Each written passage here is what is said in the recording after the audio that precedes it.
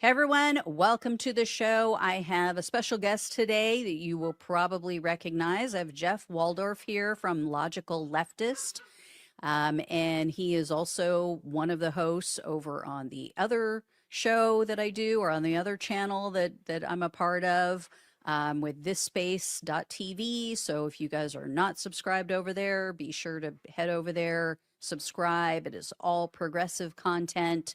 Almost 24 hours a day, not quite yet, but 3 days a week. And it will someday be 5 days. So you won't be able to get away from us. So welcome, Jeff. How are you? I'm great, thanks. Thank you for the invite. Thank you for allowing me to be part of this discussion today. Looking forward to it. Yeah. I was looking forward to it. So I appreciate your content. I've Thank been you. watching you for years now. So Oh, thank you. yeah. I appreciate So that. it's good to meet you and have you on the show. Likewise. So for everybody watching, I mentioned to Jeff, what I want to do is talk about something that's come up in my comment section. So I had one comment that I'll read to everybody. Someone said, because I made a negative comment about Gavin Newsom, which is my, um, oh my God, my brain is gone now. Gavin Newsom is my governor. Thank you. I kept thinking mayor. I'm like, he's not the mayor. What is he? he's the governor of California. And I have made some negative comments in the past about him. And so someone left a comment saying, Gavin Newsom has his warts, but he is exponentially better for us than Trump.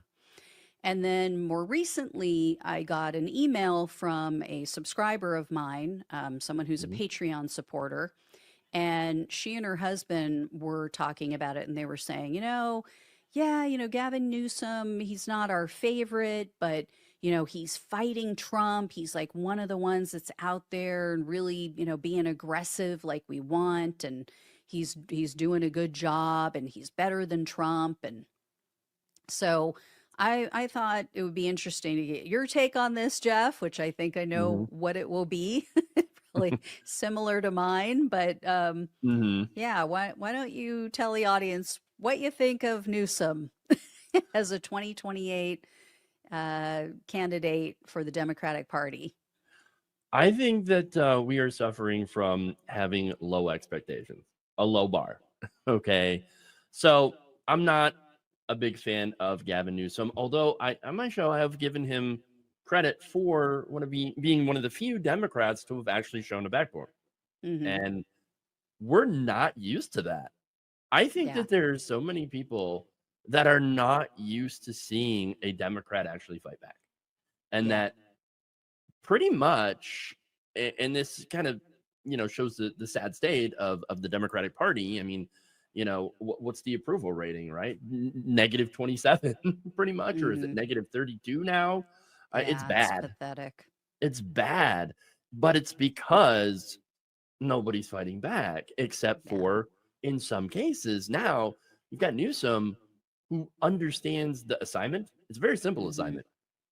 Fight against Trump. That's Hmm. what the Democratic Party base wants. They want someone who will actually stand up and say, no, no, you're a fascist and we're not Hmm. going to take it anymore. And so Newsom's like, oh, well, crap. That seems easy. Yeah. Okay. Instead of going on the, podcast with Charlie Kirk or having Charlie Kirk on his podcast and saying we're bros, saying, no, Trump, I'm not going to take it anymore. Okay. We're going to fight back Yeah. against you. And so that right there is, I think, what's behind this entire thing about Newsom actually, getting a lot of attention. Because I think, I mean, I don't know your thoughts specifically on this, but I'm pretty sure that we can agree that he's looking for a 2028 run, Oh okay, yeah. to Yeah. elevate himself, because that's what politicians do, and politicians gonna politic, right? And Hmm. so, yeah, this would be the way. He sees that there is a dearth of people that are fighting, because you can't look at the current Democratic Party, like Chuck Schumer, and think, oh, what a fighter. Yeah. No, we don't think that way. Okay, You you mean those can't. strongly worded letters don't Yes, do it for you, Jeff?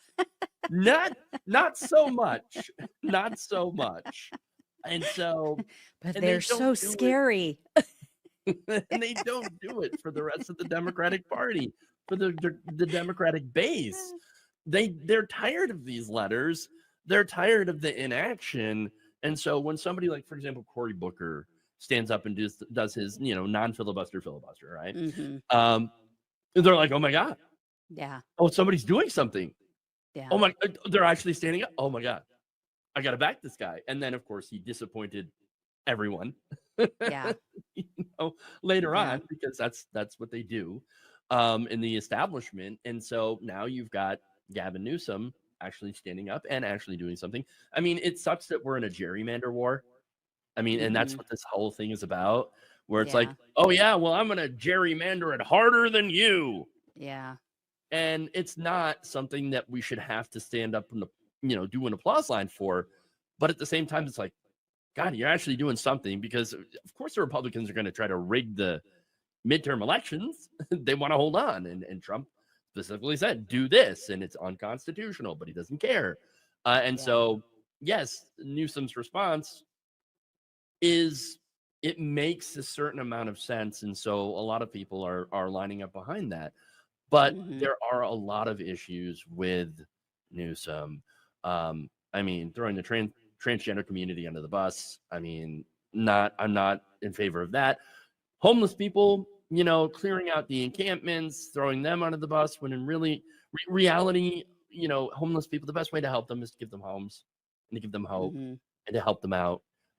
That's what we should be doing. That's what we believe as progressives, as people that are on the left, that we should be helping the least among us by doing, with real compassion, by doing real compassionate things, and to not Hmm. just sweeping them off off the side of the road. Again, Yeah. that shouldn't be what we're doing. Oh, but what about the shelters? The shelters, there are a lot of problems with shelters. The real way to combat homelessness is to give people homes. And of course, in order to do that, Newsom would have to go against his donors in the real estate industry. And so, Yeah. again, those are some of the problems with Newsom. I give him credit for actually showing that fight, showing that backbone, but there are a lot of problems with him. Yeah. And it gets back, I guess, to the argument of, yes, he may not be the best, but he's better than Donald Trump. That is Yeah. an incredibly bleak Yeah. statement. When you really drill down into it, it is so, I mean, yes, he's, look, Trump is just an authoritarian, garbage dump. Hmm.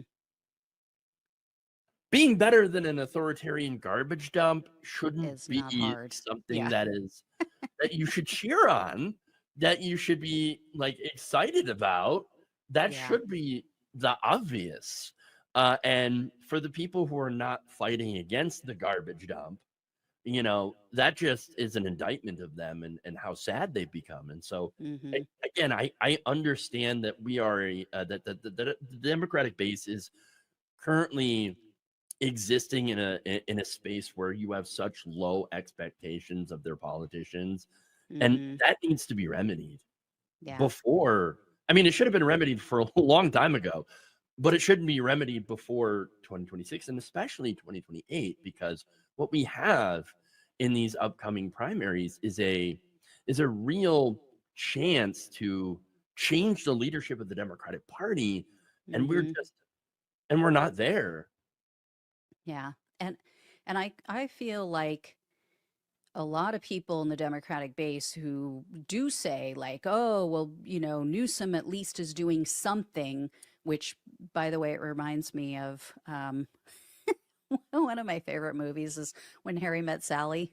Hmm. And I don't know if you remember the scene where they're doing Pictionary, and Bruno Kirby, who is Billy Crystal's best friend in the movie, and he's like, draw something resembling anything. I feel like that's where the Democratic base is. They're like, do something Hmm. resembling anything. like They just want action. They just want somebody to throw anything against the wall and see what sticks, And which, to your point, is why everybody was fawning over Cory Booker, who is just your typical corporate establishment Democrat. And Crystal Ball over on Breaking Points, I don't know if you saw, but she did a really great takedown of him recently Mhm. and just dug up all kinds of stuff to show exactly why he is not who Democrats think he is or want him to be. But Newsom is the same thing. He's Right. just a corporate Democrat. And this whole mindset of, well, anybody is better than Trump, that's what got us into this situation. So, Yep. there's a saying of you can't get out of the situation you're in with the same old stinking thinking. Mhm. And that's where I feel like we are. I feel like the Democrats are just so desperate to get rid of Trump and to, do anything that's going to get us out of this fascist takeover, Mhm. that they're willing to take any port in a storm. But it's like my biggest fear in having somebody like Newsom as the candidate is that we are then going to end up with another Trump. Right. Or Because Trump 2028. yeah, yeah. Or even Vance 2028 will Ugh. fly. Because what's going to happen is, and I'm sure you agree, Newsom is going to get in there. He's going to do Mhm. exactly what he's done here in California, which is, if he gets in, if he was to win, he would get in, he would do exactly what he's done here in California. He would pander to the right, he would pander to his corporate donors, and he would make no real substantial change for the American people. And then everyone who bit the bullet and voted for him is going to go, see, this is why you can't trust the Democrats. This is why you can't vote for the Democrats, because nothing changes. My life hasn't gotten better. The rich have just gotten richer. There's more oligarchs than there were 4 years ago. My kids still can't buy a home. My kids still can't move out and get out of my basement. It's like, Mhm. and at some point, people just give up, which is what we're seeing now with the nihilism. At some point, people Yep. just go, screw it. Neither party gives a damn about me. Yeah. So, yeah, that's my biggest fear is that he could win out of desperation from the people, Mhm. and then he will show that this is why the Democratic Party sucks. Yeah, I don't think you're off base with that analysis at all. I think that and that's pretty much what happened in the interregnum between Trump 1 Mm-hmm. and Trump 2. Yeah. We had Biden that said, we're going to go back to normal. Mm-hmm. We're going to do all this stuff. And yes, there were some things that he campaigned on that were good, that we Mm-hmm. never saw anything about. I remember talking about the public option.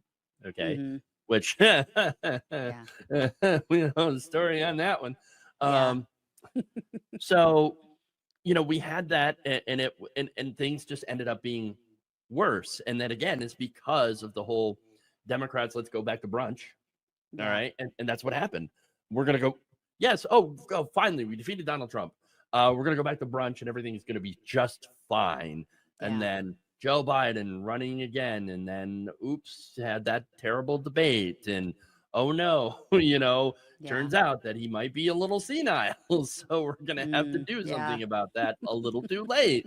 Yeah. And then, oh, Kamala Harris. Okay, started out great. We got coconuts, and Mm-hmm. we're all coconut pilled, and we're gonna have Yeah. a good time. Look, she's got Tim Walz, and Tim Walz is great. Mm-hmm. By the way, I do like Tim Walz. Yeah. Me too.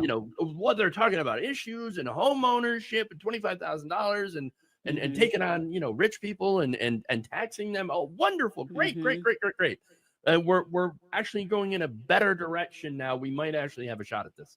And Mm-hmm. then Yeah. That's about the only noise that you could think of Yeah. when you think of what happened in that campaign, because now instead of talking about that stuff, it's traveling around with Liz Cheney talking about democracy. It's Yeah. going around and talking to Mark Cuban, Mm-hmm. and not Sean Fain, and Right. just ignoring Yeah. the very momentum that you created in the Yeah. first place to then run a very consultant, very wealthy, rich people friendly campaign that, don't Yeah. worry, we're not going to touch any of your wealth. We're just going to stop Mm-hmm. Donald Trump Yeah. from Saying you getting into won't do office. And anything different, or you wouldn't do anything different from exactly, Biden. Yeah. exactly. And Yeah. and not only that, but I think I do also have to mention how he didn't really distance themselves from the Biden administration's constant, you know, giving weapons to Israel, Mm-hmm. you know, to help them with what they're doing in Gaza, which I have called a genocide. It's Mm-hmm. ethnic cleansing. All Yeah. those different things, in my opinion, apply to this.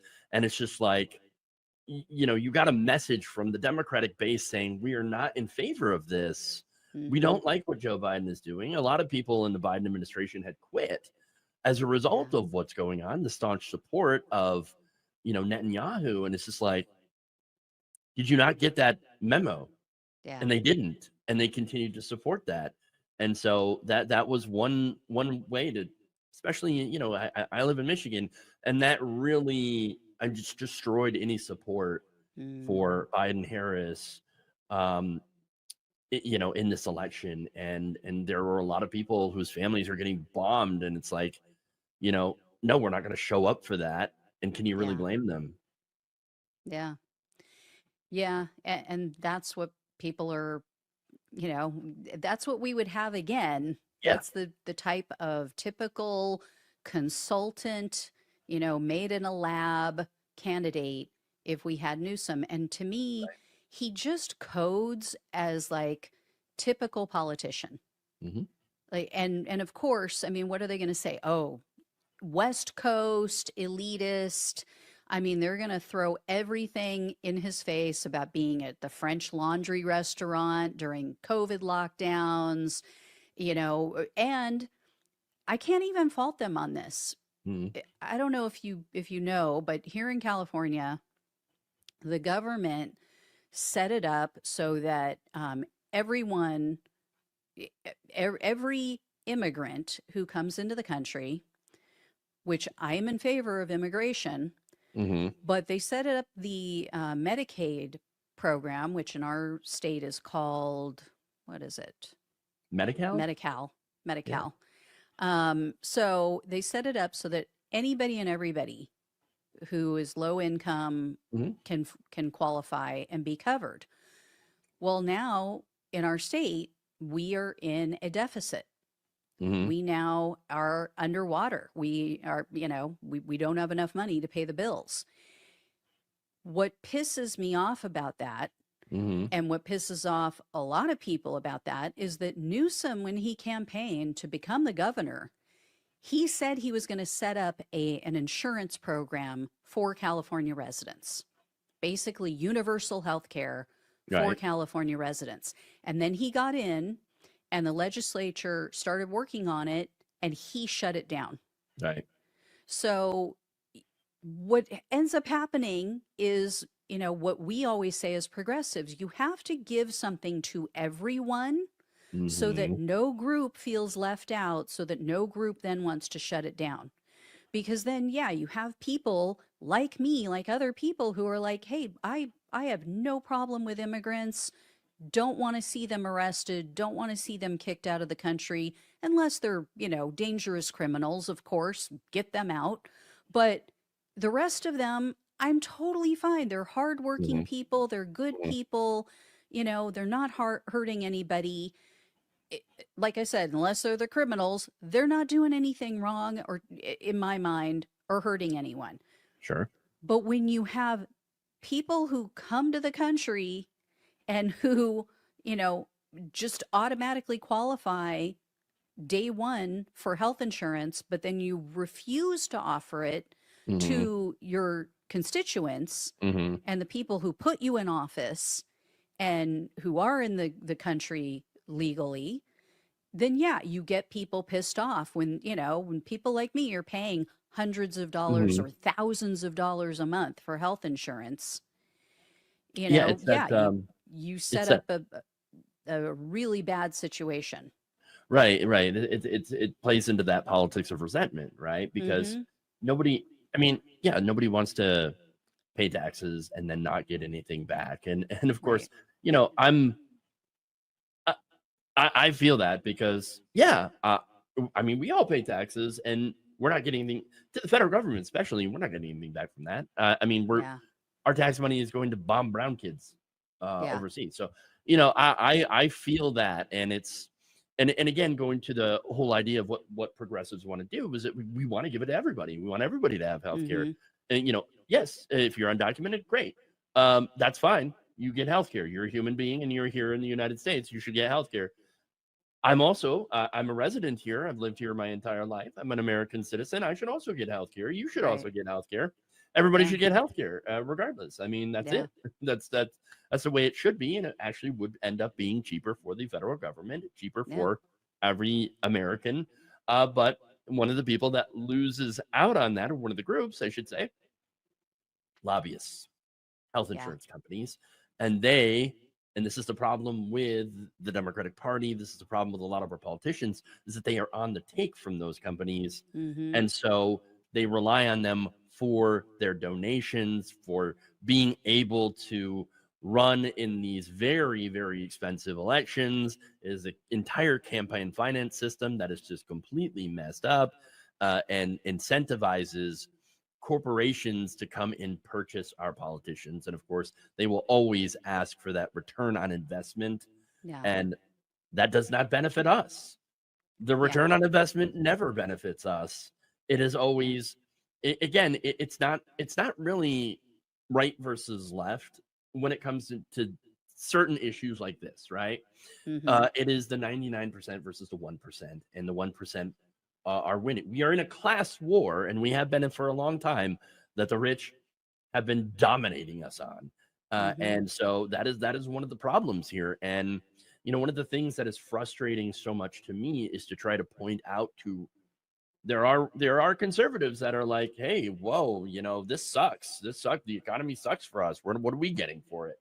And it's Mhm. like, hey, try to point this out, that like that the real problem is not, Democrats specifically, even though there are a lot of Democratic politicians that serve this very system, but Mhm. all Republicans serve this very system as well. Yeah. But try to tell them that, and it's like, no, it's the Democrat elites. Yeah. But what has your Republican congressman done for you? Right. More than a damn thing. In fact, Yeah. they're also on the take. The Republican Party currently exists as a money funneling scheme to the very, very rich. And yes, the Mhm. Democrats have also gotten themselves involved in that, and are part of that system now. Um, and we need to do something about that. We need to get that money out of politics, because that is where the corruption really is. Mhm. But again, I would be remiss to say, and it wouldn't be fair for me not to point out the fact that the Republican Party has has really been at the forefront of making this system the way that it is today, Mhm. through their constant deregulation of money in politics, and the corporate powers that generally backed them getting involved and making this system the way it is, through their donations, through their lobbying, through the dark money, through the super PACs, etc. And now Democrats, of Mhm. course, unfortunately, since the 1990s, I would say, Mhm. Yeah. caught up and said, well, if you're going to take corporate money, then we're going to take corporate money too. Right. And then now they're both taking corporate money, and neither of them serve us. Yeah. Yeah. And in that way, Gavin Newsom is exactly like Trump. Hmm. Because I said from the beginning that Donald Trump will do whatever the hell he wants as president, as long as it doesn't conflict with his wealthy donors. And that's exactly who Gavin Newsom is. He will do whatever he can in a quote unquote progressive stance, as long as it doesn't conflict with his donors. And of course, if you actually want to be really progressive and do the things that help average working people, then I mean, you can't hold that position, but also serve your corporate donors. You cannot serve two masters. Yeah. Okay. And No. so, especially ones that are in direct opposition to each other. And Mm-hmm. that's what we have here with Newsom Yeah. and a lot of these corporate Democrats. Yeah. And here's the thing. I think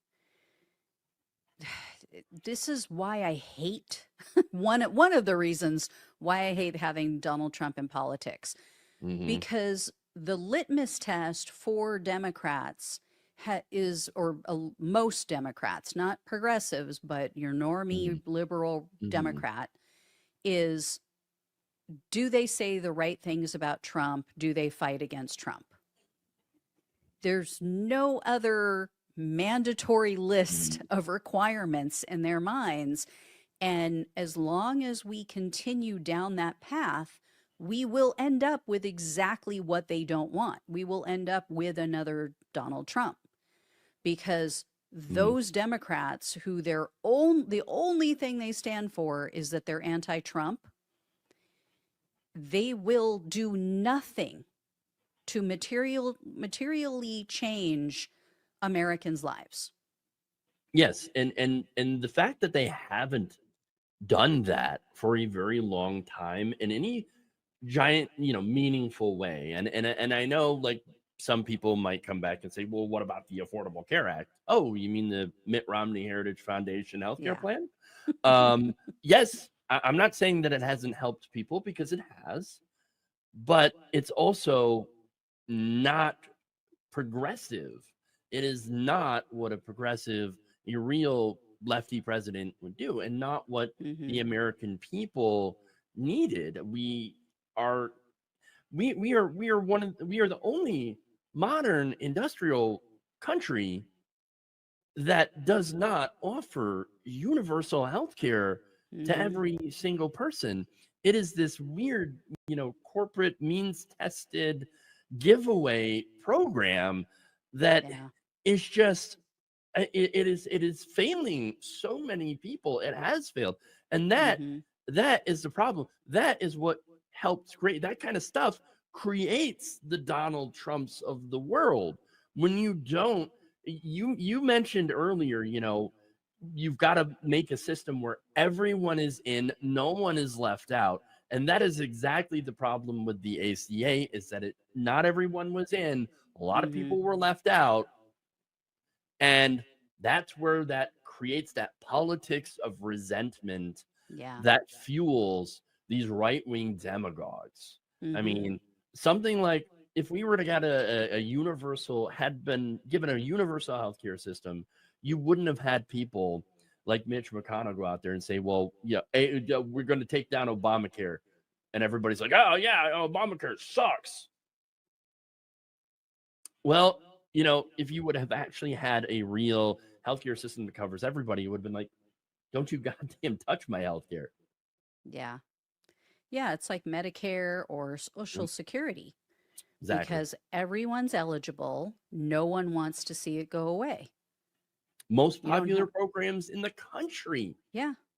Yeah. Yeah. And yeah, to that end, let me bring this up. So for the audience, I've mentioned this to Jeff before. So this was an article. This was in the New Republic, and they were talking about how establishment Democrats are basically going to destroy the midterms, and I quite agree.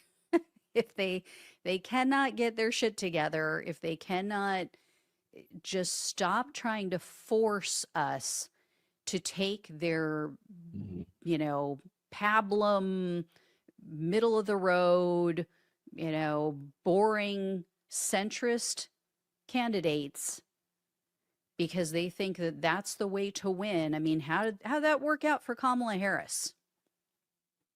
You know? mean, How did that work out for Hillary Clinton? yeah. Yeah. I mean, Tim Kaine, she picks as her running mate. I mean, she could have easily picked Bernie Sanders and had it in the bag. It would have been a done deal. I think so Hmm. many more people would have said, okay, if she's going to have Bernie on the ticket and he's going to have input in this administration, then, you know, and if something happens to Hmm. her, he's the president. I, Hmm. I'll do it. Yeah, I think there would have So been a lot of people who did not like Hillary Clinton, and let's be clear too, right? About 90, what is it, 93% of you know these Bernie supporters supported Hillary Clinton, voted for yeah, yeah, Hillary Clinton because it was I like, did. well, we don't want I Donald Trump, Yeah, and so it's an even higher percentage of people that were Bernie supporters that voted for Hillary Clinton than Hillary Clinton supporters. Remember when she was against Obama, her hmm, supporters were like, "No, we're not going to Obama boys, leave us alone." yeah, yeah. They And made so, horrible racist comments and yeah, yeah, refused to vote for him. and refused to vote for him. And Yeah, so, it always comes down to like how we're getting lectured about being, purity, wanting purity tests and everything. And we just, what we want is really just someone who serves the people yeah, and actually listens to us. And that's the thing about the Democratic Party of today, is that they're not listening to the left flank, and yeah, they're constantly trying to reach out and grab those, again, mythical, moderate, never Trump Republicans that hmm, don't really exist. And it's yeah, like, why do they want them so much? And it's because you don't have to do anything for them.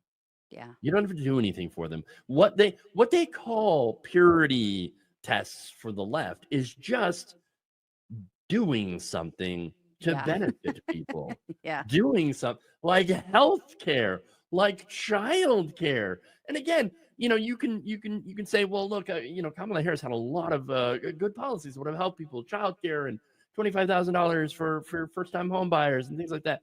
Yes, and of course, yet her policies would have been better, at hmm, least the stated policies. I don't know how much she would have been able to get done, or how much she would have actually taken seriously if she won. And I know yeah, you mentioned of that skepticism about Gavin Newsom as well, because look, we all lived through Obama, we all lived through Hope and Change, and uh-huh, we all saw that he didn't really do a whole lot of that.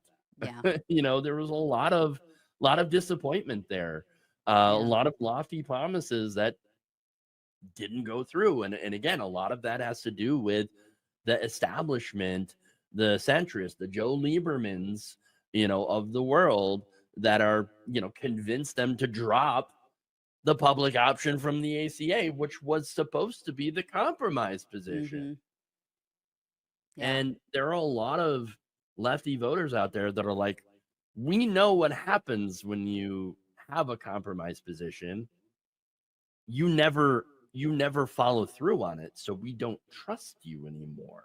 yeah, And so what they call a purity test is really just us wanting them to not only do things that they promise, but again, just to do good things, and to yeah, not always listen to what your corporate donors tell you to do, or your consultants, or things like that. We just want, you see the meme out there all the time.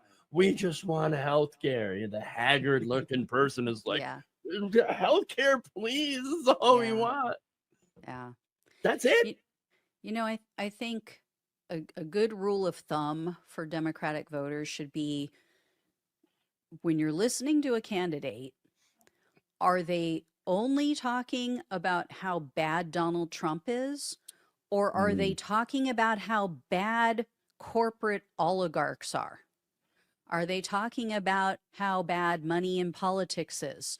Are they naming and shaming the real enemies in this country? Not that Donald Trump isn't an enemy, but he is a symptom of the exactly. true enemy, which is the corporate masters that pull the puppet strings in this country.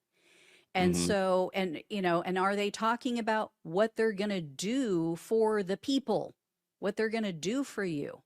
If the Exactly. only measurement, if the only, stick that you measure these people by is whether or not they say mean things about Trump and can take it to him, that is a recipe for disaster.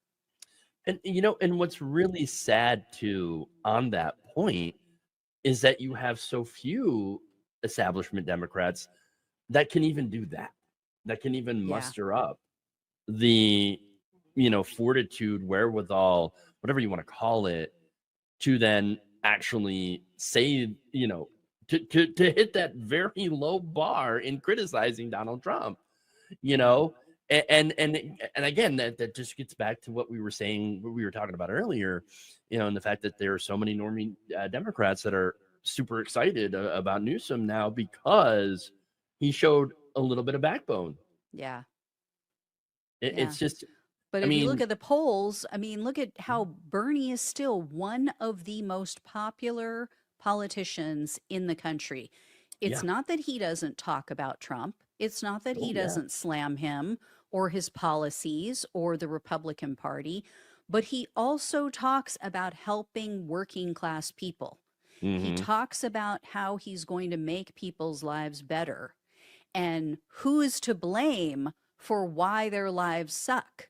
And unfortunately, and I hope this comes across to my audience, if you take nothing else from today, understand this: the reason you can't have nice things is because of corporate ownership of our government, because of how they control our politicians, pull their strings like the puppets that they are. hmm, And so the fact that Bernie speaks that is the fact that he actually admits it is why people trust him. It's why so many young people go, hmm. yeah, this guy who's 80 years old is more in touch with me and understands how I'm feeling and what I'm thinking, and he gets it more than, you know, what 45, 50-year-old Cory Booker. So Exactly. yeah, we have to just stop with the like that is the only litmus test of which we judge Democratic Mhm. politicians is just, are they saying the right things about Donald Trump? Are they slamming him hard enough? Are they, putting out the greatest memes? It's like And you can that's do all of that, but also, and again, Mom Donnie is a mm-hmm. great example of being able to walk and chew gum like this at the same time, going hard against Donald Trump, but also saying, you know what I'm going to do? I'm going to make things more affordable for New Yorkers. I'm going to Yeah. take on this corporate greed and I'm going to help you. Mm-hmm. We're going to do municipal grocery stores to Mm-hmm. compete with the stores that are price gouging you. Yeah. That is something that a lot of people can be like, you know what? That's actually a pretty good idea. Yeah. I can get behind that and Yeah. not get behind a sex pest just because that person was endorsed by another sex pest. Yeah. And I'd like your take on this because I Sure. don't think in our lifetimes we're ever going to go back to a traditional politician. I don't think your normie, standard, cookie cutter, Yeah. stand at the podium and speak so intelligently and calmly and just, Like another Obama. yeah. I don't think the electorate, I don't think that does it for them anymore. Yeah, I mean, I think I think you're right about that. And there's a lot of I think there's a lot of different factors as to why our media environment is completely different than it used to be. I Yeah. mean, back in the day, it used to be three channels, Hmm. on the TV, and that's about it. And then, now we've got social media. We've got, unfortunately, billionaire control over the vast majority of our media. Yeah. We may have more than 3 channels, but they're all controlled by about 3 corporations, every Yeah. single thing that you see out there. And so, and of course, that's to say nothing about the Fox News stranglehold and all the fake news that they put out. Remember, $787.5 million that they had to pay for lying to their audience about Mhm. the 2020 election. And so there's that. They lie all the time. You got Newsmax, but then of course you've got on the other side CNN, which is just corporate news, Mhm. that is not, they're not going to lie to you, but they will gaslight on issues like, for example, progressives, and saying, Mhm. oh, well, the progressives, they just can't win. They're bad. So you can't, the purity tests and all Yeah. that stuff. You can't support those people. We got to fight against Donald Trump. And that's the only thing that is important. No, when it comes to voters, Yeah. you've got to give them something to vote for, not just someone to vote against. Because in the Yeah. last couple of elections, 2024, 2016, they did that. Did not, they only said this, defeating Trump is the only most important thing that we must focus on. Mhm. And well, didn't exactly work, because there wasn't hope. There Yeah. wasn't not even the veneer of hope and change, not even concepts of change. Yeah. Okay. Yeah. Nothing, none, just we got to preserve democracy. And yes, they were right, because Trump is dismantling democracy, and they were correct. But a lot of people, they've heard that before, but they didn't Mhm. hear, what are you going to do for us? Whereas Yeah. Trump, he was out there lying his ass off, as he usually does, Mhm. but saying, I'm going to lower your grocery prices day one. Yeah. We're going to save that money. And getting back to the politics of resentment as well, the issue that he hammered Harris on was the they them commercial, right? Yeah. Oh, she's for they them. Mhm. Your transgender surgeries are going to happen in prisons, and I'm like, okay, that sounds great, fine, cool. I'm in favor of that, but like, all right, a lot of people weren't, because it's like, well, wait, you're going to do that for them, but what are you going to do for us? And you don't Right. really have anything. Trump says he's going to lower grocery prices, and by the way, and a lot of people look at that and be like, well, it must be that the American people are transphobic. No, I would not agree. It's just the way that people are presented with that issue in the media, and the way that the right wing has just hammered on that and made that into an issue that was never really an issue, Mhm. and feeding into that politics of resentment. That's what's really effective. Or you're going to give them something and not us. What are we Yeah. paying for? What are we going to get? Yeah. And with Harris, a lot of people came to the conclusion that, well, we're not going to get anything, Mhm. um, and so they made that choice. And of course, once again, Trump was lying. He was never going to help anybody. Right. Groceries are up, Mhm. inflation is up, and Mhm. Medicaid has been slashed, and all the terrible things that we said were going to happen, are happening. Yeah. But at the same time, it's like, well, we can't put that genie back in the bottle now. And Mhm. so going forward, there can't be a standard politician anymore, because it doesn't work. There has to Yeah. be someone that is out there fighting for the people, fighting for you and I, for working class Americans, and not just for the rich. Yeah. And we don't currently see that enough on the Democratic side. You've got your few examples of Bernie and Mamdani and, AOC and some of the Mhm. others, but it's just like, mostly it's just not there. And that Yeah. is a big problem. Let me get your take too. I agree with everything you just said. Let me get your take too on what do you think of AOC as a candidate? I mean, I would I would support her. No problem there. Okay. For me, there is a lot of, I think, irrational hatred towards AOC. Mhm. But I think, a lot of what she does is generally, for the most part, good. I don't agree with her on Mhm. everything. Okay. I think she could be a little stronger on, for example, Palestinian rights. Yeah. Okay. And so it's those things, right? Yeah. that she Yeah. I could be mean, better on. I think voting her political for the instincts. recent aid package Yeah, for Israel, not a good look. exactly. Yeah. Exactly. It's those things that, I think that sometimes her political instincts are not the greatest, but you can also say that a lot about, a lot of Democratic candidates, which Mm-hmm. are just, and especially, those of us who are progressive, sometimes we do not have the best political instincts, even though we are right on the policy positions, Mm-hmm. you know? And that I feel like that should be the most important thing, but I'm sorry, but we are in politics, and it Yeah. is it is important to have good politics and to have those good instincts. Elizabeth Warren's another example of that. Her political instincts are not great at all, even though Mm-hmm. on a lot of the issues she's been really, really good and Yeah. been a fighter for working class people, for regular Mm-hmm. people. But her political instincts in those elections, especially when she went against Bernie Sanders, Yeah. not good at all. And I don't Yeah. know what the hell No. she. Yeah. I think with AOC, I totally agree with you. I wish that she had not taken that vote Right. recently with the package for Israel or the weapons for Israel. But in general, I just think that she's too young still.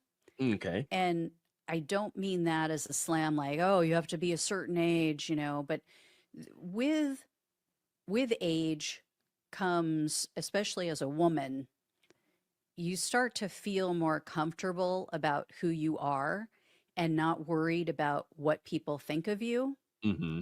Um, and I think that she is still in that mode of worrying about what people are saying about her and what they're thinking about her.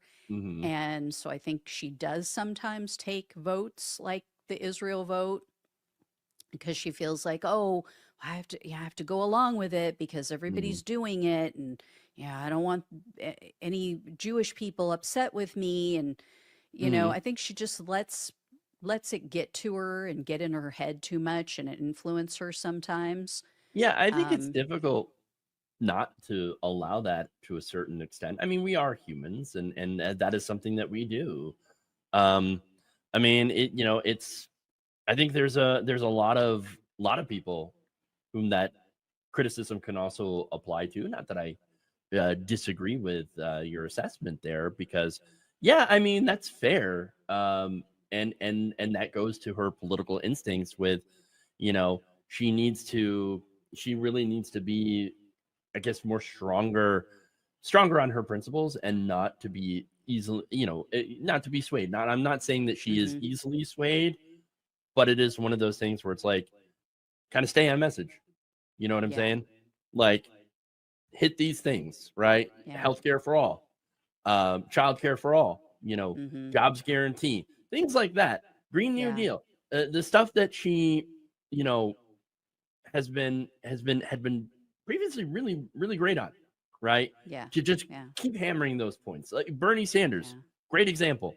He hammers those mhm, points constantly, yeah, and got to get the, rich out of rich people, money out of the political system. Okay, the oligarchs mhm, are controlling the political system, mhm, and he's constantly on message. And I think that she would benefit greatly from being able to stay on those messages as well, not to try yeah, to be a clone of Bernie Sanders. We're not asking for right, that. yeah, And certainly I think that she is very qualified, to have that torch. Bernie passed the torch to her. mhm, um and again, I think she really is good on the issues. It's just that it's about that messaging as well. It is about playing politics, not just playing policy. You play the politics in order to get the policy. And right, so she needs to, I think she could benefit from working on the politics portion of that and the image portion of that. Because I do think on most of the policies she's right where she should be, mhm, you know, aside from those random Israel votes, which is just like yeah, mind boggling. I know, I know, it was pretty But shocking. again, to go to Bernie Sanders, I don't believe that he has called what's happening in Gaza a genocide. So and that is criticism as Mm, well. And maybe that's just APAC that scares the hell out of all of them, because we have seen APAC knock out some pretty important Democrats, yeah. um, progressives, and it, and that is a concern as well. I mean, Washington, when they call it a swamp, I mean, they're not exactly wrong about Yeah. that. And so I can only imagine so many pitfalls, and I'm Hmm. thinking of the old, Atari game Pitfall, literally, swinging across those vines, and Hmm. oh, you just landed in an alligator's mouth. Yeah. You don't want to do that. Yeah. Yeah. It's true. I mean, there's probably a lot going on behind the scenes that we don't Right. see or know about that's difficult. I mean, having said all that, I would vote for her in a heartbeat, Oh, definitely. you know. Definitely. Because yeah, I think that she is Mhm. on the right side, generally does the right thing, and Yeah. has good politics, Mhm. um, As for and wants to Newsom, help the people. I would not vote for him for a primary at all. No. No, we got to have better options. Yeah. Yeah. So, like, Democrats, do better options. Yeah, Give I us give don't us even something think to I vote would vote for. for him in a general. I'm at the point of where people were years ago Mhm, of I'm tired of this, vote blue no matter who, vote mhm. for the lesser of two evils. And I think, once Donald Trump is 6 feet under, which is hopefully not too long. And look, um, I keep saying to my wife, he's a cheeseburger away. yeah, Just a cheeseburger away, babe. yeah, yeah. Yeah, I mean, with his health issues and he's obese and his age, I mean, you would think he would be gone already, but But Jesus. apparently, great genes. Look, Yeah, yeah. let me tell you one thing about, and I'm sure you can agree. Trump is and excuse my language, he is the luckiest motherfucker in the world. Okay, Hmm. this man has no right to be alive at this point Yeah, with the way that he has treated himself and his body, and yeah. that's not even to discuss the possibility that he's like got syphilis or something, and that's something that people have talked about. Yeah, So it's like, kind of, maybe, there's a good yeah, chance. But not only just on those things, but I mean, look at his entire life, you know, being handed a gigantic, you know, pile of money and yeah, somehow going broke, yeah, 6 times bankruptcies everywhere, yeah. somehow making it back or getting it back somehow, getting on The Apprentice, and then that Hmm. whole deal, and Yeah, getting that him back saved in the him. spotlight, and then there's all the he doesn't build anything. He just licenses his name out, and Hmm. he's coasted on that the whole time, and then all the way until his political career, and then that. Hmm. I mean, just the amount of luck Yeah, this man somehow has come across. There's got to be like some monkey's paw or whatever, like inside somebody's house. yeah. Okay, like I always think like he must have maybe it's done Melania's something really wonderful in a previous life. Like he must have something been Mother Teresa in a previous life. And so, yeah, it's just paying it forward to the next lifetime or something. where Cause he could be like the worst person imaginable, yeah, and then encourage the American electorate to be the worst people imaginable, the worst yeah. versions of themselves. Mm-hmm. How Yeah, does that happen? I know. Luckiest motherfucker on the Yeah. planet, doing everything that he's done, winning that election in 2016, and then trying to coup in 2020, and then no consequences Yeah. whatso fucking ever, Yeah. and then winning in 2024 again. I know. It's just like, how much luck can this person have? And Yeah. yet we look at all that, the Democrats look at all that, and are like, Well, nothing we can do. Yeah. What could we do? Yeah. Yeah. My God. I know. I know. And they're always, oh, well, we don't want to turn into them. We don't want people to think that there's no difference between the two parties. No, yeah, there is a stark difference. There And is. I watch and listen to a lot of I have focus groups, and the recurrent theme that I Mhm. hear from people is that the Democrats are weak, they're feckless, they're ineffective, they are just, doormats, that they just can't get anything done. And I think I said this in a previous show that Donald Trump has basically just blown the lid off of all of their excuses. Mhm. He has now proven that if you really want to get shit done, you can.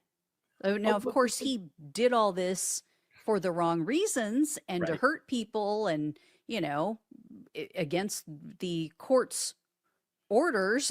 But if you really want to do shit for the American people, obviously there are ways to make it happen. But the Yeah. parliamentarian, Yeah.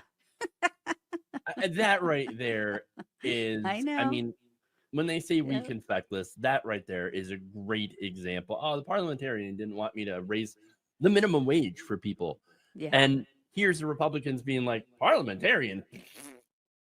No, Yeah. we're going to pass a massive tax cut bill. It's going to blow up the deficit and Yep. gut Medicaid and food stamp. And we're going to do all that shit.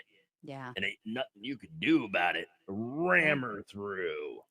And And it, that's what they it did. goes to show when you are doing things that your base wants you to do, they don't care how you get it done. Mhm. I don't think They the don't base care wanted how many to cut stop signs Medicaid, you though. blow past. What was that?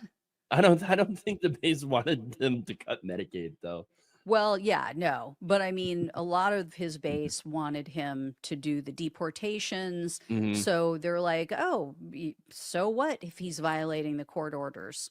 This is exactly what I wanted him to do. Right. So I think it would be the same way for the Democrats, only everyone would benefit. Mhm. It's like, yeah, do whatever the hell you have to do. Violate a court order if you have to get us all health insurance. Or Guess student what? loan relief. Even Trump supporters will be behind you on that. Yeah, I mean, again, I go back to Joe Biden's student loan relief, which was, again, it was something. It certainly Mm-hmm. wasn't enough, but it was Right. something, and it pulled fairly well. Yeah. And it was, oh, can't do it, court order. And Yeah. Trump's just like, court order? Pfft, who Yeah. cares? I'm gonna do it anyway. Screw you. Yeah. And that's the other thing too, right? He is delivering for his base, the worst parts of his base, the Mm-hmm. worst policies, but he is delivering those. And so Right. that's why you look at the polling among Republicans, and you Mm-hmm. can see that he is still in like the high 70s Yeah. Yeah. because Yeah. he's Some even doing those higher, things. some in the 80s. Yeah. And, but I have warned my audience because they get so discouraged when I bring up stats like that. They're like, how in the hell can this many Mhm. people? And I'm like, no, you don't understand. Uh, A lot of the decent people who lean to the right and agreed with conservative values and Mhm. policies, they've left. They're independents now. Right. So, what you're ending up with is the worst of the worst in the Republican Party. And Mhm. so, of course, his percentage is going to go up, but the amount of people has been reduced. Right. So, yeah. And I laid it out for everybody one day and I'm like, okay, let's say there were 100 people in the Republican Party, and 20 of them hate Trump. So he had an 80% approval. 10 of them leave. Now you have 90 people, Yep. and still 8 out of 10 approve of him. That Mhm. percentage is now higher because it's a larger percentage of the group that's left. So, yeah, Exactly. I try to, Help them to not get so be like suicidal after they hear these numbers. Right, because at the end of the day, we are the majority, and we are people that really reflect the policies that people want. Mm, You know, we advocate for those policies, and so you know most people want to tax the rich. Most people want universal health care. Most people want mm-hmm, childcare. Most people like that stuff. Um, but it's just, you know, getting that done mm-hmm. in our corporate controlled system is next to impossible. And again, I don't want to turn people off as well from fighting for those things, because we should constantly be fighting for those things. We should never stop fighting for those things. Yeah. But it is the system itself that is the real barrier here. Mm-hmm. And again, lobbying, money in politics, corruption, greed, etc. Those are the things that are really standing in the way of doing those things. And Yeah. when you fecklessly fight against that, when you Mm-hmm. don't really offer a real fight or a real alternative to a fascist demagogue, people are going to choose the fascist demagogue because, well, Mm-hmm. at least he can get the trains running on time. Right. Yeah. Yeah. And the only way that we're going to get rid of this corrupt system is Mm-hmm. to elect more and more progressives. Mm-hmm. True One's progressives, not Cory Booker progressives who say all the right things mm-hmm. about Trump, say all the right things about maybe BLM or, Mm-hmm. you know, whatever transgender issues, but then vote against healthcare for you. Are you saying that kneeling in kente cloth is not going to do it? Yeah. Oh my God, that was so cringeworthy. Yeah, yeah. Again, it is really about electing a strong, bold progressive with strong Mm-hmm. policies that Yeah. they're going to stand behind. Uh, Yeah. I mean, look, we have a problem with the Supreme Court. Okay, that Mm-hmm. it has been rigged for a generation, but you can Yeah. get around that. Pack the courts. It's not like, I believe it was Yeah. FDR that packed the court, or was it LBJ? He Uh, threatened to. threatened to, He and threatened so to, and they backed off, and yeah. they stopped pulling their shit because of the threat of it. So yeah, that's the thing. I mean, you just need Hmm. one credible Democrat in there who goes, "Yeah, I'm going to pack the court. Hmm. I'm going to have more seats on the court, and we're going to fill them with this administration." And but even that, even the Democrats won't do it. Right. They're so terrified of their own shadow. It's like they play with white knuckles all the time. Mhm. It's like, oh, but if we do this, then they're gonna do that to us. And it's like, so fucking what? Just get in there and throw some freaking blows, for God's sake. Hmm. Sweep the fucking leg. Yeah, Like, do what you got to do.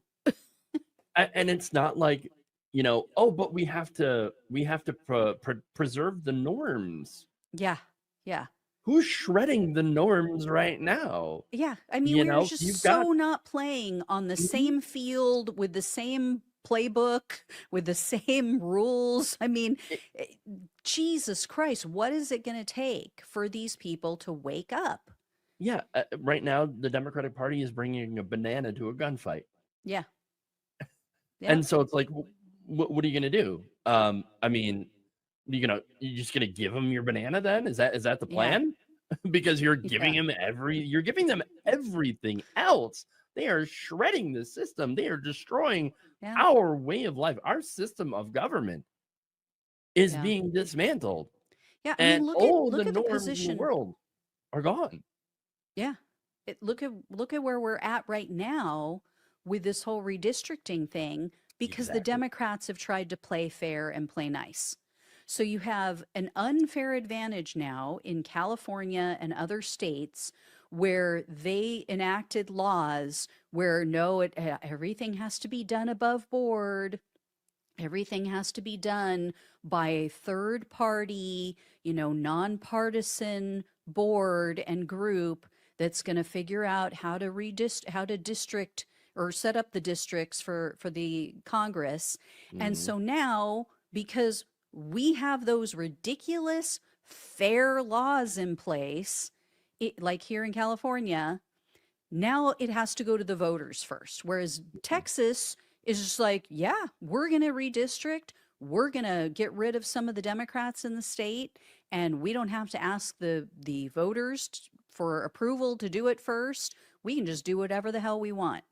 Right. It's a system of unilateral disarmament, and Yeah, that is really one of the big issues here because we are yeah, facing a fascist front. Because I, in theory, I like the independent commissions that redistrict.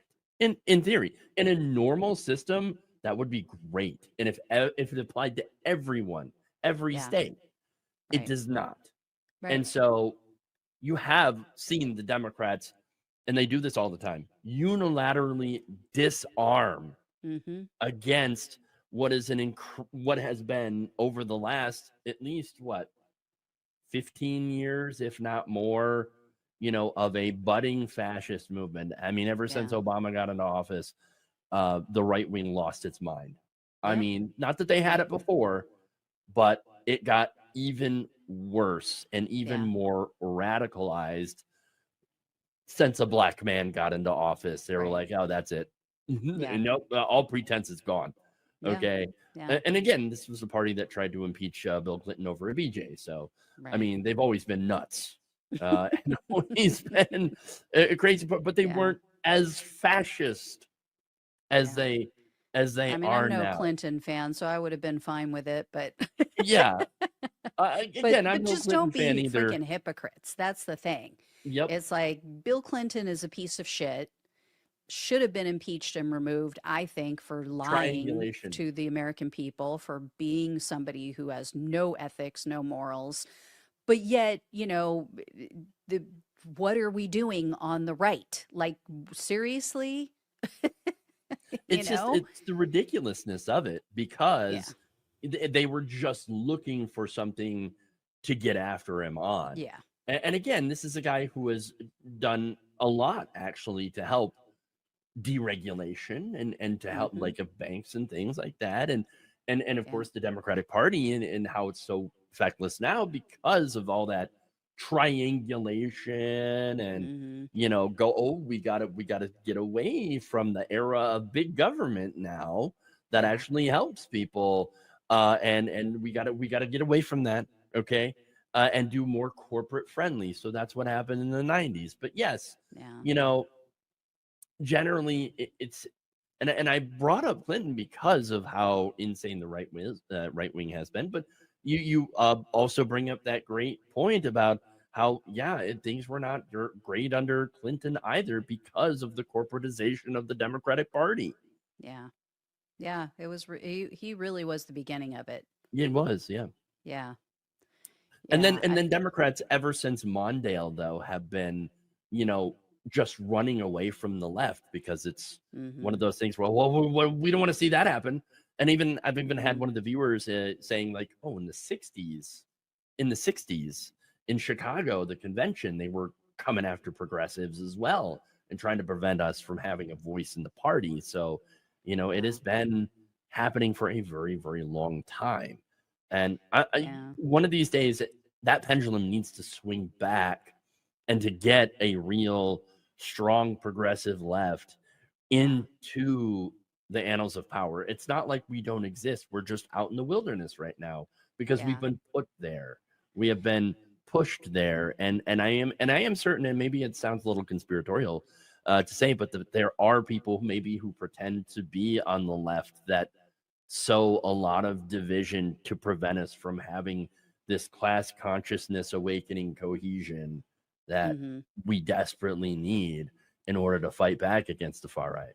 Well, I think there's a lot of misunderstanding about what progressives actually stand for and Right. what we want. Like there's this caricature that people in the middle like to paint, people Hmm. on the right like to paint of us, that, oh, it's they make it out like it's all the culture war stuff, Woke right? scolds. It's like, oh, it's they're so woke, and it's, inclusion and transgender people, and like that's all we talk about or care about. Do we care about that? Yeah, we care about all Yeah. human beings. But having said that, we care about your fiscal and financial Hmm. well-being. We care that your needs are met, that when you go to bed at night, you're not laying there tossing and turning and freaking out trying to figure out how you're going to stretch your money Hmm. to make it to the end of the month. Because so many of us have been there. I have Exactly. been there. I Oh yeah. became a single mom at 18 years old. My first job, not working for my parents, making Hmm. $18,000 a year, and then paying $400 a month for childcare. So yeah, I get it. I know what it's like to toss and Hmm. turn and go, how the fuck am I going to make it this month? How am I going to pay everything? Feed my kid? I, I get it. Yeah. So, yeah, I mean There's. that I think is our primary concern as progressives, is just making sure everybody's Mhm. okay. And I think that would take, or I know that would take so much Mhm. power Mhm. away from the oligarchy in this Mhm. country and the elites Mhm. and the ghouls in Washington, Mhm. You because know what? then everybody would be okay. Everybody, wouldn't be frantic and hating each other and Mhm. pointing the finger and feeling like it's a zero sum game. And like you said, the resentment politics. Mhm. And so, yeah, we could fight against the true enemies. Yeah, So, uniting the working class to take on the people, the mm-hmm. corporations, and the billionaires that are really making our lives worse. Yeah. And and again, I want to get back to something. The making sure everyone's okay, because yes, we do think about, how do we make sure everyone is represented and everyone's okay. And it just made me think, like, on the transgender issue specifically, like, the right wing thinks about transgender people more than transgender people do. Yeah. you know Yeah. that living rent free in their heads. I know. Okay. And that's just the like sad kind of irony about this whole thing, is that, oh, you know uh, these lefties, left wing, are always thinking about, the trans and people, trans schools, and everything like that. It's Yeah. like, no, we actually don't. I mean, we I stick by know. our Like, trans. I don't ever think about it unless they bring it up. Yeah, yeah, it is and that's the thing. It's like all I'm just those like, it's a culture human war being. I don't issues. do what you want. It's your We life. It's your body. exactly. We're out here responding to the fire hose Yeah. of nonsense, and it Yeah. feels like we're always playing catch up on that. And to push back, because again, somebody has to say something. You can't just let that go, because then people will believe that stuff. Hmm. But at the same time, it kind of does get us away from talking about those bread and butter issues, when we're Yeah. constantly having to defend, these groups against being unfairly maligned. Yeah. And so, I mean, that's another problem, of course, with our media environment, being corporate controlled, and all of that, is that you really do have a lot of the right that likes to set the narrative, and they're very good at Hmm. amplifying their messages, because they do Yeah. tend to work together more as well. Hmm. You see one thing that bubbles up from a blog or something like that, and Hmm. suddenly a few days later it's on Fox News and is being Yeah. reported as fact. Yeah. The I've said Haitians are that eating the cats too. and the dogs. Yeah, What? I totally agree. I think that the media on the right is far more cohesive and on message. Whereas, Yep. like right now, if you look online, you look at, my show, Kyle Kalinski's show, so many other people, we're still talking about the Epstein thing. Hmm. Mainstream media, psh, totally checked out. They are 100% all on this whole DC thing with the Yep. National Guard. And it's like, that's not going to harm Donald Trump. That is not going to take him down. His base is happy about that. Mm-hmm. Why have you guys lost the thread? It's like they're Delete the Epstein files. they just let Donald Trump lead them around by the nose. And in a lot of that, I think, you're aware of, is it has to do with, money, advertising Mm-hmm. dollars and video Yeah. views and things like that. And so, Yeah. It's and of almost like course, the they right all wing. got calls, Yep. like, hey, yeah, we know Donald Trump's in those files, but there's people in this network who are in those files, so Yeah. let's get off the Epstein topic. Mm-hmm. Yeah. Mm-hmm. Yeah, It's that's a good point. infuriating. I have no doubt that there's a lot of powerful and influential people, or a few of them at least, that are in those files, and Yeah. of certainly Trump's in those files, and his name. Then they're trying to scrub it, and they're trying to Yeah. scrub him from the files right now. Mm-hmm. And so that's a lot of people just, again, don't want to get don't want to get exposed, and Yeah. the less people talk about it in Yeah. mainstream media, the less chance of that happening. Yeah. Yeah. When It's you like, have unclean hands, mhm, then yeah, you're not going to be the one to pick up the mantle because your right. fingerprints are going to be left on it. So, Hmm. Now, yeah. there is this other thing too, and I do see a lot of conversation about this, about how, it's dividing MAGA, and I actually don't think that that's the case as much as at Mm, least some media, and some people tend to play that up, and the reason that I say that mm-hmm. is I've seen polls where at least 47% of all Republican voters, when they were asked, and this poll came out of Canada, Mm-hmm. okay, of Republicans Mm-hmm. specifically, that they would still support Donald Trump if he was implicated in the Epstein files. Yeah. And so it's not I so much of mentioned that on my a show. break from the Republican Party, or break in the Republican Party, the Epstein files, but it's, everybody else is a decent person, Mm-hmm. is going to be like, oh, hell no. I'm not going to Yeah. support somebody who's implicated in the Epstein files, but you have the Yeah. cult. 47%. It's like, well, okay, it's not, it's less than half. But no, there's also a 26% that Yeah. are Who said like, they didn't want to answer? exactly Yeah. unsure, didn't want to answer. And Yeah. it's like, Yeah. why don't you want So to? you know exactly what they're thinking.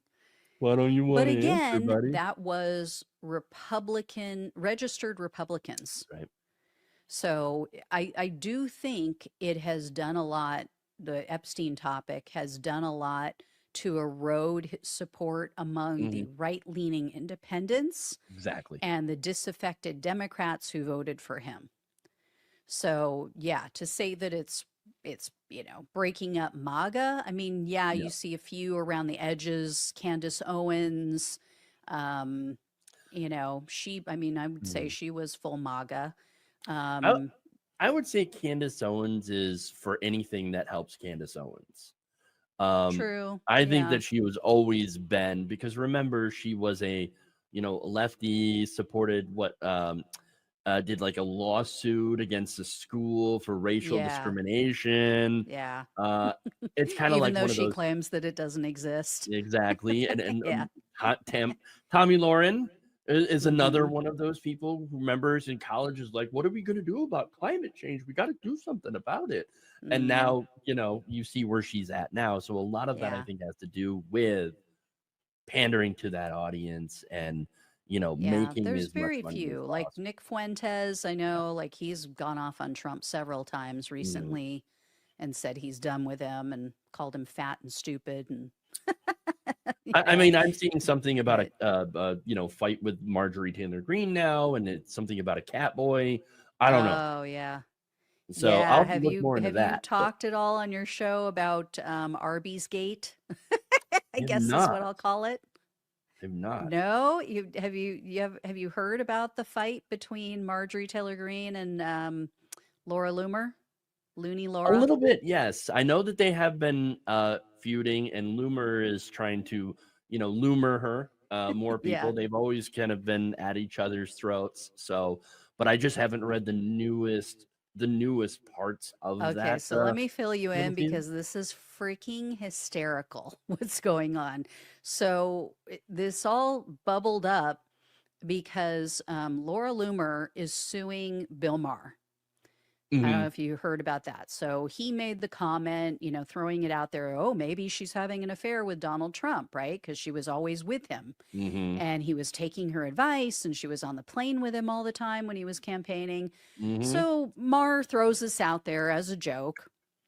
She sues him and says, you harmed me because I could have gotten a job in Trump's administration.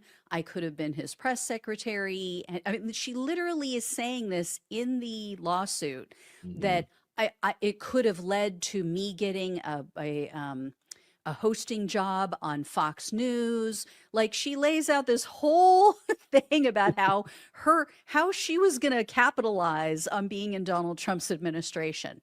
So she's suing Maher. Well, it comes up in her deposition for this Hmm. lawsuit that she has made these posts. She's written these posts on Twitter about Marjorie Taylor Greene because basically they're trying to say, like, hey, people slam each other and make jokes or say things that aren't true all the time. Right. You've done it yourself.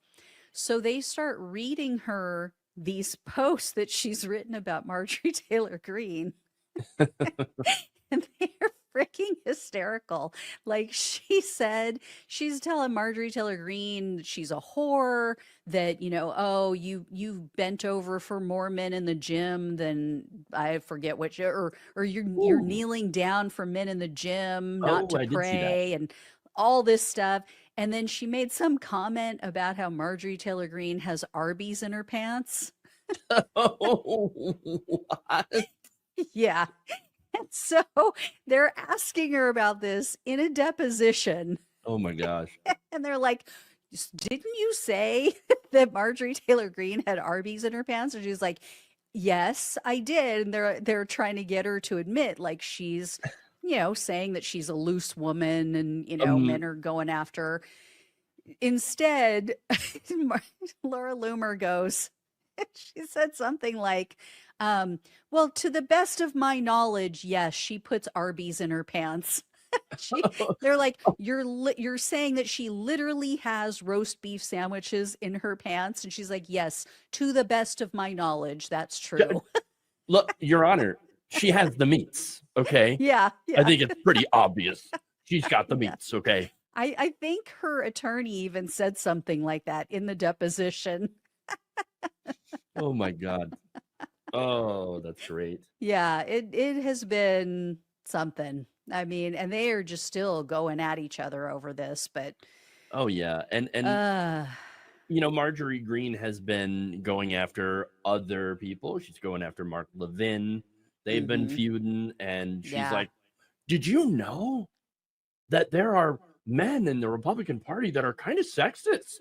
And I'm Yeah, like, I know. and Yeah, I'm she's like, like, I hate the way they're "Oh, treating really, women. girl? Please I tell me know. more." Yeah. No, it's like, wow, did you just figure that out, Marjorie? little Like, little late to the party there. yeah, a little slow on the uptake. Mm, well, it is What it was your is first clue? Like barefoot and we want them barefoot and back in the kitchen? Like, did that right, not tip you off? right. So again, Uh, Marjorie's not exactly the sharpest tool in the shed, yeah, in my opinion. yeah, And so a little bit of a blunt instrument, honestly, yeah, that might have hit her in the head a few times. I'm not yeah, saying anything. I'm not trying not to get you in trouble or anything, or me in trouble. yeah. But, Uh, oh, everybody can get it once in a while. Yes, even Marjorie Greene can catch on. yeah, So there's yeah, hope, maybe. yeah, yeah. I don't see her switching parties. No. Oh, no, that's never gonna Not happen. not that we want the Jewish space laser lady. No, no. We certainly don't want the Democratic Party to become a peach tree dish for Yeah, that kind of yeah. experiment. Yeah, and have to eat the Gestapo soup, Yes, exactly. the I'm glad gazpacho you knew where I was going with police. that. I, Oh my God. I have Yeah. So, all of those on my soundboard. I love it. oh, really? Yeah, I wish I could use that right now because Oh, that's I'd too be like funny. the lizard meat. Lizard. The gazpacho. Jewish space lasers. Oh, that's too funny. Yeah. I don't know. Yeah, Maybe this is I why. have mine unplugged, but I had on there what's his name? Oh my gosh. The the guy who went to jail for refusing to sit for the January 6th hearings. Um oh my God, I can't think of his name right now. He's in the Trump administration, or he was in Hmm. the first Trump administration. Oh shoot. Gray Because like hair. when you're thinking of a lot of people that have been in January 6th Yeah, and not in the Trump not Steve administration. Bannon, but it was oh my God, what is his name? Remember they called him to testify Hmm. before the January 6th committee and he refused. I know And Steve then Bannon did that, but what about is that Roger Stone? no, No. no. I want to say he was what the hell was his title in Trump's first administration? It was like trade advisor, Peter Navarro. Navarro. Yeah, yeah. That's it. I had him on my soundboard before saying, "What they do? What they do?" Do you remember? He was in a press conference and he was complaining about them arresting him for not sitting for the interview. And he was like, Wow. they come in here, they got their, they put the cuffs on me, and then what they do? What they do? uh this is what's interesting and like a great example of why the Republicans drive the news is because they're batshit. Mm. Yeah, And everyone loves that's part of to it. watch a Yeah. train wreck. That's why I say I just don't think we're ever going to go back to regular politics because I Exactly. think our nervous systems have been changed, and we're like Shocked. we almost like not desire the craziness and the drama, but it's like we've come to expect it. And Mhm. so when there isn't that craziness, like it's almost like we don't know what to do with ourselves anymore. Yeah, it is. I often think about, what would happen if things were to ever have gotten back to normal, and it's like, what would the news be like Yeah. in that situation? Like, because I do remember, doing stories back 2014, whatever, during the whole, Obama with the government shutdown stuff, Uh-huh. you know. And I thought, oh man, it was so crazy what's going on. Look at the Republicans, they want to shut down the government to defund Obamacare. Isn't that Yeah. insane? Things can never get any more crazy. And then 2016 me is like, See, it's your fault, really? Jeff. You made this happen. You I you tempted fate. wish I were that powerful. Oh, I could do some good things with that power. I tell you what, it is always funny too. Reminds me of the way that there are these centrist corporate politicians or people like Iglesias, for example, Matt Iglesias, Hmm. that are like, "You guys had the power. You made Trump happen," and it's like, I know. me? Yeah. How, Yeah. how did I do that? Yeah. I'm just a little YouTuber. Well, what did I do? I know. Yeah. Yeah, and it Oh my pisses me god. off too, knowing that I bit the bullet and voted for Hillary. And it's like, really?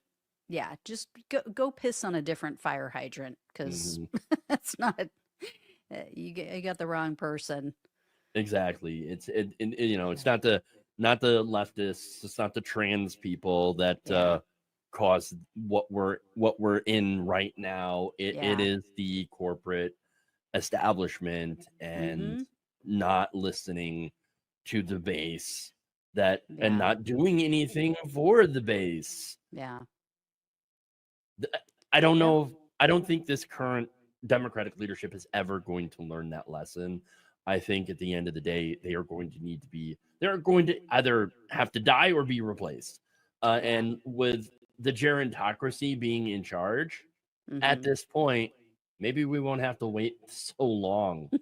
I mean, look at what happened with Dianne Feinstein. Look at what happened with, what is it? Four Democrats in the House just this year have died in office. And it's like, it feels like people like Pelosi and Schumer, they're going to stay until somebody wheels them out in a coffin. Yeah. Unfortunately. Yeah. Yeah.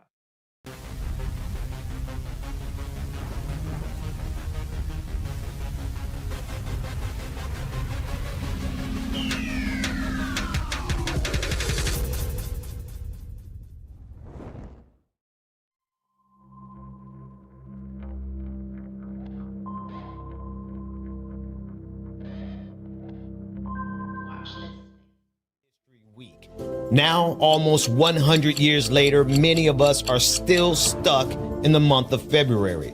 But our legacy, it doesn't just fit into 28 days.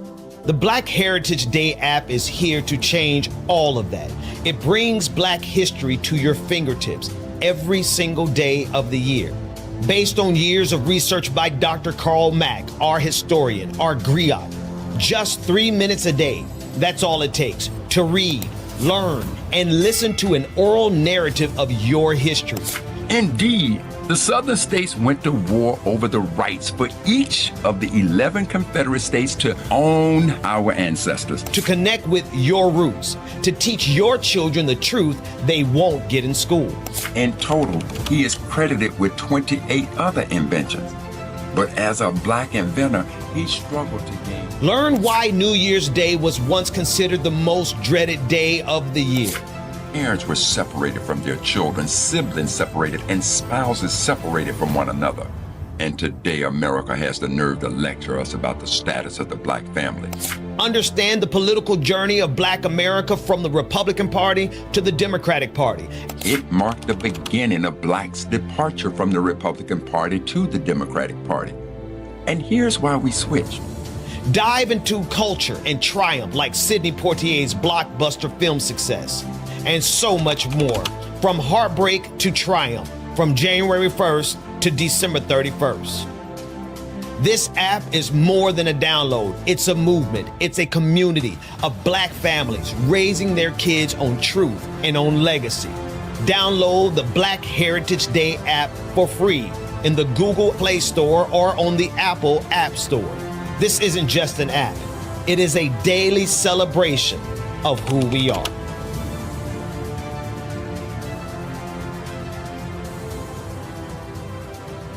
The work that we're doing here is not going to stop when it comes to these type of discussions. It's going to be for us and by us here on this platform when the media is telling us to look the other way. Your support is what helps us move forward. Join patreon.com/like it or not. Help us grow. Like it or not starts now.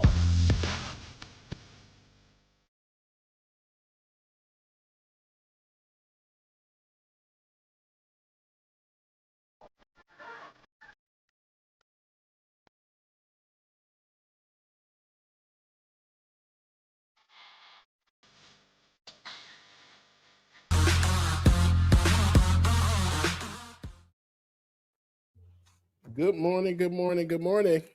Good morning and welcome to Like It or Not, where we're free to tell the truth and not care who doesn't like it. Good morning, y'all. See, why did we get it? We nail it the first time when Rebecca's not here. That's how it always works. When the teacher's away, the students, they sometimes they step up to the plate. Exactly. We do what needs to be done. It's supposed to be done. It's we only are disrespectful to the teacher when the teacher is here, but when the teacher's not here, we act like we got some sense. Some sense. DJ XXXCLUISIVE, how you doing this morning, man? Man, pretty good, man. Billy, man, how about yourself? Doing good, man. I didn't realize how tired I was. I woke up at 3 this morning, and which is my normal time, right? I wake up at 3:30, or did a little bit of work. Then I blinked, and the next thing I know, it was 9:45. I said, "Oh Lord!" Yes, indeed. said, wait a minute. I almost missed the show. I was up at 3 a.m. too, but I was up because I fell asleep on the sofa and then tried to go lay down in the bed and was up for about 2 more hours because I couldn't go back to sleep. And then when I finally did go back to sleep, like you said, like, oh, wait a minute, it's like it or not time. Yeah, exactly. I was getting ready, man. Shout out. Well, before we get into the stories, let me give a shout out to our sister from another mister, Sister Rebecca Azor. Now, this is just a picture of her one of her recent videos, but she is going to be out for a little while. How long? Yeah. We don't know. How long, right. Lord, how long? We don't know how long, but she needs a break. She has had just like there's so many of us who are going through a lot, right? We're all going through something. We're all facing some difficulties, but imagine going through as your own screen every week. I never will forget going through my transitions, and every day there I am on screen, falling apart slowly but surely. But you know, sometimes it's good. You just got to stop and say, hold on, let me take care of me. So Rebecca is doing that. And while she is gone, we're going to ask that if you would take care of her as you always do. Let me put this on the screen. Put this on the screen right here. Not that one, this one for both of us. CashApp, Becca's Voice, PayPal, RebeccaAzor@gmail.com. Y'all send that sister some love as you always do. She is not gone. She is just taking a break. And when she gets back, she's going to be stronger for it. And y'all know that's true. Like, you know, it's true. Every time we take a step back, y'all should know that we are reloading. That's all. We're not retreating. We're just reloading. Y'all hit that like, share, and subscribe in across the room. I'm sorry, I'm reading comments as we go, James. James, we could jump right into it, man. I know you saw that video that I had on the screen. I'm going to put it back on the screen now, man. What's going on in Washington, D.C. From the Trump administration. This is a tweet from Dr. Allison Wiltz. And she said the DC are using excessive force on Black people. Yes. Let's take a look at this video. I have truthfully, I have a bunch of them. So everyone kind of just prepare yourself to see what's happening to our people in DC. Let's take a listen in.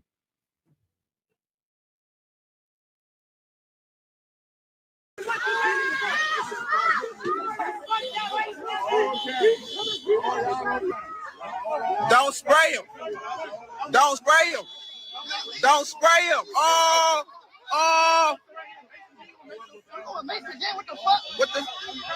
And this is just the Metropolitan Police, right? But we have, in addition to the Metropolitan Police, the DC Police, we also have ICE agents who are in the streets of DC. We have federal troops. And here is a video from Phil over there at Huffington Post, Philip Lewis. Everybody knows his work. Yeah. Here they are in DC, a mix. It's not just police officers, but troops, but ICE agents, everybody. Take a look at it.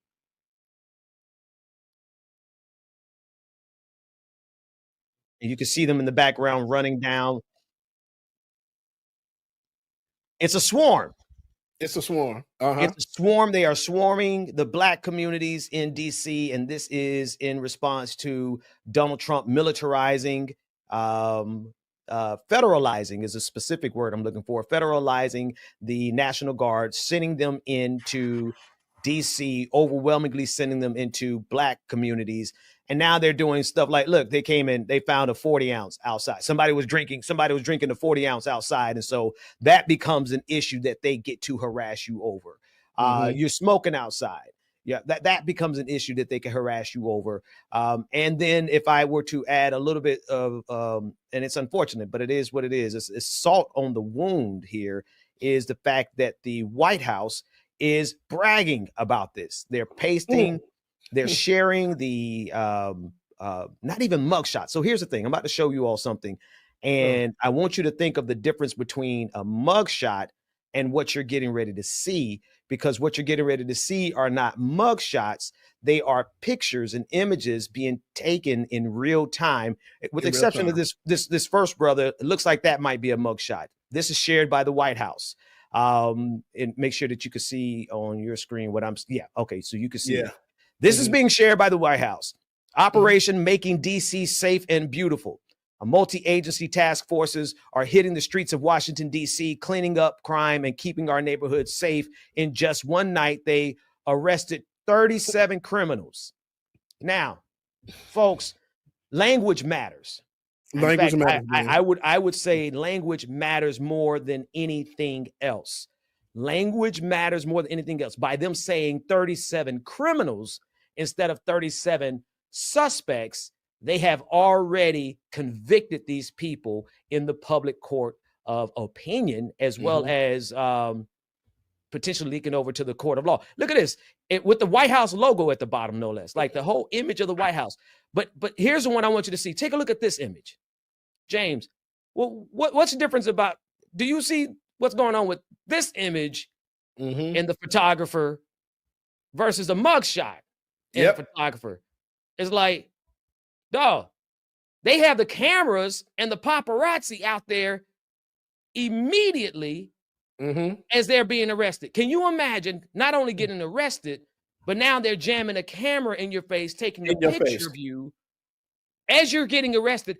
And then no later than an hour later, your image is spread all across the United States. Now I should blur this brother's face out, but I'm showing this live from the White House Twitter account. From their Twitter account. Now they have a photographer on scene who takes a picture of you as you're arrested. You barely got your Miranda rights read to you. They take a picture of you. They send it to the White House. The White House packages it up and then tweets it out with the White House logo, all in less than 1 to 2 hours. Dog, they done lost their mind. No, man, and I'm so glad that you were showing this and sharing all of this stuff, man, because Thursday I didn't get a chance to do a show, but when I tell you I woke up Thursday seeing everything, bro, I was ready to cancel my DJing gig just so I can do a show to talk about everything that's going on and the rhetoric that they're spitting in DC. Like, oh my gosh, rearrested 24 criminals, and it was on charges of possession, concealed weapons. And then when they started going down the other list, reckless driving, driving without a license, driving with no insurance. Right. Bro, this is the same SHIT that happens in any city in freaking America, dude. So y'all, don't be fooled about anything that they're doing in DC, because it's poppycock, if you will. Because, dude, this stuff happens everywhere. The arrests that they made are just like, y'all are not really doing anything at all. And you're targeting black people. That's the main thing. It's plenty of videos out here now as well, too. And I'll send a couple of them to you, Ben, in the chat, where you have people that's like Jolly. I know y'all know Jolly Good Ginger. He's been he went back and he's been walking around the city showing everything. And then there was another guy that was jogging around the city as well, too, showing how the presence is and what these people are doing, which is literally nothing. They are really doing nothing. Right. It's I want to share this clip with you real quick. Take a listen to this conversation that they had with one of the police officers. There must have been some kind of complaints coming from the establishment. The problem is that people live in this building, people live on this street, and they're used to this. It looks different for law enforcement that's saying, oh, this is a high crime area in the nation. It's kind of hard, you know. I'm sorry, I'm going to stop the audio because it's hard to distinguish unless you have headphones on. You really can't distinguish what he's saying. So the point is that he's trying to have a conversation with the police officer about why you all are here like this. And the police are like, we don't care. We out here. They've gotten the green light, James. They've gotten the green light to come out to the black communities and put them under siege. This is what is happening. They are placing the black communities under siege, and they're bragging about it, violating our rights all over the place, bragging about it. And like Chris said in the chat room, the orange criminal in the White House thinks all of us are criminals, when in fact he is the biggest criminal of them all. Biggest criminal ever. And using this, I might add, he's using this as a distraction to keep us away from the fact that he is on the Epstein files. He's on the Epstein list. He has been partying with underage girls, the president of the United States, and is doing anything and everything that he can to stop the world from looking at that. So he gives them exactly what they want and they crave after, which is the vilification and the dehumanization of Black people, specifically Black men. Yes, Ben. And Ben, I'm also hearing as well, too. I don't know if you heard this, but people are overhearing conversations and chatter from the DC police saying that certain things that they've been asked to do, and they're just like, I'm not doing that. That's not my job. So I need to know about that one. If you guys, me too. Here's a, I'll this try is to I'll find that one for you. Yeah. Right, so this is one of his clips that he did after whatever her name is did the press conference. I think from like the first couple of days. Okay. Let's listen in. Let me refresh it so we can start at the beginning. Listen in.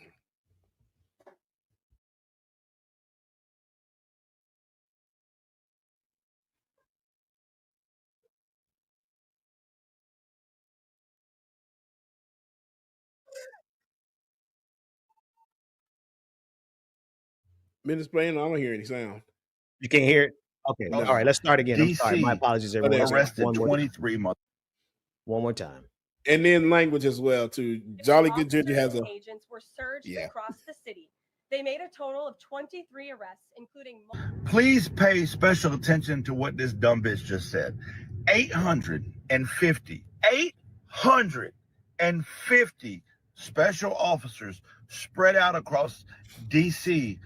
arrested 23 motherfuckers. And then later in the video, she goes through the list of what the arrests were for. Arrests consisted of homicide, firearms offenses, possession with intent to distribute narcotics, fare evasion, stalking, possession of a high-capacity magazine, fleeing. She's so exasperated. She's like, no please. permits, driving under the influence, reckless driving, and a bench warrant. Spoiler alert. Bench warrant, bro. It happens in every city across America. But if DC is so ridden with crime that the president has to illegally take it over because, side note, Section 740 of the Home Rule Act does not allow the president to just federalize the Metropolitan Police just to police crime. But I digress. That's not what this video is about. If DC crime is so fucking bad that the president needs to illegally take over the Metropolitan Police, then 850 federal jackboot thug motherfuckers rampant across the city should have came up with more than 23 arrests. Don't you think? This is literally a sad, pathetic attempt by this administration to sell this snake oil that DC is so ridden with crime. They're actually touting these numbers as if it's some type of fucking success. Listen, there's no bigger fraud, waste, and abuse happening in DC right now than this shit, because there's not rampant crime. These federal agents are doing nothing but harassing motherfuckers. Look, I want to show you all. This was actually this clip. Food and a cigarette. Yes, thank you, man. Yeah, this clip is.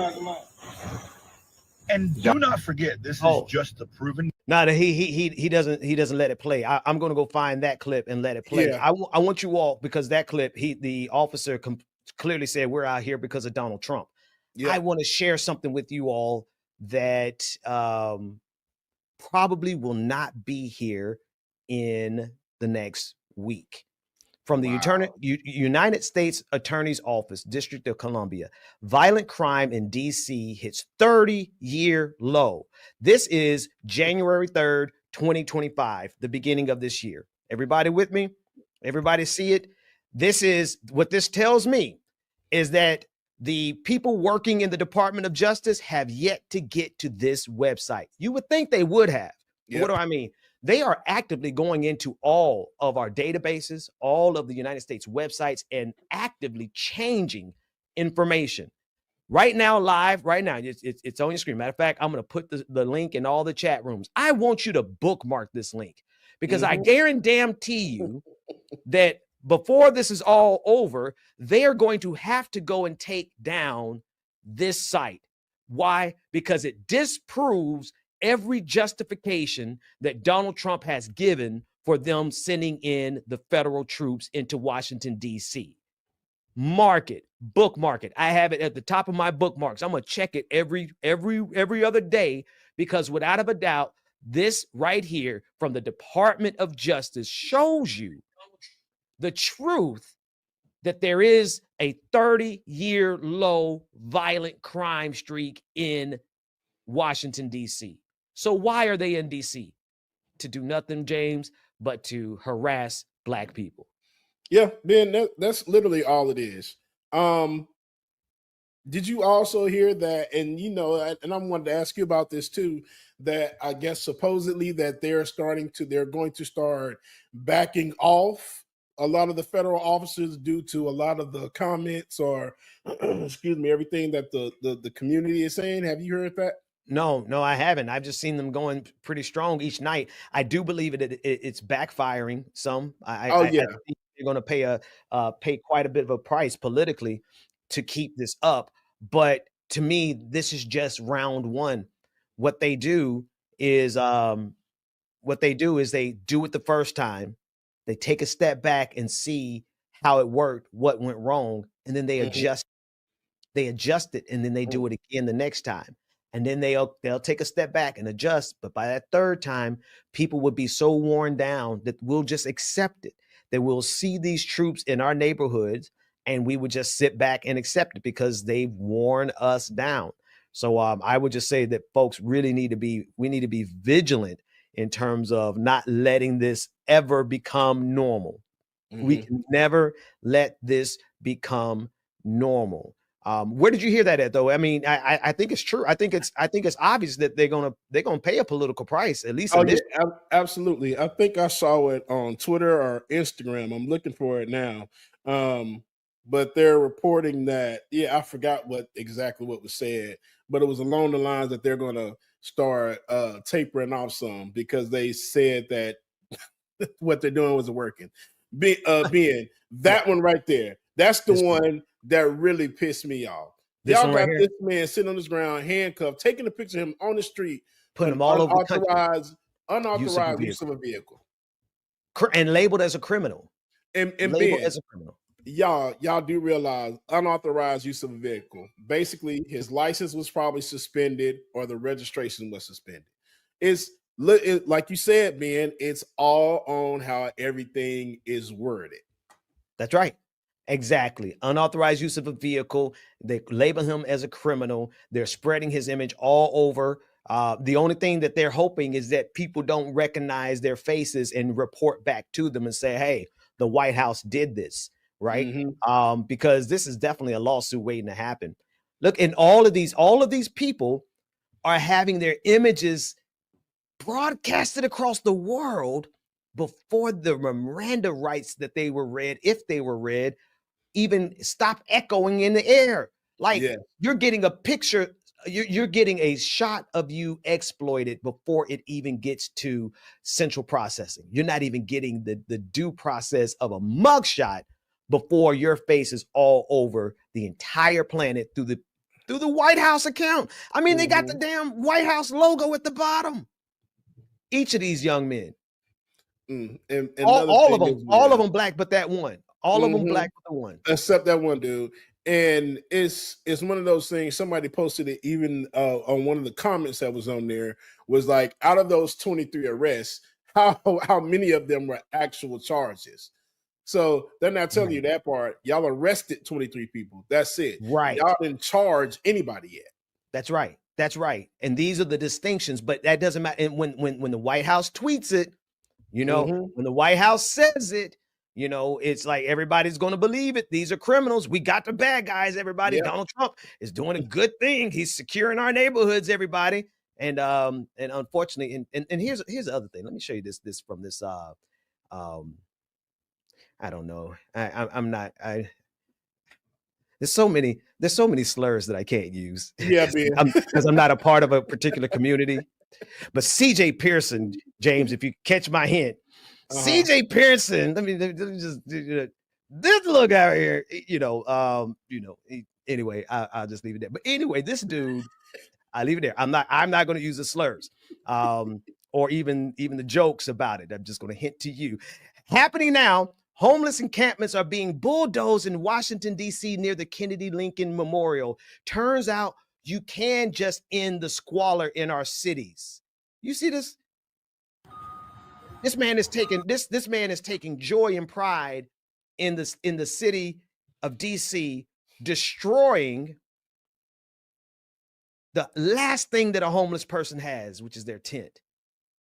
You know how hard it is to get a tent when you are homeless and don't have money, and don't have anything. That is one of the small accomplishments that you could get for yourself when you are on the streets, is the ability to find a tent, purchase a tent, borrow a tent, hell, steal a tent, and have a place to sleep.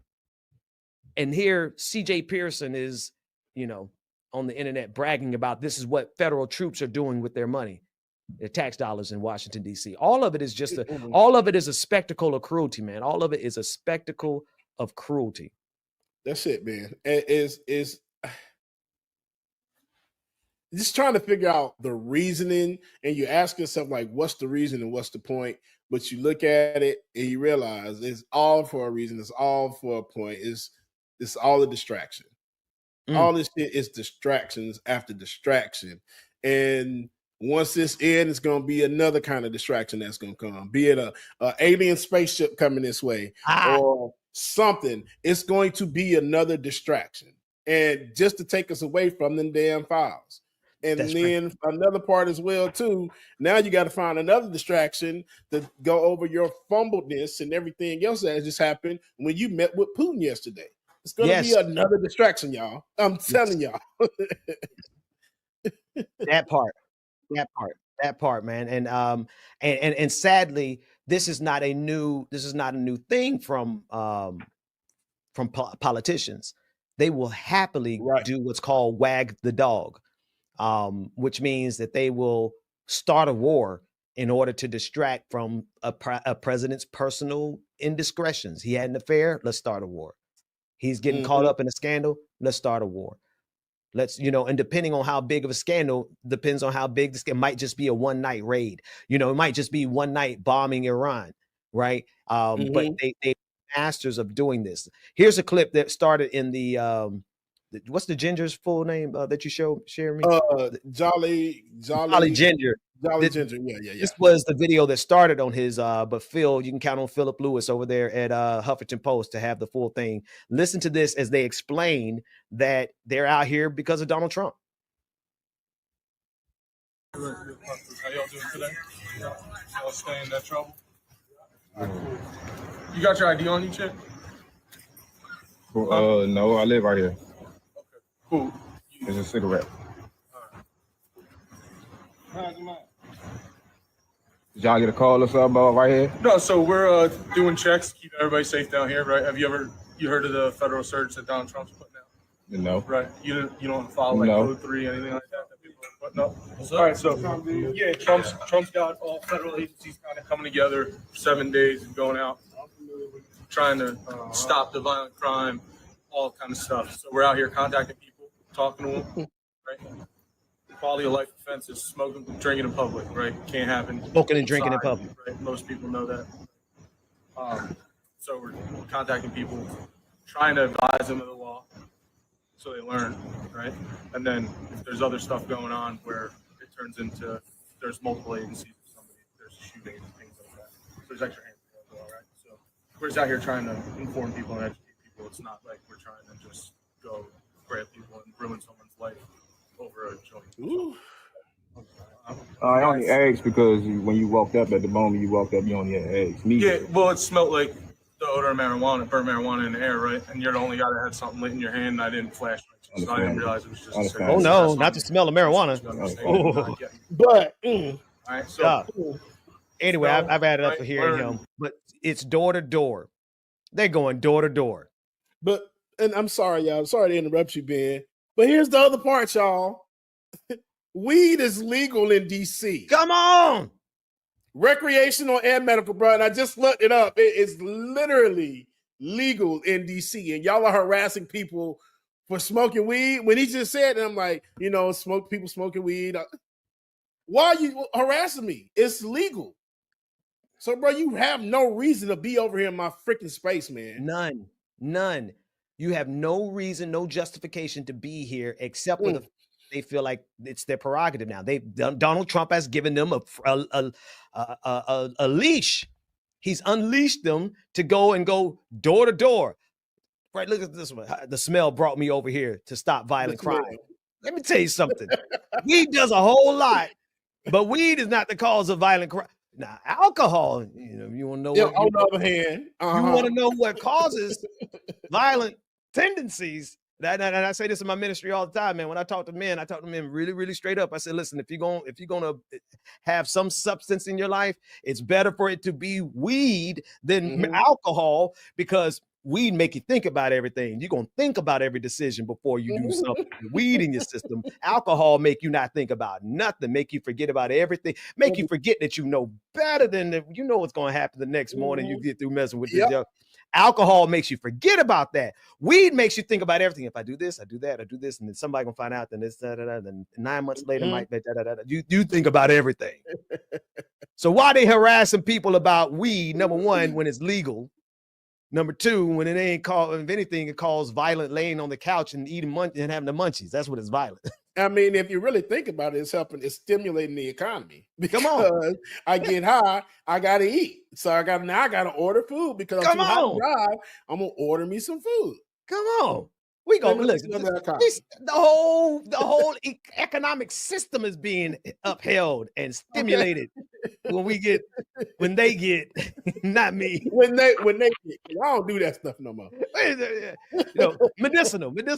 But we're laughing about it. But this is serious. Like, he literally said in a state, in an area, because not a state, but in an area that it is legal to consume weed, recreationally or medicinally. Here this Trump maggot comes around and says, we smell weed, so we came over here to see if there was some violent crime. Absolutely disgusting. It's insane. It's insane. And this is what, let me pull this up on the screen that you just shared with me, James. Appreciate you getting us up to speed on this. Trump administration backs down on DC police control after striking a deal. Well, I want to, let's read it. Justice Department officials agreed to rewrite an order that named the DEA head as emergency police commissioner. Washington officials and the Justice Department negotiated a deal at a judge's urging Friday that prevented full federal control of the city's police department over the weekend, but left underlying legal disputes unresolved. Justice Department officials agreed to rewrite a Thursday order from Attorney General Pam Bondi that named Drug Enforcement Administration head Terry Cole as emergency police commissioner, cutting the mayor and existing police chief out of the chain of command. We think that solves the problem, and that's what we're planning to do immediately, the Justice Department attorney Yakov Roth said.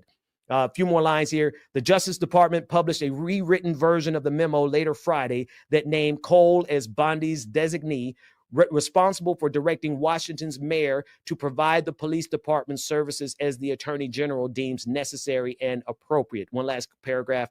In a statement, White House spokesman Abigail Jackson said the Trump administration is not backing down and that the new order requires city officials to comply fully and completely with federal immigration law and authorities. So it looks like they're just nothing. Basically nothing. They're still underneath the control. But I think what it is that they have now assigned someone different, if I read that right. But still, it's representative of the demands from the president through Attorney General Pam Bondi. And you know, this is what I say. They hit a loggerhead. They run into an impasse. They run into difficulty. They take a step back and they recalibrate, right? And then they put out a headline like this. But the truth of the matter is, it's the same thing happening over and over again. I'm just sick of it, dude. And Ben, I just sent you another clip. This is the one, the guy that's actually running through the city, that shows everybody out there and shows what DC is currently like. Man, he's got a high resolution camera. Let's watch this brother work. Good God Almighty. Here through DC and show you what it looks like now that the Trump administration has sent in the National Guard and federalized our police force. Didn't even get to start the run. I'm on my block. We've got police right here. This is Border Patrol, and then these are some unmarked vehicles as well as more Border Patrol. Now following that group of cars, we're about 4 blocks in. All right, just got to Union Station. Here is what the scene looks like. Kind of a weird scene here, but we've got 3 of these military trucks sitting behind me. Now I'm headed in the direction of the Capitol. There's a bunch of whistles blowing, as well as a bunch of sirens coming up the street, it sounds like. I'm not sure what building this is, but it turns out it's megaphones and pots and pans, and they're trying to disturb whatever building this is. Just to be 100% clear, none of these videos are meant for like fear-mongering. I'm not trying to scare anyone. I just simply want to show you what it looks like, and obviously draw your own conclusions. I'm not here to necessarily put out a narrative, but at the same time, if there is something that is blatantly obvious and a threat to people's safety and other DC residents, I'm going to call it out in the video, even if it's my opinion. I just circled back to head back to Martin Luther King Jr. Library now that it is shut down to see what happens. And in front of me, I have about 8 agents along with police. We got Border Patrol, Secret Service, Homeland Security investigations, and one that's a federal agent. There's a group of Border Patrol and MPD.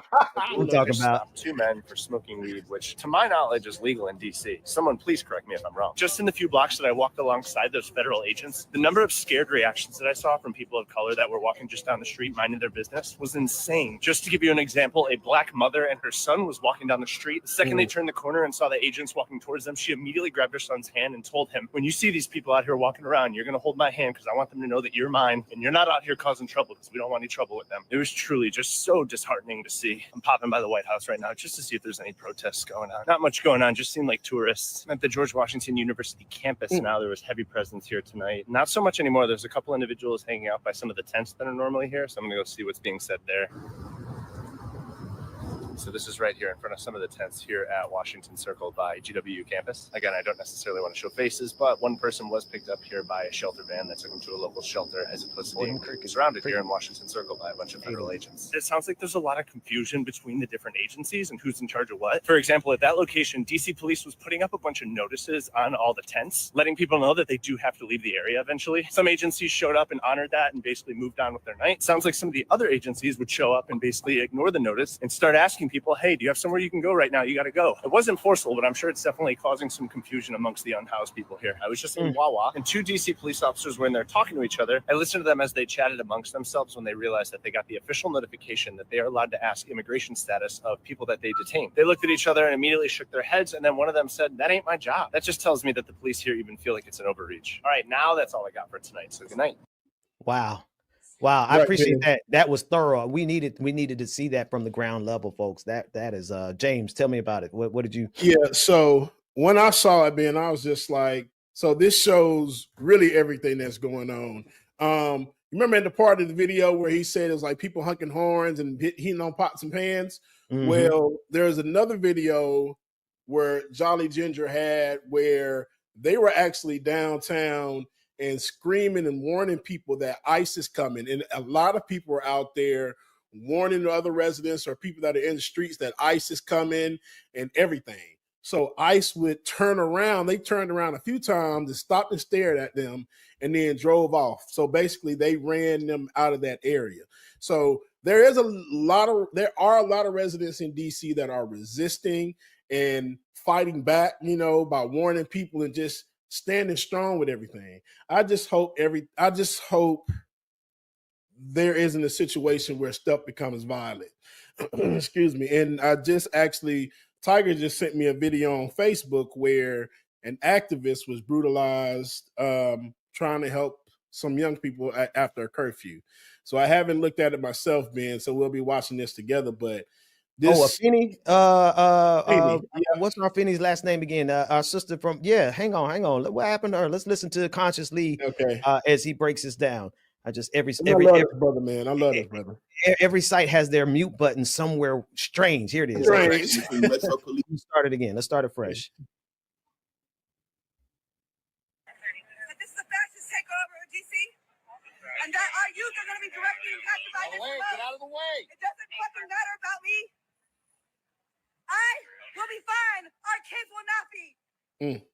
This video really pissed me off this morning. Everything we've been told about harsh and unusual punishment, either A, don't apply during fascist takeover, or B, has never applied to Black women. The woman y'all seen in that video being arrested is Afeni, and on my grandfather's grave, she 10 toes down for the struggle. Roll the clip. Afeni was lawfully recording the interaction between Metro Police and 3 DC youth. The police just used Afeni paid her fare into the turnstile to get a better view of the cops interrogating. Within 5 minutes, they had drastically escalated and they had put a boot in her face and sprayed her with pepper spray. The community alert. Tonight, the Metro Transit violently escalated and began to stop as an illegal fare evasion. Afeni was taken to the Howard University Hospital for the treatment of her injuries. We're awaiting updates on her condition and demand her immediate release. We're calling the community show for Afeni with love, solidarity, and presence. Free her. Sorry, I was trying to read it fast for y'all, but I hope y'all paying attention. American citizens are having the military sicked on them in their city of residence because the president manufactured a narrative around crime. And because individuals believe that Black folks are inherently criminal, everybody bought into the narrative. Everybody that matters anyway. Afeni, that Black woman, was there protecting the youth. When she went to jail, no matter how much hurt she was in, no matter how much pepper spray was in her eyes, she still was talking about the youth. Calling all Black liberals, all Black leftists, all the ADOS, all the FBA, all the Hebrew Israelites, all of the groups about the Black shit. Where we at? You gonna let the orange man brutalize our community while we argue about theory, policy, and philosophy? Come on. What we doing? Lastly, what we doing? If they give her a bond, I definitely got some money on sis bond. Do you? Yeah. Education is elevation, y'all. Let's lock in. Come on. Come on. Got chills. That one gave me chills. Yeah. No, for real, man. Let me about Afeni. There's very few people on the face of the planet that and I use this as respect, right? When I say this, because I'm not afraid of much of anybody, much of anything. But there's about 3, maybe 4 women in my life. Jada being the first. that I'm like, okay, yeah, nah, I'm a little scared of you, not because I'm afraid of you, but because I see the power that rests in you. And the conviction. Afeni has a level of conviction for the cause. She takes no prisoners. She makes no apologies. She stands just like it's 10 toes deep. That is one sister that I have the utmost respect for. And to see them doing that, you know what? But I also say it like this. Of course, she was going to be the person on the front line. Of course, she was going to be the first one out there. Of course, she wasn't going to wait on nobody else to get out there. That's why I have nothing but respect for that queen. Yeah, absolutely, dude. And I've heard her name before, and I do appreciate Tiger sending it over because I didn't know that happened. Yeah. And then they're doing another protest today at 2:00 in DC that Jolly Ginger posted. He just posted again like maybe 30 minutes ago. But man. Okay. I'm if you're in DC, man, y'all be strong, resist, fight back, do whatever you need to do. But please be safe. Be safe. Be safe and be smart. Be safe, be smart. And I put on the screen 2 p.m. protest today in DC. Be safe. Y'all find out more information from the Jolly Ginger. And if you go out there, please be wise. Be wise and realize that we are dealing with this is a whole different ball game. This is the military occupation, particularly of Black communities.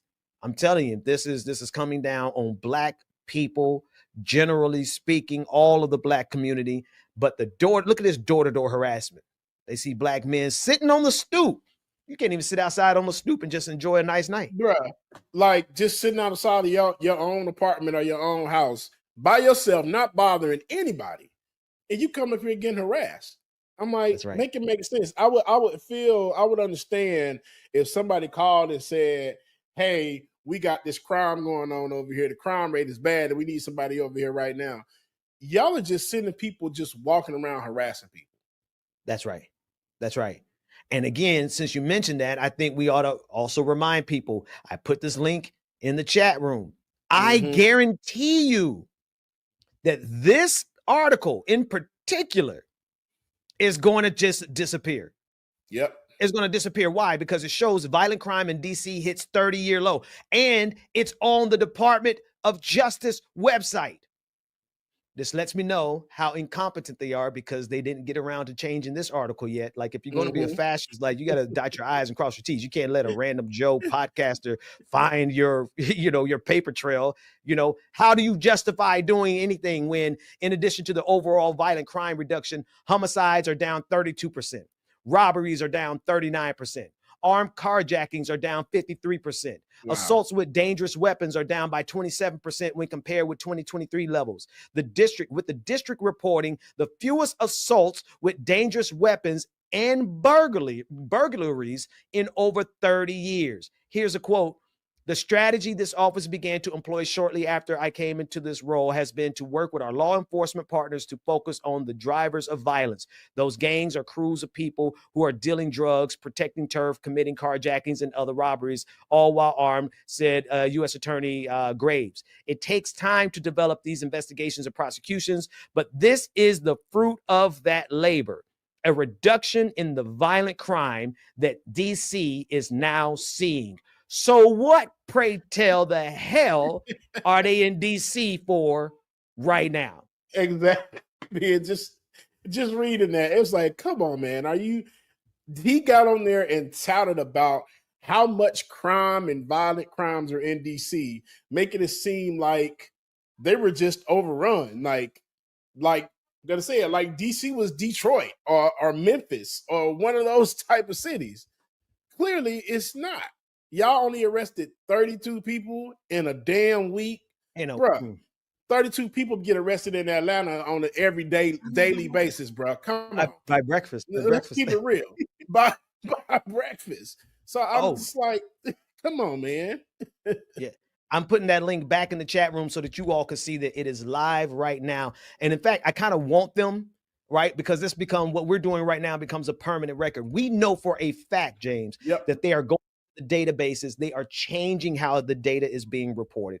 They are changing articles. They are doing literally what the Ministry of Truth did in the book 1984, where if there's a newspaper article that contradicts what the regime is telling them to believe now, they go in, click, change it, and now the story is new.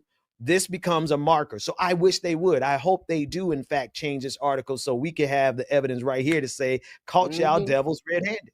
Somebody just said in the chat, screenshot it as well too. And Right. Listen, I screenshot that thing before I even shared it with y'all. As soon as I Google and I said, wait a minute, they missed this article. I got a screenshot and I got this here. Oh man. And yes, I saw one to mention this in the chat room. Crime rate not only in DC, but just across the bridge, up about 30 minutes north. It's down in Baltimore. In Baltimore, yep. It's down in all the regions. So there is every person in DC who is experiencing this is experiencing it on false pretense, right? We have the lie in front of us. Now, the question is what are we going to do about the lie?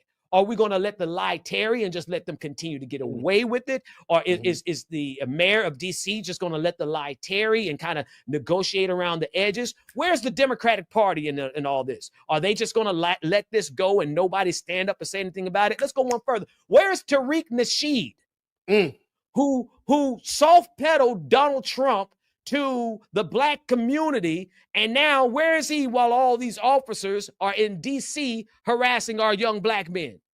Where is he at? Where are all these pro-black imposters who said that Donald Trump was the way, and now we have evidence that this man is lying in order to harass and arrest black people? And all of you all, all of you who supported Donald Trump, from Black MAGA to Tariq Nasheed, even Umar Johnson got in there with a little bit of backdoor support, pause, for Donald Trump. For Donald Trump, it's no pause. You know what? Let me shut up. The pastor said, I ain't even talk like that in front of the pastor. Let me behave, because shut up, Bubba. Just shut your mouth. I'm not going to say anything else. Go ahead, Doc. I set it up. Nope. No, that's too far. It's too far. They are butt buddy. Okay, you know what?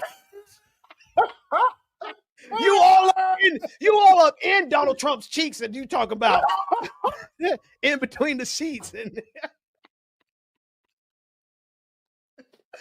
well, you think he learned? That's where he got woke and everything from. He got it from Dr. Umar. Because you know what? Let me just Umar, you gotta give me the code. Give me the code. How do I break the code? What is woke? So I can use that and get your people to like like me or like use a new word. Oh man, Umar. Umar. oh goodness. Tariq. You know how I like it. I like it right there. I like it. Ben, please tell me you saw the South Park episode. Of course, you showed it on. We saw it. Did we see it on here? We talked about it. Oh, I don't think we did. We show it. It was the gentle strokes of Satan's arm that was troubling. I was like, oh. Black MAGA is working for ICE. Oh man. Yes, they are. Black MAGA is working for ICE. That's the I can't say it, James. Now this is the part. This is the part that Rebecca be like, y'all just get on here and just act any old kind of way. We gotta laugh and not cry, man. These devils are devils. And all this stuff that's going on, man, you got to at this point. Goodness. Yeah, But man. where is Tariq Nasheed? Where is Umar Johnson? Where are all them? And I don't want them to just come out here and say something. No, you got to first explain how you supported Donald Trump when everybody that you dissed, everybody that you hated, everyone you called a shield, everyone you called a tether, everyone you insulted, told your black asses this was going to happen. So now you got some justification. You got some explaining you got to do, Tariq Nasheed, because every single person that you insulted who told you this is what Donald Trump was going to do, they were right. You were wrong. Where you at right now, black man? Hopefully someone deported. Damn, I said that out loud.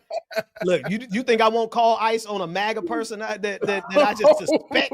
You think I won't play dirty? Listen, there's a matter of fact, let me show you. I'm gonna show y'all exactly who I'm calling ICE on. I ain't playing. This ain't metaphorical. I'm serious. I'm gonna show you. Y'all want to go to hell? Y'all want to go low? I'm going to hell. I'm going all the way down. What is that? I mean something. Vote for Donald Trump. I bet you'll boat your ass back when you look at this person. A mother and a Polish immigrant. Y'all see it on the screen? Is it on the screen? Hang on, it's not on the screen yet. Hang on, put this on the screen here. Look. I'm calling ICE on this person. This person is a MAGA supporting immigrant from Poland. Now you know she blend in. She probably nice and pasty and white as Donald Trump is without his orange makeup. So she blends in, right? But she's out here doing the most to attack progress, to attack liberty, to attack our freedoms, and you not even American. Show me your papers, Olga.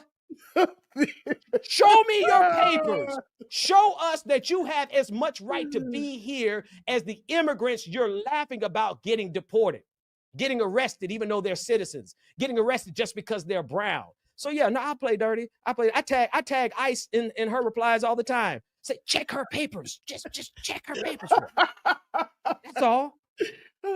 That's all. But now y'all too busy to check papers and shit. Yeah, you can't check her. You can't go over here and check Olga. No, she don't even speak proper English. With Melania, she probably speak like Melania. It's a Donald Trump. If she is allowed to vote in the United States, she's doing all this politicking. She better have a right. She better have full citizen nationalization or naturalizing and all that. I don't know none of it, but whatever it is, she better have all her papers in order. Where's that video? Somebody just posted in the chat. Stella, y'all see Mr. Trump burger on his way out? Pick me cover won't say. Oh yes, yes, Ben. Trump burgers. Yes, listen. Like, don't get me wrong. As far as the totem pole of humanity, ICE, they're the worst. They're I mean, you can't spell incel without ICE. ICE, they deserve to be harassed wherever they go legally within the realm of law. I'm not gonna get anybody in trouble, nor myself, but they need to be mocked and scorned. But if I have one devil doing evil things against vulnerable people, you think I won't call another devil to go handle that devil? You think I won't call ICE to go handle Olga? Please. Okay. Let them fight. Let them fight it out.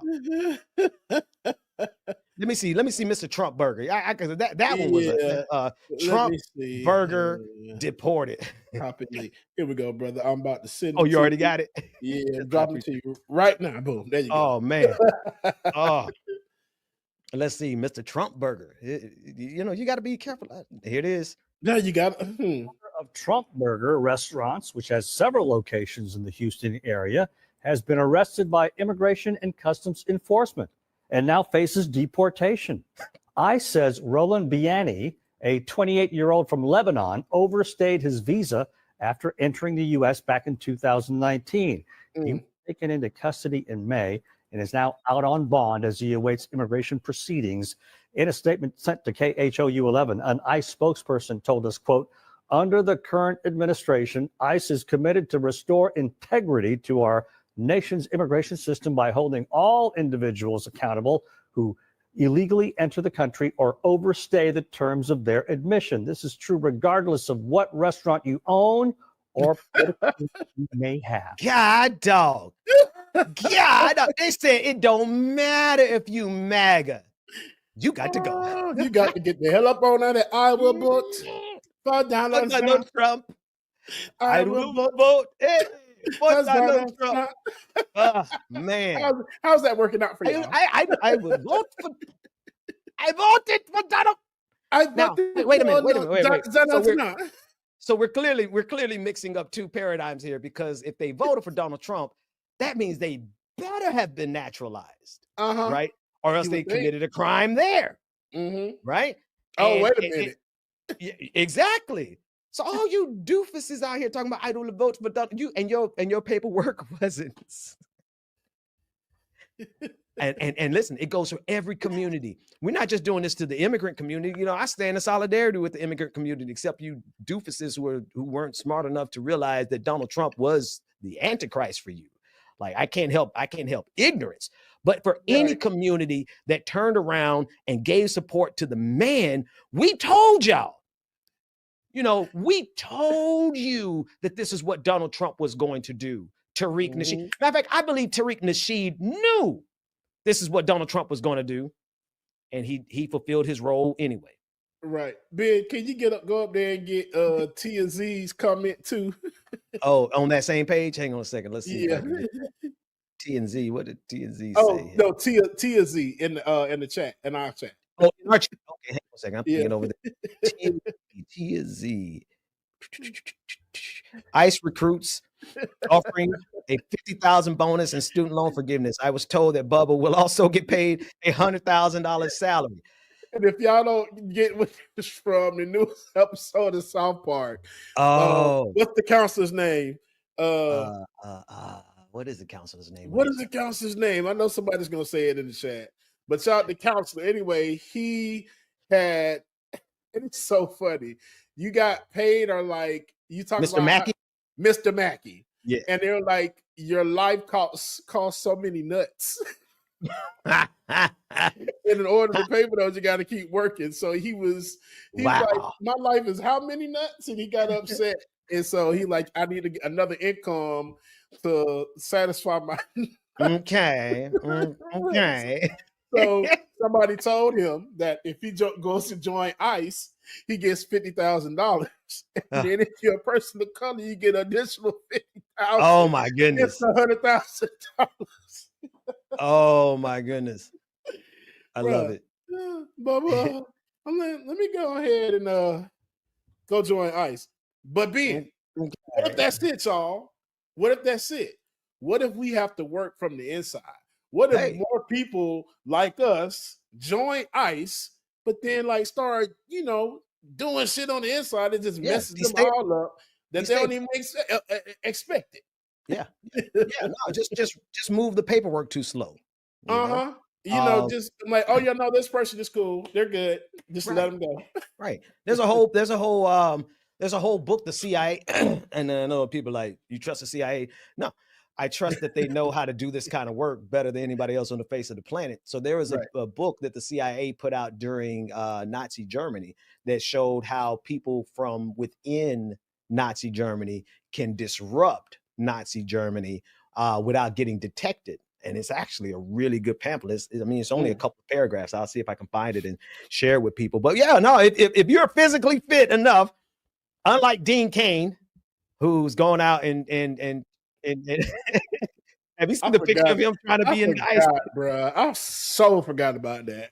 I'm like, not Superman. Superman, who's not so super in his in his present day and form, is gone out. Hang on, let me get this pic because you got it. Because you can't think of him in the way you thought of him when he was on Smallville. Was it Smallville? Whatever it was. Yeah, called. Was it? No, Smallville? Lois and Clark. Lois and Clark.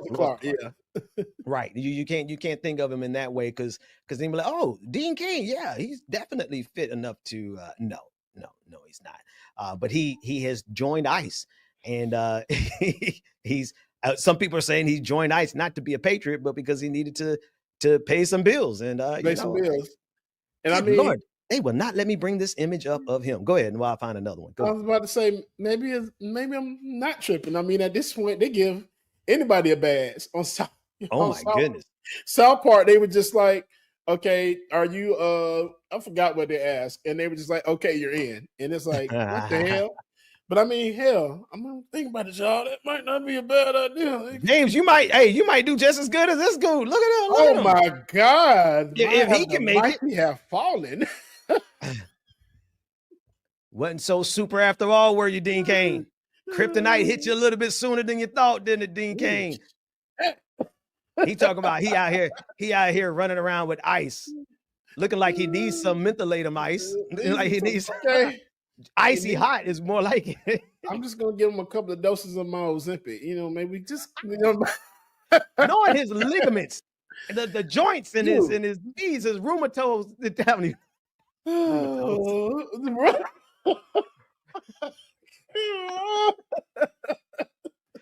Oh man.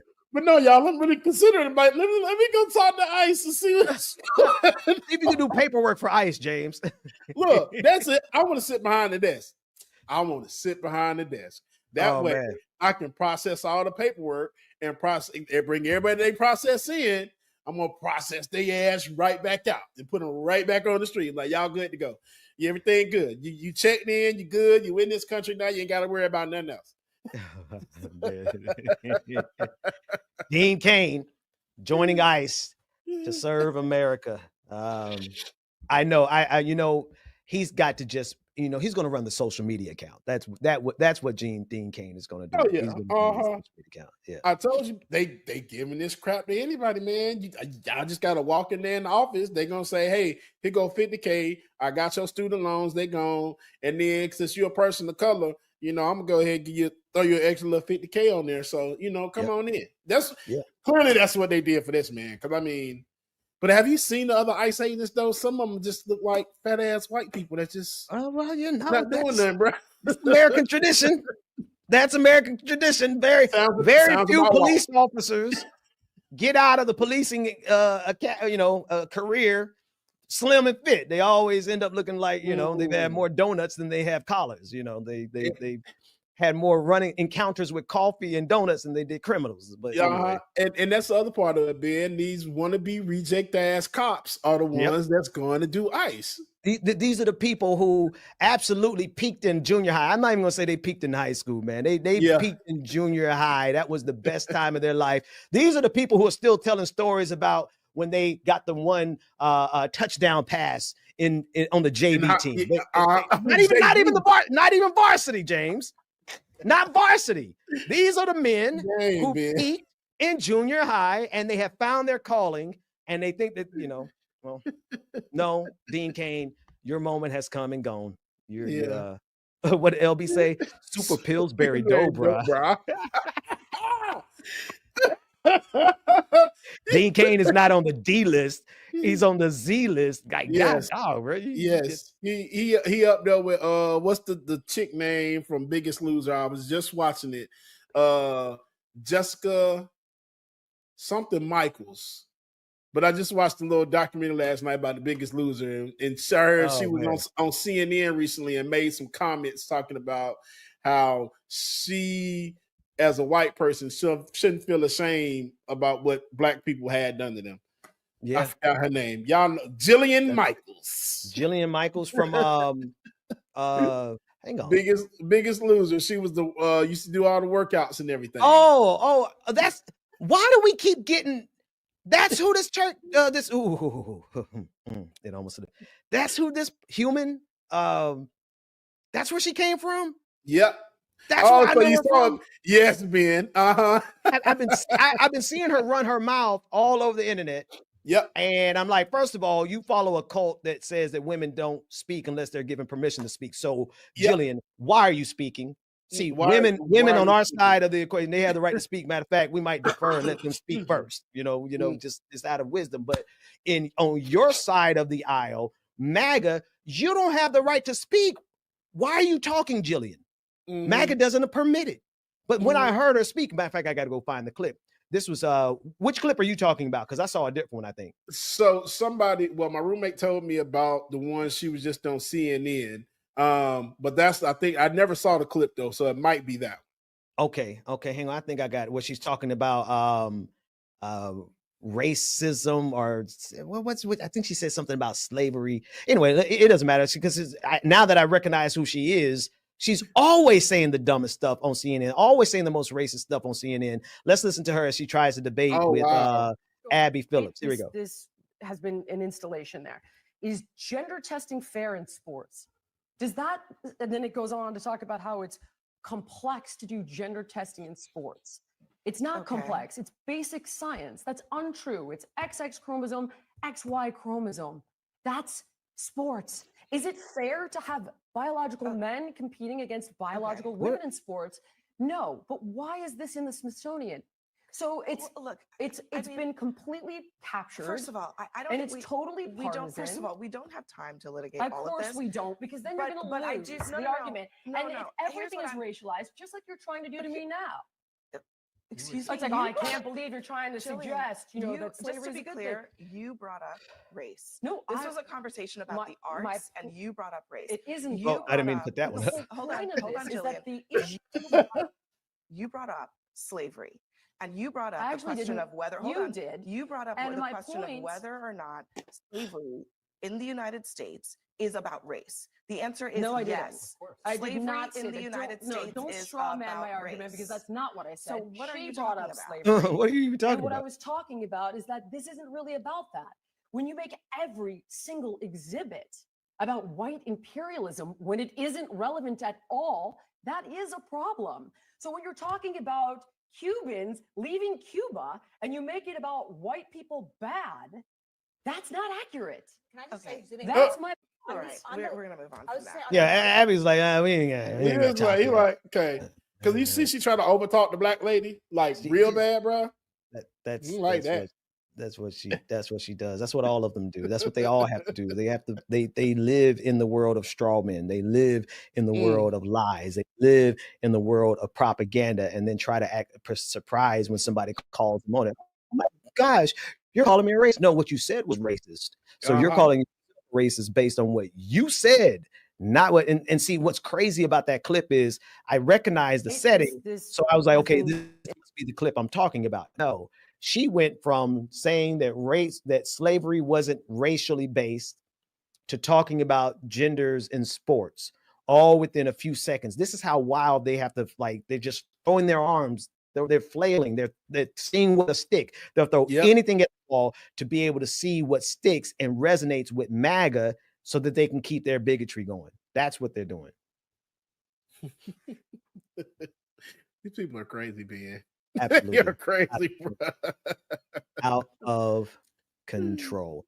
Anyway, listen, man, before we get too long into the we good in an hour in, but we're going to have a for those of you who are joining us in the Truth Farm Collective. What is the Truth Farm Collective? It's just a squad. It's a squad of folks who we doing something. We are doing something, and we're going to say less and less and less about what we're doing publicly, but more and more and more in our private meetings. And we're having one of those meetings immediately after today's service. So stay after. Usher Board number 1 needs to meet with everyone who's a part of Usher Board number 1 immediately after service over on our Discord. Tiger will make sure that everyone is notified and ready to rock and roll. We'll meet for a few minutes as we pass out the information and all that good stuff. So if you are a part of or want to be a part of the Truth Farm, let's call it the Truth Farm. I like that. Come on over to the Discord and we're going to meet for about maybe 15 minutes. We don't even need more than 15 minutes. It's not long enough for you. Your car will still be cooling off in the parking lot. Here's a super chat from Snake Plitskin. I love y'all. White supremacy, injustice to one is an injustice to all. The flag of Palestine. The paradox of getting a bag and remaining pure is maybe why the left should purity test, because it only takes one person to overthrow a movement and usurp its power. Thoughts? You know, I'm gonna keep it real. I think they're right. I think they're absolutely right, because it doesn't take but one person to undermine an entire movement. Yep. And if we are not able to spot, what's the game? The Imposter. What's that game everybody plays so much of on the internet? It's the music from whatever. The game where you're on a spaceship and you're running around trying to figure out who the imposter is. Among Us? Among Us. If we can spot the imposter among us, then we're going to forever be chasing our tail, trying to figure out how our movement got sabotaged. So in that regard, I absolutely agree with this comment for sure. Yeah, absolutely. Yeah. It's just, all right, who's James. gonna be the one to just step it up and do what needs to be done. Jesus.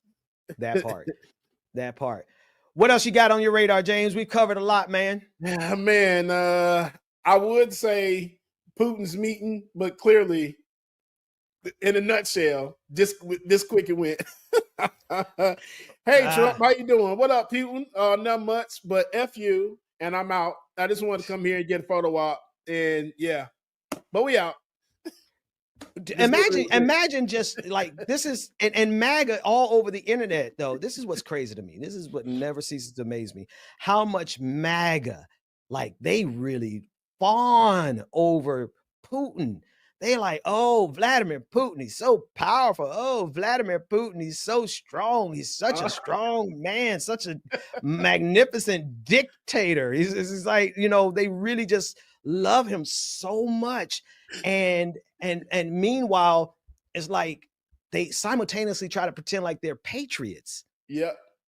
To the United States of America. Right? They're, you know, and I don't believe I'm not one that says that just because America labels someone my enemy, that doesn't make them my personal enemy. But when you talk about what's happening to American democracy, when you talk about what's happening not only to American democracy, but what's happening to democracy across the globe, when you talk about imperialism and invading and just like when you talk about some of those things, you can't talk about that and not include Putin. Of course, you're going to include the United States in that. Of course, you're going to include the West in that, but you can't look at Vladimir Putin and say, and what. So that's my perspective, right? But when you consider MAGA's perspective, MAGA is birthed out of the Cold War. MAGA came out of people who hated communism. MAGA came out of people who refused to recognize Russia as anything but a threat. I remember when Obama tried to say Putin is that Russia was no longer really a threat, and this was back in 2012. Obama mocked Mitt Romney, saying, you know, the 80s have called and they want your foreign policy back. Saying that Mitt Romney at the time, he was too much of a hawk. He was, you know, he was too much worried about Russia, et cetera, et cetera, et cetera. That was the liberals. That was not so much the progressives, but certainly the liberals. And MAGA throughout American history in the 20th century, MAGA in all of their forms, right? They all hated Russia. They all were neocons. They were all violent towards anything except the West. They were so pro-NATO that, and now they all turn and say, okay, no, we want to rock with Putin. But they don't want to rock with, Lord, I don't mean to get into a whole course. They're not rocking with Putin because Putin challenges the West. They rock with Putin because Putin reflects their nationalism, reflects the fact that he could do whatever he wants to the religious minorities and to the minorities and without anybody, to people who are resisting his regime. Can't nobody stop Putin over there. And that's what they like. They like the fact that his Gestapo can pick up people off the street like ICE is trying to do today. That's what they like about Vladimir Putin. They don't like Vladimir Putin because he presents some type of challenge to the West. They like Vladimir Putin because he has a model of how you can control your population in the 21st century without anybody doing anything about it. Yeah. So Ben, that's what it is. It's a meat swinging contest. Let's call it that. It's a meat swinging contest. So that's why Donald Trump doing all this. And you just said it. That's why Donald doing all this, for the simple fact that he's trying to match Putin's energy because he feels that what Putin is doing is what I need to do. It's working for him, and this is what I need to do. So let me be like Putin and do this. But bro, your little man junk is not carrying, bro. It's not working. It's not working at all. Look how Putin looking at him. Putin is like, yeah, you my bitch. That's exactly how he's looking, y'all. Forgive me, man. No, that's the most accurate description. Hang on, this was the recent one. Let me show you Putin and Trump. So what you're looking at right now is Putin and Trump in Alaska that just took place. I want to show y'all Putin and Trump in the city Helsinki. I think it was 2019, and I want you to see the what you just said, James, is more accurate than I think you even know. This is dog USA Today. USA Today will not let me get those pictures as quick as I want them. That's all right. I'm gonna fix you, devils. Hang on. Well, y'all will not. Oh, here we go. Got it anyway. This is in Helsinki in 2018. Look at this. What does this tell you? What does this picture tell you about the relationship? Putin, Ben, cover your ears.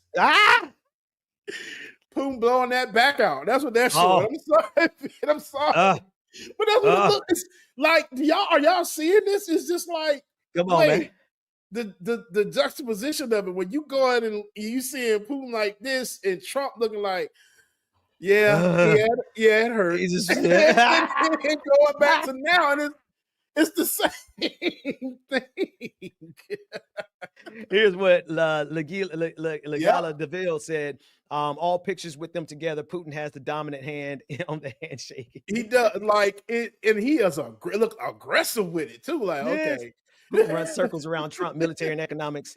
Oh man, I mean, listen. So when you said what you said, like that honestly, that's exactly the nature of the relationship. It's crazy. And I'm waiting for South Park because so much has happened on the past couple of weeks with this country that South Park has a lot of great source material. I know this is gonna come up because you really got embarrassed by another country in your own damn country, bro. Yeah. Let's keep it real. Like he owned your ass in front of America. Like to the point where if Arnold Schwarzenegger is taken to his Twitter account to say something about what happened and saying how disgusting it was, man. Arnold.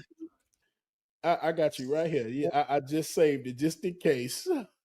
Okay, yeah, send that right on over so we get that. You nailed it, man. This is it's Putin's. It's been crazy, man. This week has been like 2018. He looks violated. 2025, he looks violated. The relationship hasn't changed. Trump, you're in an abusive relationship. A toxic abusive relationship. This is what Putin did to you after you met with him last time. Look at your face. It hurt. It hurt. It wasn't what I expected. And then just this weekend, like, he's trying to look more serious. He's like, no, Putin's like, you know what I'm about to do to you. Okay. He looking like meet me backstage. You gotta pay your dividends. You gotta pay what's due. Pay me what you owe me, Trump. Here we go. Here you go. Here's Arnold Schwarzenegger on his platform, talking about what he's with noodles. Actually, let me refresh this. Here we go. Starting. Here's Arnold Schwarzenegger. just saw your press conference with President Putin. It was embarrassing. I mean, you stood there like a little wet noodle, like a little fanboy. I mean, I was asking myself, when are you going to ask him for an autograph or for a selfie or something like that? You really sold out at this press conference, our intelligence community, our justice system, and worst of all, our country. You're the president of the United States. You shouldn't do that. I mean, what's the matter with you? I mean, whatever happened to the strong words or to the strength of Ronald Reagan when he stood there at the Berlin Wall and he said, Mr. Gorbachev, tear down this wall. What happened to all that?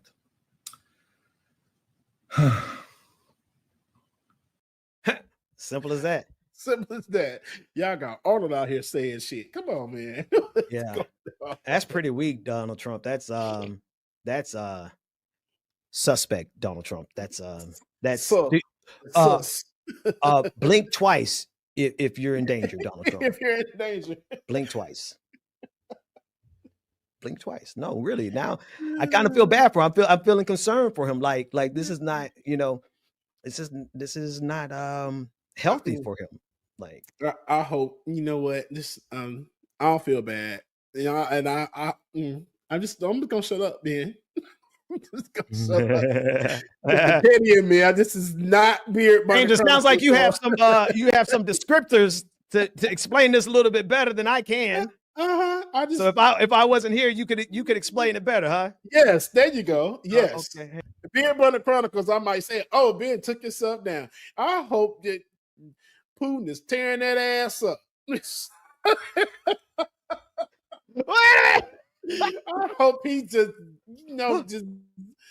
Donald, you just sit there and take it because you deserve it. No, because you're such a punk ass PAB. If you don't know what that is, just take punk, then ass, and bitch, and put it all together. Okay? Because that's what he is. Just got punked on American soil by the Russian president or the Russian dictator. What are you doing, man? We got Arnold Schwarzenegger talking about you. Good Lord. And he looks so violated in both pictures. In both pictures. 2018 and 2025. Violated. That's just a new meme. Violated. And even when they were sitting, I think in the Oval Office or one of them damn offices in the White House, they just sitting there together and they asking questions like, hey, Trump, when are y'all going to talk about the peace treaty? When you going to stop killing people? The first thing they said, press out. Press out. Thank you, press. That means that everybody got to get the hell out. And even Putin still sitting there like, hey, how y'all doing? And Trump just sitting there like, I can't believe they embarrassed me. Violated. Like, damn, he gonna do me extra hard tonight. Sorry. Okay, I'm done. Violated.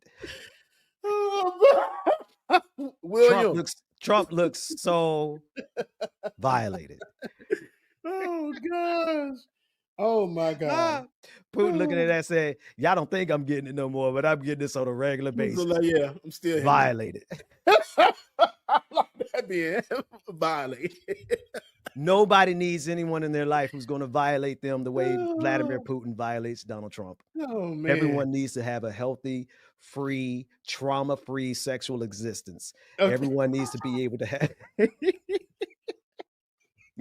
everyone needs to be I'm serious. I'm serious. Like this is political sexual, but it's definitely in the same type of emotional abuse that you see on the screen right here. Like we've seen this before. And Donald, if you weren't a demon, I would be praying for you.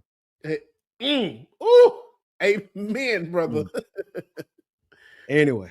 What else we got on the show today? Boy, we wilding.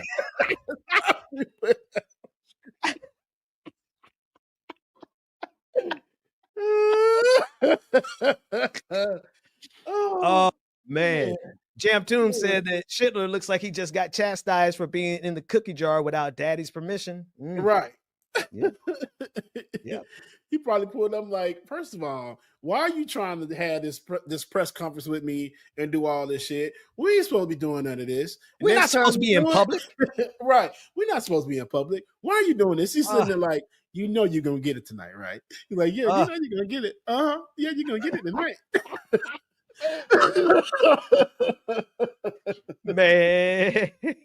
He's like, yeah, you see that turkey neck? Oh, the turkey neck is gonna get used tonight, buddy. Toasty. Bro.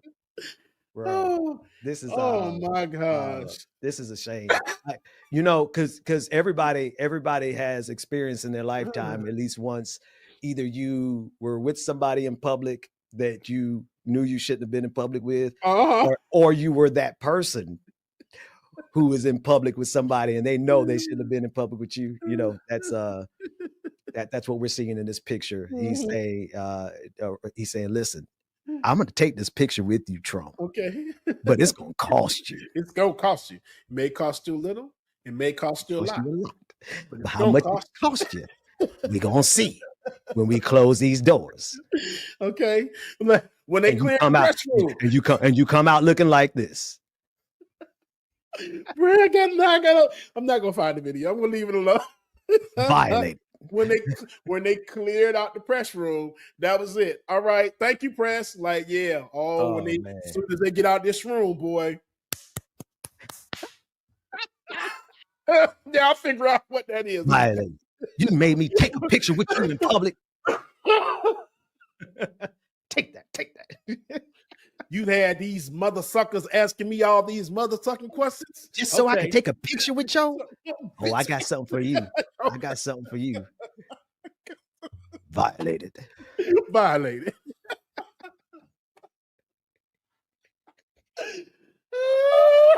Oh man. I'm done. I'm done with you, James. I can't.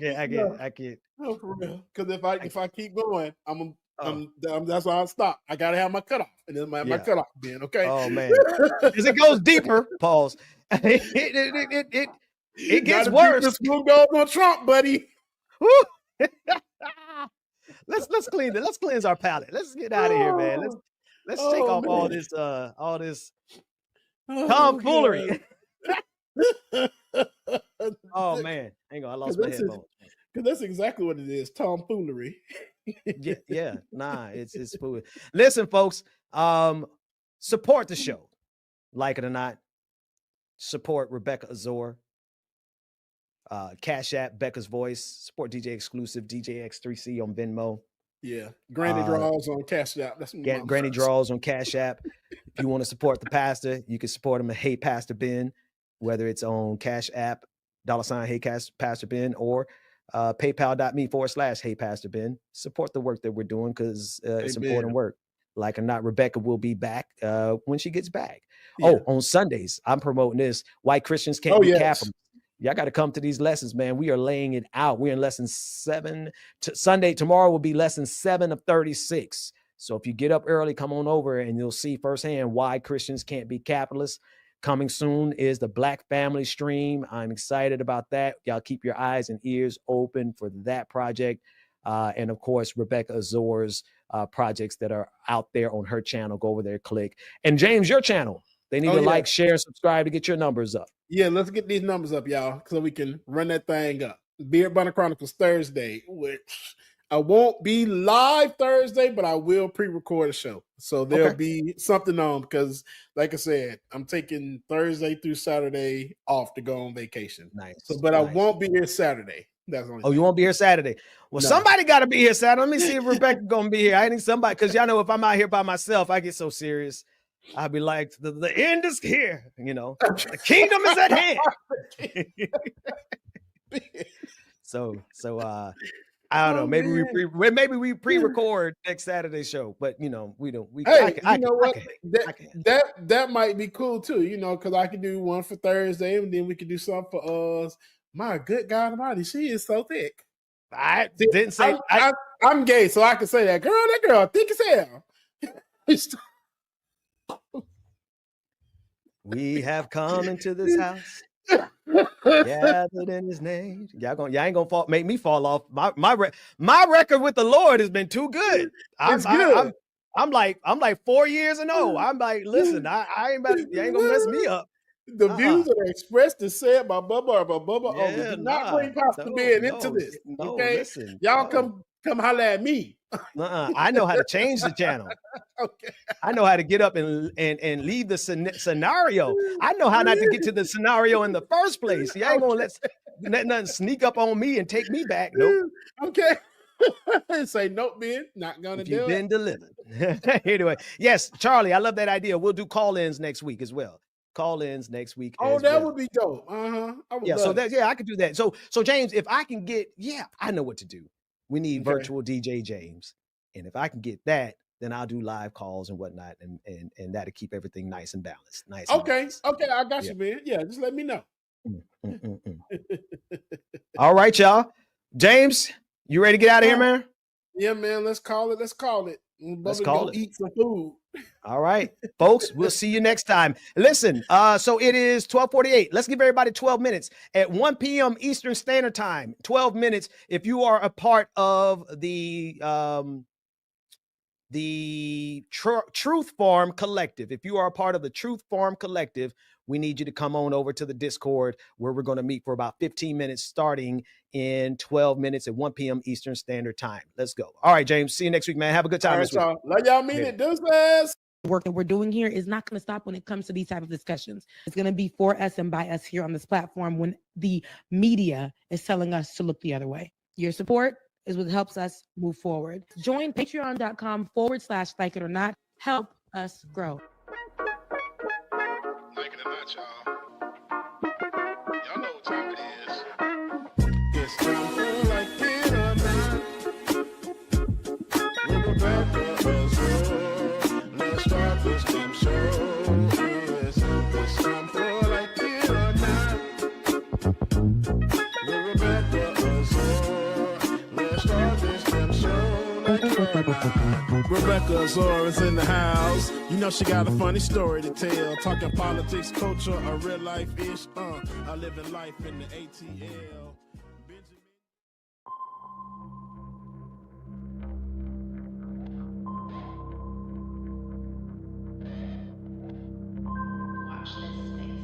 Everybody except for the MAGA voters explicitly understands that Taco Tits and his cabal of beta males cheat. They cheat on everything. They never want to win on their own merit.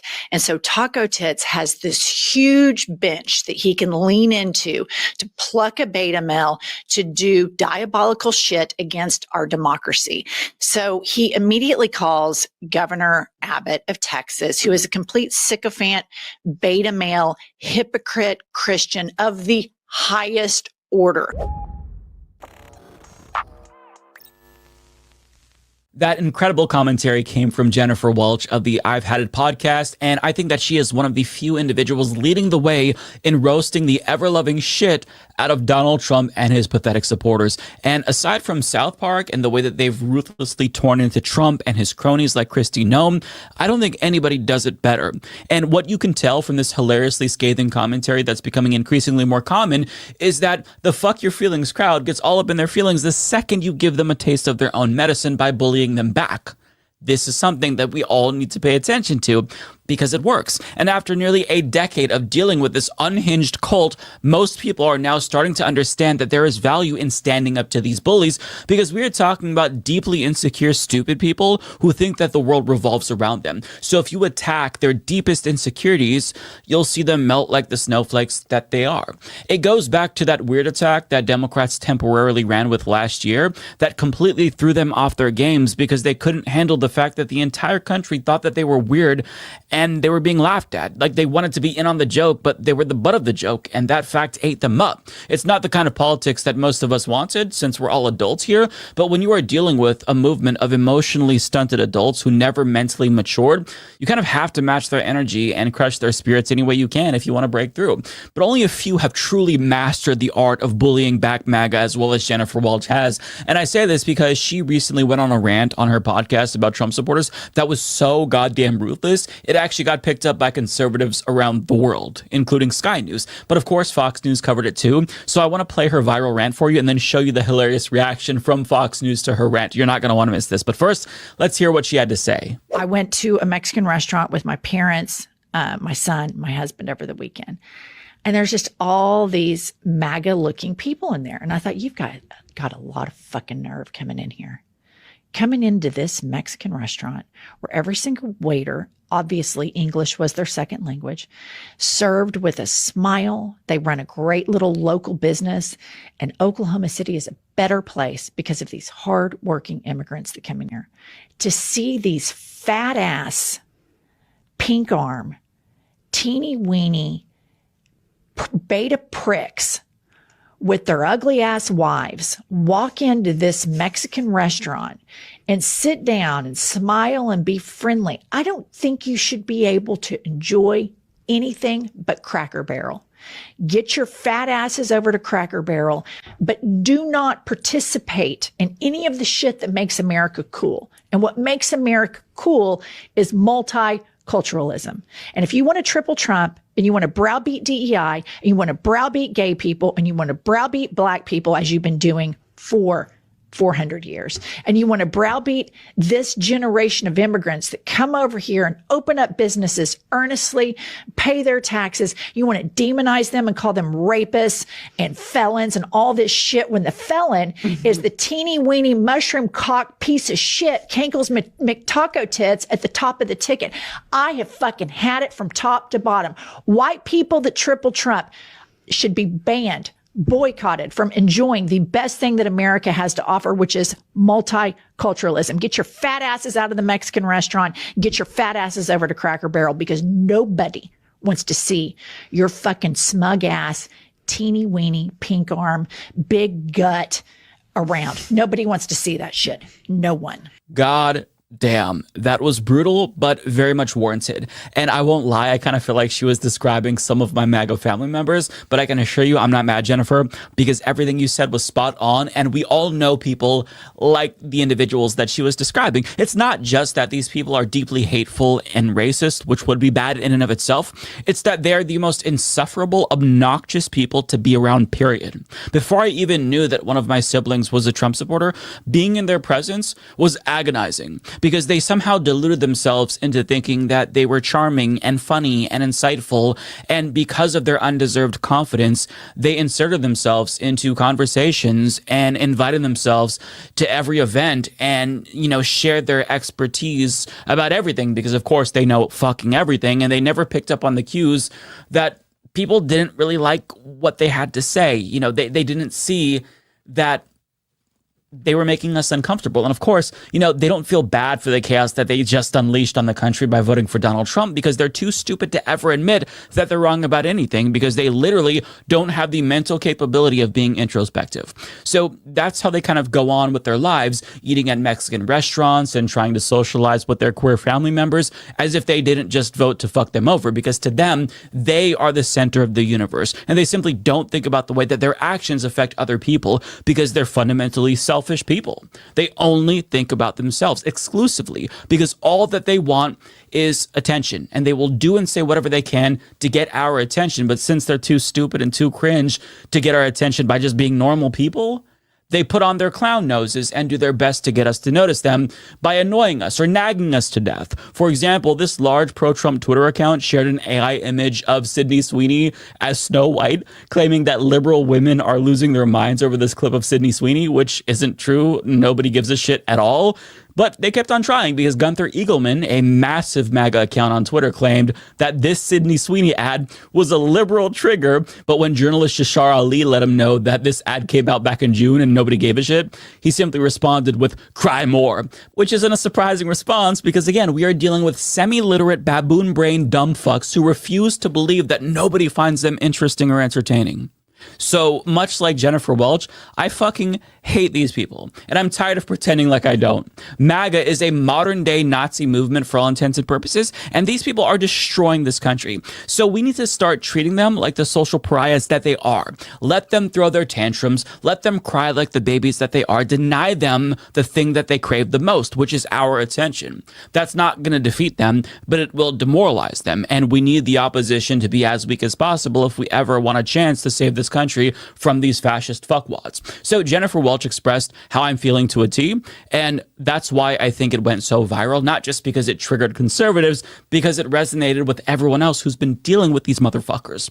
And it seemed like what she said hit a nerve in MAGA world because that rant came across the radar of, you know, everyone from Fox News propagandists to Sky News. And as you're going to see from their commentary, they were visibly butthurt, but they're too stupid to come up with some sort of a clever response. So they just kind of like mauled it on television. Take a look.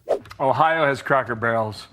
We actually look forward to eating They're the them. best. You know, the cheese in the middle of the table. Oh, God. Delectable. How about the peg game? Just the peg game alone. The peg game itself was Cracker Barrel is a another national winner. treasure. Yeah. And you know who knows that? Every ethnic group in this country. It is not a predominant white restaurant. It's black people, it's Latino people, Asian people, it's Muslim people. Everybody likes Cracker Barrel. Who doesn't want chicken and dumplings on the side of a highway? Okay, it's like, it's spiritual nourishment. And when she goes out and makes this other argument that like, oh, MAGA voters shouldn't be anywhere near Mexican or Chinese restaurants. First of all, yes, Wardrobe wants me to stay out of Mexican and Chinese restaurants. I concede that, but it's not because of my politics. It's so lazy to make the assumption that only white people voted MAGA. There was a 44-point swing with Latinos to Trump, legal migrants. Obviously, his black male support was higher than any Republican since Gerald Ford. So what she's really saying is, I don't talk to anybody that's not in my elite circle. Right. Lazy. Kennedy, one last word from you. I mean, I love Honky Barrel. It is one of my favorite restaurants. Now, I looked at this woman, I was like, she looked like the nun out of Habit. Yeah. The horror movie. Yes. So this is such an offensive straw man, and it just goes to show you that the loudest people in Hollywood are also the dumbest. I think it's funny that she's making fun of conservatives for not being attractive. So much in there. Excuse me, ma'am. I couldn't hear you over the Botox You're injection. needed in hair and makeup. Can you speak up? Thank you, Kennedy. I love how her main point just went completely over their heads because, of course, it did. So let me reiterate her point in case any MAGA is watching, and I'll speak more slowly so they can understand it. Her point is that you degenerate, hateful pricks should stick to your own fucking culture since you voted for a fascist who's trying to eradicate the very people who make our multicultural society what it is. Stop being hypocrites, be consistent, and if you want to live in an all-white society, you shouldn't get to reap the benefits of diversity. Go enjoy your unseasoned chicken and mayonnaise sandwiches and stay the fuck away from the people that you voted to harm. That is her point. And I love how these idiots tried to attack Jennifer's looks by saying, yeah, well, you're unattractive. You've got Botox. And I'm sure that the guy who said that felt especially attacked because she described him in her rant. She talked about MAGA men with big guts, but all he could say was, oh, yeah, well, you have Botox. Got her. Nice try, you incestuous hog. Like, this is all that they could come up with. It's hilarious. But that wasn't the end of it because other Fox News snowflakes decided to weigh in and tell everyone how offended they were as well. And of course, it was exactly like we just watched, but like they worded it differently, basically. Get your fat over to Cracker Barrel. She seems pleasant, very enjoyable. Right. It makes me. I'd like to work for her. That's why I never watch Bravo. But I mean, Okay. Wrap our head around that because you want to have this country all equal. I don't care what color skin you. Everybody's equal. No special advantages for anybody. That means you can't go to get Chinese food. I mean, I've never heard of this. I know. I actually like Cracker Barrel. I love it. I would recommend the Grandma's Breakfast. But she just categorized that as only Republicans go to Cracker Barrel. I like it with an extra side of eggs to go with it. Sometimes the egg is not. I don't think she wants you to go to Cracker Barrel. Well, no, she was really directing this toward. She wants him only to go to Cracker Barrel. If he voted for Trump, that's the only restaurant he can eat. No, but she was, and that's the point of this, is that she wasn't talking about the multicultural revolution that the president was able to build with black voters, especially black males, Asians, Latinos, and everything. She's talking about the white voters. Yeah. And she doesn't realize it is his appeal to the minorities that won him the election. Right. She's just targeting That's a good point. So does that mean if you are Mexican and you voted for Trump, you can't even eat in a Mexican restaurant? She's gonna kick them out of their own restaurants now? What about like a Houlihan's that has Mexican food on the menu? Can you go in there and then they're gonna like try to excuse me? You cannot have the chili. You cannot have the chili. You can't have the guacamole. White boy. Yeah. So this is going to be fantastic. She is very angry. Very angry. And I think that's the problem. I They just got to wanna, get past the anger and start Yeah. thinking logically. Yeah, I have a friend, and when she deals with this kind of thing, she just looks at him and she goes, I'm going to pray for you. because it's just too angry. It's like, gosh, come on. Yeah. People can vote for whoever they want to vote for. Oh, fuck you, lady. People can vote for whoever they want. Right. And people can respond by shunning you if you vote for an insurrectionist, racist rapist who is best friends with Jeffrey Epstein, especially if his policies are making the country objectively worse. And I'm sorry, you don't get to talk about other people being mad after you voted for the guy running on retribution. But this is what I mean. Like, these people have no fucking self-awareness whatsoever. If you're not mad about what's happening, by the way, you're either dumb, immoral, or you're not paying attention, because all normal people around the world, not just here at home, are mad about what's happening, because how could you not be? What's happening is a catastrophe. The human rights abuses are absolutely unforgivable. But to their point about a swing in black and brown voters to Trump, they said that in the last segment too. Like, this isn't the gotcha that they think it is. First of all, rerun the numbers now and see how Trump holds up with these communities. Second of all, the same thing still applies. Like, I can't dictate how black and brown people respond to members of their own community who voted for a fascist, but as a member of the LGBTQ plus community, I can tell you how I feel about the MAGA queers that voted for Donald Trump. I think that they should be excommunicated from the community.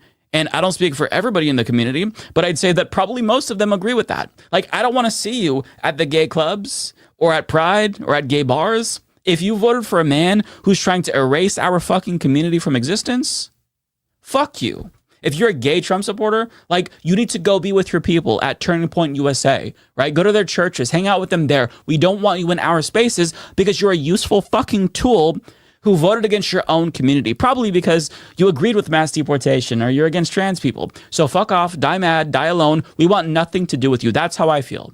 But getting back to Jennifer, somehow her comments managed to create a sort of reverse Bud Light situation where Trump supporters such as Congressman Greg Steube called on conservatives to pack every table at Cracker Barrel and make it the busiest week they've ever had. And she responded to that by pointing out that conservatives are currently actually supposed to be boycotting Cracker Barrel because of their support for Pride and DEI. And she added, thanks for supporting DEI and the LGBTQ plus community, MAGA. And to that, all I can say is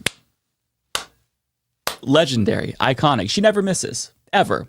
Now, even though I would declare her the queen of giving MAGA a taste of their own medicine, I've noticed that a lot of other people are doing the same exact thing. Hence why there's been a rise in the ironic use of the term dark woke, that's what the kids are saying these days, that kind of references this increasingly common tactic to be as vicious as you possibly can be to MAGA degenerates, either to get them to fuck off or to just give them a taste of their own medicine and be spiteful. And to be clear, dunking on MAGA dipshits isn't new, but people are finally increasing their vitriol towards these people to proportionally match the vitriol that they've spewed towards us for 10 years now. And as of late, more and more people have managed to hone in on MAGA's insecurities because these people are all extremely easy to read. And that's how you hit a nerve. You pinpoint the insecurity and you attack that, and they melt like snowflakes. For example, we all know that they want to be seen as alpha male tough guys, even though they're weak pussies. So if you treat them like the beta males that they are, you could very easily get under their skin. Case in point, former Hercules actor turned conservative burnout Kevin Sorbo tweeted a video of a gay Vikings cheerleader saying, "I've been a Vikings fan all my life. Sigh. I need a new team now." But as people quickly pointed out, Kevin Sorbo literally looks exactly like the guy he's calling gay. And people also pointed out the flamboyant dance moves that he did in a scene for Hercules, limp wrist and all, mind you. So this Hollywood actor quickly learned that he's not more manly than the cheerleader that he's shitting on, even by his own fucking standards. People also pointed out his gay kiss in Meet the Spartans, which bought him a one-way ticket to hell. Sorry, Kevin, like, God's not going to accept I was only acting as a defense. Straight to hell, buddy. Others pointed out that it's a little gay for him to have such strong feelings about some twink that he's never met, which is true.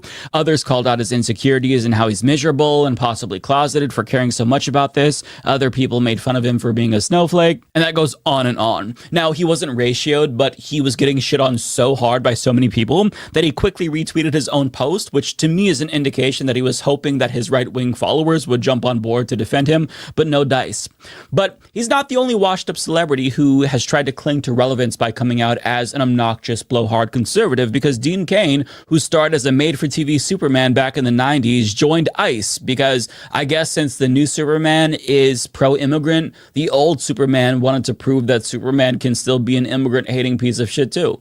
But for whatever reason, he went on Piers Morgan's show to talk about his latest virtue signal with ICE. And Piers Morgan, for some reason, even though he's aligned with this man ideologically, decided to play a clip of him being roasted by John Oliver. And if you ever doubted the efficacy of the bully MAGA strategy, this is your proof that it works. Because as he watches John Oliver prey on his biggest insecurity, his irrelevance, you can almost see his soul get crushed in real time. Watch his face very closely. On the plus side, no need for that guy to wear a mask because the chances of anyone recognising him are fucking zero. You know, there's an old saying in Hollywood. If all you can get is Dean Cain, you are fucked. Now, I'm not saying that ICE isn't finding people. I'm just saying, when you are reduced to pinning a badge on the 59-year-old star of the dog who saved Christmas, the dog who saved Christmas Vacation, the dog who saved the holidays, the dog who saved Halloween, the dog who saved Easter, and the dog who saved summer, maybe you are in trouble. Your response, first of all, to John Oliver's attack. Why does John Oliver hate dogs? So I did a lot of dog movies. Yeah, I've done over 200 movies. I've done tons of films and thousands of hours of television. John Oliver is making a point, I guess, that I'm 59 years old and I've joined ICE, but it has nothing to do with, go ahead and denigrate my career, which is weird. It's an odd thing to do. But what I'm doing is I'm standing up. I've got to say, that was absolutely amazing. And I rarely give Piers Morgan credit for anything because he doesn't deserve it. But Piers Morgan, good job, my friend, showing a side-by-side of a guest's reaction and someone relentlessly shitting on them and then asking for their response right away. That is dirty, but it's a rare Pierce W, and he deserves credit for that. I'm sorry. Now, as you saw, Dean Cain had no idea how to respond, so he just tried to defend himself, which made him look even more pathetic, because if you starred in so many more movies than any of us thought, why haven't we heard of any of them? You're kind of proving John Oliver's point. But as you saw, John Oliver cut straight through to his core insecurity, and you could tell how badly it hurt him. And when you take into account the things that I've talked about in this video, as well as South Park's ruthless attacks on Trump, Kristi Noem, and Charlie Kirk, followed by the responses to that, which is them either seething or coping, like Charlie Kirk is pretending that he loves it and he's so honored by it. And either he's lying or he doesn't understand that they're shitting on him and he's too stupid to get that. But you can see in a nutshell, we've found MAGA's kryptonite in this video. You simply have to bully them back, be as vicious to them as they've been to you. The only way to deal with the bully is to bully them back. There's a mission in Mario 64, I'm dating myself, called Bully the Bully. You get a star for doing it. Well, same applies here. Bully the bully and you get a star in life, I guess.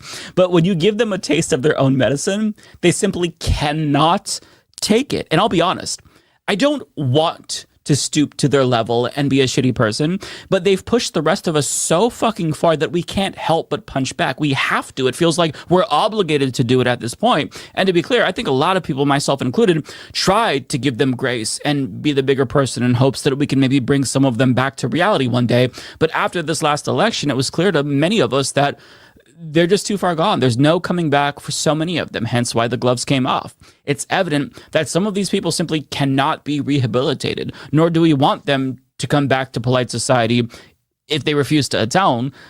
If you've done so much damage and you want to be welcomed back to the family and, repair the bridges you've burned, you can't just apologize. You have to actually atone for your sins. You have to actively work to undo the damage that you caused if you ever want people to associate with you again. And again, these narcissists don't understand that. They can't understand how they hurt people they love. And I'm not going to pretend like being mean to MAGA is some grand strategy, because it's not at all. A lot of us are just really fucking pissed off and petty, and the only satisfaction we get from living in this dystopian hellscape that they created is knowing that we're able to at least dish back a fraction of the bullshit that these fascist fucking cunts served to us over the past 10 years.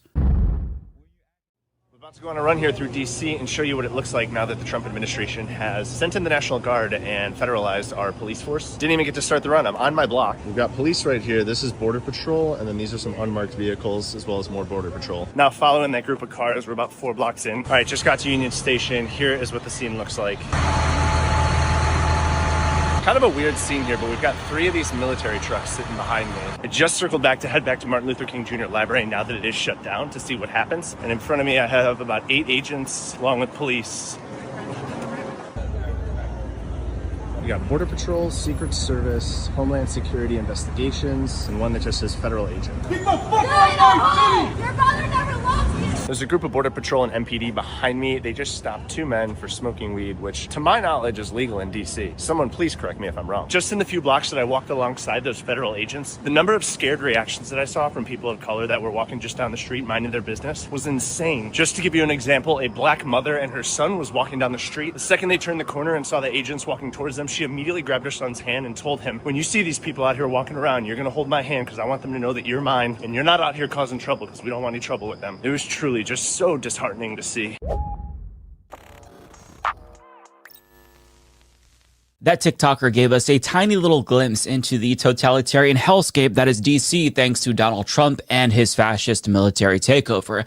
And as you saw, there were militarized police and just members of the military everywhere. And DC's residents, especially black and brown ones, do not feel safe, and for good reason. And that guy was correct that marijuana is indeed legal in DC, but that hasn't stopped authorities from arresting people and even going door to door because they mistakenly thought that they smelled weed, which is, again, legal in DC. Pay close attention to this interaction that was recorded. Don't be smoking outside, don't be drinking outside, because Donald Trump is tired of it. That's federal agents going door to door because Trump is tired of it. And they want you to believe that this is the new normal. You heard of the federal surge that Donald Trump's putting out? No. Right. You don't follow like Code 3 or anything like that people are putting up? All right, so yeah, Trump's got all federal agencies kind of coming together for 7 days and going out trying to stop the violent crime. They're calling it a 7-day federal surge, but Trump's already talked about going around Congress to make this permanent. This isn't about just a week. This is about how much federal control you will tolerate at your front door. Up at the moment you walked up, you only had eggs. Yeah, well, it smelled like the odor of marijuana, burnt marijuana in the air, right? And you're the only guy that had something lit in your hand. Except it was just a cigarette, and they were being questioned on their own front stoop. Tell your boys, like, yo, everybody's out. From FBI to Border Police. So they knocked on his door to warn him to behave because they mistakenly thought that they smelled weed, which, again, is legal in DC. Doesn't matter if it's legal because Donald Trump is tired of it, whatever that means. So just know that if you're not on your best behavior, then there's police, troops, and federal agents everywhere, on every single block, basically. And to be clear, that wasn't a PSA. That was an implicit threat to that individual because everyone in DC already knows that they're everywhere. This video from Olivia Scooter shows one of many hordes of federal agents. This one includes DEA and FBI, just patrolling streets looking for peasants who might be misbehaving in a way that the regime would disapprove of. They're not finding anything, but they're marching through the streets just to, I guess, demonstrate the power that they have and control that they have over the subjects that they're currently occupying. And as journalist Jerome McDonald-Evoy pointed out, remember when conservatives said that lockdowns were government overreach? Those were the days, right? I know, I remember that. They threw temper tantrums over mask mandates during a global health crisis, but they have nothing to say about this fascist takeover of our nation's capital. Like, we are seeing authoritarian conditions in the United States, but they've put away their don't tread on me flags, apparently. I don't know what happened to them. See, they are implementing new laws seemingly at the behest of Trump's regime by arresting people for smoking weed. Like, that's what they can do, but they're saying, no, we are arresting people for that. Now we're going door to door to warn them that they can't smoke weed. Like, this is what invading forces do after they just conquer nations. And it's not just that they're intimidating people and arresting them for any reason. They're also setting up checkpoints like an actual fucking military-style dictatorship. And expectedly, nobody is okay with this. At this very street in Washington, D.C., police set up a checkpoint, stopping cars as they passed. Many residents came out to protest against it. Get off our streets! Get off our streets! So this checkpoint was set up along 14th Street Northwest, which is very close to the busy U Street corridor. We're speaking with some residents who live in this area today about their reactions. We saw a number of masked men, clearly working for ICE, a small number of protesters, a lot of lights, a lot of cars just stopped in the road. My instinct, negative, right? Get out of the city. A lot of the police were covering their faces, I think, is part of intimidation, which I was upset to see that happening right close to my home. Checkpoint here is not related to any actual public safety concern. From where I live, I can see like the street, and I saw like a group of police officers and National Guard just walking. I've lived in DC for almost 4 years now and have never felt unsafe. Now with this increased police presence, I do feel like everyone's on edge. And more developments involving federal troops were seen today as well, including National Guard units and Humvees set up near Union Station. This is disgraceful. I come here every day. I never feel unsafe. What? For what? And to answer that last lady's question, it's not to make her feel more safe, it's to intimidate her. This is Trump flexing his muscle to scare citizens into submission because there's no reason for the checkpoint. They didn't even state a reason for the checkpoint. As Jake Johnson of Common Dreams explains, there was no officially stated purpose for the checkpoint, but it came amid the Trump administration's lawless mass deportation campaign and its broader threats to deploy U.S. troops on the streets of American cities to crush dissent. At least one person, a black woman, was arrested at Wednesday's checkpoint. One D.C. resident posted to Reddit that agents were pulling people out of cars who are suspicious or if they don't like the answers to their questions. The Washington Post reported that a mix of local and federal authorities pulled over drivers for seatbelt violations or broken taillights. Radley Balco, a journalist who has documented the growing militarization of U.S. police, wrote earlier this week that the motivation for Donald Trump's plan to federalize Washington, D.C. is same as his motivation for sending active duty troops into Los Angeles, deporting people to the Sacat torture prison in El Salvador, his politicization of the Department of Justice, and nearly every other authoritarian overreach of the last 6 months. He is testing the limits of his power and, by extension, of our democracy. And that is exactly the case because Trump is currently trying to see what he can and can't get away with. So if there's enough pushback in D.C., and they constrain Trump's actions in some way, shape, or form, then that is going to hinder his plans to bring this to other cities. Inevitably, he still will do that. But right now, if he can't get away with everything, military checkpoints and whatnot, then that will in some ways limit what he's able to do. And the good news is that there are brave people in DC who are quite literally fighting for our freedoms right now as we speak by protesting him and filming federal agents. And I've got to say, like, this is really important. The troops that you've all supported for decades with the stickers on your cars and whatnot, they no longer protect you. Those are Trump's troops now. They're not going to disobey his orders. They didn't in LA. They're complying in DC. There hasn't been any mass resignations. Trump has turned the troops against you, and the people pushing back against his tyranny, those are the ones that we should actually be thanking for our freedoms, because these people on the streets right now in DC, they are literally fighting for freedom for the rest of us. And despite the severe risk that standing up to Trump poses to their well-being, they showed up. They showed up at that checkpoint to warn others about the threat being posed to them. And we should be thanking them, unironically, for their service, because their courageous pushback is limiting what Trump can do in DC. Because remember, LA and DC, these are just test cases. So if these individuals successfully push back, that sends a message to Donald Trump's regime that they can't be intimidated, and it constrains what they know they can get away with. Like, if people stand up and they make it clear that they're not going to tolerate lawless authoritarianism, that is going to constrain Trump. We saw this when there were individuals handing out cards, warning communities about ICE.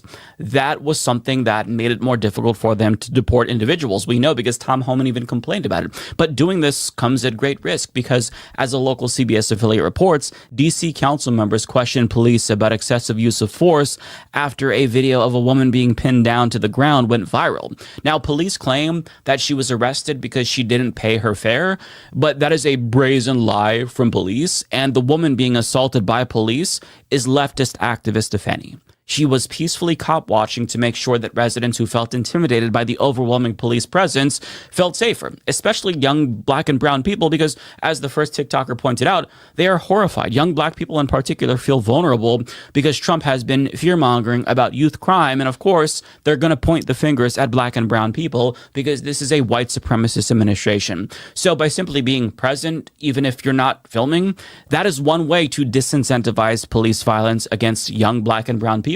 And after Trump's DC takeover, Afeni mobilized with others in the community to protect the community, and she recorded an interaction between a citizen and police, and they then turned their ire towards her and assaulted her. And at the time that I record this video, there hasn't been a single article about Afeni's story in mainstream media, but you can piece together what happened to her from TikTok. And even though she hasn't released a comment since she was arrested, the words that she said during her arrest are downright chilling, and everybody has to pay attention to what she has to say. Afeni was lawfully recording the interaction between Metro Police and 3 DC youth. Afeni paid her fare into the turnstile to get a better view of the cops interrogating. Within 5 minutes, they had drastically escalated, and they had put a boot in her face and sprayed her with pepper spray. Call Nene right now. Open up the door. Stay back. I'm back. This was as a result of Afeni and other DC activists being at Navy Yard Metro Station, which is a metro station in Southeast DC that is heavily policed. The goal was for them to be there to protect our children, to ensure that, number one, our kids weren't being harassed, and that, number two, they knew their rights in the event they were confronted by the police department. But I want y'all to be left with her actual words for y'all to know what it is that is at stake. And especially with it being Black August right now, understanding what it is going to take. I want people to know that this is a fascist takeover in DC, and that our youth are going to be directly impacted by this. Get out of the way! It doesn't fucking matter about me. I will be fine. Our kids will not be. For the record, you are allowed to film and observe police officers, and they know that, which is why they lied about her. And even if they weren't lying, just assume for a moment that Afeni didn't pay her fare.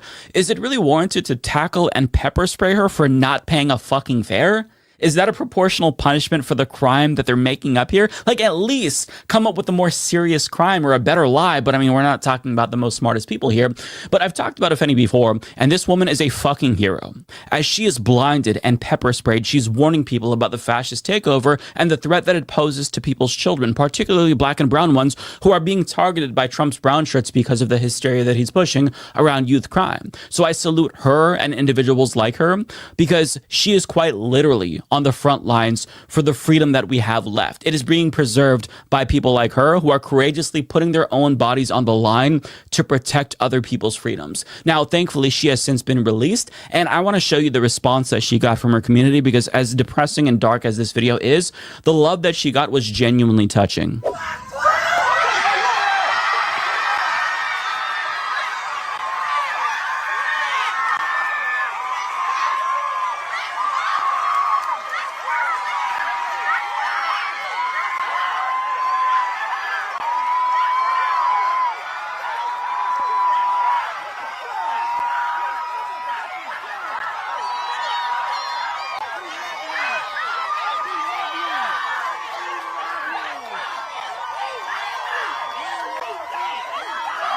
I love to see all the love that she's getting. It is actually touching. But however much love that she's getting, it just isn't enough, because again, this woman is a hero, and every single person should look to her as a role model for what true solidarity looks like. And if you want to follow her, I will link to her socials down below. But understand that the importance of what she and activists like her are doing cannot be overstated. We are witnessing a fascist takeover of our country by a wannabe tin pot dictator, and our present action or inaction will determine whether or not we're going to have a future as a free country. And just to show you the depravity of this administration, the official White House Twitter account is publicizing arrests of so-called criminals in DC in order to make it seem as if their fascist takeover is a success. But if anything, this just makes them look extremely fucking unhinged. And it's like a digital equivalent of a king putting heads of traitors on pikes. But then again, like, that's what they want, because the goal is to intimidate people. And to that extent, it's working, which pleases our wannabe king. In fact, he admitted that turning our nation's capital into a totalitarian hellscape pleases him so much that he might lie about a national emergency in order to extend his control over DC. Your federalization of the police has a 30-day limit unless Congress acts to extend it. Are you talking to Congress about extending it, or do you believe 30 days is sufficient? Well, if it's a national emergency, we can do it without Congress, but we expect to be to Congress before Congress very quickly. And again, we think the Democrats will not do anything to stop crime, but we think the Republicans will do it almost unanimously. So we're going to need a crime bill that we're going to be putting in, and it's going to pertain initially to D.C. It's almost, we're going to use it as a very positive example. And we're going to be asking for extensions on that, long-term extensions, because you can't have 30 days. 30 days that's by the time you do it. We're going to have this in good shape. And don't forget, in the border, everyone said it would take years and you'd have to go back to Congress. I never went to Congress for anything. I just said, close the border. And they closed the border. And that was the end of it. I didn't go back to Congress. We're going to do this very quickly, but we're going to want extensions. I don't want to call national emergency. If I have to, I will. But I think the Republicans in Congress will approve this pretty much unanimously. So he's admitting that he's willing to lie about there being a national emergency to subvert Congress. What's the emergency, you ask? Crime or protests or something. And in case it's unclear how tyrannical this man is, the Washington Post reports the Trump administration is evaluating plans that would establish a domestic civil disturbance quick reaction force composed of hundreds of National Guard troops tasked with rapidly deploying into American cities facing protests or other unrest, according to internal Pentagon documents reviewed by the Washington Post. The plan calls for 600 troops to be on standby at all times so they can deploy in as little as 1 hour, the documents say.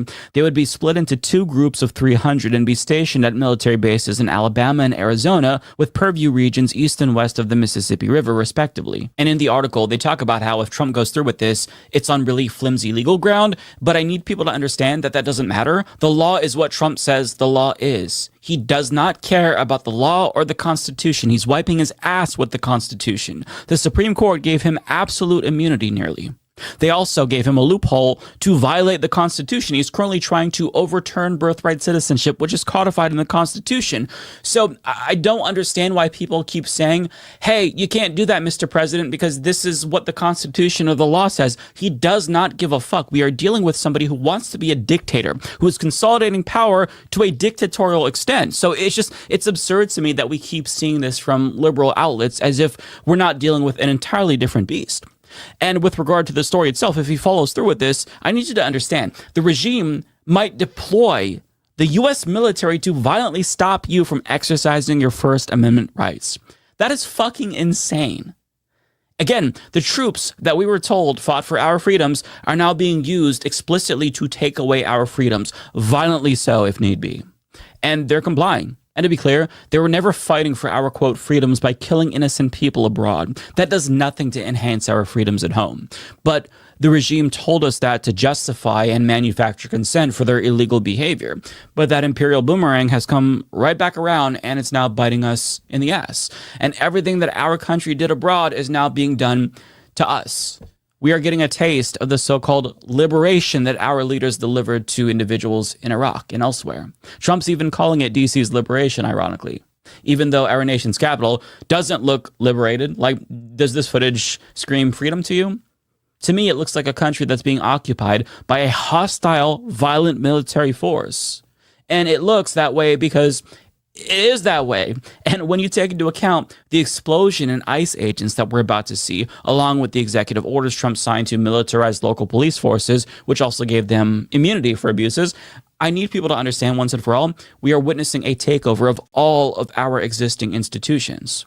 The police, federal agents, the military, they all belong to Donald Trump now. We are explicitly in authoritarian territory. And if you don't care about what's happening in LA and DC, odds are you are going to care when it comes to a city near you. When you have to stop at an arbitrary police checkpoint and describe why you're not a criminal, or when you get a knock on your door because authorities smell marijuana, maybe then you'll start to care. What's happening now is absolutely authoritarian. And if we just pretend like this is okay, then it's going to be the norm going forward if it isn't already going to be the case. So what we're seeing right now, this is how it starts. Actually, I shouldn't say this is how it starts because it already began, but this is how you move further and further to a consolidated dictatorship where none of us have freedom.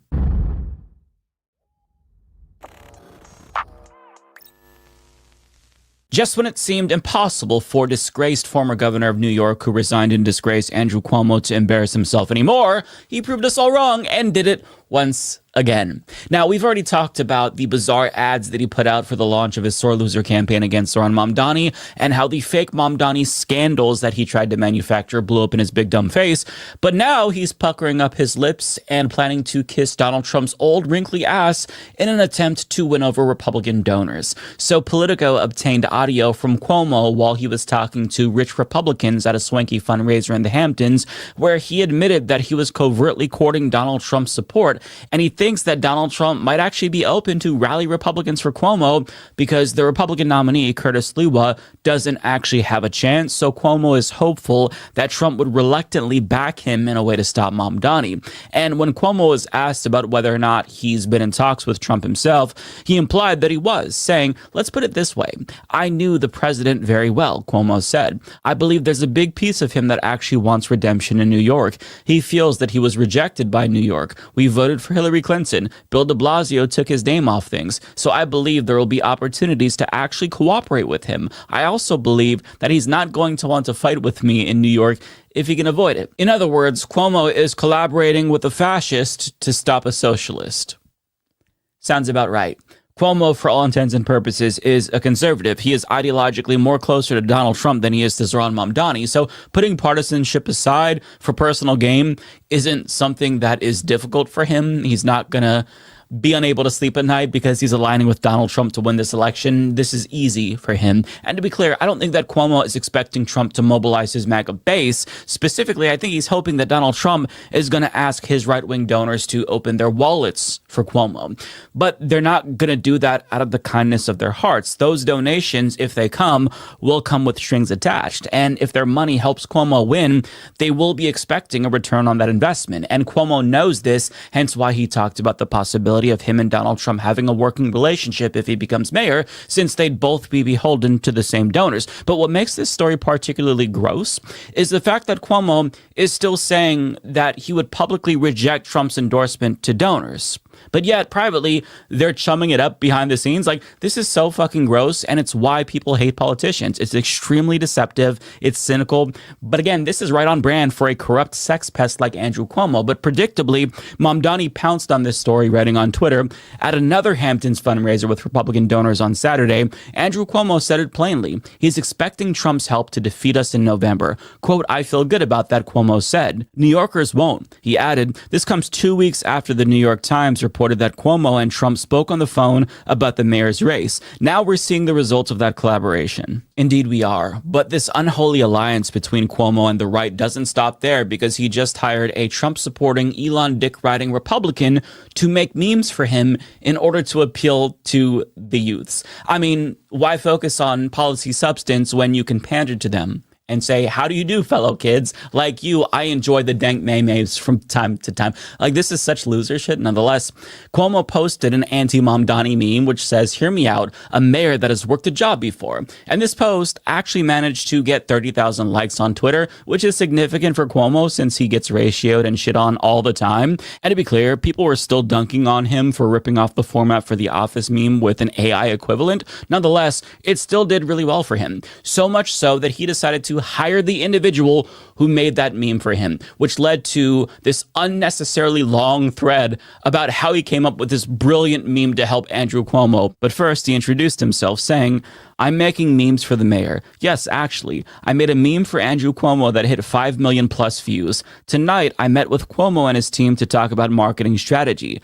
And a couple of tweets later, he says, "I got referred to the team last week, so I made this meme in 2 minutes and sent it over. Cuomo's team posted it and we hit 5+ million views in under 24 hours. Boom, meme lord mayor. Why did it go viral? Sure, you can write an essay about why Zoran shouldn't be mayor after never having a job, but why not make a meme that says it all faster and funnier? Why write words when meme do trick? Internet idiocy for the win. Speed of understanding is why memes are so powerful. Elon Musk shows here. In my 2023 book, Memes Make Millions, I wrote, pictures speak 1,000 words. Memes speak 1 million. Memes are akin to a tightly wrapped DNA helix of ideas, and it makes sense when you realize, and believe it or not, this keeps going. The word meme This is such pretentious bullshit. The word meme originally meant a unit of cultural transmission. Richard Dawkins invented the word back in 1976. Memes are pre-internet. Memes are not just images. They're ideas to be remixed and passed on. If you win the meme war, you win the minds. And believe it or not, that thread continued to go on. Like it never fucking stopped. But after giving us a long history lesson on the form of internet shitposting that he's using to help Andrew Cuomo, people looked through some of his old social media and quickly discovered that Andrew Cuomo hired a right-wing weirdo who is a very big fan of Elon Musk. And journalist Matt Binder points out, I had a feeling this guy was involved with Cuomo's campaign after I noticed the other day that Cuomo's account is full of what appears to be AI-generated slop replies to other accounts connected to his Meme Lord Technologies company. He followed up with pro-Trump tweets from this guy, one where he says that he voted for Donald Trump in Pennsylvania in the last election, another where he says he supports Trump because of Trump's stance on Israel. He also has some misogynistic posts about how men pretend to be Democrats to sleep with women, and another about how sex work would be legalized if Kamala won, which is why he's raising money for a DoorDash equivalent for sex workers. People found other tweets where he joked about how many carrots he should eat in order to be able to see through women's clothing. And my favorite is a photo of him wearing a shirt that says, I miss my foreskin, which is a choice for sure. Now, after all of this information came to light, journalist Rebecca C. Lewis pointed out that the Cuomo team distanced themselves from him immediately amid backlash, saying, bigotry, misogyny, anything like that, we believe has no room in this race, spokesperson Rich Azor said, adding Levin is not connected to the campaign and made them just one meme, mayor who works. They added additionally, Azor said Levin did not meet with Cuomo and his team to talk about marketing strategy, but that he attended a fundraiser held last night that was decidedly not a strategy meeting, even if Levin struck up the conversation. And to be clear, nobody's bringing up his old tweets because we're trying to cancel him. Rather, we're trying to drive home the fact that these are the kinds of people that Cuomo feels like he needs to work with in order to win, because Cuomo is basically a Republican now. He has to align with Trump and Elon-loving incels who think that they're God's gift to Earth, because those are the only kinds of people who would be inclined to support his campaign, because those are the only kinds of people who support his campaign at this point. And I think that his views about women seem right in line with Cuomo's. So also birds of a feather flock together, right? But as time goes on, I'm assuming that we're going to see even more increasingly pathetic and unhinged behavior from Andrew Cuomo and his allies as they grow increasingly desperate to stop Mamdani. And trust me when I say they want to stop Mamdani at all costs, and they will do whatever they need to do to actualize that goal. They'll lie, they will raise money with Republicans, they will fearmonger about things that are demonstrably untrue. They don't want Mamdani to win, and right now, the means justify the ends. So to show you what I mean, The Hill actually published an anti-Mamdani hit piece by Douglas Schoen, who was an advisor to Bill Clinton and worked on Bloomberg's failed 2020 presidential campaign.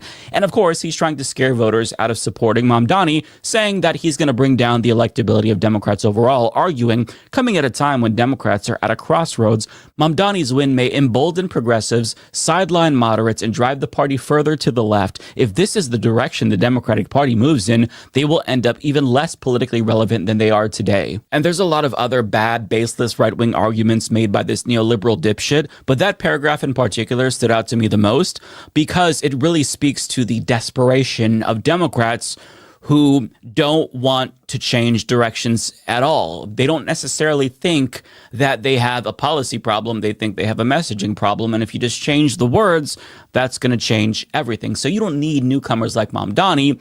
You need the old guard to do the same thing again and again and again, because as we all know, you know, if a strategy fails, you just keep trying again. But I mean, on a serious note, this strategy, it failed Hillary Clinton in 2016. It just failed Kamala Harris in 2024. And on top of that, the data proves that this is a losing strategy if that wasn't already painfully obvious. A political science study from Europe shows that center-left parties that shift to the right to win elections don't win over any right-wing voters. And more importantly, they end up alienating their own base. Furthermore, data from the last U.S. election finds that 2020 Biden voters who skipped the 2024 election and prefer left-wing candidates like Bernie Sanders and AOC. And they did not get that in the 2024 election. Now, a different survey from IMEU found that 29% of 2020 Biden voters who didn't vote for Harris in 2024 say that ending Israel's violence in Gaza was a top issue for them. And since Harris refused to break with Biden on that policy and call for an arms embargo to Israel, these individuals felt disillusioned with Kamala Harris and did not come out to support her. So this idea that Democrats would somehow lose relevance if they did what the base wants and shifts further to the left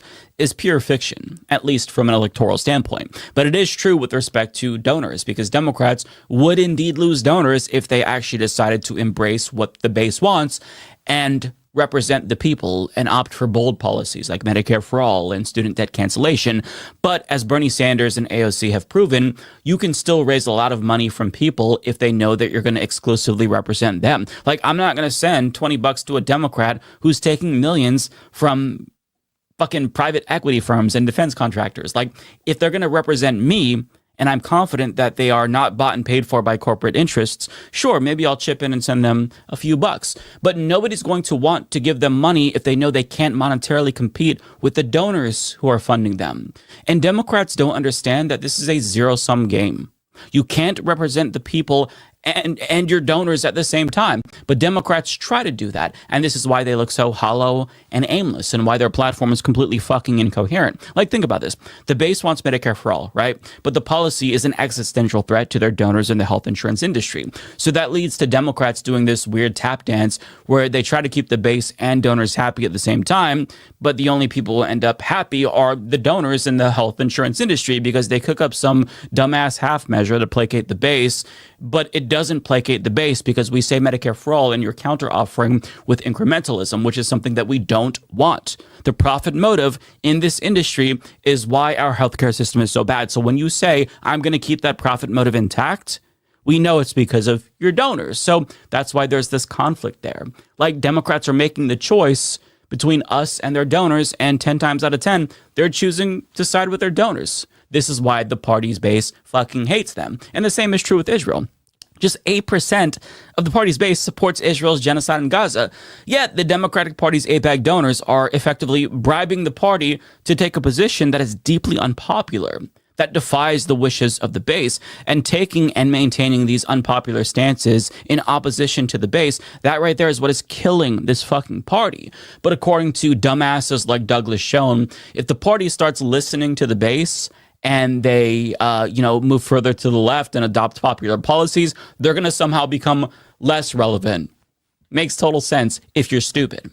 See, I think that actually having a spine, that would make people respect Democrats more because they very clearly don't believe in anything. And that's part of the problem. To show you what I mean, the second highest ranking Democrat in the House, Catherine Clark, shocked everyone by calling it a genocide in Gaza, only to walk it back a day later by saying that she's definitely not accusing Israel of committing a genocide, which of course pleased her AIPAC donors who probably ripped her a new asshole for daring to be honest for once about Israel.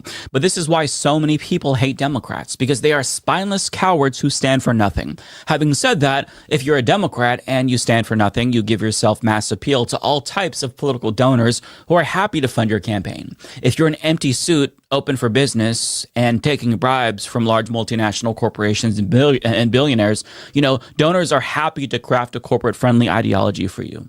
And that's exactly why people like David Schoen are attacking Mamdani, because that's what he represents. Mamdani, in particular, represents a shift in the party where they'd actually represent the people as opposed to the oligarchs who fund their campaigns. And that's what scares people like Schoen and shitlibs like him so much. If Mamdani can prove that delivering for the people is a winning strategy, that would raise the bar for the entire party and put pressure on the shitty Democrats to do the same, which is why the establishment is trying to stop Mamdani at all costs. It's why New York Democrats like Schumer, Hochul, Gillibrand, and Hakeem Jeffries refuse to endorse Zoran Mamdani because he poses a threat to the status quo and the gravy train that these politicians benefit from. And on that note, Hakeem Jeffries was asked again why he still hasn't endorsed Mamdani, and he couldn't just say, well, it's because my donors don't want me to until the last minute, just in case Cuomo surges.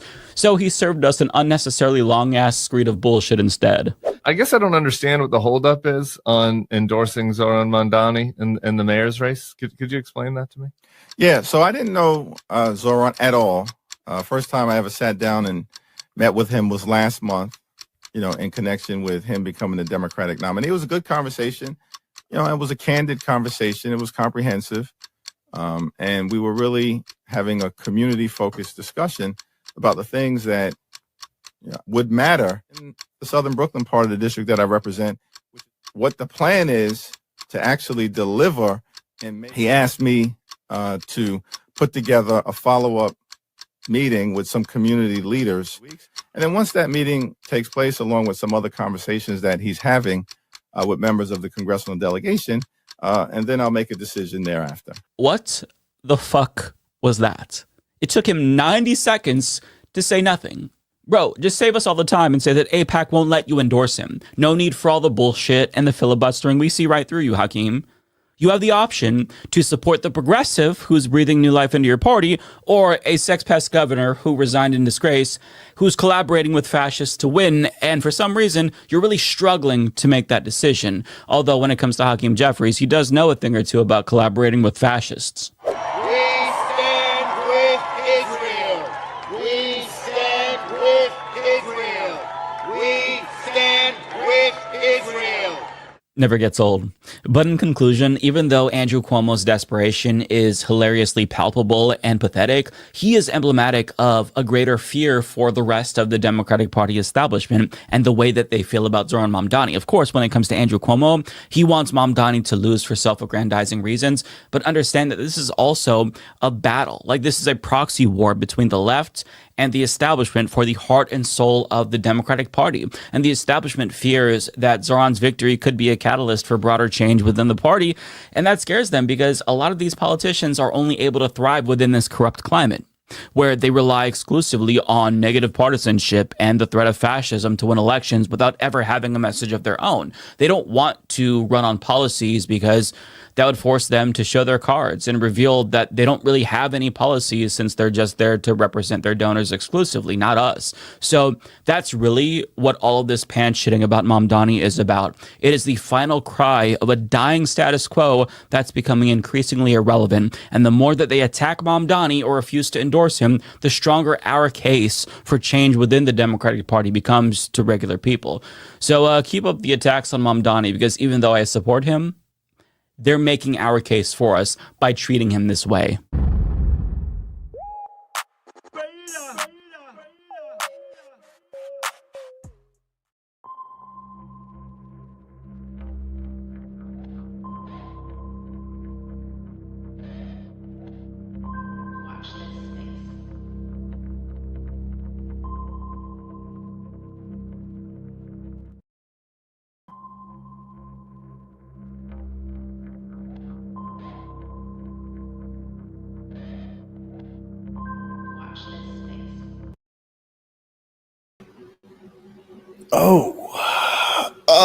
Let me crack my back a little bit. You know what I'm saying? I got to get a different type of chair because goddamn, man, my back will just, I just got done going on a run alongside Lake Michigan here in Chicago. See, for the last 6 days, I've been in Los Angeles, and it was an incredible trip, man. I got to tell you all about it. But first, I'm going to go ahead.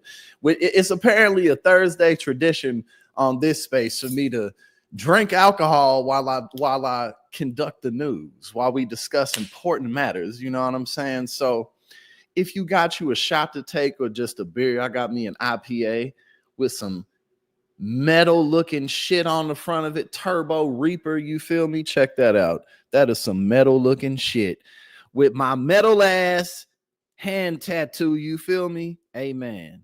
Did I see any ghosts? Oh, look. Oh, ha. So yeah, man, I had a great trip.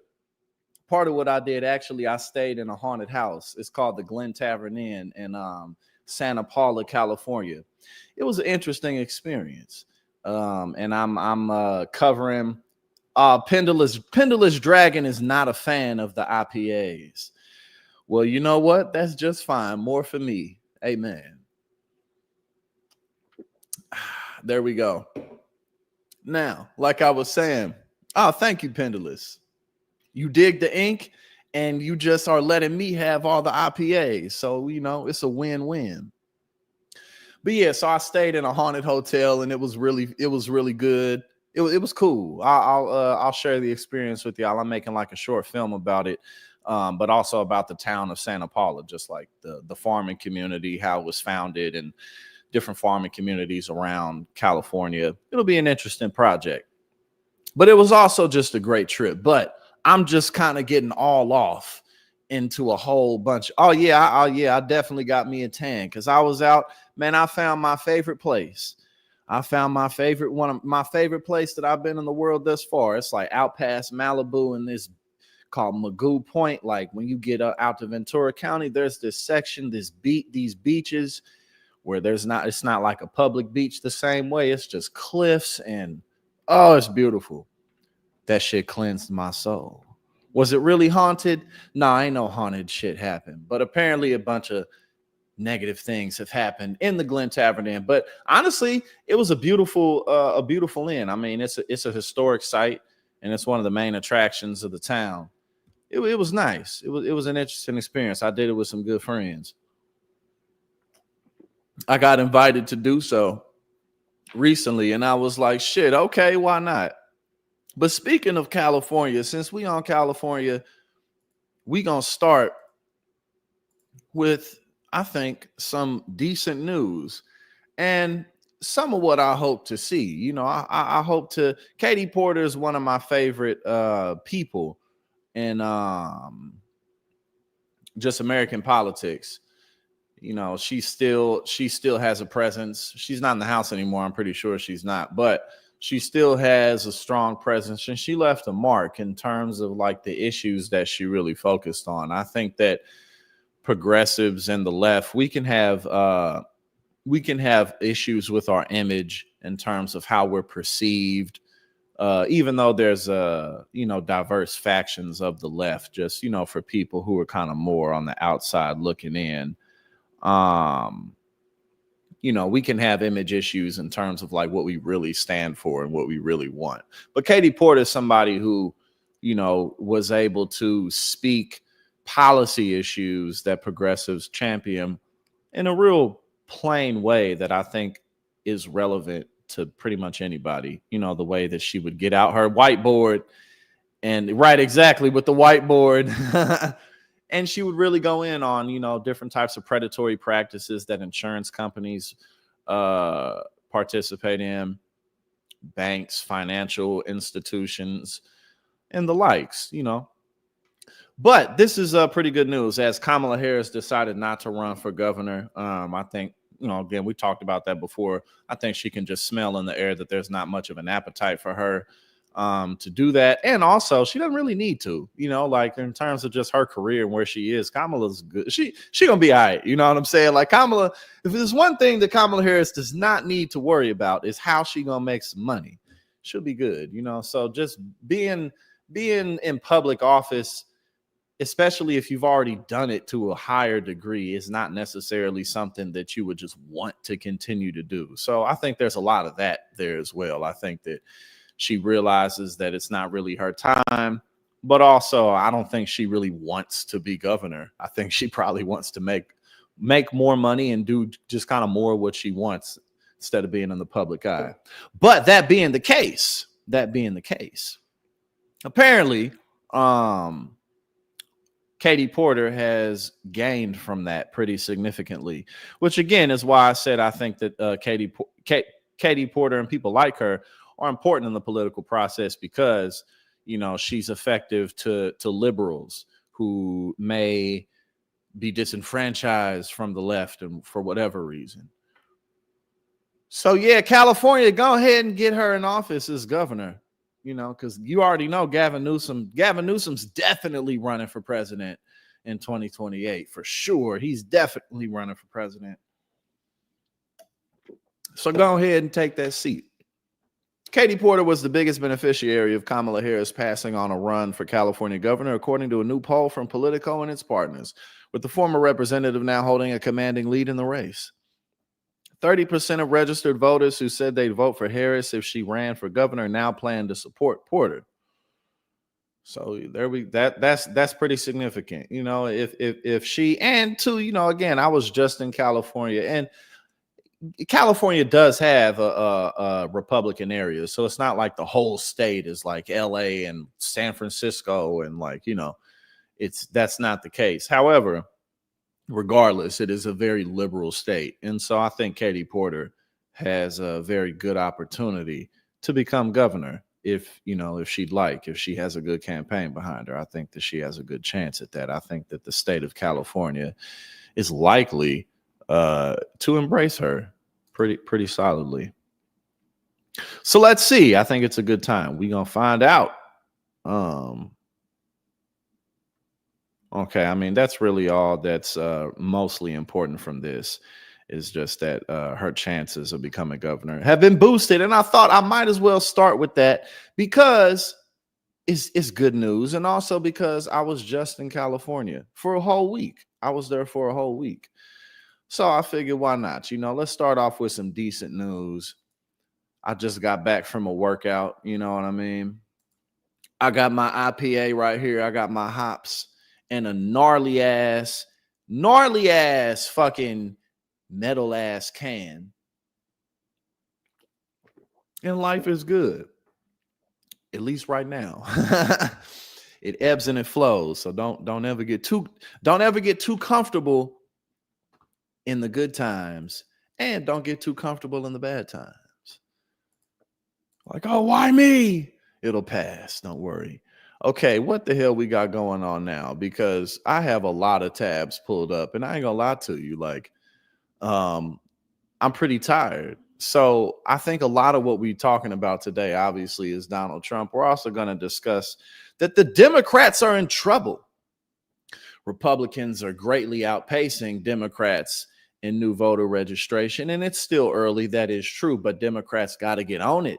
And I think there's a lot of opportunity, obviously. But it also makes sense. The issues that the Democratic Party, outside of like policy deliverance and stuff like that, makes sense. For instance, like the Republican Party has lost less voters because the Republican Party in general is a much more homogenous group.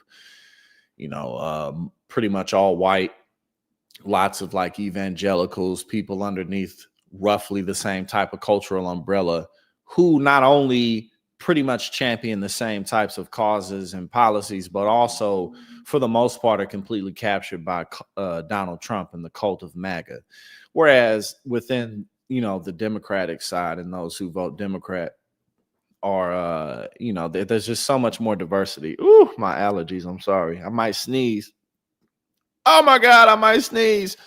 But there's just a lot more diversity with ethnicity, with like policy ideas. Like within the Democratic vote, you have people who are like just want to maintain and protect the Affordable Care Act, and then you have all the way to people who want universal single payer health care, to people who want a public option.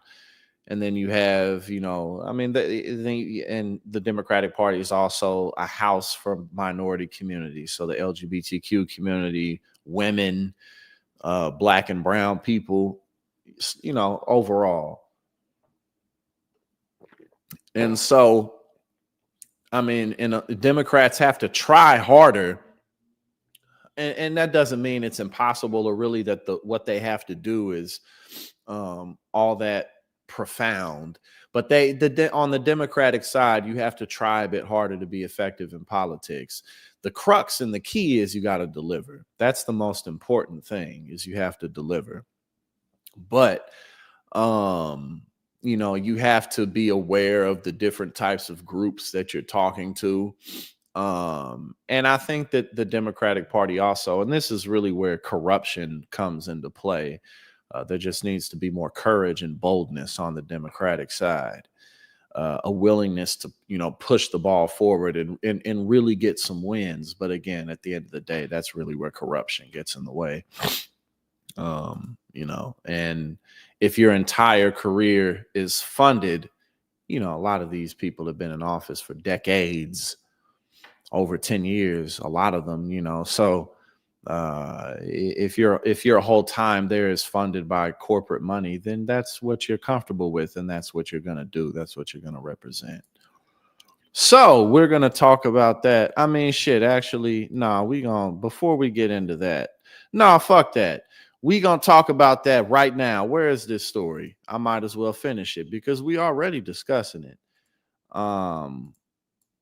But there's lots of opportunity. I think it's important, and one thing that I'll continue to preach and continue to push is, when you see when you see failings, when you see failure, when you see losses, there's opportunity there. So we recognize where the Democratic Party has fallen short. So I think there's a lot of opportunity for all of us as individuals to step up, particularly within our communities, but definitely also, like around like midterm election times and presidential election time periods. Always be vigilant in the community, but again, where there's problems, there's solutions waiting to be discovered and pushed forth. So it's a good time for us to come together. Don't worry, don't fret, don't be in dismay, do not despair. Let's work together. So again, here's a little bit, we'll go a little bit over some of this information. But I've already basically said what I needed to say about this. The report by the Times national political correspondent Shane Goldmacher and data journalist Jonah Smith paints a grim picture for Democrats hoping to retake the House and Senate in 2026 and the White House in 2028. While it is true that recent trends have an increasing number of voters registered as independents and not affiliated with a party, the exodus from partisan affiliation has hit Democrats measurably harder than Republicans. And again, this makes sense. First and foremost, deliverance on policy. That's the most important thing. But again, as we discussed, a lot of this also has to do with, and there's still quite some time before the midterm. So, there's still plenty of time. But again, the Democratic Party is just much more diverse in every way than the Republican Party. So that's why the left isn't a cult, basically. You know what I mean? Like, so we respond to things more rationally, and for real. Quote, the Democratic Party is hemorrhaging voters long before they even go to the polls. The article begins highlighting how in the 30 states plus Washington, D.C. that register voters by the political party, Democrats lost ground to Republicans in every single one between the 2020 and 2024 elections, and often by a lot. So again, I think that what the Democratic establishment needs to do, especially newer people who are elected into the establishment, is target the groups of people who were disenfranchised. That 27% of the 18 to 29 vote, those are the people to go after. The people who are upset with Donald Trump's administration. And also, of course, just the group of the voting blocks that the Democratic Party historically takes command over. But again, as we always talk about, the biggest issue really is money in politics. It really is. It always boils back down to that. Because the solutions are obvious, but the money's in the way. And we simply can't compete with these organizations. I mean, every once in a while, and by that, I mean like once a generation, maybe twice a generation, but people like Bernie Sanders, Martin Luther King, Malcolm X, those types of Adolf Hitler, Donald Trump, people like that don't come around often who can just command cult-like influence over millions of people. Those types of individuals don't come around often. And so, people like that, like a Bernie Sanders, he can raise, like $1 billion in an election from small dollar donations, but that still is not enough to compete with the broader corporate class. And again, there's just not people like Bernie Sanders or any of those individuals who come along very often. So, it has to be, I really don't think that there's much hope for us to get any type of legitimate change unless we really, really focus on our backyards. With the Supreme Court in the way, with mostly bought off politicians in the federal government. I mean, come on, we got to get strategic. But yes, and two, I saw someone in the comments pointed out. Let's see, who was that? Yes, DJ Black. Yeah, I mean, not only did the Democratic establishment fail to deliver on policy over this last go, as they had, majority control over the government, they're pretty much nowhere to be found with all the BS that's happening with Donald Trump and just all the damage that Republicans are causing. I mean, here and there there are some of them, but as a unit, they're nowhere to be found. So I think that, again, it's always incumbent on us. And I think that's really the most important thing, is we have to focus more on where we have a direct impact, and just that really is in your community, especially if you're married and own a house and pay a mortgage, you're going to be in that community. Like if you rent, then you probably, I mean, not everyone obviously, but if you rent, you probably move quite often or more often. But if you got a mortgage, you probably not. If you got kids, those types of situations, especially those are especially the individuals who can have a bigger impact in community politics, because you're more of a part of the community. Your kids go to those schools, type of deal, So the Democratic Party is in a very predictable position. However, I believe there's lots of opportunity to correct this, and it's incumbent upon us, more than bought off politicians, to do something about it. So do not let a sense of apathy take you over. We can get a lot done together. Let's never forget that. The Trump administration can terminate temporary protected status for more than 60,000 migrants, appeals court rules.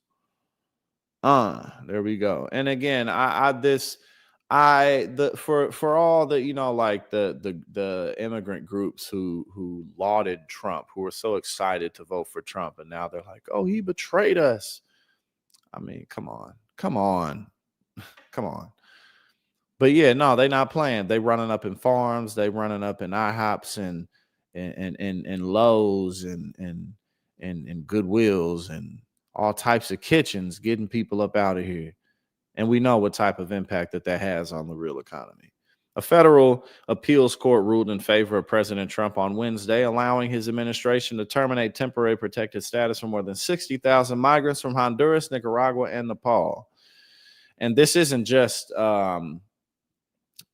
isolated to these three countries. This is just what this article is about. But the Trump administration is trying to get rid of temporary protected status for literally every group, black and brown in particular, the Haitians, Venezuelans, and these people add up into the millions altogether, definitely over 1 million people. Most migrants, most undocumented immigrants who are here, overstayed their visa. That's the overwhelming majority of them. But they're going after everybody's temporary protected status. And an ununanimous decision, the 3-member panel of judges on the 9th U.S. Circuit Court of Appeals halted a lower court order that had blocked the Trump administration from eliminating temporary deportation protections and revoking work permits from the migrants. The government's motion for a stay pending appeal is granted. Circuit judges Michael Hawkins, Consuelo Callahan, and Eric Miller wrote in their brief.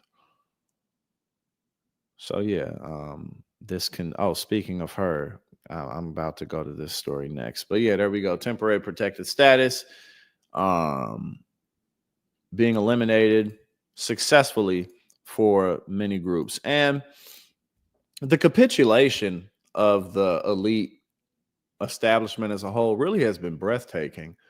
whether it's, CBS trying to get that Paramount deal through, that giving Trump that $16 million bribe that they did not need to give him.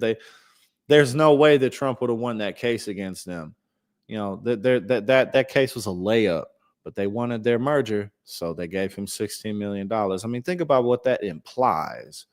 How many people just so far? I mean, we still have over 3 years left of Donald Trump completely just being himself with all the power in the world. But think about what this implies and what this does to someone like Donald Trump, who already has no sense of boundaries and no real moral conscience. He has pardoned people just because their family members have showed up to one of his dinners or one of his events and given him a couple $100,000 or a couple $1 million.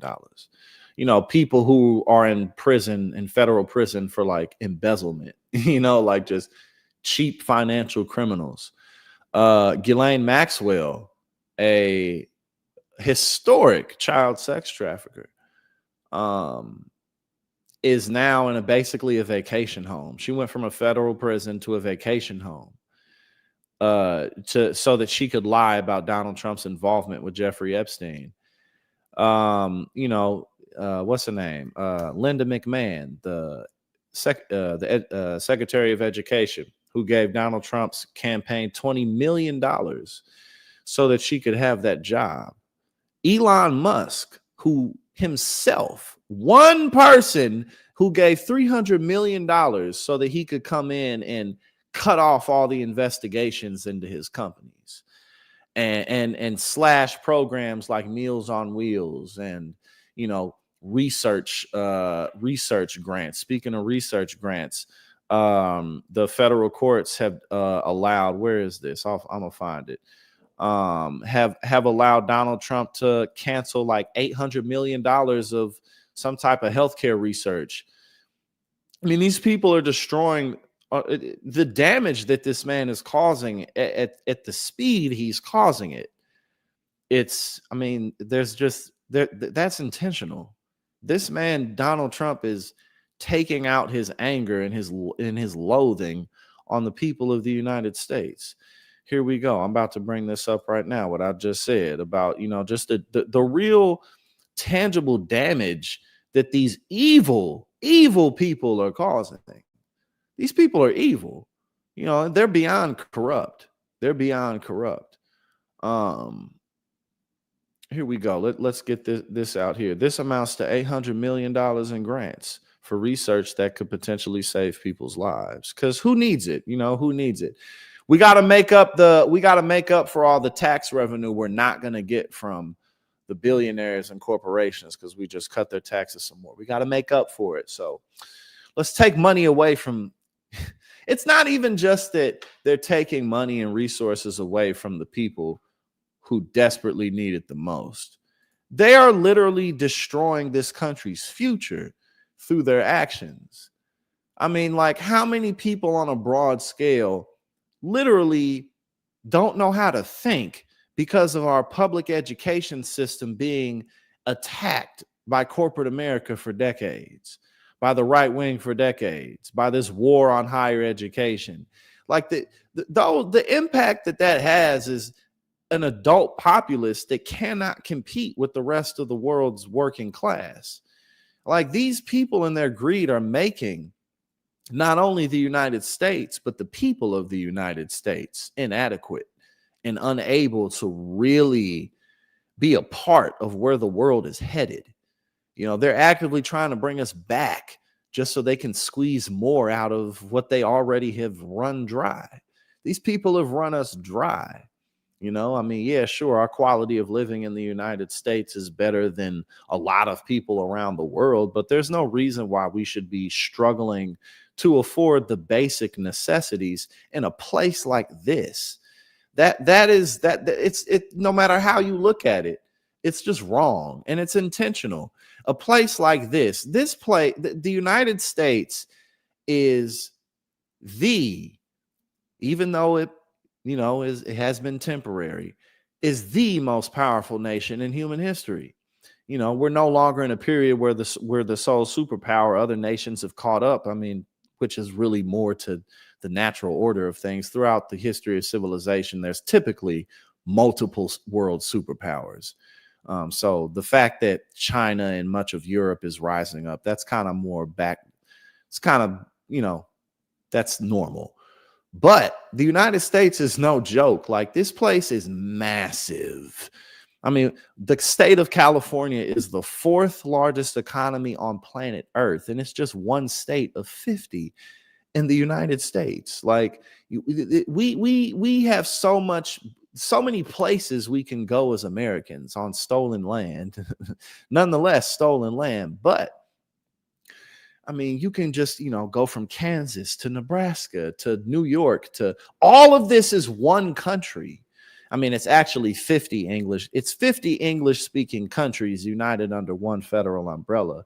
But this is one place. And I say all that to say, like, you can't hold all of this together with a populace that can't afford their rent, that can't afford their mortgages, that can't afford a $400 emergency.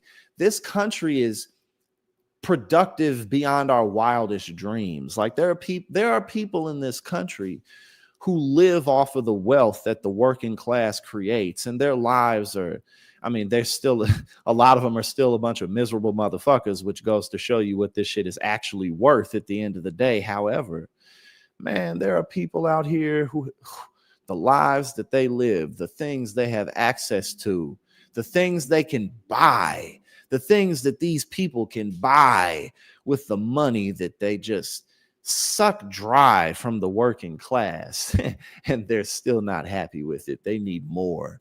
There's nowhere that these people can't go. There's nothing these people can't purchase. There's nothing that these people can't rig, whether it's here or abroad. There are people in this world who have so much power that they buy governments. They buy the laws, and they're still not satisfied, which just, again, goes to show you what this shit is really worth at the end of the day. This rat race that we're all a part of, that we can't escape. You know, we it just goes to show what it's really worth. But nah, man, you can't maintain all of this shit when you do this. Come on. The Supreme Court, in a 5-4 ruling Thursday, enabled the Trump administration to cancel hundreds of millions of dollars in National Institutes of Health grants linked to diversity initiatives. And of course, you got to, of course, because racism, right? It's not just that we got to feed the rich. It's, well, shit. I mean, we might as well take away from the most vulnerable communities, because fuck them. The decision partially lifts a Boston-based judge's ruling that declared the cancellations illegal and blocked the administration from moving forward. And this is the Doe shit. 5 of the court's 6 Republican appointed justices sided with the administration. Clarence Thomas, Samuel Alito, Neil Gorsuch, Brett Kavanaugh, and Amy Coney Barrett. They said the judge wasn't following the High Court's emergency decision this spring, allowing the administration to cancel education grants. Gorsuch was the most pointed in his criticism, accusing the judge and several others of defying the High Court. "Stay in your place, bitch." That's what he said. Quote, "Lower court judges may sometimes disagree with the court's decisions, but they are never free to defy them. Do what I say. Fuck them kids. Fuck them kids." It's about the principle. Chief Justice John Roberts voted with the court's 3 Democratic appointed justices in dissent, saying the case could be distinguished. Quote, "This relief, which is prospective and generally applicable implications beyond the reinstatement of specific grants, falls well within the scope of the district court's jurisdiction." So, you know, again, $800 million that they're cutting from research grants to save people's lives. Again, the viability of the future of this country. You know, it's like, I mean, bro, like, there's, again, like, and this is, again, at the end of the day, happiness truly is within. There's really so much more to life than what you have, and it's hard to remember that, but that life is just so much bigger than that. Life is moment by moment, and the little things that you can't let the little things stop captivating your imagination. That's how you continue to live a good life. But again, these people are bored. They're bored. Nothing is novel to them. Can you imagine? There's nowhere you can't go. Imagine the most beautiful place you've ever been in your life, and you can go there anytime you want, and you're still just happiness is within, baby. Look within. Look within. It is the truth, man. What else we got up here? Oh yeah, I know we got to talk about this major W that the appeals court handed to Donald Trump, right? Now, you ain't got to pay that $500 million settlement. You don't got to pay that. And he already opened up a criminal investigation into Letitia James for doing her job. You know, that's already happened. The New York appeals court voids the roughly $500 million civil fraud penalty against Trump. And but the crazy thing about this to me, among other things, and I'm gonna list them out, is that they still found him guilty of fraud. So it's like, if this man is guilty of fraud and has been clearly ripping off the system for decades, why should he not pay a fine for that? Why? For what? Oh, well, because he's Donald Trump and we got to kiss his ass. That's why. They're bending the knee. Bending the knee. That's all it is. Bend that knee, baby. Assume the position. A New York appeals court has thrown out a roughly $500 million judgment against Donald Trump. Thursday's decision, which was not unanimous, leaves Trump still liable for fraud. Again, you're still liable for fraud. You're still liable for ripping off the public and the government. Ripping off the public and the government. Nah, you don't got to pay no penalties for that. Nah. Let them all come on. Let them off. I mean, how many of us have never robbed the public of billions of dollars? We all do that. Come on. It's just one of those things. And of course, Letitia James plans to appeal the ruling because that's bullshit. In the prevailing opinion, the judges wrote, quote, while the injunctive relief ordered by the court is well crafted to curb defendants' business culture, the court's disgorgement order, which directs that defendants pay nearly $500 million to the state of New York, is an excessive fine that violates the 8th Amendment of the United States Constitution. Oh, it's not fair. It's not fair. Donald Trump shouldn't have to pay for the things that he's done. Who do you think you are? This is Donald Trump we talking about. That's not what he does. That's not what he does. He does not pay for the things that he's done. Oh, but he will in the end. Yes, he will. Donald Trump cannot escape what's coming to him. He just can't. And his biggest problem is, well, he has two really, really big problems. The first is that he's the president of the United States. That is a massive problem for him. Among other things, he has no interest in being president. And two, he's president for 3 more years. That is a huge problem for him because this country's collapsing, and inevitably it is all going to be thrown on him. Inevitably. And we see the impacts that he's already having just in his polling. We see that he's underwater on all the issues. So it's already happening. So he can't escape all of that. He can't ultimately escape the shitting of his legacy. His legacy is shit. He can't escape that, nor can anyone. His family can't escape it. There's nothing they can't do nothing about it. But for the most part, he still gets away with everything. You know what I'm saying? You feel me? Okay, so there you go. Just for no other reason. Oh, here we go. We got Trump typing some shit out. So I got to read it. Let me take a swig of these hops with my pinky held high.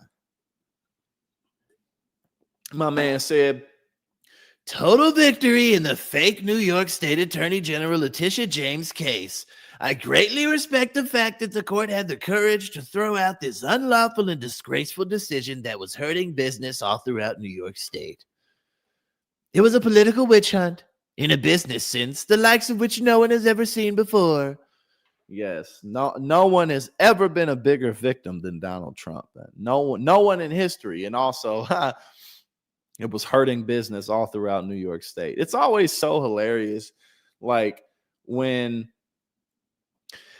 the super wealthy or Republicans act like everybody's about to leave New York or everybody's about to leave LA. Like, no, they're not. Maybe a few people will, but ultimately, most people can't afford, even people with a lot of money can't just afford to up and leave and completely move away. And two, New York is an incredible place. Los Angeles is an incredible place. And people live there because of everything that comes with living there.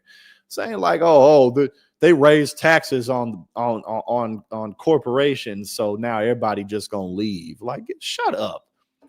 Get the fuck out of here. No, hell no. New York is still New York. I was just in LA for 6 days, and it was some of the most incredible shit ever. It's an amazing place. Like, no, people gonna stay there because of the beautiful weather and all the people and all the opportunities and all the cultural diversity and all of that. No, stop it. Where we at right now? So yes, and then he and of course, again, he's the biggest victim that anyone has ever seen. And who is this? This was Alina Habba, I believe. Yes, Alina Habba, who I think courts or they just found that she's working illegally as an attorney in the state of New Jersey or something like that, I believe. Check that out. She said, the court struck down the outrageous and unlawful $464 million penalty, confirming what we have said from the beginning. The attorney general's case was politically motivated, legally baseless, and grossly excessive. Again, legally baseless. Bruh, this was a case about all the fraud. And that's what's so crazy. Again, this man is still guilty, still found liable for fraud. He defrauded the state of New York for hundreds of millions of dollars over time by lying about the size of his rooms and lying about how much money he made and lying about goddamn everything. And he doesn't have to pay a fine for it because they're just bending the knee. They don't want to face his wrath. But again, that's legally baseless and grossly excessive. I mean, like, it's amazing because on the one hand, Donald Trump is this disgusting fucking pudge of shit, but so much of the country and the system that holds this country up supports him. I mean, he's nothing but a reflection of what this country is and has been at the end of the day. Like, how is it that a man like this can be in the position that he's in? Like, what does that say about the United States?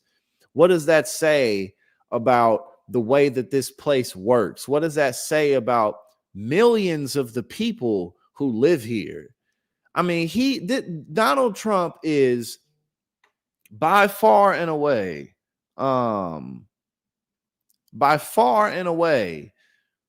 one of the most unintelligent human beings I have ever heard. He's so stupid. He's so dumb. He doesn't know anything about anything. He's not curious about anything. All he does is lie. And he's accused of and found guilty of so many abhorrent things, like sexual assault of all kinds, fraud, scamming, treason, and yet and still, look where he is. Again, what does that really say about us? I mean, look at this dude. Hold on, I'm about to pull this shit up now, man. Like, he is the biggest buffoon. He responds, anyone who criticizes him, he has to reply to it. It's like, bro, you're the most powerful man in the world. One of them, at least. You one of the top 5 most powerful human beings alive. And you busy going off on late night show hosts. Steve Colbert was always a loser, a lightweight loser whose ratings have been low for like, bro, you're the president. It's amazing. And now we got to look at this shit. Trump paintings multiply on White House walls as other presidents' portraits get moved. See what's been added. I mean, like, bro, like, look at this shit, man. This dude is 80 years old. This is like the type of stuff that he put on his shit coins, on his meme coins, right? Like, what the fuck is this? What is this? Hold on, now this one is the one. Like, what is this? I'm about to open it up on Twitter so we can look at it there. Hold on, check this out. Let me pull this up on Twitter. Like, hold on. My bad, I'm tripping. Like that picture of him like walking through a field full of American flags and everything's on fire. Everything's just on fire behind him. But like how enigmatic of like who he is. Like what is this? What the hell is this? Like he replacing like George Washington and Abraham Lincoln cannot be mentioned in the same breath as Donald Trump. Take them down. Take everyone down and replace them with pictures of Donald Trump. Like what is this? What the fuck is this? Everything's on fire behind him. And he's walking down. Like, bro, this man is a little boy. Donald Trump he is a little boy. He thinks this shit is so cool. This is so cool. And then look, hold on, I'm about to pull this shit back up because like he has some world leaders. He has some world leaders pull up, right? And he had to show them all his paintings. So he was like, you all see my painting down there? Look, the fight painting that he's put. Like, bro, this dude, oh my God. He's so unserious. He's the most unserious person in the world. He doesn't like, he legitimately does not care about being president. He is not concerned with anything to do with being president. All he wants to do is make money and see his face and his name on everything. That's all that man wants out of life. As long as that can happen, he's happy. And he's also not happy making money legitimately. Like, he has to be ripping people off. Like, if Donald Trump doesn't feel like he's getting over on you, that's just not enough for him. That's not good enough for him. Yes, dementia, Libby, exactly, dementia. I'm like, hold on, look at this. Like, he gonna tell everybody to look to their right at the picture of him. Like, he's such a little, like he's just a little kid showing off his toys. Not a good day. That was not a great day. Everybody, if you look to your right, if you look to the right, you'll see a picture of me. Just take a look. 5 seconds of your time, you'll see a picture of Donald Trump over there from when I got shot. I almost got shot. I almost died that day. And I got up and I said, fight, fight, fight. And he just, again, like he said, fuck Abe Lincoln. What the hell did he ever do? Like, who? What type of shit? What is this? Yes, dementia. Again, that's what this shit is. This shit ain't nothing but dementia. Is that Nancy Reagan? Is that a picture of Nancy Reagan? Or is that Barbara Bush? He next to Nancy Reagan or Barbara Bush and some other first lady. Well, why is he between these two people? Like, bro, like, oh my God. Why is he between these two people? This shit is crazy. He's amazing. Hold on, well, I still got a bunch of stuff pulled up. We definitely not gonna get through everything, which is okay. I got some stuff pulled up about how prices are continuing to rise because, of course. Hold on, I got some shit about JD Vance. JD Vance calling Donald Trump a genius. It wasn't that long ago when JD Vance said that anybody. Oh, okay, thank you, Rolando. That was Laura Bush. Why is a picture of Donald Trump with his face painted in between Laura Bush and some other first lady? Like, why? For what? All right, hold up. I have not watched this. And again, it wasn't that long ago when JD Vance literally said that he said verbatim, anybody who votes for Donald Trump is an idiot. He said that. He talked extensively about how Donald Trump is leading the white working class down a dark path. He's leading them astray. I think that Donald Trump's bad for the Republican Party. He used to talk about this shit all the time, and now he's the vice president. Like, bro, like a lot of people in this world really, really are just cheap. They don't care about anything. They don't care about any. I mean, like, what is JD Vance really getting out of all of this at the end of the day? Hold on. Y'all gonna have to watch an ad probably, because I still have not turned these off. I gotta do that.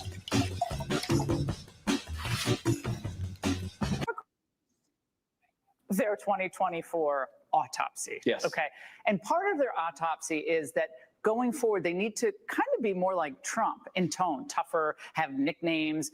Newsom's given you a nickname, which I don't even understand, called Just Dance Vance. So I guess, what's your favorite dance? What's your favorite dance music? I mean, it's the dumbest nickname.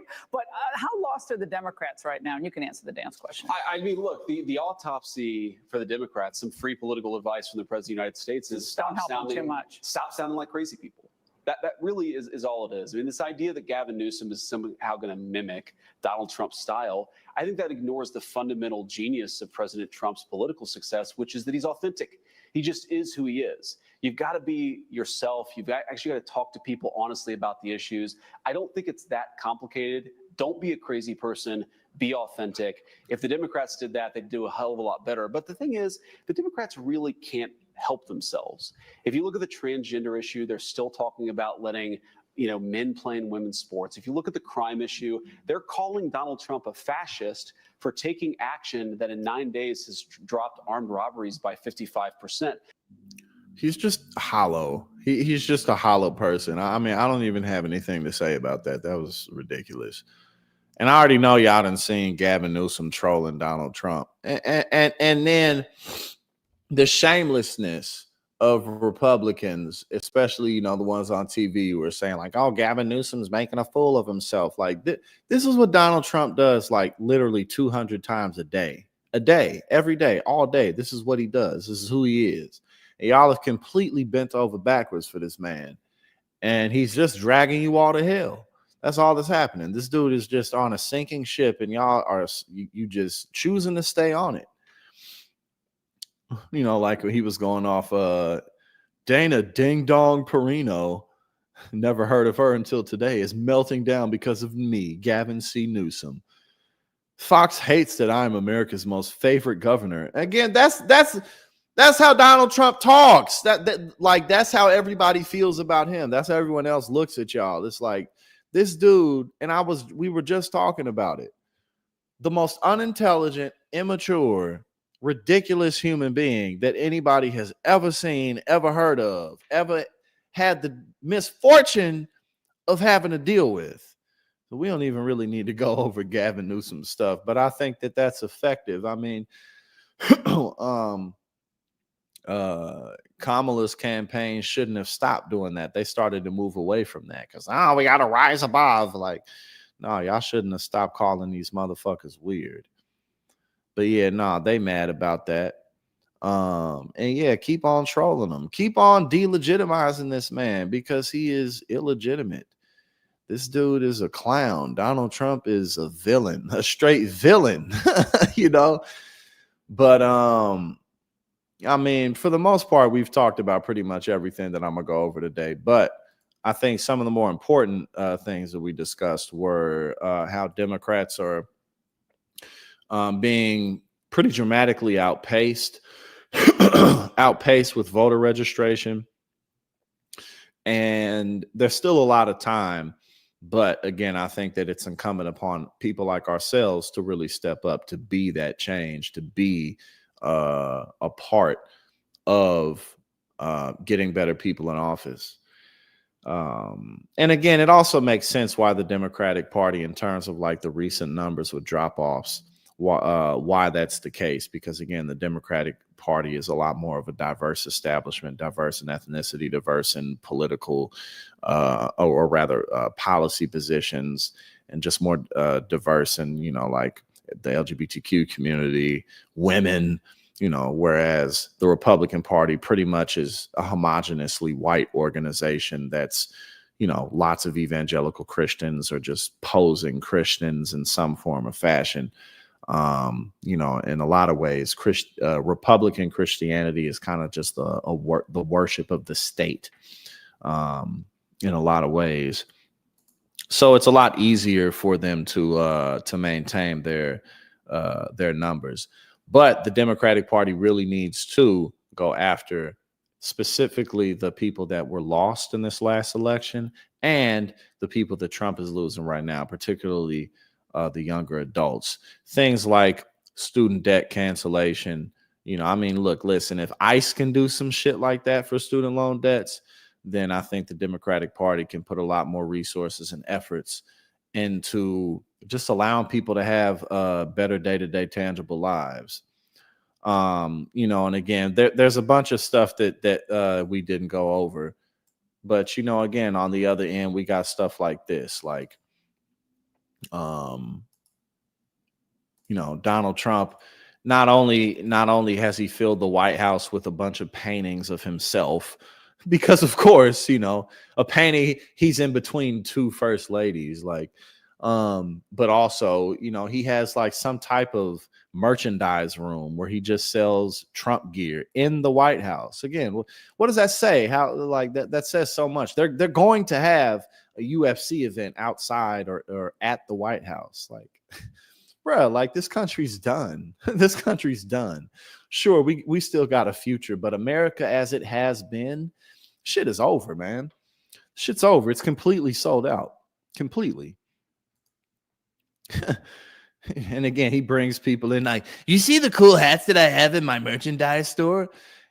Again, a man who routinely, I mean, he's making so much money in the most corrupt ways. So Democrats really got to step up. Hold on, I got some stuff pulled up that we didn't go over about, you know, Trump talking about canceling the future elections. Him continuing to go off on Gavin Newsom. What did Trump say? I got mostly stuff pulled up like that, but we about to close out. Apparently, we got U.S. warships headed to Venezuela. We didn't have time to talk about that.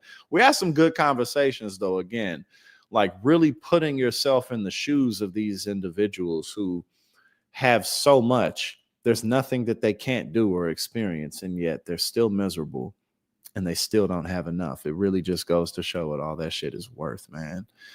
We all owe ourselves more appreciation for our place in the world. There's so much that we get to experience as human beings, and getting caught up in the capitalist rat race will blind you of that truth. All right, hold up, though. I got to pull this up because this is what we're going to close out with. Apparently, MAGA was losing their minds over Cracker Barrel changing their logo or something like that. Hold up. Do I have this? Yes, I do. This is your Bud Light moment. Okay, I don't know what. Apparently, this is woke. Like, it was like woke for them to change this. Cracker Barrel's decision to revamp and simplify its long-standing logo has inadvertently become a new culture war flashpoint, with conservatives raging against the redesign. The Southern-themed restaurant chain, which is based in Lebanon, Tennessee, and first opened its doors in 1969, originally had simple gold branding with its name, and you know that classic rocking chair on the porch, you feel me? Hey, Cracker Barrel is good, you feel me? Hey, we need more white people riding in the street, though. So if this is what's going to kick white America over the edge, that's a win for me. That's acceptable to me. We can get away with that. Okay, so here's some people. Benny Johnson. Cracker Barrel completely changed their iconic logo for the first time in 47 years, and it's absolutely horrible. When will they learn? How is this woke, though? I mean, they can change their logo back, but I don't really see, like, what's woke about this. I'm sure they just thought, hey, we've had the same logo for 47 years. Maybe we can change it. I don't know. Shit, who cares? And the business elaborated. They were like, the updated visuals will appear across menus and marketing collateral. Okay, so they're just like not making it a big deal. And then I guess there's a MAGA person right here going off. They said, oh, Donald Trump Jr., so an extra MAGA person. He said, what the fuck is wrong with Cracker Barrel? Quote tweeting the woke war room account. She scrapped a beloved American aesthetic and replaced it with sterile, soulless branding. Massino kept a DEI regime that promises to identify, recruit, and advance hires by race, and now faces civil rights complaints from America's first. Bro, these people are bored. They're bored. They're bored. I mean, I don't even. Well, first off, I'm pretty hungry, and it's about time to clock out, so I got to do that. But like, listen, I'm still gonna eat at Cracker Barrel when I'm on long drives. You feel me? When I'm taking a long drive in between states somewhere, and it's maybe an early morning drive, or I just want some breakfast and some apple cider, I will stop by Cracker Barrel. It doesn't really make a difference to me. Just like when HBO changed their name to Max, and now they're going back to HBO Max. Like, maybe that was a little silly. Nonetheless, I still often consume HBO. But I'm going to pass it on to my brother Ben for him to do his thing. We covered some good stories today, and we had some real discussions, just kind of deeper discussions about life and how, again, so much of what life has to offer is in every little tiny moment that you take a breath, if it's a beautiful day, the weather's nice, the food you're eating's good, you had a good encounter with a loved one, those types of things that really give life its color. We lose sight of that and destroy the world trying to be happy. But I'm gonna pass it on to Brother Ben so he can do his thing. I had a good time with y'all, and I look forward to next Thursday.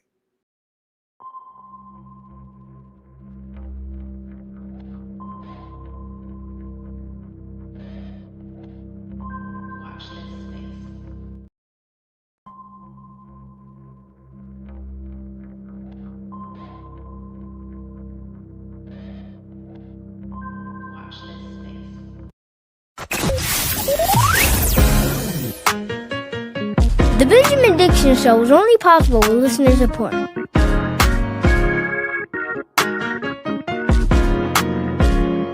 Go to patreon.com/VPD Show and support the Benjamin Dixon Show. Welcome, ladies, gentlemen, and gender non-conforming individuals to another episode of the Benjamin Dixon Show. Please do forgive me today. I am behind the veil. I am dealing this morning with, quite a bit of so much that I have going on right now. And today has been a marathon, to say the least, but that doesn't stop the news from happening. I want to take your attention to what's happening right now in St. Louis. Just earlier today, just a few hours ago, this is Representative Wesley Bell, the Democrat congressman from Missouri, the same congressional district that Cori Bush used to be the representative for. Wesley Bell takes quite a bit of money and got into power because AIPAC wanted to get rid of Cori Bush. AIPAC wanted to get rid of Cori Bush. Why? Because Cori Bush stands for liberation wherever we find need for liberation. Are you with me? Cori Bush fights for liberation no matter where you find her. I'm pulling up images of Cori Bush on your screen now so that you can make sure that you know who I'm talking about. This sister who absolutely, positively, one of the most dedicated people to the cause of liberation, whether it be for Black people or whether it be for Palestinians. Cori Bush, when she steps up to the table, she's fighting for truth. She's fighting for justice. She's fighting for liberation. And that meant liberation for Palestinians as well. And you know who that made very upset, that Cori Bush was out here talking on behalf of Palestinians? You know who got mad about that? AIPAC. AIPAC. You already know the story. I'm just going to give it back to you. I'm just going to jog your remembrance. AIPAC put so much money into opposing Cori Bush, getting her put out of office. AIPAC hijacks Representative Cori Bush's race and our elections by Medea Benjamin. This is back in August 7th, 2024. Here she is, under attack by AIPAC. Representative Cori Bush, a progressive Black woman from St. Louis, I'm reading from codepink.org, who is a member of the squad and has been a powerful voice in Congress for poor people, women's rights, healthcare, housing, and Palestine, just lost her primary because pro-Israel lobby groups flooded the race with outside funding. Her loss is a tremendous blow to progressives and to the United States electoral process itself. This is the pro-Israel lobby's second quote-unquote win of the season. The first was the June defeat of a progressive Black congresswoman from Westchester, congressman from Westchester County, New York, Jamal Bowman. Well, hang on. I need to make sure you know who Jamal Bowman is, who is also a brother who fought tooth and nail for justice. Also, a Black man who found himself on the receiving end of targeted money from AIPAC.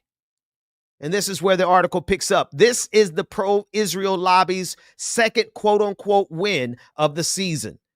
The first was the June defeat of progressive Black congressman from Westchester County, New York, Jamal Bowman, who was a forceful critic of Israel's attack on Gaza. AIPAC and its misnamed super PAC, the United Democracy Project, barged into Westchester County to anoint an opponent, white pro-Israel Westchester County Executive George Latimer, and then shower him with cash. They did that to Jamal Bowman, and they did that to Cori Bush. Are you with me? They targeted and poured money into races to get rid of the progressive. Standard tactic. Well, this is the guy that you could barely see on your screen here. This is this clip, and I'm going to play it because there's something that happened today at his town hall as he was being asked about genocide. This is his first town hall since taking the seat, stealing the seat with the help of AIPAC, right? He won. I'm not saying that it wasn't a fair and square race, but it's only as fair and square as you have how many millions of dollars did they pour into this race? Somebody could fact check that for me in the chat room. They poured millions into this local race to get rid of the Black woman who was fighting for Palestine, just like they got rid of the Black man who was fighting for Palestine. And what did they bring us? They brought us none other than Wesley Bell, who is on your screen now. Wesley Bell who is now the United States representative for Missouri's, I forgot which congressional district that is, Missouri's 1st congressional district. He is AIPAC's guy. He is the guy they threw millions of dollars behind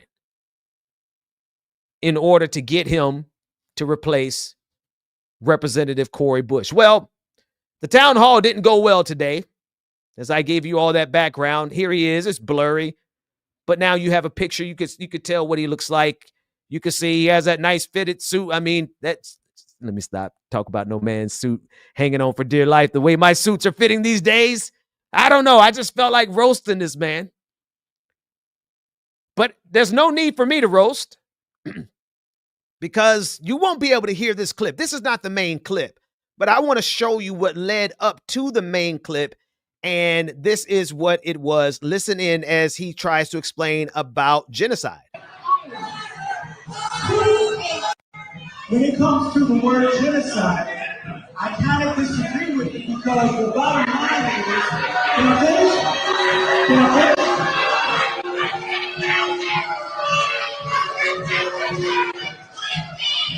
oh, I wish you could see my face right now. Because Israel was attacked by an openly genocidal terrorist group.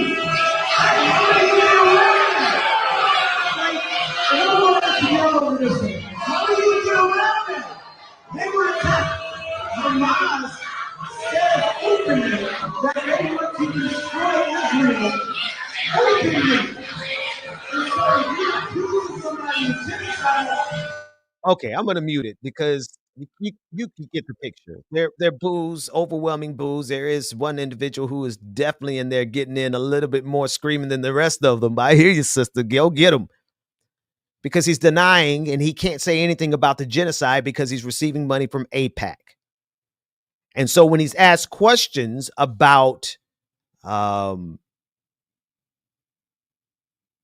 when he's asked questions about genocide, well, it doesn't go well for him because he can't even admit that it's happening. I'm on your screen now. I want to give you now to see, and I haven't seen a trigger warning. I haven't seen all this video. This is really kind of close up, and he's really, really manhandling that woman in ways that is not acceptable.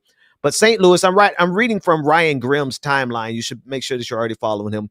St. Louis police and security for Representative Wesley Bell got quite rough with town hall attendees at the end of the recent event. Here's new video from one constituent who filmed some of the assaults and by the end is getting thrown to the ground himself. Let's take a listen in at this video. Trigger warning.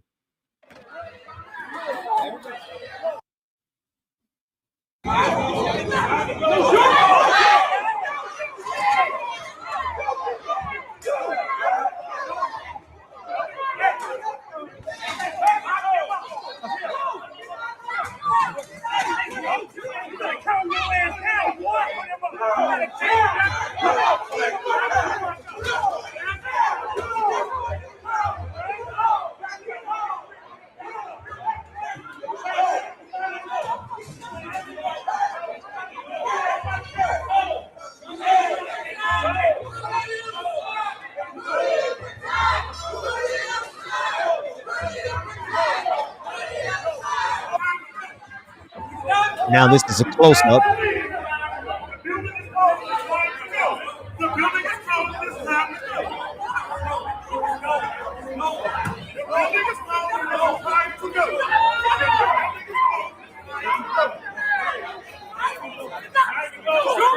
Wow. This big old wow. Really?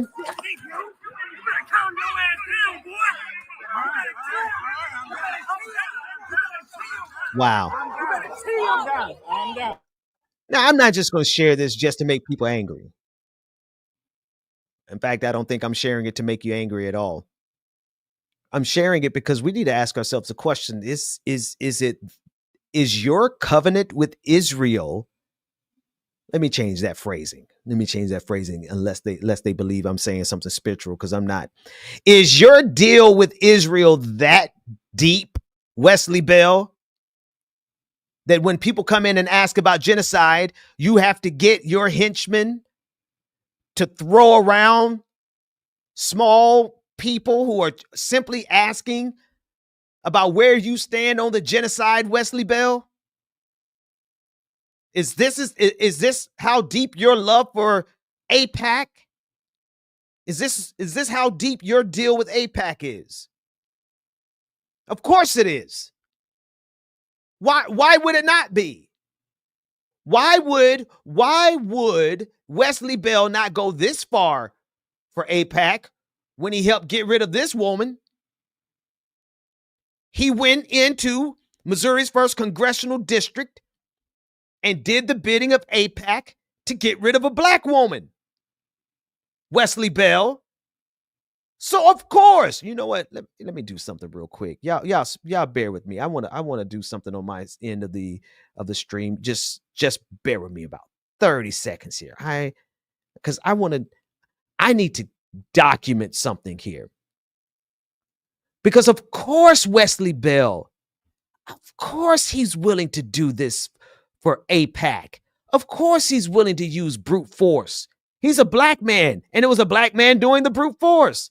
So who is going to turn around and be surprised that he's willing to do this when he's already done that? What is that he did? He took money from AIPAC in order to get rid of Cori Bush. AIPAC hijacks Representative Cori Bush's race in our elections. Why? Because she stood up for Palestine. Why is this man throwing around this woman? Why is this guy tossing around this woman at Wesley Bell's event? Because she had the nerve to stand up and ask about Palestine. Oh, but nobody's going to be able to say anything about Wesley because he's a black man. He's a black man. So, and there was a black man who was in the middle. Now, listen to all my white listeners. Don't y'all go and get no reverse, No. Y'all let me handle this part of it. But that's what they're going to do. How dare you try to say something about a black representative who is doing his best to stand with the good people of Israel? You must be racist. No. Because if that's the case, then AIPAC must be sexist for using a man to get rid of a black woman. If we want to be pedantic, if we want to be not pedantic, if we want to be intentionally obtuse, I don't care if Wesley Bell is a black man. A real black man won't let himself be a real black man won't let himself be used to take down a black woman who's fighting for justice, Wesley Bell. A real black man would not let himself be used by AIPAC to take down a black woman, Wesley Bell.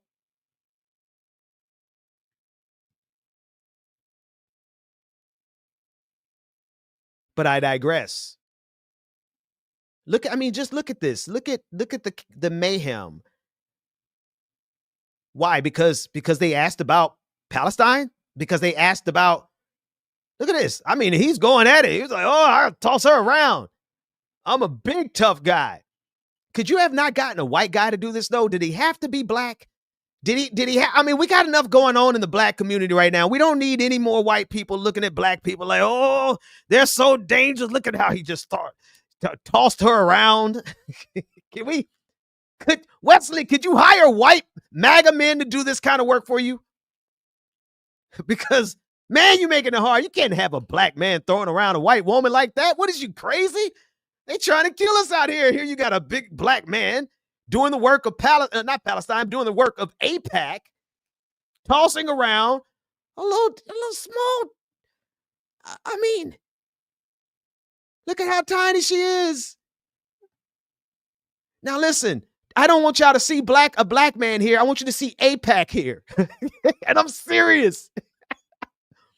Don't see a black man tossing around a white woman there. See a man who's paid through AIPAC to do whatever's necessary to get rid of anybody who has to ask about Gaza. What are you doing, Wesley Bell? I need it. Let me get that man on the phone. He ain't gonna answer the call now. Hang on, where's he at? I want to put his face. There he is. What is you doing, black man? Why? Black people who are Zionists, y'all make me itch. You give me the hives. I break out in hives and rashes dealing with black people who are Zionists and take money from Israel, from AIPAC. It's like, give me the heebie-jeebies. Like, what are you doing? When all black people have left on this planet at the end of the day is alignment with justice. We've had everything taken from us, and sometimes you might have a little house, congratulations. You might have a car, congratulations. You might have a good education. God bless you. You know what I'm saying? But at the end of the day, it's because the black people, when we stand on the side of justice, we are on the right side of the moral arc of the universe. Wesley, you are on the wrong side of the moral arc of the universe, black man. At a time when white supremacy is so out of control, then you're gonna let some AIPAC dollars pay this big old black man. Now he's thank goodness she's waving the Palestinian flag, or else MAGA would pick it up and brand it and say, "Oh, look at this barbaric black man. He's roughing up the women folk." But she had a Palestinian flag in her hand, so they won't possibly make her a hero out of her. But she is a hero. Each of the people who had to survive this brute paid by AIPAC, paid through proxy, and he better be getting paid. Be out here doing this for AIPAC for free, risking the whole black community. And now white folks gonna be coming looking for every big suspect on the loose. What do he look like? He's a good 6'7" black man, bald black man. They'll mistake the blackness and the baldness. But, you know, I'm about as short as sisters getting tossed around there. What are you doing, Wesley Bell? Is AIPAC paying you that kind of money? Is AIPAC paying you enough money for you to be hiring goons to go out here and toss around lily white women at a time white supremacy is looking for a reason to kill black folks? What are you doing? Also, what? You just came back from your trip to Israel? Like, and I'm saying most of this is, you know, I mean every word that I'm saying. Some of it is tongue in cheek, but at the end of the day, black man, you are on the wrong side of the moral arc of the universe. And now's not the time to be aligning with genocide. Now's not the time to be aligning with ethnic cleansing. Now is not the time to be aligning with settler colonialism. Never is the time. It's never the time. But why would I expect anything less when he was more than happy to take money from AIPAC to go and replace this black woman, Cori Bush? I would talk about this the whole hour if I could, but I think I've made my point. There's always going to be people in every community who is willing to do the wrong thing for the right amount of money.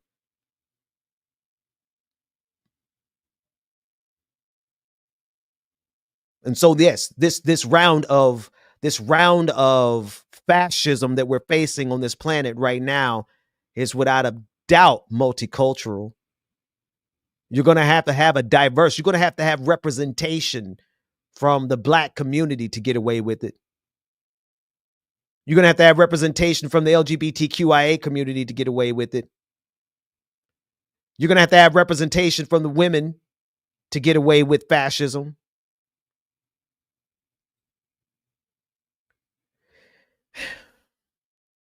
Let's listen to, I guess we're supposed to be excited about this white man now. This liberal white man. I'll put him on your screen. We're supposed to be excited about him. What's his name? Gavin Newsom. Are we?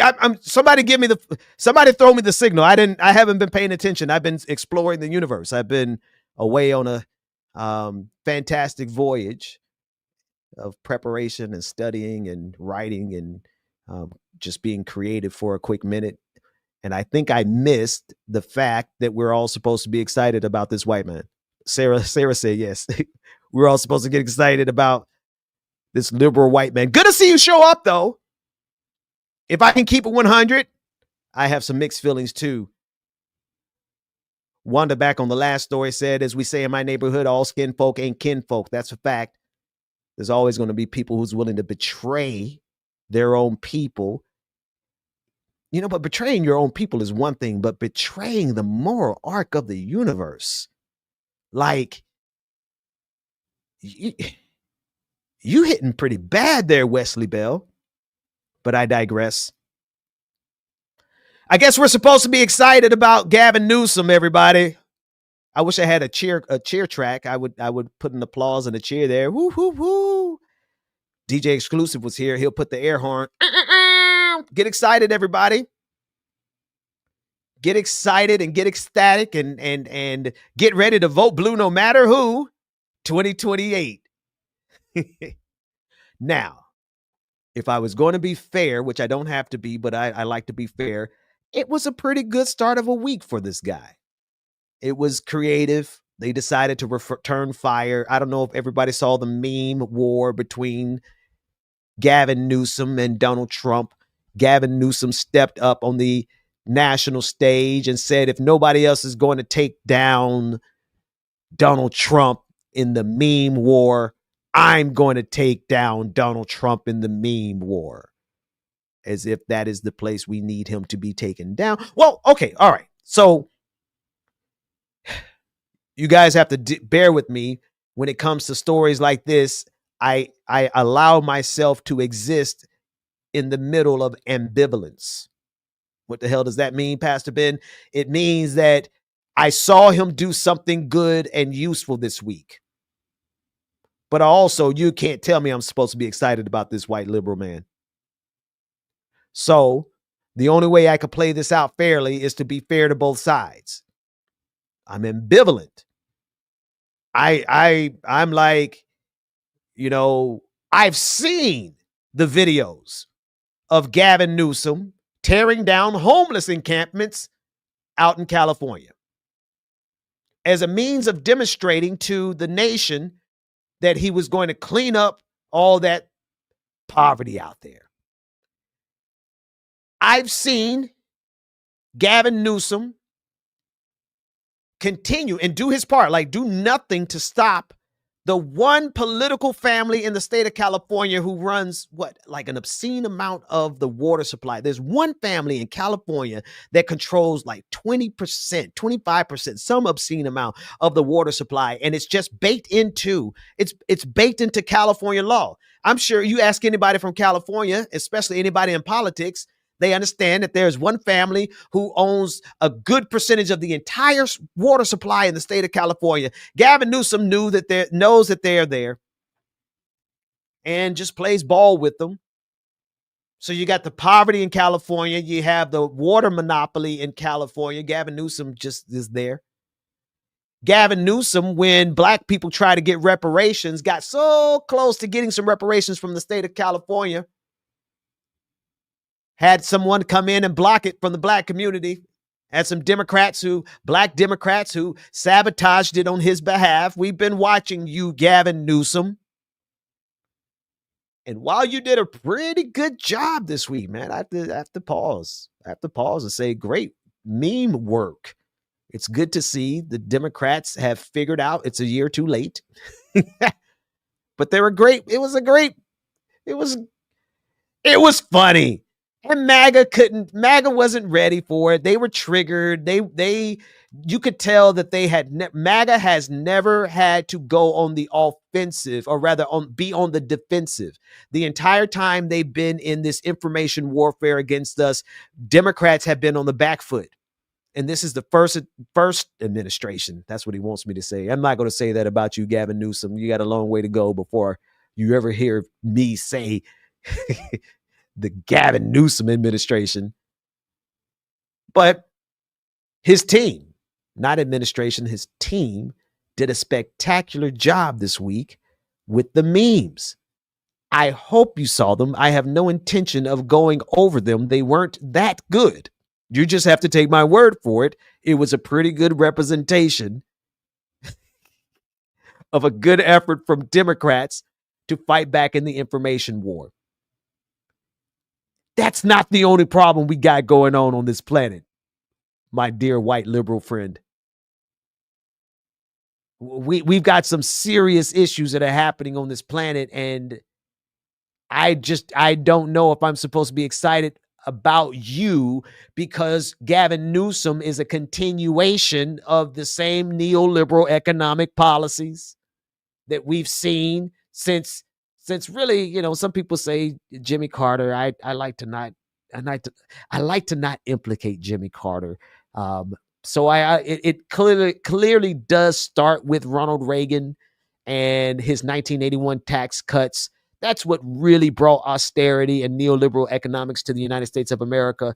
But, Professor Harvey K would say it definitely started with Jimmy Carter. I digress. The point is this: wherever it started, Gavin Newsom is the heir apparent. He is the Bill Clinton of 2024, 2025, 2028. He's just more polished. Look like he has a little bit more self-control. Looks like he wouldn't be getting in trouble with the interns. But I just don't know. Chat, tell me, chat, are we excited about Gavin Newsom? Anybody? Shade Dragon says Newsom looks like Fetterman 2.0 to me. That's what I'm talking about. Never will forget, we gave John Fetterman a chance, even though we knew and we told him and we confronted him about the fact that he pulled a shotgun on a black jogger as a mayor in Pennsylvania. See, we should have known. If we knew that, we should have just known automatically to not give John Fetterman a try.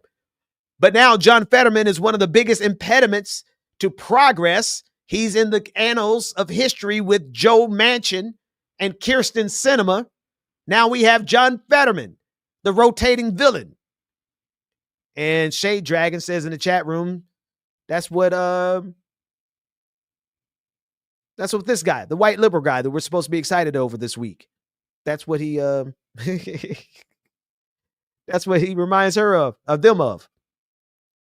Let's see. Anybody else? Is anybody else excited? No, Rolando said no. Sister Fee and Taz said Bueller. Anybody excited? Sarah Leela said excited. No.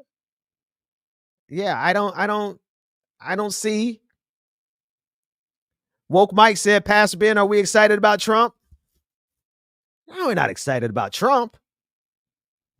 That's why I give him his props. Good job, Gavin Newsom. Great job. But the war is so much deeper than the information warfare. Now, listen. I got to let me give one big caveat here.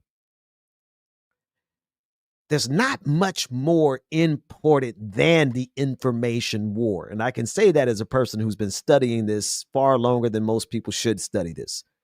So the information war part of this, it was good to see them strike back.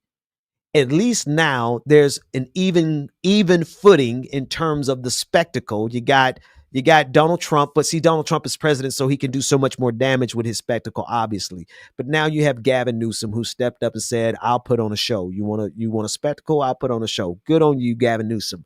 What I'm saying, though, is that the true change that has to come cannot come in the form of standard Democratic politics. It simply cannot. Now, if Gavin Newsom wants to actually be about that life and do some good for the people, I already said I liked his meme game. But you cannot, in fact, it would be foolish for us to get excited about somebody who already has demonstrated that they're not only just the status quo, they're the evolution of the status quo, not to something good. Look at look at the homelessness and the way they treat them in California. That's all. Look at the homelessness and how they treat them in California. Look at black folk in California. Some black folks doing just fine. Kamala Harris, doing just fine. But look at the black working class in California. Look at the working class period in California. Look at the fight for justice. Look at the fight for reparations. Look at the fight for anything that actually has a tangible result for people who need help. Is there anybody in the chat right now who does not need some kind of like break?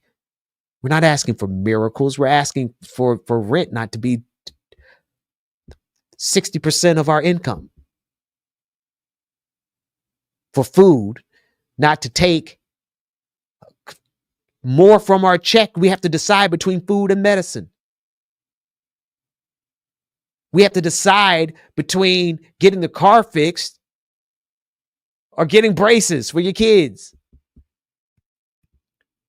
Now, all of these are first world problems. Because then if we turn around and ask, where does he stand on Palestine and Gaza? I think we already probably know. You don't get to become governor of California without seeing AIPAC a few times. So right now, we have, see, I'm starting at a baseline of, okay, I can show respect because he definitely earned some respect. Your meme game is strong, my friend. It's good to see somebody show up to the fight. But how can I get excited about you when you seem to be the continuation of the very forces that helped get us here in the first place? Do you understand what I'm saying, everybody?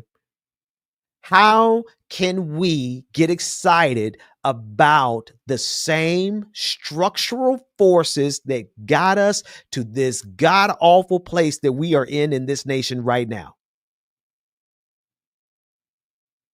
We cannot keep doing American politics the same way. We cannot keep electing people who are going to defer to corporate America.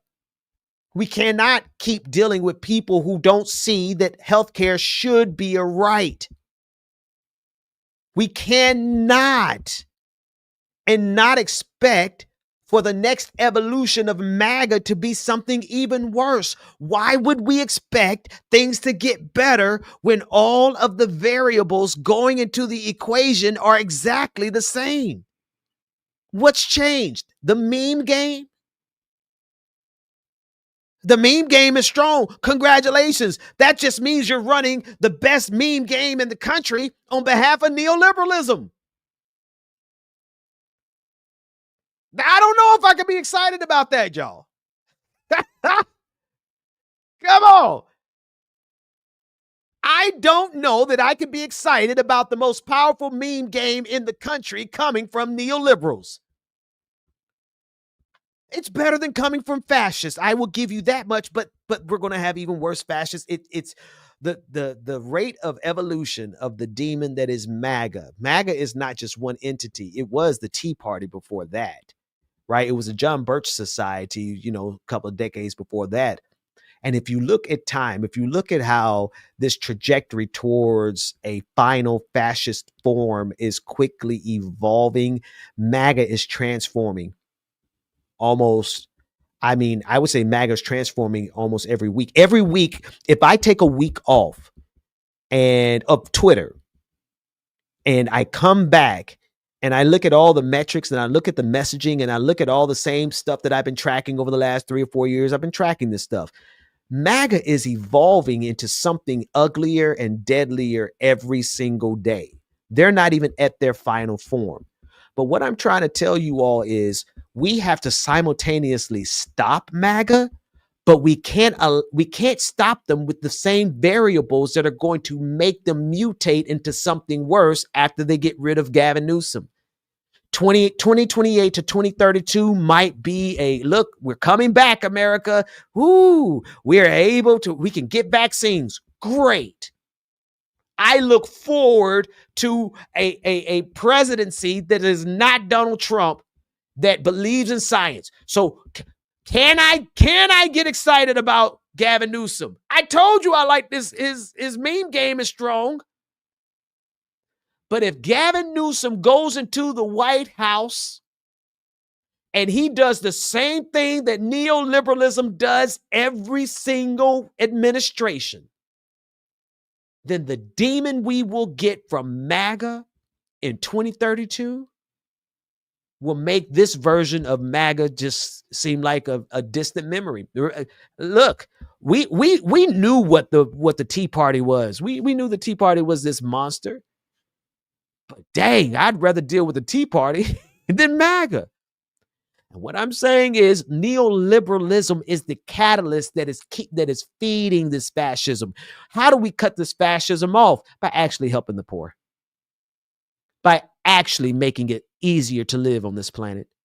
By actually rolling back, not regulations, but rolling back the profit margins that we are allowed. I mean, no, seriously, can we get a chance to breathe? Can we get a chance to not do anything more than live paycheck to paycheck? Can we get a chance to do something with our life instead of slaving away, gig economy? Not only am I working a part-time job, but I'm running gigs, driving for Uber Eats. How many people have that same exact story? That's because that's the truth of our economy.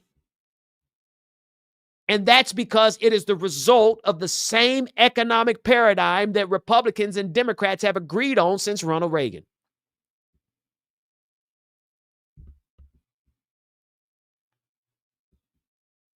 So yes, I can get excited about this liberal white man. I can. But not if you're just kicking the football down the field and I'm going to have to fight the demons that we're fighting right now. I got to fight a worse demon in about 7 years. I don't know if I'm going to make it that long. I probably would have lost my mind by then. And you want me to just get excited and put in a younger Bill Clinton? It looks like he's good and taller than Bill Clinton. Especially when we have receipts for what he has done in California. Now, he has done some good things in California, and I'm reading up on them to make sure that I can give this guy a fair hearing. But you can't expect me to run into this and be like, oh, I'm excited. Gavin Newsom, that's our guy. Nah. Good meme week, though. The week went great. And as far as I'm concerned, you can keep that up because the information warfare is important. I think what you can do as governor is more important, more impressive, more meaningful. You know what I mean? Like what you could do in California could really change a lot of people's lives. But if the best we're going to get from you is a top tier meme game, well, anyway. I mean, sometimes you just got to settle for what you can get. You can't. Beggars can't be choosers. All we're saying is, can somebody fight back? That's the standard right now. Can somebody fight back? And it looks like we're the lowest hanging fruit. Gavin Newsom stepped up this week with the A+ meme game. Again, I'm not going to play them because, they weren't that good. They were good, but not good enough to go in and study. All right, folks, a couple things before we get out of here. I want to give you all the heads up. In a couple weeks, I'm going to be dropping some stuff. I'm going to drop everything that I've been working on for some years now. for some years. So when I come out and I start dropping stuff, and you be like, wow, Ben is losing his mind. He's just putting out book after book. He's putting out this, and a video for that, this graphic novel here, and this, that, all that. Just know it's been something I've been working on for a very long time. And I ask that you kind of, give it a hearing. Give it a hearing and give it a share. Without a doubt, we are the most suppressed voice on YouTube alone. We had a study done on our channel. A journalist was doing some research some years ago and saw we had so many blocks on our channel. Various campaigns that have been pushed to suppress our channel, not only on YouTube, but also on Twitter. And I'm only saying that not to complain, because that's kind of the lay of the land, right? You got to get used to those things. But there's a part of this that we need each other. We need each other to be able to fight this fight. We have to move together as a squad. We have to be able to address things together as an actual people. Yes, I'm talking to you in the audience right now. Just this little avatar of me when I was 7. This was the last time I lived without injury. That picture. After that, I've been living with injury since then. Now I have gray hair. We need each other, friends. We need each other. One of the first things I said to you all here on this stream was we need solidarity across silos. Solidarity across silos. And I hope you didn't forget that. But you know what else we need? I'm telling you, we have 37 people watching this particular stream right here on the YouTube. If we had those 37 people moving together as a unit, doing literally anything in this digital space, you don't have to go out to the streets. You don't really have to change a lot about your life. But all we really need you to do is to pick up your device and fight back in the information war. That's why I take a little minute. I'm taking a little minute to give Gavin Newsom's team their props, because it shows me that they understand how important the information war is. I need to know, is there anybody in the audience with these 40 people listening now, if you understand how important the information war is? In 2020, there was about, and actually I don't have to guess, I can get accurate. There was a percentage of older women who helped spread the propaganda in the 2020 election. There was a small group of women. A study was done, and it said that 63%, let me see if I can find it.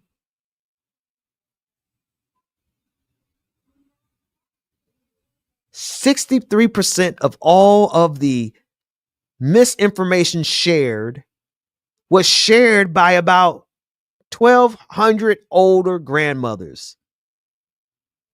Hang on. If you bear with me, I'm going to find, because I need to make this point real quick before I get out of here. I see my brother from another mother, Angry Ginger, is in the waiting room, which means we're good to go. Right. But there is a story for sure. And I need to make sure I get it right, because I don't like giving out misinformation. I want to be extremely precise.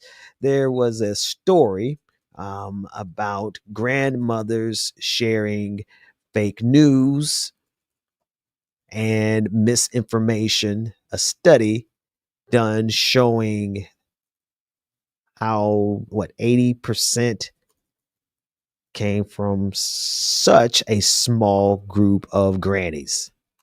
Now, that's the best I could search. I put my AI bot out there. Super sharers. A 2019 study analyzed the 2016 election, found users aged 65 and older were significantly more likely to share fake news. That's not the one. Here's the one. A tiny number of people spread the most misinformation. Another study focusing on Twitter activity during the 2020 election reported that around 2,100 U.S. voters were responsible for 80% of the fake news. Here's the article. Good Lord. It took some research in real time. Small groups spread large percentages, thank you, Nick, of online falsehoods, a study found. This was just 1 year ago. A small group of social media users spread most of the fake news that circulated in 2020, TechCrunch reports. Published in the Journal of Science, separate studies by researchers at MIT, Ben Gurion University, Cambridge, and Northeastern found that many of the falsehoods that social media users spread regarding COVID vaccines in the 2020 election originated on mainstream news websites, right? But then it got online, and look at the turnover. Where's the exact percentage? Where's the exact percentage again? Where is that percentage? 80%. It was in the last article. Here it is. 2,100 U.S. voters spread 80% of the fake news during the 2020 election. I'm sorry. This is a transformative data moment. I need you to pause and think about this. 2,100 people spread 80% of the fake news in this country during the election. A country of over 330 million people. Think about the amount of fake news that's spread every single day. We're talking about thousands upon thousands upon thousands of articles every day of fake news, misinterpretations, fake memes, everything that they did in 2020. It was so effective that we never came out of COVID. We just started pretending that it didn't exist anymore. It was so effective that they still believe Donald Trump won in 2020. It's still effective and still paying dividends to MAGA. 80% of it came from 2,100 people. Now, you might say to yourself, 2,100 people is a lot of people compared to 37 people watching this video stream right now. No, it's not. It's the return on investment.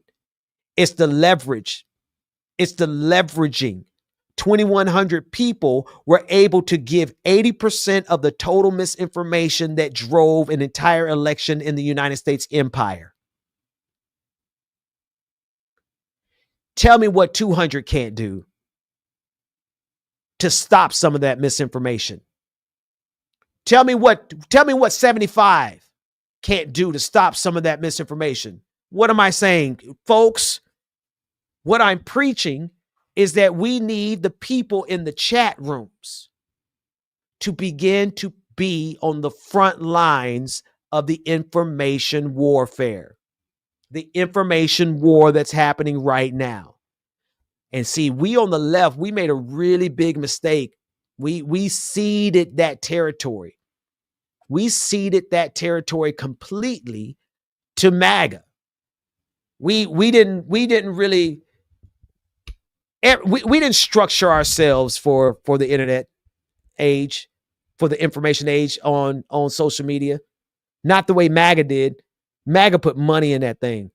And that's the big difference. Like if there's a problem, they would somebody throw $1 million at it and figure it out. We don't have those resources on our side.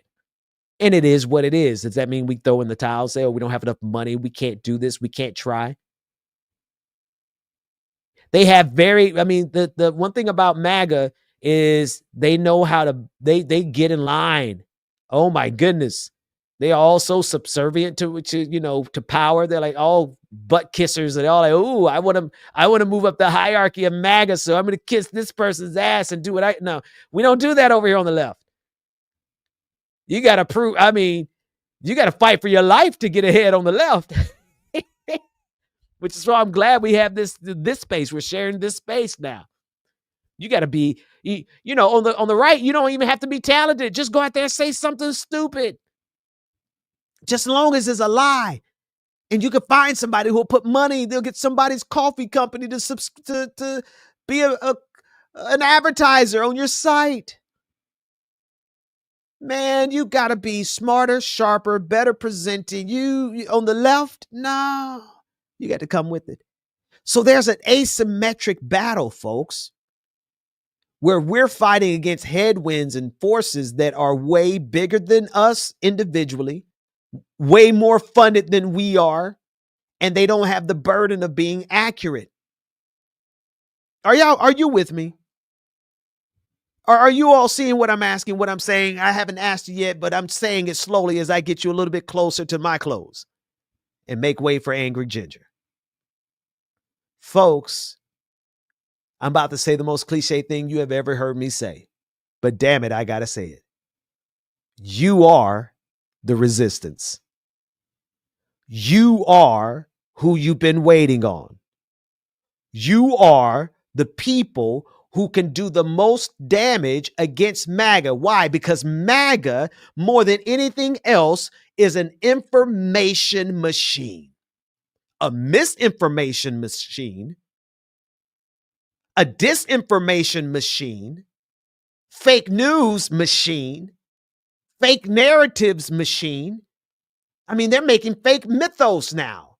You know, you got that. What's that lady who flipped off a 5-year-old and called him the N-word? She's in the pantheon of MAGA. She's up there with Kyle Rittenhouse. You know, she's up there with the Marine who killed Jordan Neely on the subway in New York. It's good I can't remember that Marine's name, but I remember Jordan Neely's name. The biggest war that we are in right now, more than anything else, is the information war. And where's the information war being waged? On social media. And that's where we're losing. And that's why I kind of give Gavin Newsom some props. At least they recognize that and they're actively, saying, hey, we'll be the... And it just so happens that every dime he spends in this is going to make him a bigger name to run for president. Okay. We have to talk about those things. You're not just going to get me excited about Gavin Newsom just because he had a really good meme week. Nah, we're not going to do that. He wants to run for president, then we're going to have to talk about what he did to reparations in the state of California. We're going to have to talk about what he did to those homeless encampments on video himself, going to throw away and tear down. Like he literally got out there in his nice shoes and went and tore down a homeless encampment to make a sign that he was interested in cleaning up California. You want to run for president? We got to talk about that, Jack. But game recognized game. You guys had a great meme week this week. But you know what's even more important? What I think is more better, if I could? What would be more better would be if every chat room across this internet on the left, those of you who know each other, you see each other everywhere you go. You see each other here. You see each other there. You see each other in the Letter Hacks chat. You see each other over there in Kyle Kalinski's chat. You see each other on Leftist Mafia chat. You'll see them in a few minutes over in Leftist Mafia. You'll see them over there, Rebecca Azor chat. You'll see them over there on The Rising. You'll see them over there with who you're going to see each other everywhere. If you realize how important the information war was, would it help you realize how important your single tweet is? And then 10 of you making a statement together. And then 30 of you making a statement together. What's the statement? Progressivism. What's the statement? Universal health care. What's the statement? Truth, facts, justice, liberation. What's the statement? Rights for everybody. Rights. You get rights. You get rights. You get rights. Everybody gets rights. What are we saying? What are the statements? What are we going on social media to do? To fight back against the lie, to fight back against the fear, to fight back against the attempts at intimidation, to break them up.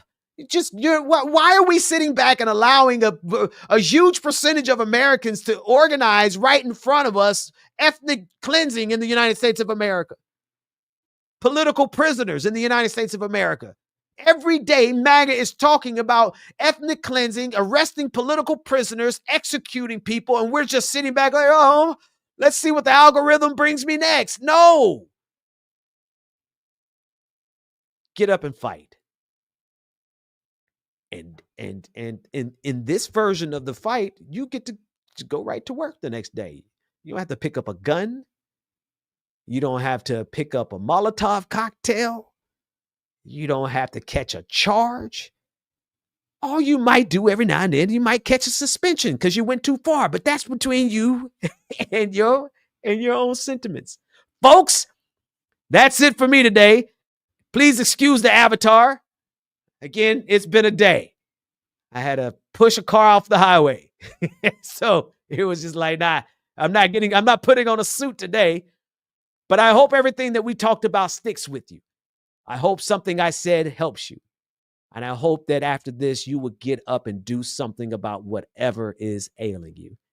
I'm turning this over to Angry Ginger. I'll see you next time.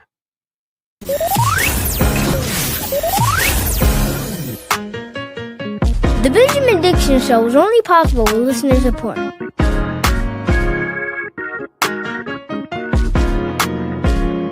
Go to patreon.com/VPD show and support the Benjamin Dixon Show.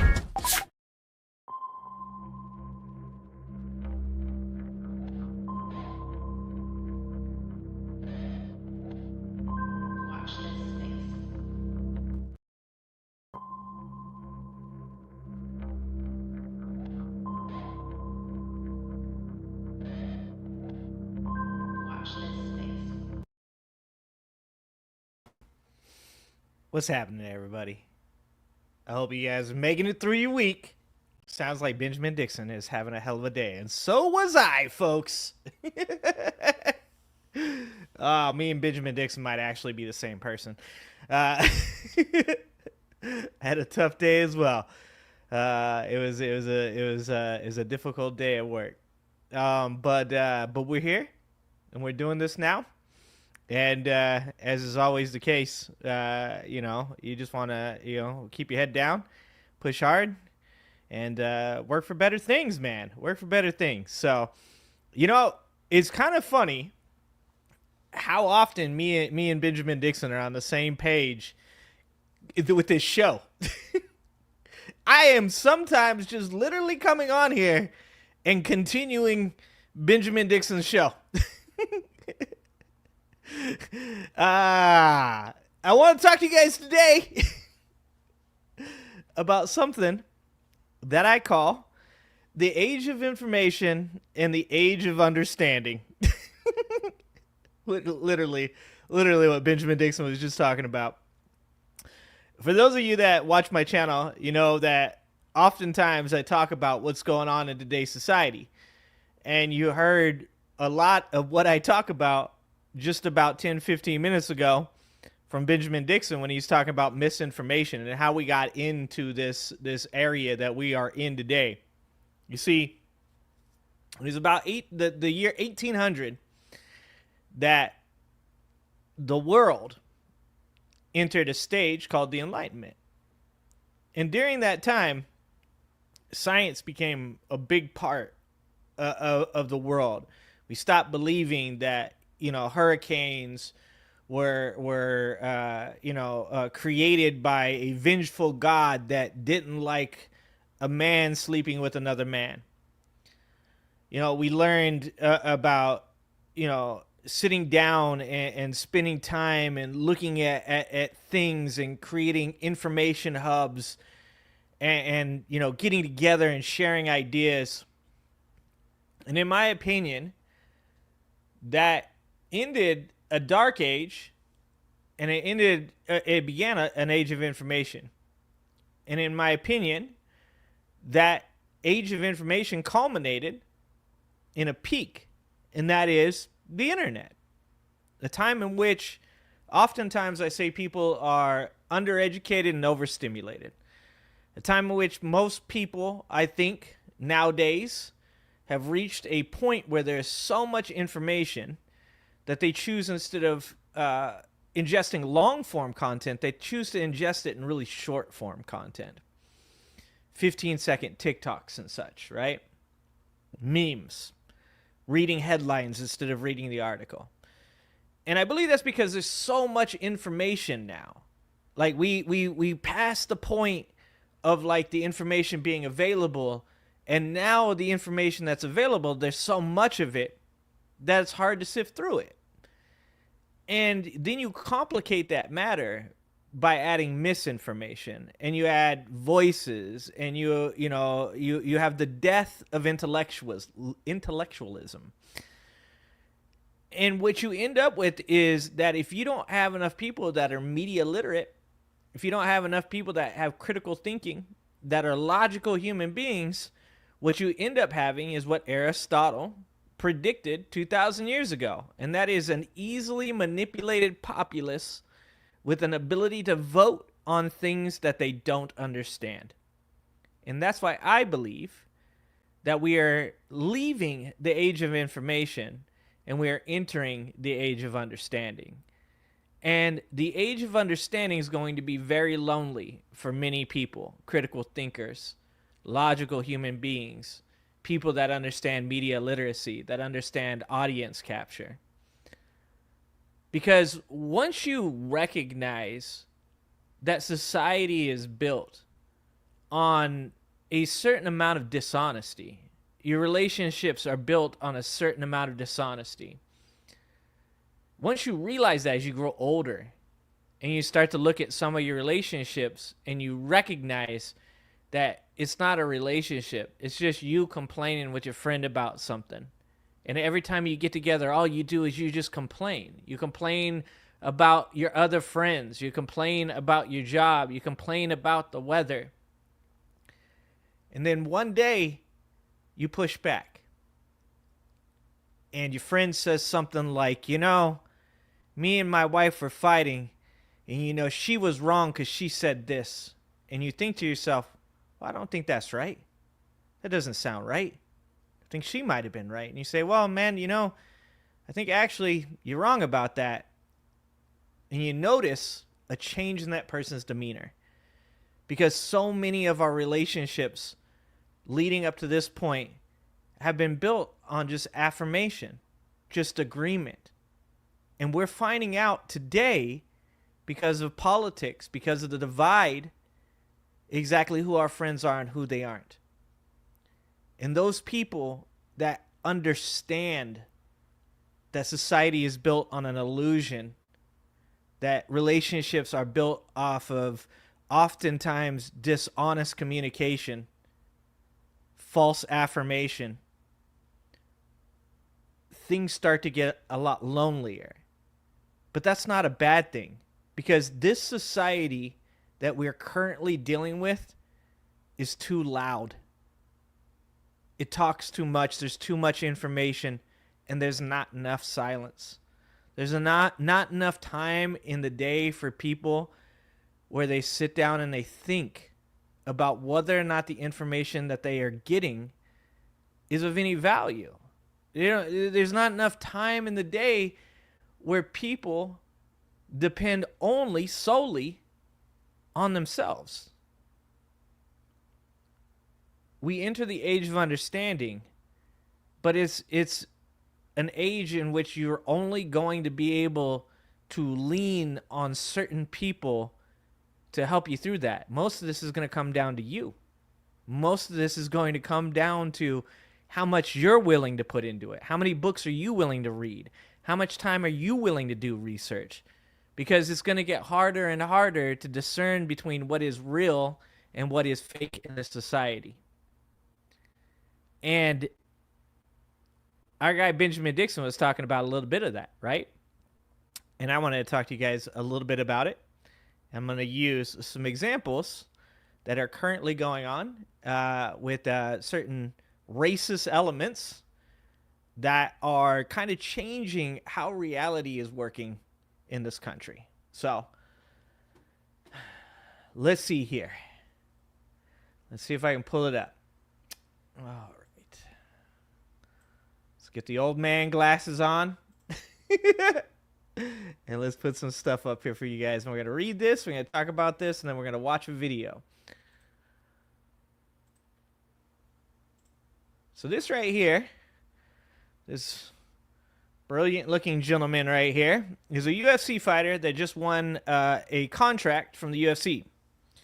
The name of this article is Unfit for Paramount. Dana White rewards Contender Series clown with racist reel, a UFC contract. Now, I want to point something out here. This isn't an article by some kind of left-wing liberal think tank. This ain't CNN. This isn't MSNBC. It's not even CNBC. This is SB Nation, a sports article. And it goes on to say here, if you thought Josh Hokett's post-fight interview on Dana White's Contender Series was eyebrow-raising, wait until you've seen the kind of stuff he's been posting on social media. This week, every winner on Contender Series was giving a UFC's contract, and I can't talk today, it's been a long day, including heavyweight Hokett for his ground and pound TKO of Guillermo Uriel? Oh, I can't say that.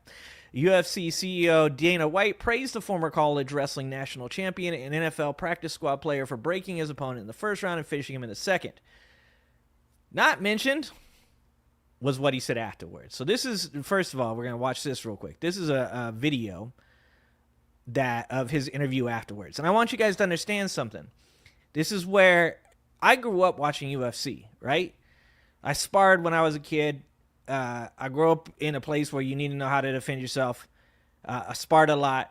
And the guy that I sparred with one day brought in the UFC #1 tape, the VHS tape, right? You got to watch this, man. This is crazy. This jiu-jitsu guy, man, he fights a dude with one boxing glove on. It's insane. This little karate dude fights a sumo wrestler. It's crazy. You got to watch this. So I've been watching the UFC since the first UFC. That's how old I am. And back in those days, there's definitely a gimmick to it. But the gimmick was jiu-jitsu can beat any martial art on earth. Any martial art. And back then, that was something.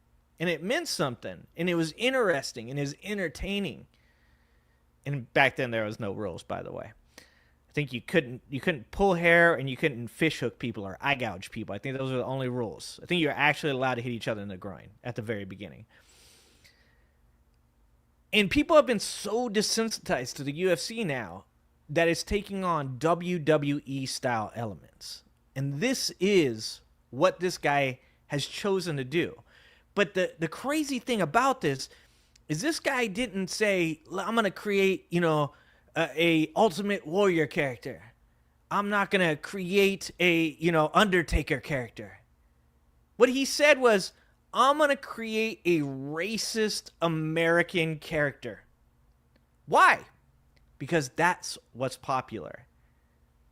His partner, Dana White, have decided to get rid of this unentertaining heavyweight division. And instead, we're going to create the Incredible Hulk division. But my opponents won't be these lazy, boring heavyweights. My opponents will be sex traffickers, pedophiles, rapists. Hell, you can even throw the transgenders in there. Line them all up. And one by one, I give them a good old American beatdown inside the octagon to show the world that there's consequences for these types of behaviors in America. There you hear it. That is where our country is.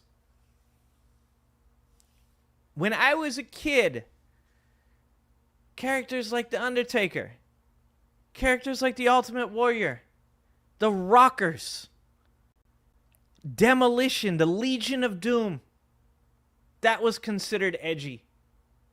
That was considered crazy. The UFC now has a fighter that has created a persona that says, bring on the transgenders. And it's not over yet. It's not over yet. He goes on. He's got his little character he plays here, where he says, I left the liberal snowflake NFL to do a real man's sport in a real man's promotion. And here I am doing just that by earning this UFC contract. I've been chewed up and spit out, and I continue to find a way, and I will find a way to that UFC gold. A lot of those guys in the heavyweight division are just fat and overweight. Their fights are boring. They don't even speak English. I feel like that should be a criteria. You speak English, then you can be in the UFC. That's just how I would run it.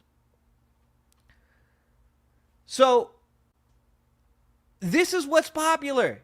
This is what gets the young dudes that watch UFC going. Fight. Let's put the transgenders in the ring, and we're going to give them, a good old American beatdown. What does that sound like? It sounds like an America that fucking was around almost 100 years ago. We're literally going backwards. You can't fight in the UFC unless you speak English. This is what this administration has brought about. This is where we're at. Now, to anybody that's followed it, now I'm not going to play the end of this video, but we're going to play the beginning of it, and I'm going to let you go ahead and guess what the last word this gentleman says in this is. You're a big brawler. You fight like a beginner. If you came to America back in the day, they'd probably call you a... What do you think that final word was? Not going to play it, because if this is my channel, we play it. But I'm going to be respectful. I don't want anything to happen to this channel. What do you think that last word was going to be?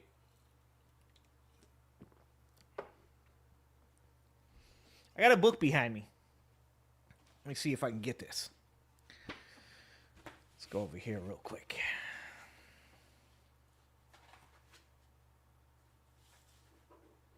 This is the book. Everybody should read this book. Everybody should read this book. Because this isn't a book about 1920. This isn't a book about the 50s. This is a book about Barack Obama's first term in office and how it encouraged growth in the KKK. It's Joe Moore's book. Joe Moore was an undercover citizen who went undercover in the KKK and was asked to assassinate Barack Obama. And he stopped it from happening.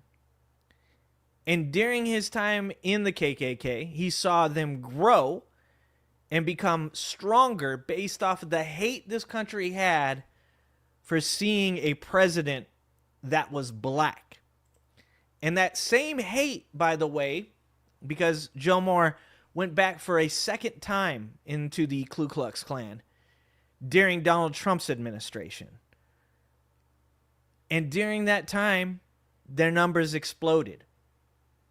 And when he got out of the Ku Klux Klan and he put these people on trial, the FBI put them on trial, and he bore witness and helped put them behind bars, you know where those people went?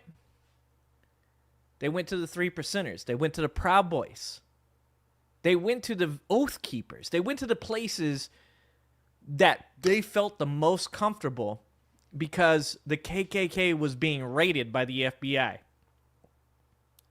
All those people on January 6th, the Oath Keepers, the Proud Boys, when people say, oh, they're just patriots, they're proud of the country. Literally, the people in the KKK went there. Went to those places because that's where they felt safe. But I'm not done yet.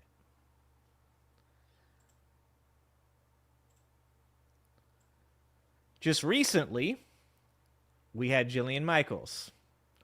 Jillian Michaels, the Biggest Loser, on, what did she go on? CNN? CNN? Was that what she was on? To tell people, slavery wasn't that bad, guys. Slavery wasn't that bad. Not really. You know, people learn skills. I mean, what would they have been without those slave masters to ruin their lives and the lives of all of their descendants? And, you know, she went on to say, you know, only a couple percent of the entire country owned slaves, man. Not even that big of a deal. And the reason that I'm talking about this is because we have all the information, and now they're trying to change your understanding.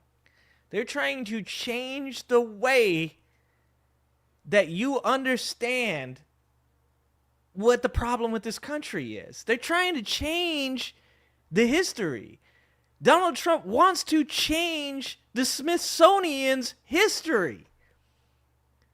They want to change the narrative surrounding one of the most horrific slave trades that has existed on a globe that has had multitudes of slave trades. And I've said this before. I don't believe that white people nowadays should stand up and be like, you know what, I'm ashamed, I prostrate myself, I'm so sorry. Like, no, you should just understand. You should understand. Yeah, you didn't do that. But you have people in your society that are descended from the victims of the people that had that done to them, that are affected by that. When we look at things like redlining in this country, when we talk about the fact that HOAs were originally started to keep black people from entering white neighborhoods, when we have Rosa Parks, when the woman who is literally one of the first women to enter into a non-segregated school is still alive today, you have to still recognize that this happened. You can't just move past it. You can say, that wasn't me, and that's a shameful history for the United States of America. But you got to understand that it did happen, and you do have to understand that it has effects. Our country is affected by this, and they're trying to change the understanding. They're trying to say, these black people in your country, these minorities, they just want you to feel guilty for being a white person. I have never met in my entire life, and I grew up around black folk. I grew up around minorities. Never met a single minority that has came to me and been like, you know what? You should prostrate yourself to me. This is all your fault. Did they know their history? Yeah, they knew their history. Did they understand their history? Yeah, they understood their history. What did they expect from me? Understanding. That's it. That's all. Just not denial. Just not being an asshole. Just not continuing a racist, past of this country. But they want to change all that. So this is a video. This is Dr. Richie over there. One of the few people over there. Still living over on TYT. But talking about Jillian Michaels doubling down, mentioning black degeneracy. Doubles down on the mention of black degeneracy. Here it is. He's not whitewashing slavery. So he's not? He's not. No, okay. He's not. And you cannot tie imperialism and racism and slavery to just one race, which is pretty much what every single exhibit does. But let's talk about the fact that when you can't tie slavery, let's talk about the fact. The problem with her argument, and the problem with every argument that every conservative makes when they come to this, is saying, yeah, there was slavery in the other parts of the world. Yeah, there was, and that was bad too. Well, there were white people that also made slaves. Yeah, that was bad too. There was Chinese people that were slaves. Yeah, that was bad too. What the fuck are we talking about? It's all bad. Slavery, bad. Period. It just so happens that the slavery that was taking place here in America was the majority of it was black people. And those people still live here. Their fucking descendants still live here. You don't get to be, and this is something that goes along with MAGA, you don't get to abuse people and then just sweep it under the rug. That is the problem. If somebody said to you, if you said this, if you said, when I was a child, I was assaulted, and somebody said to you, oh, big deal, there's people all around the world getting assaulted. That's a what? A what? The fact that atrocities are happening or have happened throughout the world, throughout history, does not in any way minimize an atrocity that has happened to you or your ancestors. It does not minimize an atrocity that happened in the country that we currently exist in. It's a fucking insane argument to make. And yet there are a ton of these fucking people on the MAGA side right now that are like, fuck everything you know. And just think about it this way. What's really going on is black people are trying to make you feel bad. That's what's going on. That's what she wants you to believe. I mean, slavery in America was. Do you realize that only less than 2% of white Americans owned slaves? But it was a system of white supremacy. You realize that slavery is thousands of years old? White people were Do you know the slave who owners. was the first race to try to end slavery? Wait a second. Well, what's controversial? I'm very surprised. This is an extraordinary exercise in historical revisionism. I'm really surprised. Do you realize that? Jillian, I'm surprised that you're trying to litigate who was the beneficiary of slavery and who was not. What I'm trying to tell you is in the that context of a No, she's not. She's just trying to say, yeah, it was bad here, but it was also bad in France.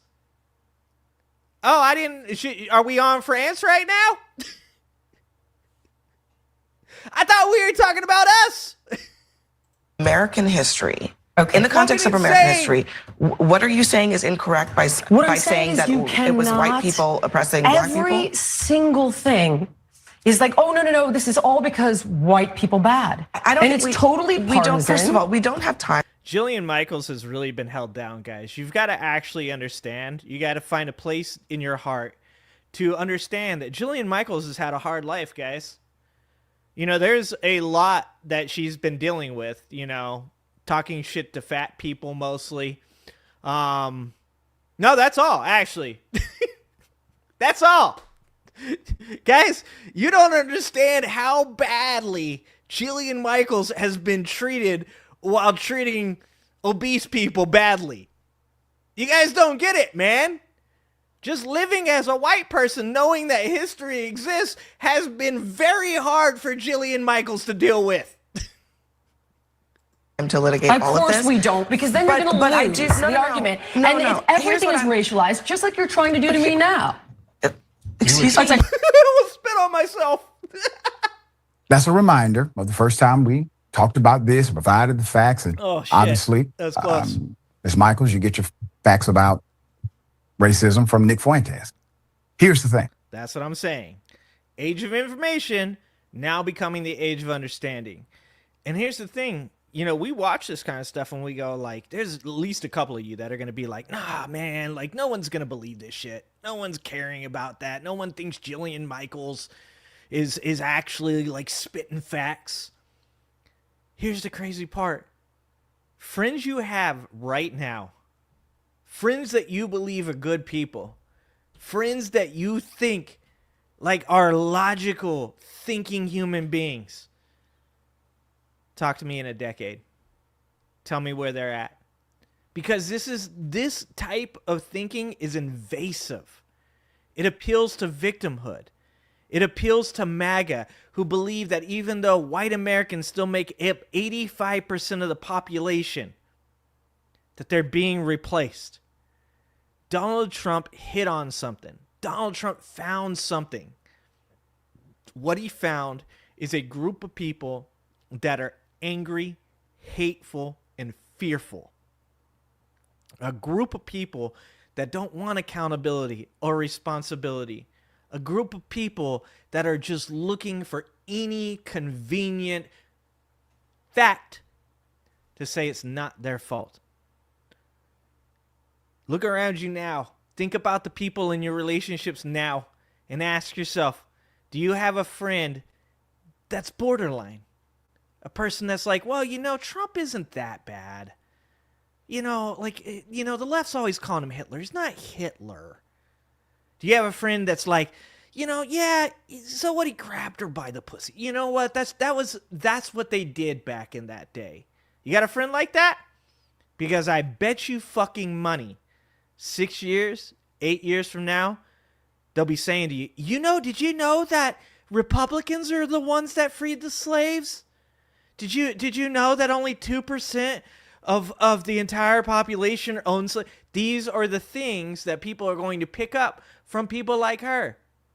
When you have a UFC fighter that is making it his very character to talk about fighting transgenders and beating them up in the good American way, that using the N-word, it should tell you that pop culture is not only accepting this rhetoric, but it's embracing it. And I grew up punching skinheads in the face. I'm not cool with this. I know what racism looks like. I know how dirty and disgusting that type of hate is. I'm not going to fall for that shit. But look around you. You know somebody in your family, somebody that's maybe a friend of yours. And fucking, I will bet money on this. 5 years, 6 years from now, if this is the type of shit that we allow, they're going to be saying to you, you know, slavery wasn't even that bad. She doubled down. Now, this is after you have the opportunity to listen to folk tell you the truth, and I'm sure somebody on social media reminded you of what facts actually are. Then the response to the proclamation is made. Here it is.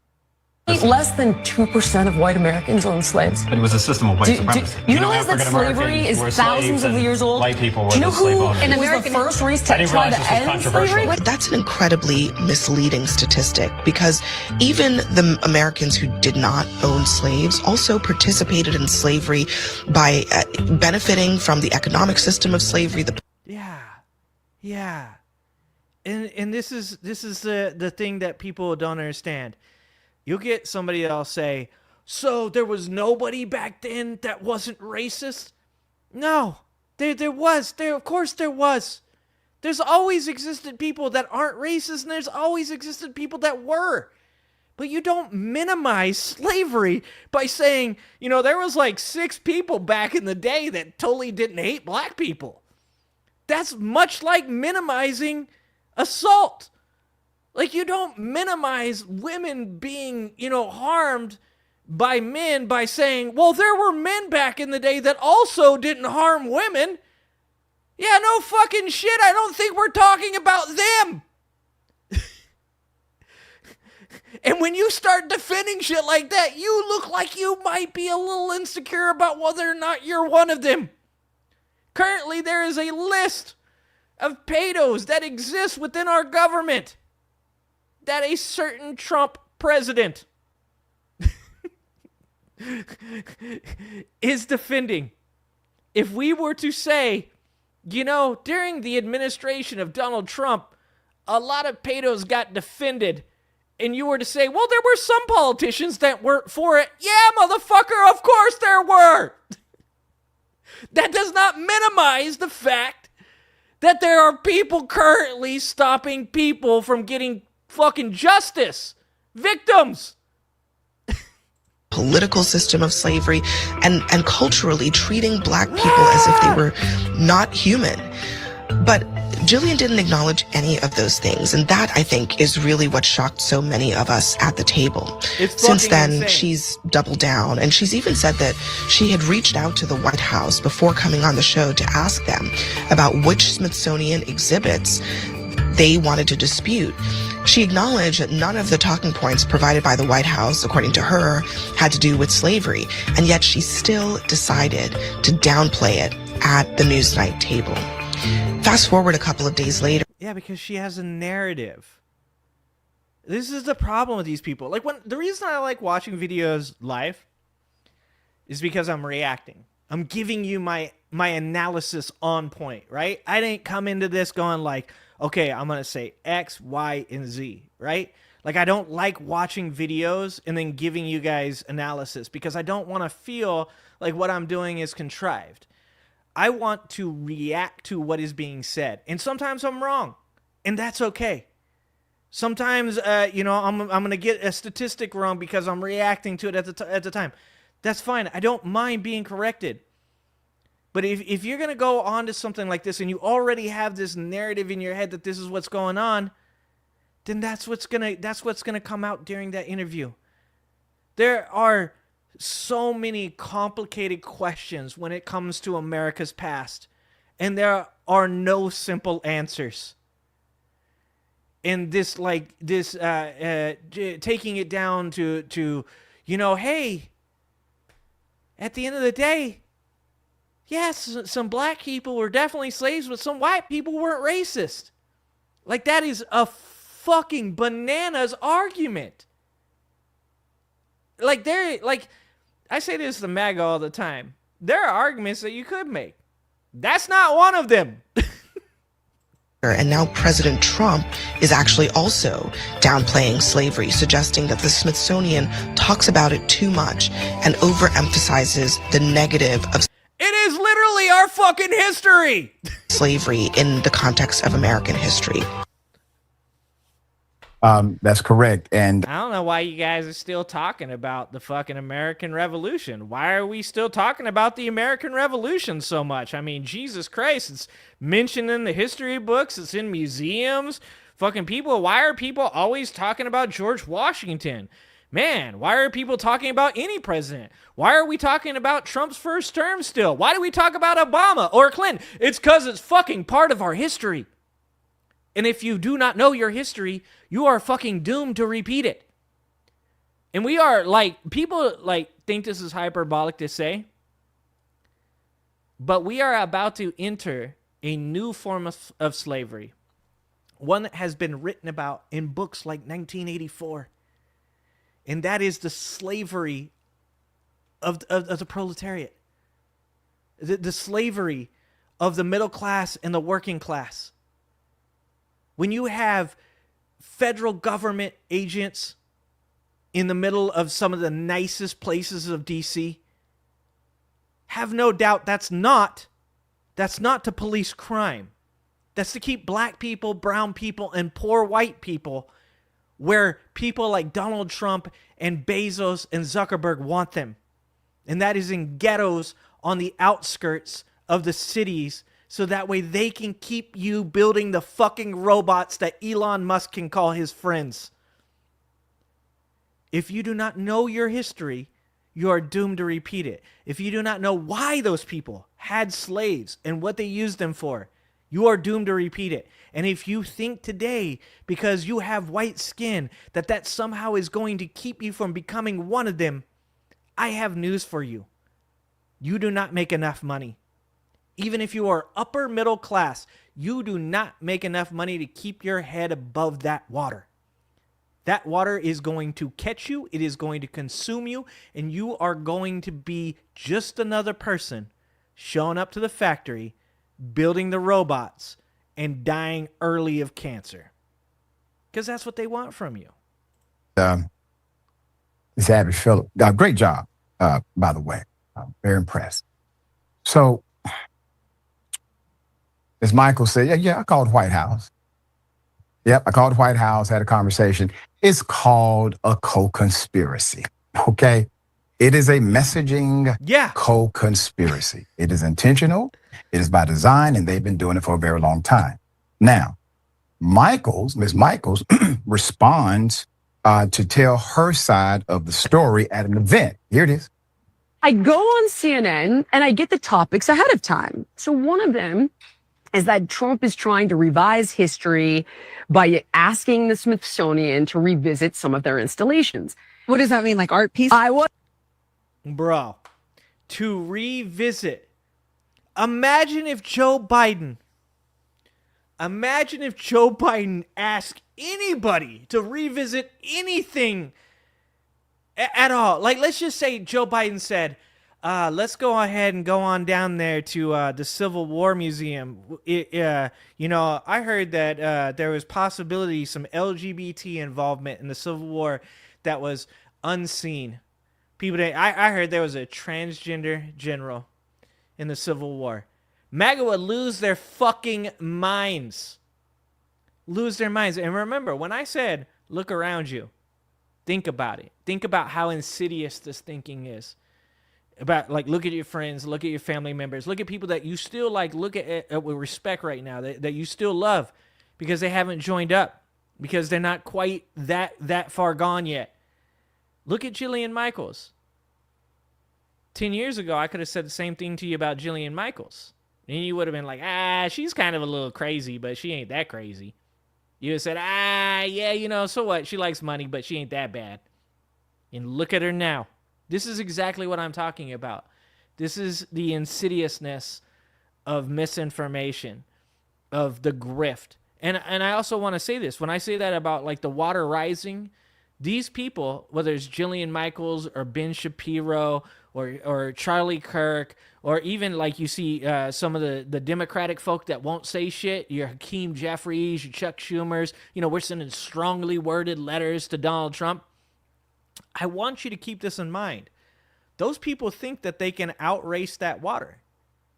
They're not quiet because they think, oh, this is actually a pretty good strategy. They're quiet because they're scared. They're quiet because they think if they just stay quiet and they don't do anything to piss Donald Trump off, when he revises history and he changes what the Smithsonian has to say about slavery, and he outlaws being something like LGBT, when he says that trans people don't exist like Iran does or Saudi Arabia does, that they'll be okay. Because once again, when you look around, if you got a Hakeem Jeffries in your life, you're like, he's a little misguided. He should speak up more. He's actually a good dude, though. A lot of those people are going to find, as more information, more insidious misinformation becomes a part of their life, that it's easier to embrace it and not go against the current than it is to take it up. Because like I said at the beginning of this, relationships in this country as well as across the globe are built on dishonest affirmations. You saying to the other people in your life, yeah, I agree with that, while inside going, fuck, I don't agree with that. And we need more honest people. We need more people that are willing to say, you know what? I'm going to go against the current, and if that means I stand here the fuck by myself, then I will do so because I'm not fucking scared. You can't just talk about it. You got to be about it. Wasn't sure. Okay. So I asked the same question. So I reached out to the comms team at the White House. I said, listen, this is going to come up. Can I ask you, what installations is the administration taking umbrage with? Can you send it to me? So they send me a document, and it's about 50 pages. Oh, my word. Not one thing in the document, not one installation actually is about slavery. This one woman on the other side immediately goes to Trump is whitewashing slavery. So with unbelievable confidence, knowing what was... Donald Trump said the fucking words himself. Even if the White House sent you 50 pages, and I'm being best faith here, and not a single one of those things had anything to do with slavery, Donald Trump himself said that they should be looked at. These are his words. Nobody's fucking taking him out of context. He said this shit. In there, I'm like, no, he's not. And then when I said no, he's not, then Abby Phillips and Richie Torres essentially, I guess, made some sort of assumption that I was trying to defend slavery. I'm not quite sure where they got that impression. We constantly talk about... You're not defending slavery, you're defending white people. And it's not necessary. Because if you don't feel like okay, so if my wife comes to me and she starts talking about somebody abusing his wife, right? And she's worked up, she's pissed off. She's like, it's just like, this guy is super abusive of this woman. And then I'm like, yeah, actually, he's not that bad of a dude. My wife is right to look at me and be like, why the fuck are you defending a dude that beats his wife? Are you abusive? Like, that's the point. If somebody says something about slavery existing and you jump up and you're like, hey, white people aren't bad. It makes you look fucking suspect and insecure, dog.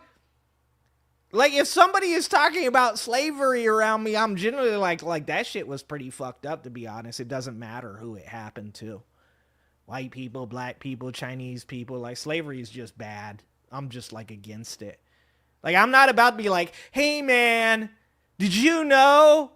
Bro, actually, do you know who freed the slaves? White people. Like, motherfucker, they were the people that owned them. They made up like 90-some% of fucking the slave owners, 98%, whatever the fuck it was. Yeah, I would think that they had something to do with it. It's sus that you're having to defend this. White supremacy. But we look the other way with black degeneracy. It begets white hostility that then validates and begets white degeneracy. And it's this impossible cycle. So I turned around to Richie Torres and I was like, do you realize that less than 2% of Americans owned white Americans owned slaves? Wow. And the reason I say this is I'm not trying to whitewash slavery. Yeah, you are. It's because not all white people are the enemy.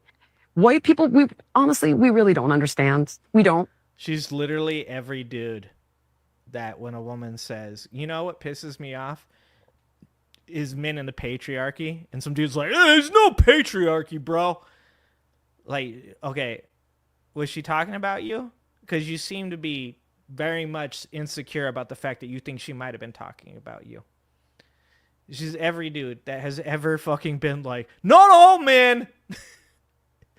Like, motherfucker, if she ain't talking about you, she ain't talking about you. If you have never abused a woman in your life, then you don't have to worry about whether or not you're being included in the DV people. You should feel pretty fucking secure that you're like, I ain't do that shit, so I'm good. But also, fuck those dudes. Fuck the dudes that abuse women. I'm not one of them. I didn't do it. I don't have to be insecure about it. And also, fuck those dudes. And that's the way that white people can be about slavery too. Is you can say, yeah, I didn't do that shit for sure, but it's still fucking embarrassing. I didn't do that shit, but it's still fucking horrific. I didn't do that shit, but it's still part of our fucking history. That's what's wrong with Jillian Michaels. Because you know why? Deep down, she does believe that it wasn't that bad. Deep down, she does believe, why can't these black people just get over it? That's why it's so important to her. And then black people are like, I don't have to explain this to you. And it's like, maybe you do. Maybe you do. And white people, even though you may not have been responsible for it and you don't want to get another lecture, I think you need to sit there and listen long enough to understand why. Who the fuck is getting lectured? Who are these people? Like, what groups does Jillian Michaels like exist in where there are black people that are lecturing her on her perceived white guilt or the necessity of her white guilt? It doesn't exist. This is the same thing as the fucking Sydney Sweeney commercial. Like, is there like a person that exists out there that like 100% believes that white people should have to atone for the sins of the past? Of course. Just like that, like I've said it before. There are assholes that are white, assholes that are black, trans people that are assholes, straight people that are assholes. There are assholes in every single segment of our society. They do not represent the whole. They don't. This fucking made up scenario in which Jillian Michaels has been lectured does not exist unless she brought up the fucking subject and tried to defend slavery. The only time you're ever going to get lectured about being white and fucking and slavery being the topic is if you're trying to defend it. The pain is still there.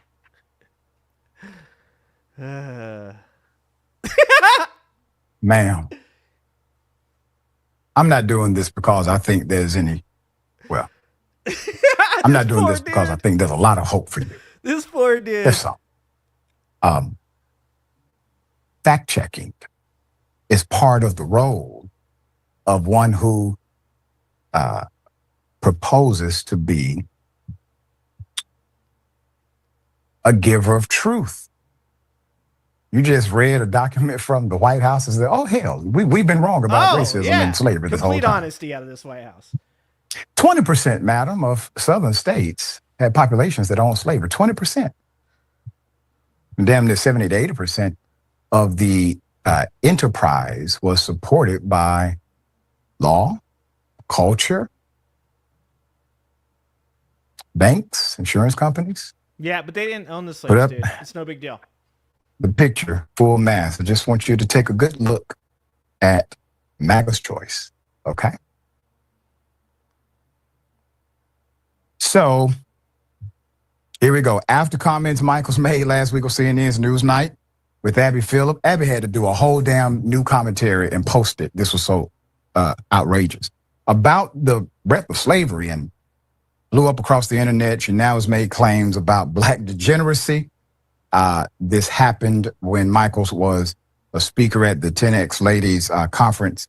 This was in Florida, August 16th, sat down with the conference's host for a conversation. That's when she said this. Now, let's talk about the 2%. Before he gets into that, too, I want to say something because I know most of you guys probably know who these dudes are. The Cartier family, right? They're 4 black dudes, 4 brothers. And I recently watched a video of them watching Nick Fuentes.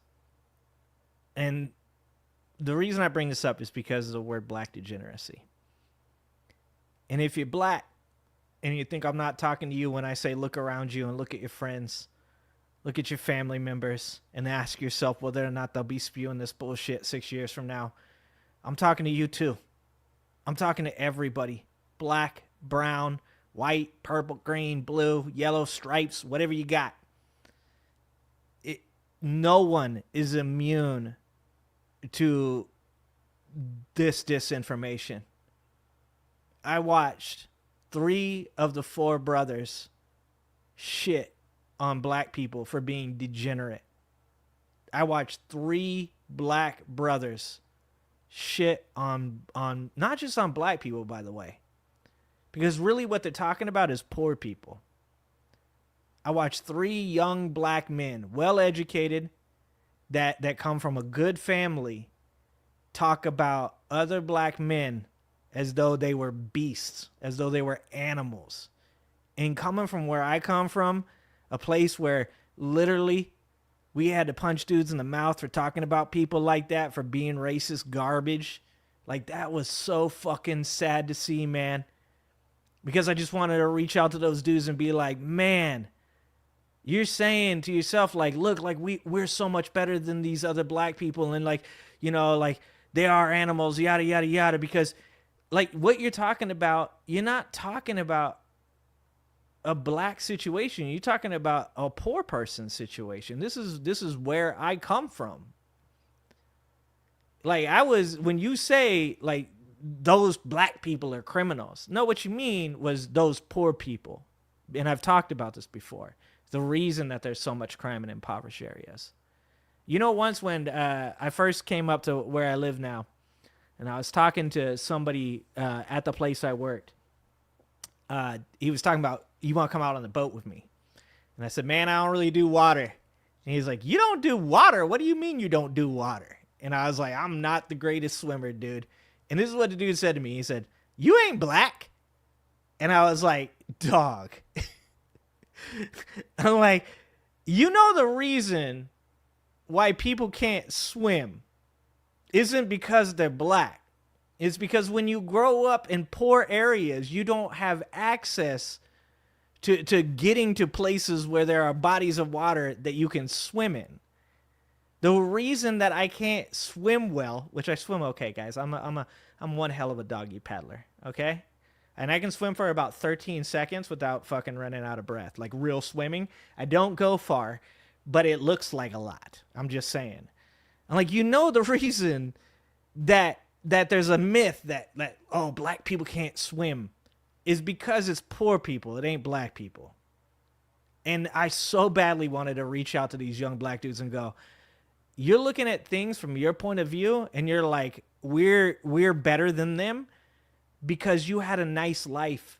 Because the majority of minorities in this culture are growing up in impoverished communities with no real chance of getting out of there.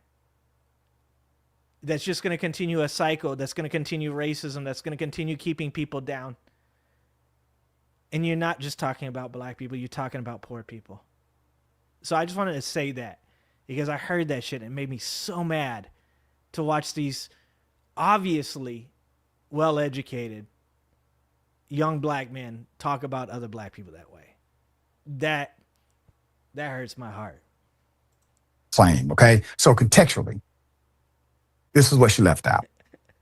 She left out the part where half of the United States at the time of the Civil War seceded in hopes of preserving slavery. They left because this was such a big deal to them.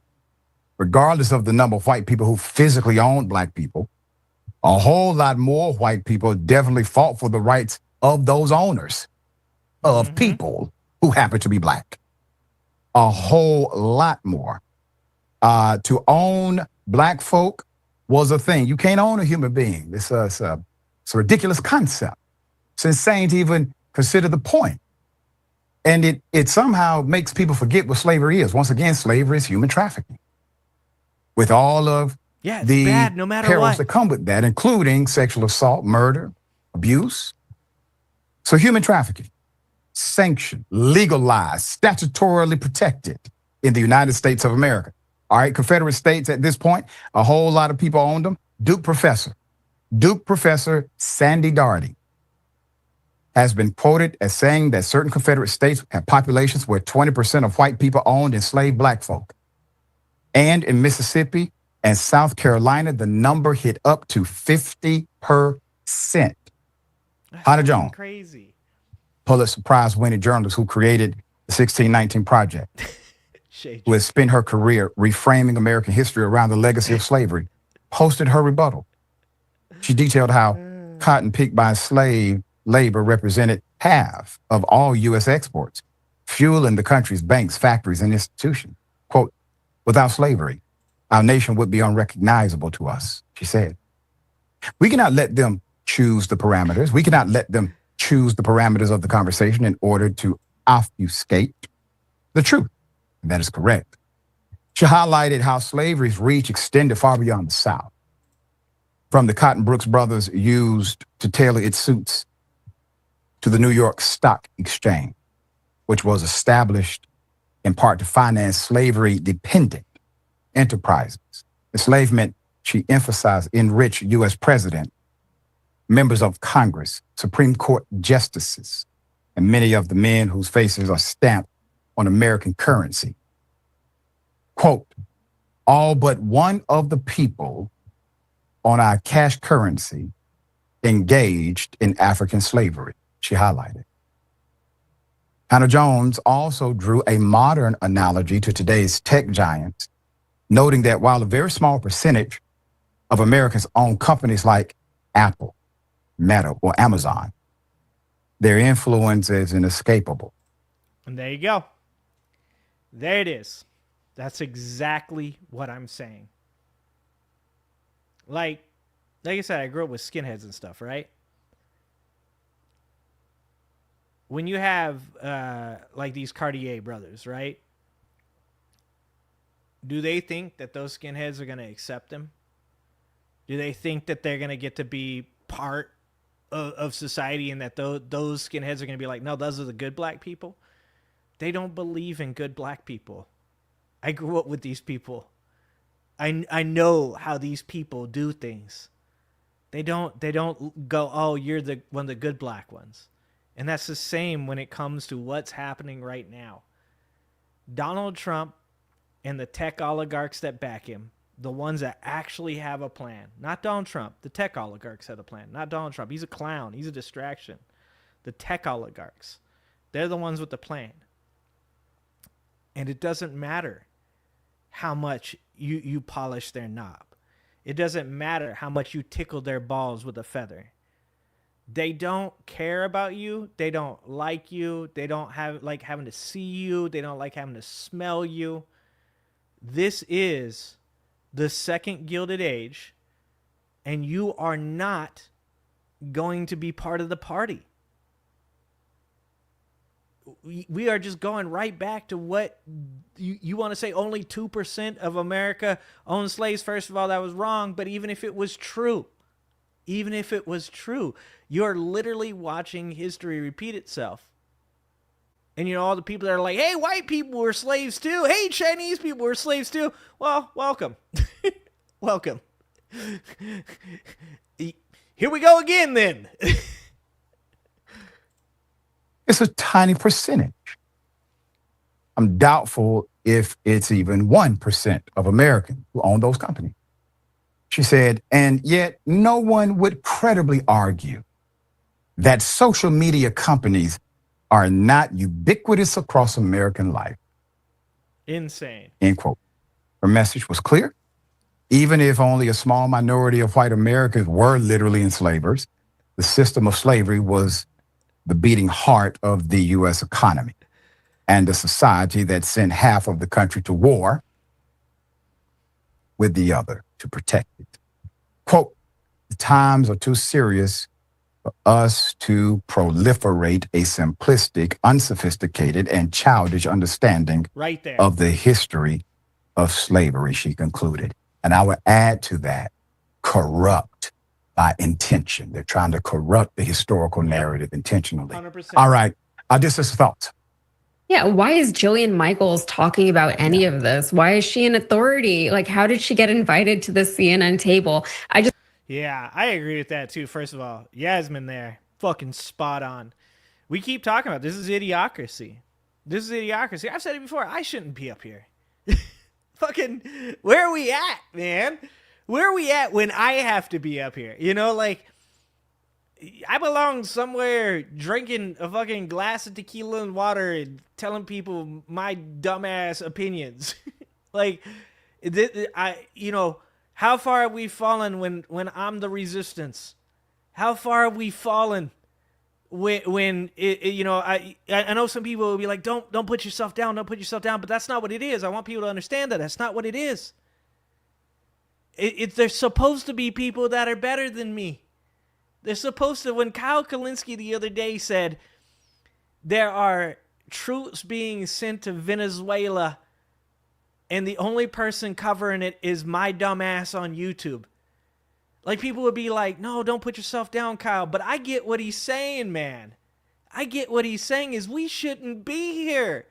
There is supposed to be people that have put their entire life work into being experts on these types of situations. Where the fuck have they gone? The death of intellectualism is not hyperbolic. It is happening. Why is Jillian Michaels talking about slavery? Why has rap music made its way to the Republican side and fucking became Tom McDonald and Samson? Why? Because it's capitalism. That's why. Capitalism has ruined humanity. I've said this before. When we talk about capitalism, people go, oh, so you're anti-capitalism? No. Capitalism is 100% the best economic driver for a country. But it is not humane. It lacks humanity. That is why the United States of America is the #1 economy in the world, and the people that live here are the 25th happiest country in the world.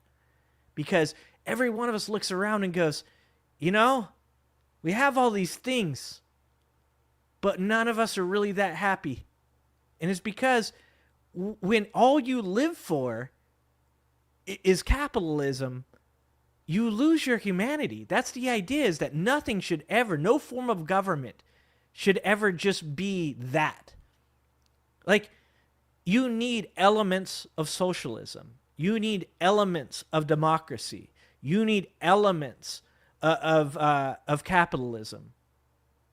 You can't have capitalism without these other things, and that's why we're at where we're at. Except for my ass, I don't make any money. I'm just here for the love of the fucking game. And, you know, there's something to that when she says, why is Jillian Michaels up here? Why has CNN brought Jillian Michaels on? And why would anybody, for the love of fucking Christ, ever repeat Jillian Michaels' opinions on fucking slavery? I remember one time a friend of mine, a family member actually, was quoting things from a book. And I said, what book is that? And they said, RFK Jr.'s book. And I said, this information seems suspect. Can you show me the sources? And I shit you not, this person sent me a picture of the sources. One of them being Rob Schneider. They didn't even understand what I meant when I said sources. I didn't mean Kevin Sorbo. I didn't mean Rob Schneider. I mean, where the fuck did you get the study from? And that is where we're at now. Quote your sources, Rob Schneider. Deuce Bigelow, Mel Gigolo? Okay. Just watched that documentary about her work on The Biggest Loser, and oh my God, like I never watched that show, but she was terrible. Like she was a terrible person back then, and it seems she still is on something now. And even if less than 2% of white people own slaves, who cares? Okay, like we're always railing against the 1% in modern days, which is less than 2. 1% is less than 2. So currently today, also less than 2% of people, not just of all white people, but of all people, are controlling a handful of multinational corporations and holding lives, all of our lives and our planet hostage for the sake of their own further enrichment. It's a dumb argument because we're very mad about that 1% of people, because that 1% of people, they are very dangerous and they're very damaging. And the things that they are doing to the people and to our planet, they will have long lasting repercussions going forward. So I don't want to give credence to this whole argument that slavery wasn't that bad, which despite what Jillian Michaels may or may not be intending here, is the conversation that has emerged from all of this. I'm not going to entertain that discussion because it's so dumb. If Julian Michaels needs something like this to be explained to her also, then again, why is she being invited to speak on things that she does not understand? And all of this is actually stemming from the fact that Trump said that the woke Smithsonian, that's what he called it, focuses too much on how bad slavery is, and he does not like that. He's already talking about replacing PBS with PragerU, and that PragerU clip went viral where a cartoon Christopher Columbus was saying that being enslaved was actually better for the natives that he conquered, rather because he could have killed them. So slavery really isn't the worst thing in the world. He was being very, very benevolent to the natives of these places in the Caribbean. And going back to the 2% argument, it doesn't matter. White populations in this country and in other slave owning and slave trading nations are still to this day benefiting from it. There are plenty of old money families whose trust funds are full of slave trade money. I was reading recently actually a Jane Austen book, and these rich Brits were talking about how the son was supposed to take over his father's work and how he was supposed to overlook all of his interests, is what they called it, in the Caribbean. I wonder what those were. The truth is the truth. You can frame it however you want. You can pretend that it didn't happen, or you can pretend that it wasn't as bad as the way it was, or you can even focus on other groups of people who were enslaved, which is an argument that they also try to use. And I also think that one's weird because it, on one hand, acknowledges how horrible slavery is while also trying to downplay the severity of Black slavery. But I will say, even if Trump does get his grips on the Smithsonian, and they've already been caught removing impeachment passages from documents that they don't like, and then they're like, oh, we had to put it back. It was just an oversight. So they're already trying to tamper with things. But I feel like even if he does get his way with the Smithsonian, I do feel like things will be corrected once his administration is out of office, just because the people who work at a place like the Smithsonian, that's their job, that's their livelihood, that's the work that they're passionate about, and they're going to make sure that things get corrected. I hope that's how I feel about that. So I am less worried about that. But this whole conversation and rhetoric, it's just one that we don't need to be having. Yeah. So here's my problem with what she's saying there. Don't worry, it'll all be fixed once Donald Trump is out of office. When's that? That's the real question. Because I'll tell you this. In Donald Trump's first term, he had people in his administration that were scared. They didn't want him to do certain things, like Mike Pence of all people, that didn't want him to do certain things because if he did those things, they could ruin their political careers and possibly even their lives. But this administration, this term, these people currently that are involved in Donald Trump's administration, they don't seem so scared. Pam Bondi just keeps doing whatever Donald Trump wants her to do. Todd Blanche is literally having conversations with Ghislaine Maxwell. You got to ask yourself, when are these people going to be out of power? Because they don't seem scared. They don't seem, you've got one or two things that are going on here. One, they don't intend to relinquish control. Or two, they just think that shit's so bad over on the left that they don't think that they'll ever lose control through democratic means in the future. That's fucking scary. Yeah, exactly. What Etch just said there. They don't intend to ever be out. They don't. They don't think it's going to happen. Something has convinced them of that, and I guarantee you it's tech oligarchs. Tech oligarchs have convinced them that they don't need to be scared. But I wanted to talk about something else because I think people are underestimating the economic issues that we're facing. And I think that's because people don't understand economics. I think that people, I said this on my stream to my audience the other day, and I'll say this to you guys on this stream as well. If you don't know what the producer price index is, you should look at it. It is a forward-facing economic indicator on what producers are paying for goods that are later those prices are going to trickle down, because that's the only thing that does trickle down, by the way, to the consumer. So the consumer price index, which is different than the core price index, you should also know what those two indicators are. The core price index being minus energy and groceries, because they're super volatile, and the consumer price index being what you pay for everything across the country. And the reason I'm telling you this now is because the Bureau of Labor Statistics, which is the department that generally releases this information, was just taken over by a guy who thinks that we shouldn't be reporting these statistics anymore. So it's best to look at that information now. The Producer Price Index has cut 350 indexes. Therefore, you will no longer see reporting on any of that. And by the way, this is not specific to just this administration. It's just like everything with Trump, he's made it that much worse. Over the last couple decades, we have been cutting down the size of these departments and making these statistics a little bit harder to report accurately. But Donald Trump has eviscerated these departments.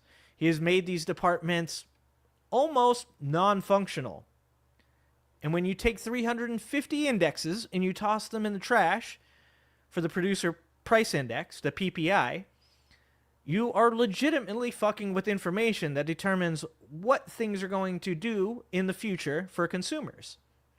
And when you look at the Consumer Price Index, so the Producer Price Index went up by 1%, 1 point.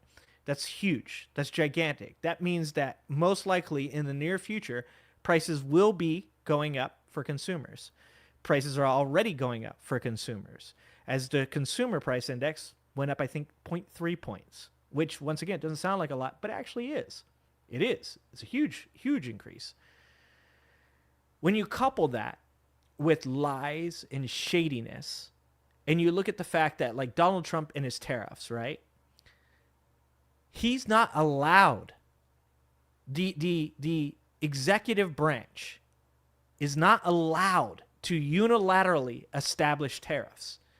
He used an emergency act, which is meant to give the president powers when America is under attack from some type of outside source. He used that to determine that emergencies are happening because of America's debt. A debt, by the way, that he himself has increased by something like $13 trillion in his 2 terms so far. But that it's a crisis. Like all crises, it's manufactured by him to be used by him.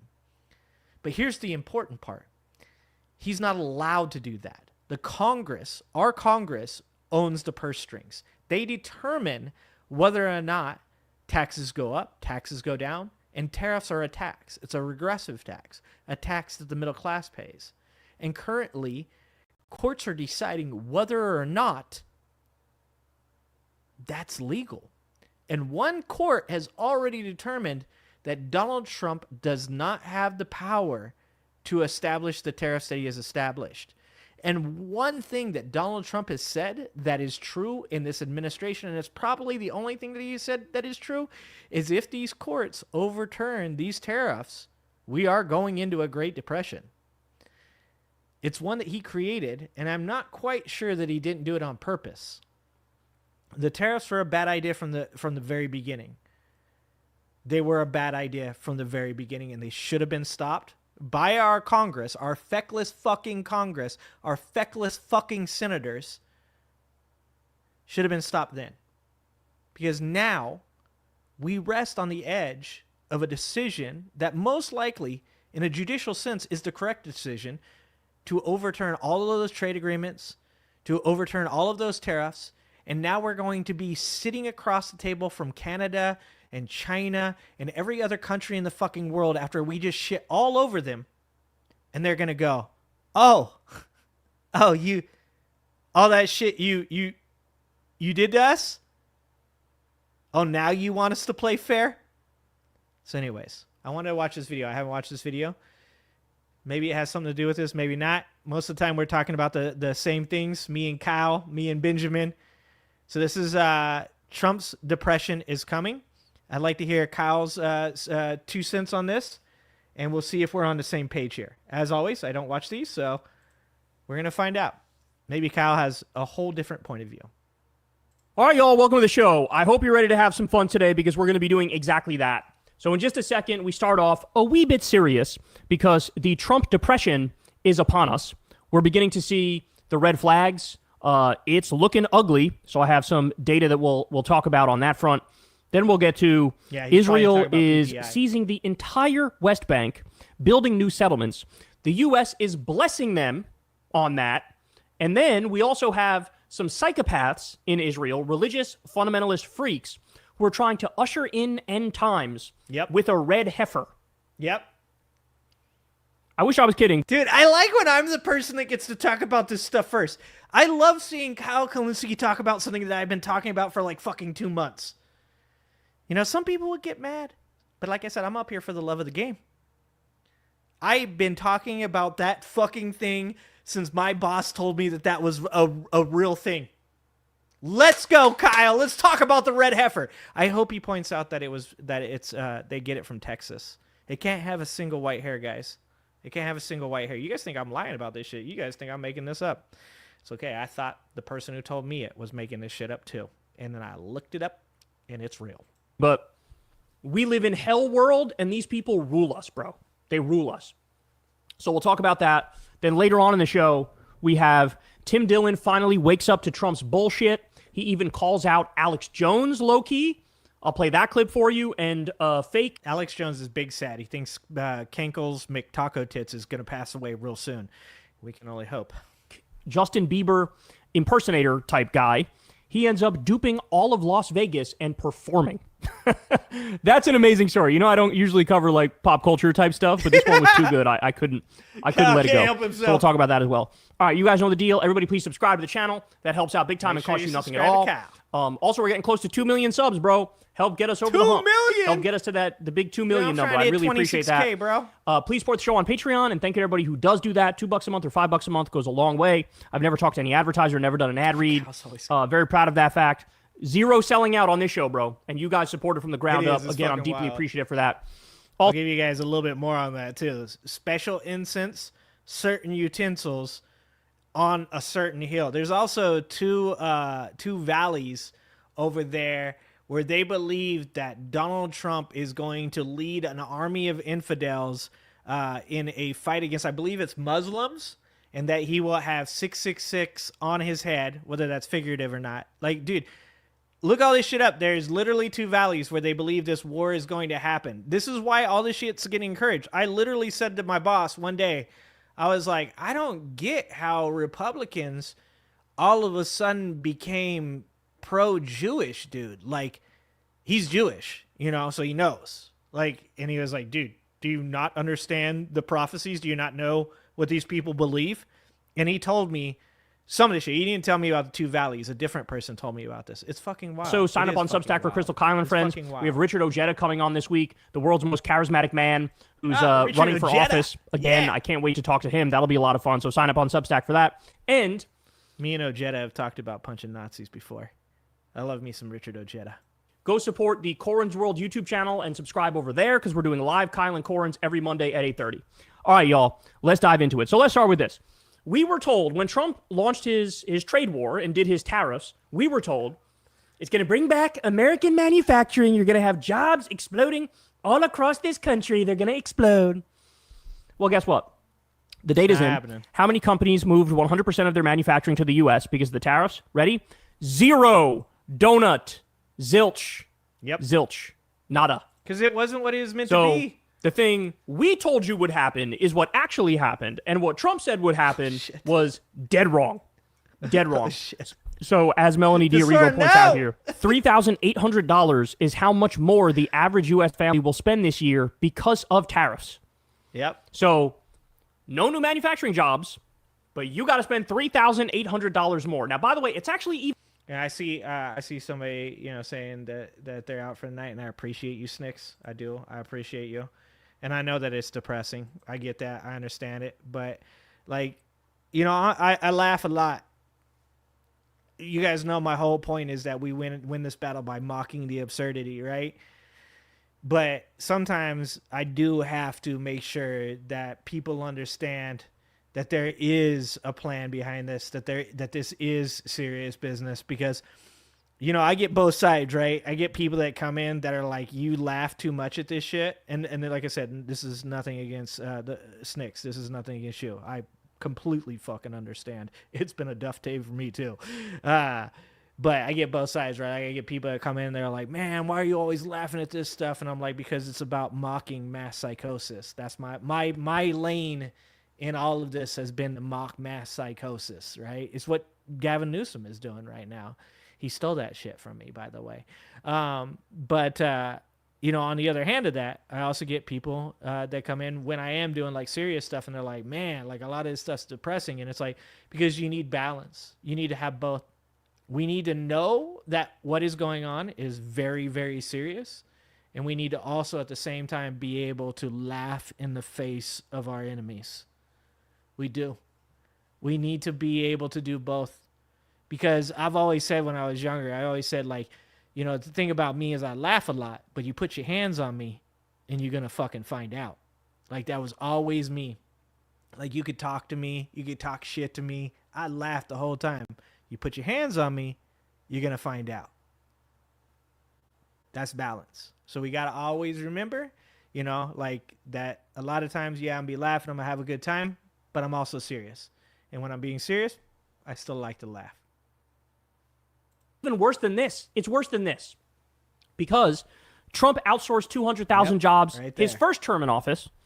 And then this time he gets in there. One of the first things he does is he cuts off the funding for Joe Biden's bills. So the CHIPS Act, for example, the infrastructure bill, for example. So Biden was creating 800,000 new manufacturing jobs. And Trump gets in there, cuts off the funding for those bills, and boom, now we don't get those jobs. So he lost us 200,000 manufacturing jobs in the first term, lost us 800,000 in the second term. Yep. Right? And now we know the tariffs are going to cost you $3,800 more on top of all that. So he could not have been more wrong every single step of the way. But we're just getting started. So on the manufacturing front, we're cooked. And in fact, there were some other companies that were going to build factories here, and they announced when. Yeah, isn't it crazy too that there's no fucking Trump supporters talking about this? Nobody on his side of the fucking aisle is concerned that there's no fucking jobs, because they know. They know. They knew this was fucking false advertisement the whole time. I've seen people in my comments over at my live clips channel, right? Where dudes will say, we don't really give a shit. All we voted for Trump for was to make you guys cry. Literally, these people are so insecure, so sad, so hopeless, so much of a fucking disappointment to their own family members and friends that all they have left, the only thing that they have left is hoping that they can make liberals cry. And they're not even winning with that. Their dude is not exactly, he's not doing a great job. This is where we're at as a country, is every one of these dipshits came out here and said it's going to bring back manufacturing to the United States of America, and it didn't happen. He's a loser. And just like you guys have been telling us forever, and we were wrong. We kept saying, why do you think Donald Trump is anything like you? Donald Trump is a billionaire. Donald Trump doesn't care about you. Donald Trump has never been working class or middle class. What do you mean Donald Trump is just like you? We were wrong. We were wrong. Donald Trump is just like you. He's a loser, and he protects pedophiles. Yeah, just like you do. Trump did the tariffs. They came out and announced, well, we can't build them anymore because we can't afford the raw materials to build the factories now because of the tariffs. Okay, so he's cooking us in 1,000 ways to Sunday. More. July had the highest number of corporate bankruptcies. Hold on. Look at that orange face paint. Somebody pointed this out the other day, and I'm actually going to call him out on this.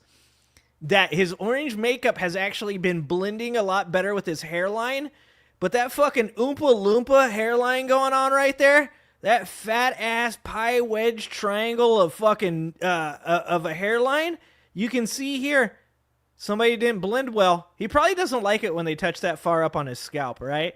He's like, there's nothing there. There's lots of hair. Don't do that. Don't put it in my hair. There's no hair, sir. No, there's totally a lot of hair there. I have so much hair on top of my head. I just had to point that out. Bankruptcies since the COVID pandemic in 2020. Did you guys see the dumb shit from Bed Bath & Beyond? Bed Bath & Beyond saying that they won't join California. They won't come to California. Anybody that trades stocks, I trade stocks. Anybody that trades stocks knows that Bed Bath & Beyond is fucking bankrupt. That they've literally already committed bankruptcy.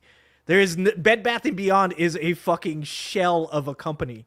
Like, dude, you don't want to participate in the 30+ million people that are in California? Okay. That sounds like a reason for you to be fucking bankrupt. You don't want to participate in the 4th largest economy in the world?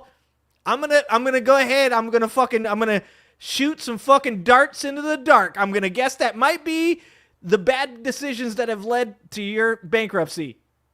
There are so many private equity companies that are buying up these fucking companies like Walgreens, Rite Aid, Bed Bath & Beyond, and they are literally just fucking vampirically sucking the blood out of them until there's nothing left, and then they sell off the fixtures and the land. Because that's the world that we have entered in the United States of America, is private equity buys things, just uses them up. The people that work there, they don't give 2 fucks about. They use them up, and then they close the stores, sell the fixtures, sell the land, and fire the people that work there. And fucking MAGA's like, that's what we voted for. So it actually eclipsed that, which means that Donald Trump is worse for the economy than a fucking global pandemic, y'all. That is mind-boggling. That's mind-boggling. The Thanks, U.S. Matt. has now seen 446 Thanks, Matt. large bankruptcy filings in 2025, officially 12% above pandemic levels in 2020. In July alone, the U.S. saw 71 bankruptcies, marking the highest single month total since July 2020. And then Brother Del Monte went bankrupt. Del Monte has been around for like 150 fucking years. Del Monte, gone. Donald Trump killed one of the fucking oldest fucking corporations that has existed in American history. No more fruit cocktail. Really like those French style green beans too. That was kind of my style. My wife likes fresh produce. And the fact that I work in the health food industry is really going to make people sad that I'm over here talking about canned vegetables. But I am from the trailer park. Like Donald Trump was like, somebody was like, we have the greatest economy in the world. There's no way somebody can fuck this up. And Donald Trump was like, bet. Bet. This is Curtis Yarvin, dude. The oligarchs literally knew who they were getting when they were stuffing dollar bills in Donald Trump's pockets like he's a fucking cheap stripper. All right? They knew what they were getting. Look, there's one thing you'll have to say about these oligarchs is they know business. They're not the smartest people. That's a misunderstanding. They're not. They are the shadiest people. They're the most corrupt people. They're the most evil people. And they know a mark when they fucking see one. And when Donald Trump's orange clown ass came dancing into the fucking scene, he jumped on that pole. They were like, holy fuck, let's go to the ATM. I need to get some dollars. This is Curtis Yarvin. Do not mistake that. This is Curtis Yarvin. This is Jeff Bezos. This is Zuckerberg. This is the Project 2025 people. They might not be in the same gang, but they both know who the mark is. They're just both trying to figure out which person gets to take advantage of his ass the most, so that way when this all fucking collapses, they get to be the person that takes over. And here's the thing. They don't want the whole place. The tech oligarchs, they don't want all of America. They know it's too big. They know it's too unwieldy. They know that it's like too much work to try to deal with all this shit. And when you take somebody like the Project 2025 people, they don't want all of America. They want the religious sections. They want to be able to institute the rule of law that they have, that they want. They don't want godless heathens. They want to be in control of women in the Bible Belt. So if you think that these people aren't going to just split it up after Donald Trump burns it all down, I have news for you. They do a whole tweet thread about this, and they basically explain, like, look, yes, it's the trade war. The trade war is the culprit, and that's pretty fucking obvious. They also go on to point out, like, the different companies that got hit as a result of this. Unfortunately, a lot of them are, like, 1990s and 2000s, like, legendary type companies, like Forever 21, for example. In fact, let me see if I can find it. Several once popular 1990s and 2000s brands are included in the list of bankruptcies. Forever 21, Rite Aid, Party City, Claire's. I think, like, these earrings I'm wearing, I think, are from Claire's, and they cost, like, fucking, like, $10 or whatever the fuck. All going under. All going under.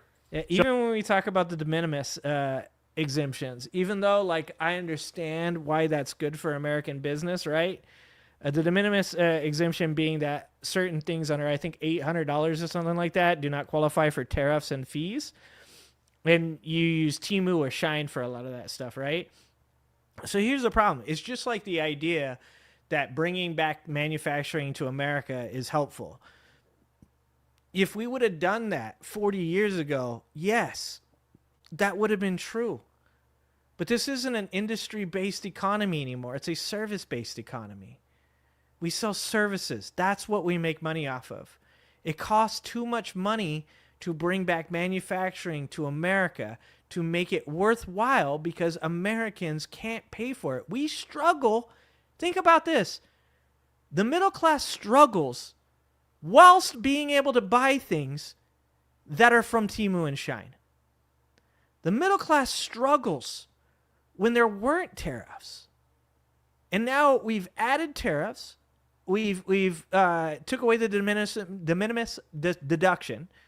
So we no longer, you're not going to be able to get, something from Temu that's usually in America it's $20 for $6, right? If you brought back, let's say, an iPhone, I think this is one of the more popular things that they talk about, right? And you built an iPhone in America, you're going to have to pay minimum wage. What do we want as the middle class? What do we want as Americans in the working class? We want higher minimum wages. What else do we want in the working class? We want health care. What do we think in the middle class has been one of the most beneficial things to America, to its citizens, since the beginning of America? Unions, workers' rights. We fucking fought and died for them. What do you think is going to happen when you have a unionized, well-paid, given health care, given pensions, workforce building iPhones? They cost a lot fucking more money. And this is it. These people, these politicians, they fucked up. They got us here. These corporations own these politicians. These corporations have it within their means to make life easier on the working class. They choose not to. There's nothing about what is going on right now that isn't part of these people's plans. It's all a part of it. They're just lying to you. They're not bringing back industry, and they don't give two shits about you. So directly because of the trade war, it's now happening. Everything's unraveling. All right, we got more. Let's talk a little bit about the inflation portion of this. Listen to this. Wholesale prices for domestic fresh and dry vegetables skyrocketed nearly 40% in July compared to a year ago. You normally don't see a big move in 1 month that Never. much. I mean, the biggest 1 month move for a is summer month insane. since I think 1947. That's a big move. Three things happening here: weather and drought. So I work in the health food industry. 40% is insane. you've got supply issues, worker shortages, and you've got farmers saying that there are fear on some of these farms of deportation, so they're having a hard time getting some of these crops in, and then tariffs on imported vegetables and food. So climate change, mass deportations, and trade war. Yep. Those are the things that are leading to the spike. In other words, all things that the right is making worse. Yep. If you guys like olive oil, so Spain is one of the places that we get a large percentage of our olive oil from. Spain has had something like 4 years of bad drought because of climate change. And look, like, you can be a conservative and be like, the earth goes through cycles, bro. That's fine. Like, okay, fine, sure. Okay, what if I say, yes, you're right, the earth goes through cycles, which that is true. It's still happening. Olive oil went through the fucking roof because of droughts. Immigration is getting worse because of climate change. The things that are going on in this world right now are 100% being affected by climate change, and you can stick your fucking head in the sand and act like it's not happening, or you can recognize that it is and you can do something about it. These people are very simple, uncurious, unintelligent people. Something like climate change is too big of an issue for them to ever fucking understand, and they should have never gotten to get behind the wheel of this country, much less any other country. But to go back to what I was saying earlier about the age of understanding, we have a decision to make. During the age of information, you were given all of this information. And during the age of understanding, you are now being asked, what are you going to do with it? You've been told that the climate changes. Most of us that have a fully functioning frontal lobe understand that it is influenced by human beings. What are you going to do with that information? It's the age of information versus the age of understanding. And just like Ben was talking about before he left on his show, the way that they're combating the age of understanding is by filling the cups full of misinformation. 40% increase in the price of produce is insane. It's insane. Like, they're destroying the country on purpose. That's something that can make prices rise for domestic as well. So this is producer level. Will it be passed on to the consumer? Unclear yet, but we'll know pretty quickly. Very thin margins for food items. Yeah. So this means that grocery store chains will have to eat the cost, pun intended, or we'll have to pass it on, and we'll know pretty soon. All right, so that's just vegetables. We discussed on this show the other day, coffee. Prices for coffee have skyrocketed. Minimum 14%. I've seen as high as like 25%. It's happening, y'all. It's all happening. And it's about to go up again. Just so you know, so Trump's a posturer, right? First and foremost, Trump is a facade of a strong man. So studies have been done on tariffs, right? And those tariffs have shown that only about 48% of the goods that are coming through are actually being tariffed right now. Donald Trump's saying all these things are happening, but they're not, right? And we're already feeling the squeeze. We're already starting to. Like I said, PPI jumped by 1%, which is huge. Produce went up by 40%. That's huge. Everything in this country, CPI-wise, has been going up since January of this year, except for televisions. That's weird.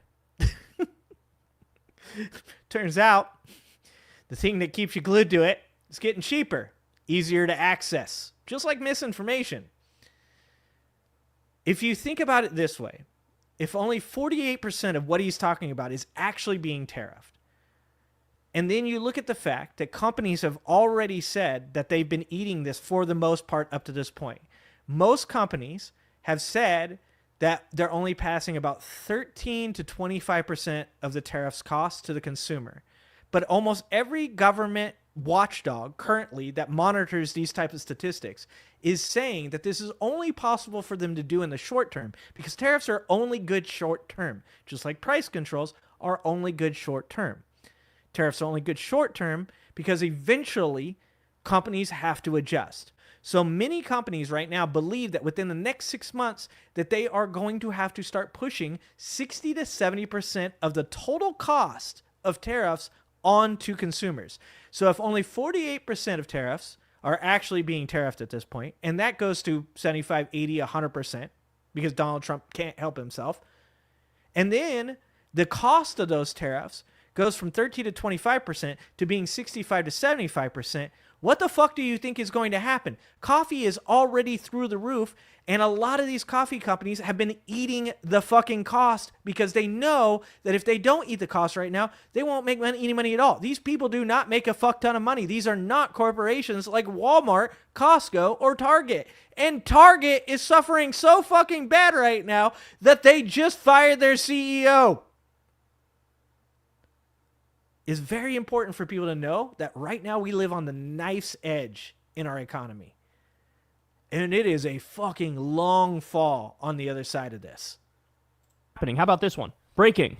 A home buyer now must earn $114,627 a year to afford the median-priced U.S. home, per Redfin.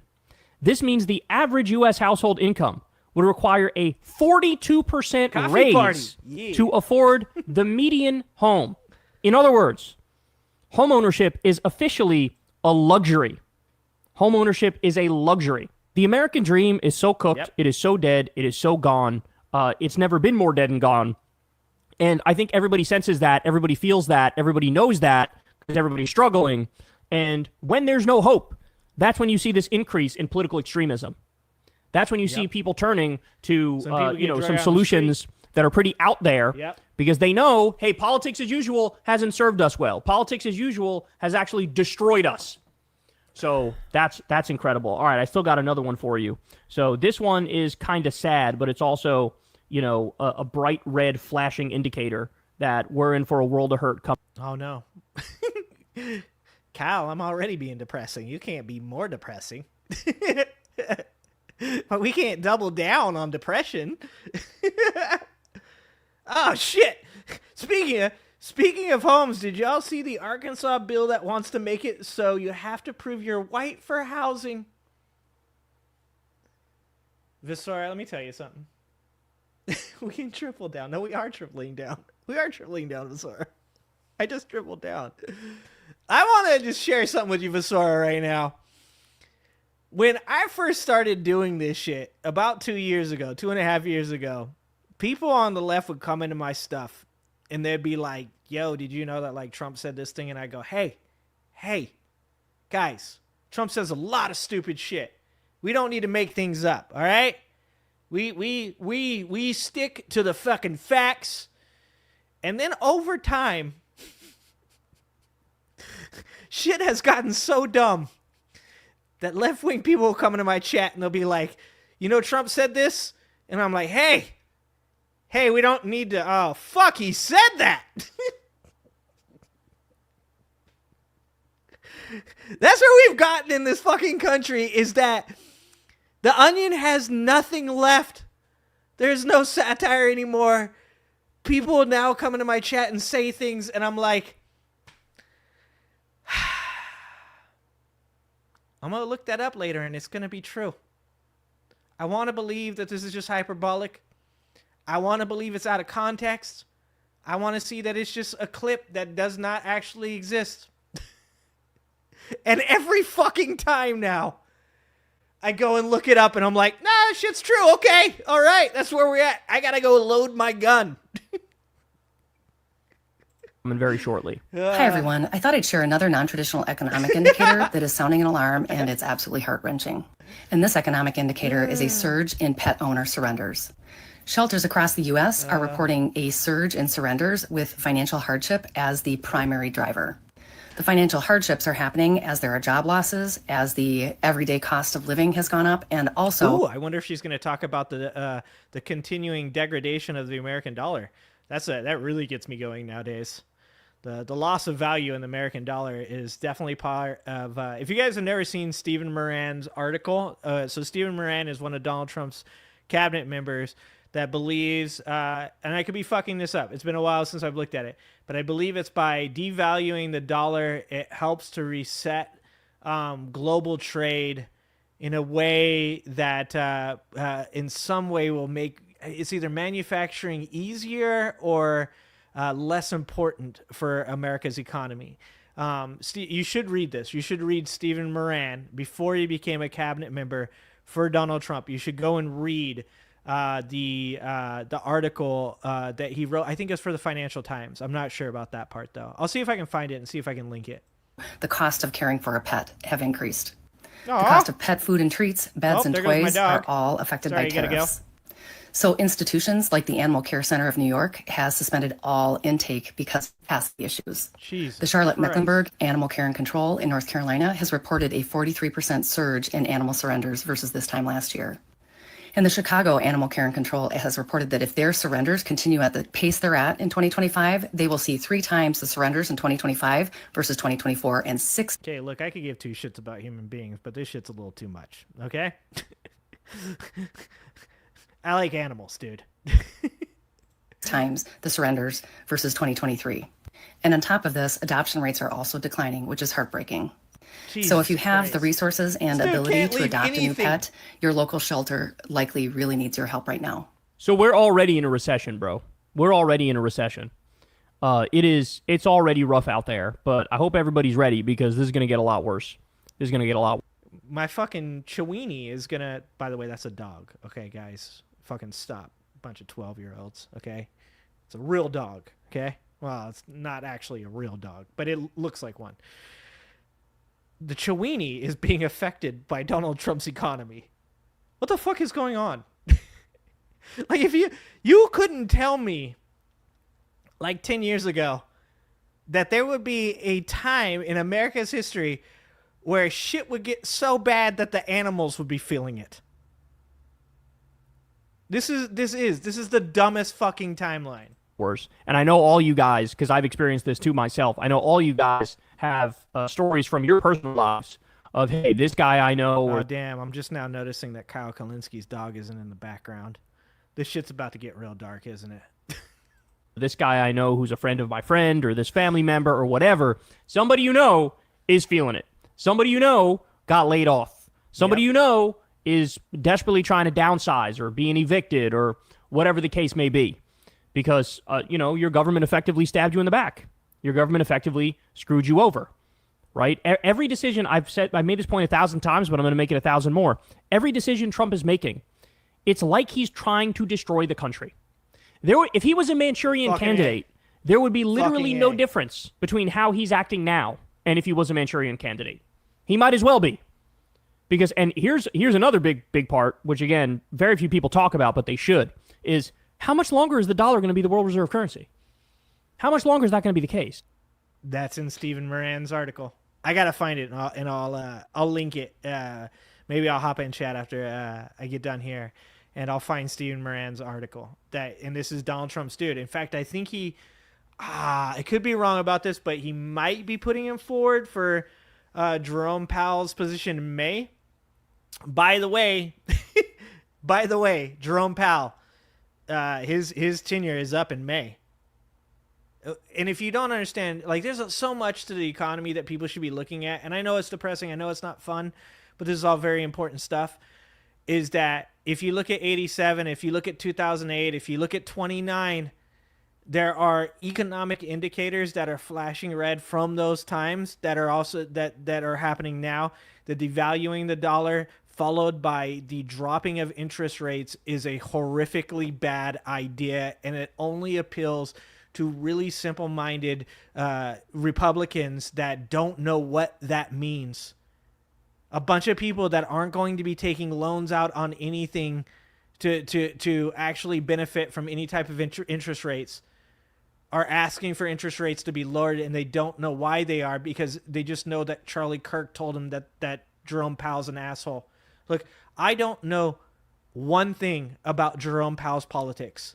For all I know, Jerome Powell is anti-choice. He wants immigrants deported from this country. He could be a fucking KKK member for all I know, guys. But the one thing that I can tell you is that across the political spectrum, everybody agrees that Jerome Powell has done a fantastic fucking job with the American economy through a pandemic, through a global pandemic, and has helped, with the help of Joe Biden, keep this country out of a recession, which is insane. Every economist was like, we're going into a recession. And when he is no longer a part of the Fed in May, and Donald Trump replaces him with some fucking Fox News anchor, if you think shit's bad now, it's about to get a lot fucking worse. Because I got news for you. Everybody fucking hates us now. We're not good to our word. That alone sort of destroys you in the long run. Crypto. Pulled out of the Iran agreement, pulled out of the Paris Climate That's a Agreement, good call. stopped abiding by the USMCA, which was the trade deal with Canada that Trump himself negotiated. Then he pulled out of his own trade deal, right? Our word is worth nothing. It's worth a dick. NAFTA. And so in a scenario like that, the rest of the world goes, we don't trust the Americans. We can't rely on the Americans. The Americans are liars. The Americans are psychos. The Americans are unhinged. So they're working around America, making deals with each other, looking more towards China to be a global leader. And in that scenario, they're merely tolerating the dollar at the moment as the world reserve currency. But, you know, they're not going to, nobody's going to keep investing. By the way, the Japanese are the people that own the most of our debt. I want to say $800 billion. Could be more than that actually now. But the Japanese are the ones that own the largest amount of our debt. And during the trade negotiations, the threat was made that they would sell off their shares of our debt, which would cause the American economy to plummet. The value of the dollar would go right in the fucking toilet. When Donald Trump is posturing and making all these, you know, boisterous, hyperbolic claims about how much of a strongman he is, let me tell you something I told my kids a long time ago. When you're sitting there and you got somebody that's getting physical, that they're talking a lot of shit, if they're loud and they talk a lot of shit, you don't need to be scared you don't need to be scared of that person. That person's not scary. They're a peacock. They're fucking showing you their feathers because they don't want to fight. They just want you to be too scared to fight, and they want to be a bully. And that's what Donald Trump is. The person you need to be afraid of is the fucking person that owns the majority of your debt and is looking across at you and going, you want to keep doing this? I don't have to say shit, because eventually I'm just going to punch you in the mouth. And you ain't going to expect it because you've been talking this whole fucking time. That's the person you should be scared of. You should be scared of the quiet person. Because that person already knows what they're about to do. Donald Trump doesn't scare anybody. The only person that Donald Trump is tough to is MAGA, because they're the type of people that look like a loud, boisterous, hyperbolic, bombastic bully like Trump and go, man, I wish I was like that. Because if I had power, that's what I would do. Like, if Japan wants to tank America, which would not be in Japan's best interest, by the way, but if they were Donald Trump, if they were thin-skinned and insecure like the President of the United States of America, they would have sold off our debt. And they're like, fuck it. Because that's what Donald Trump's doing. Investing in the U.S. Nobody's going to keep. And the other thing is, and this is an even longer conversation, but now we're beginning to see some evidence. There's some articles that came out over the past couple days, some evidence that the AI bubble is about to burst. And woo, buddy, when that bubble bursts, ooh, it's going to be a lot of pain, dog. Once again. It's going to be a lot of pain. I don't know how many of you were old enough to remember this, but the internet bubble burst. Remember that? I believe it was in the late 90s that the internet bubble burst. And that was a lot of pain for a lot of people, right? Then you had the subprime. Every time that there has been a financial crisis, it has been because of different types. Visora was bringing up Bitcoin earlier.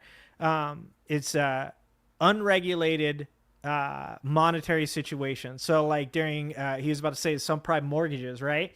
That was because the real estate industry came up with this cool idea where investors would prop up the loans of these subprime mortgages. And of course, nobody had any monitoring of what was going on with this. And these banks were giving away loans to people that couldn't afford them. Once investors recognized that this was happening, they pulled out en masse. What that does, especially in the internet age and the technology age, is there are bars that are set for selling off stocks and assets when it reaches a certain level. When that happened, it triggered a massive amount of sell-off, which of course cascaded and became worse and worse. Bitcoin is the same thing. The moment that people are no longer have faith in Bitcoin as being the digital currency, so you see all these other currencies that are coming out that aren't necessarily competing, but eventually you're going to have people that come out, this is how capitalism works, that want to compete with Bitcoin as being that currency. Once that happens and somebody decides, oh, you know what, Bitcoin isn't the future, and they pull out a fuck ton of assets, that's going to trigger other people pulling out their assets, which is going to cause Bitcoin to drop to fucking zero. And that's going to cause another problem. And that's the same thing with AI. The moment that people recognize, oh, a lot of this AI shit isn't going to survive. Craft breweries are a great example. During COVID, people started a bunch of craft breweries because craft breweries were really, you could sell $18, $20, $25 4-packs of 16-ounce beer, and people were buying them up like crazy. And now the industry itself has flattened out and declined, and people are having to close those breweries because there's nobody that wants to buy the alcohol. In fact, alcohol consumption in this country has reduced by something like 10 or 20% at this point. The alcohol industry is actually having a really hard time, just like everybody else is. You're going to see the same thing happen with AI. A bunch of people that started AI companies because it was the cool thing, the hip thing to be into, are going to go under. And when those things go under, people are going to get scared and they are going to take their money out of those assets. And there's going to be a couple places that survive. And for the most part, most of these things are going to go under.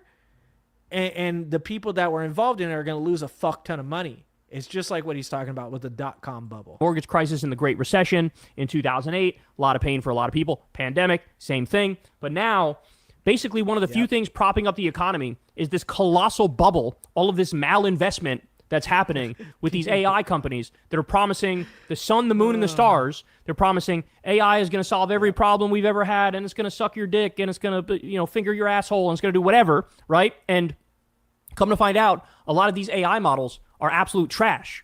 Not only that, China has already proven they're way ahead of the U.S. So at some point, the fun's going to stop, the party's going to stop, and the bubble's going to burst. And then at that point, we're going to have a massive economic downturn. Massive. By the way, the reason that you see AI companies, Bezos, Zuckerberg, Elon Musk, whoever you want to, Thiel, whatever tech oligarch you want to throw in there, right? The reason that they're panicking and they're doing what they're doing, both with Donald Trump and with the attempts at getting unregulated AI, right? Like that was in the Big Beautiful Bill. Fuck, somebody, don't tell Donald Trump I said that. He will be like, this is the big, beautiful year. The big, beautiful decade. Fuck. The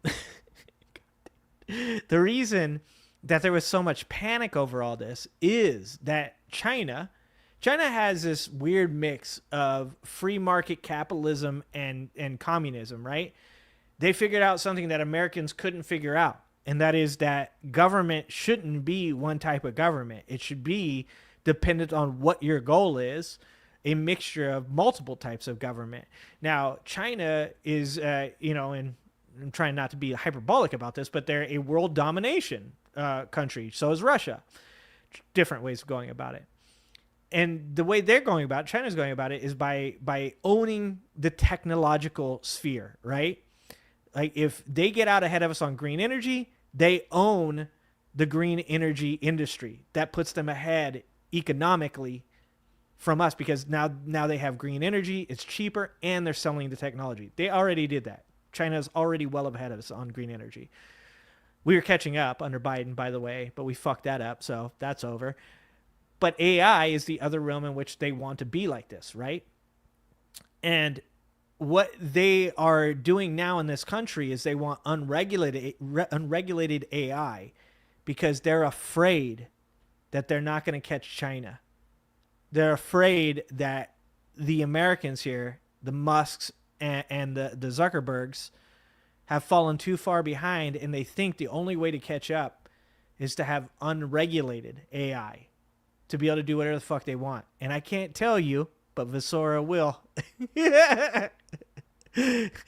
How bad that is, not just for the country, but for the entire globe. It's not something that anybody should want. Look, America, you have to understand this. Americans, if I can just speak to you, I don't give a fuck who you voted for. You have to hear these words. It's okay to not be number one. It is not worth sacrificing human beings. It is not worth putting people in the middle class in even worse straits. It is not worth selling out the future generations so that way America can stay number one. You don't get anything for being number one. Or at least the middle class doesn't. Ultra wealthy people do. But guess what? If America isn't number one, they'll just make money off of China or Russia. It doesn't matter because they're not actually attached to me and you. They would rather be in the driver's seat in this country, but they don't have to be. If there's fucking anything I can say to bridge the gap between political party or voter partisanship, it's not worth it. Giving unfettered access to these tech oligarchs, to technology like AI in an unregulated sphere in which they make the rules and nobody else does, it's not fucking worth it. America can be like number 5. Well, California will still be number 4, but... All right, guys. Well, it's just about that time. Visora is next. I've just kept... Oh, somebody else is putting these up. Good job, guys. Good job, guys. Good job. Thank you for putting those up. Slacking. All right, guys.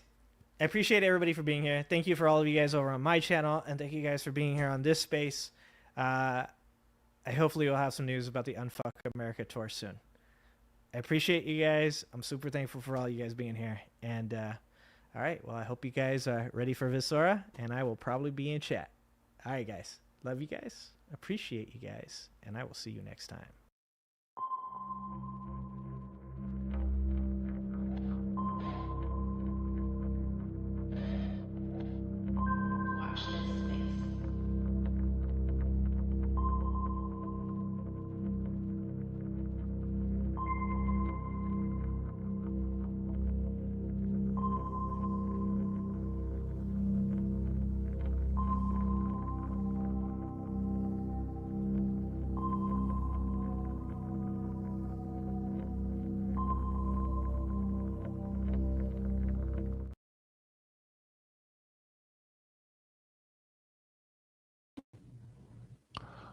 All right. Hey ho, let's go. Yep, I think we are recording. All right. Hey ho, let's go. Hello, Noise Filter crew. It's so good to see you all. You ever wonder what's powering vaccines and cancer treatments and all those life-changing medical breakthroughs? Well, spoiler alert, it's not a secret lab full of mad scientists sipping coffee all at night. No, it's the NIH, National Institutes for Health, and it's quietly humming complex engine behind the scenes of scientific discovery. But this engine, it's sputtering, and the fuel is running low. Now, you might not have noticed, but in the past 6 months, over 5,500 research projects have been halted. That's right. That's 5,500 questions are now left unanswered. Thousands of communities are watching projects freeze, and a whole generation of budding scientists are stuck waiting for a green light that may never come. Why is that? That's because funding cuts and political interference are quietly trimming back on what should be the nation's proudest science engine. Now, the NIH isn't just one place. It's a collection of 27 institutes, from cancer to infectious diseases to mental health, all working on different pieces of the puzzle.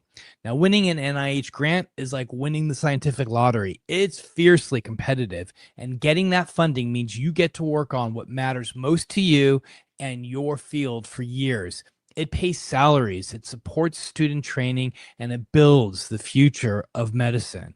So what's happening? What's happening when projects get cut? It's more than just labs are closing. It's lost jobs, slowed discoveries, and communities left without answers. And here's the kicker. Much of this science has been invisible to the public.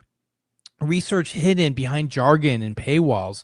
When people don't see science working for them, skepticism grows, and tearing it down becomes easier. But all's not lost. There is a way forward. We need to make science visible, which is what I'm really doing here.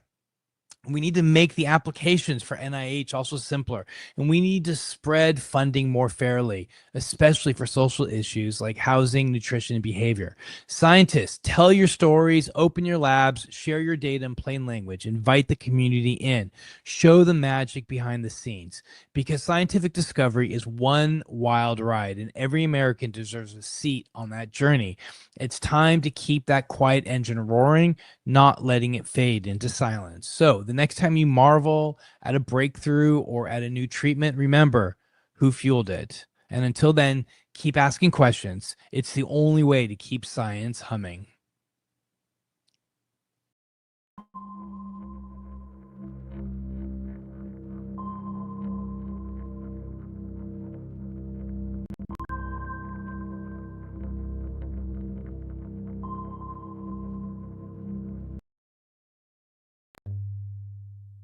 Hello, hello, hello, everybody. Good morning, good evening. Hope you're all doing well today. So, we are going to have a very interesting time today. First off, though, I did want to say, the Angry Ginger, I was cackling listening to your bit. Just when you called out, like, oh yeah, you know, Visora will tell you. I lost it. 10 out of 10. You're not wrong, though. I will tell you. Visora, do you follow America Dissected? Abdul Sayed is running for U.S. Senate in Michigan, and only one tracking public health decision under this administration. I have not actually been following, but I will look that person up. Let me write their name down. Abdul Sayed, rather. Look, health is not the priority of this administration. In fact, I'd probably go as far as to say the lack of health is probably more so the priority here. But, you know, it is what it is. That's what we get for voting for socialism. Not socialism, against socialism. So, my stream today is going to be about how, essentially, it seems like if World War III hasn't already started, there's sure as hell quite a lot of countries at war right now, or on the border of war. But first I want to start off with something funny. We had the fermented pumpkin join the military who is occupying the Capitol on the ground today.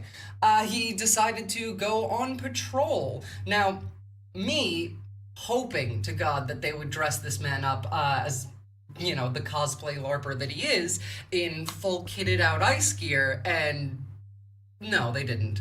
Then again, it wasn't much of a patrol. To be able to patrol with the military, you kind of need to be able to walk, and it's not exactly his strong suit there. I feel like maybe if they rolled him on his side, that could have worked, but no, unfortunately not.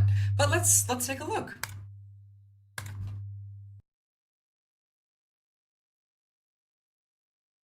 I can't hear. Why can't I hear? Is there any audio? It's all part of the president's.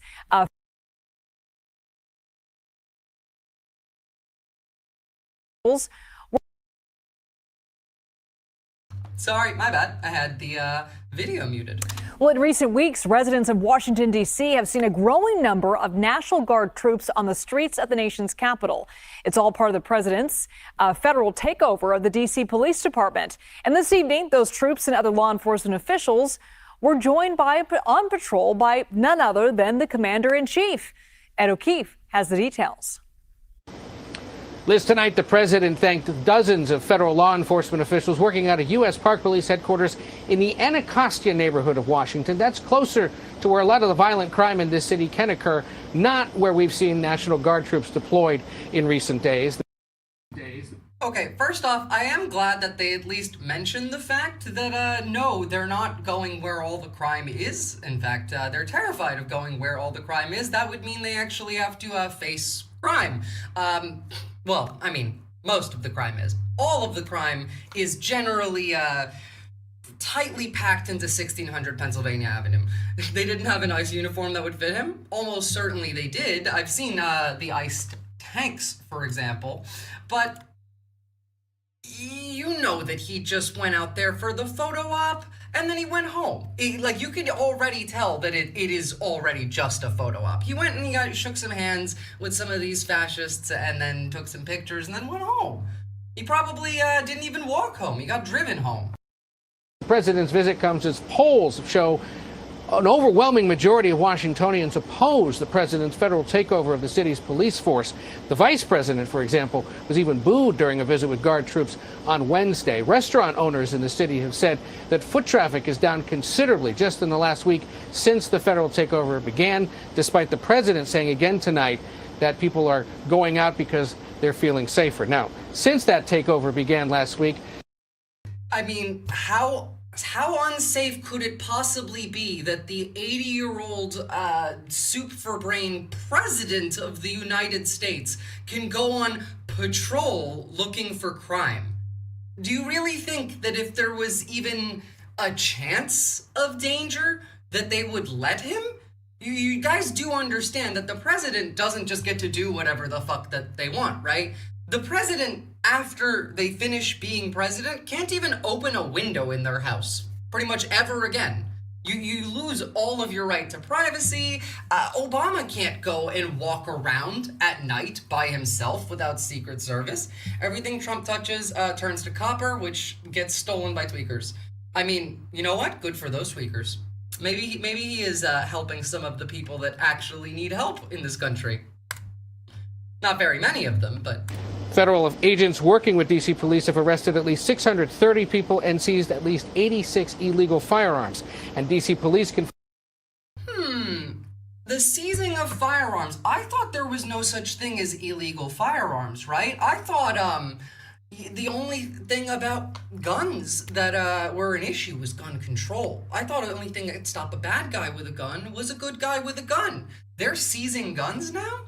Now, also, how do we know that these are illegal guns? Are you guys giving out any data, any information, any crime statistics? Because as far as I can see, it's up to like 78% of people that ICE detains or arrests or kidnaps don't even have any criminal record. Wow, the liberals wanted to take our guns, I thought. Exactly.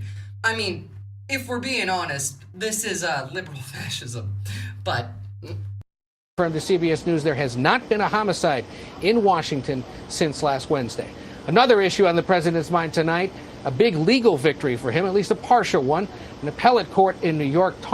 Okay, I don't care about that bit.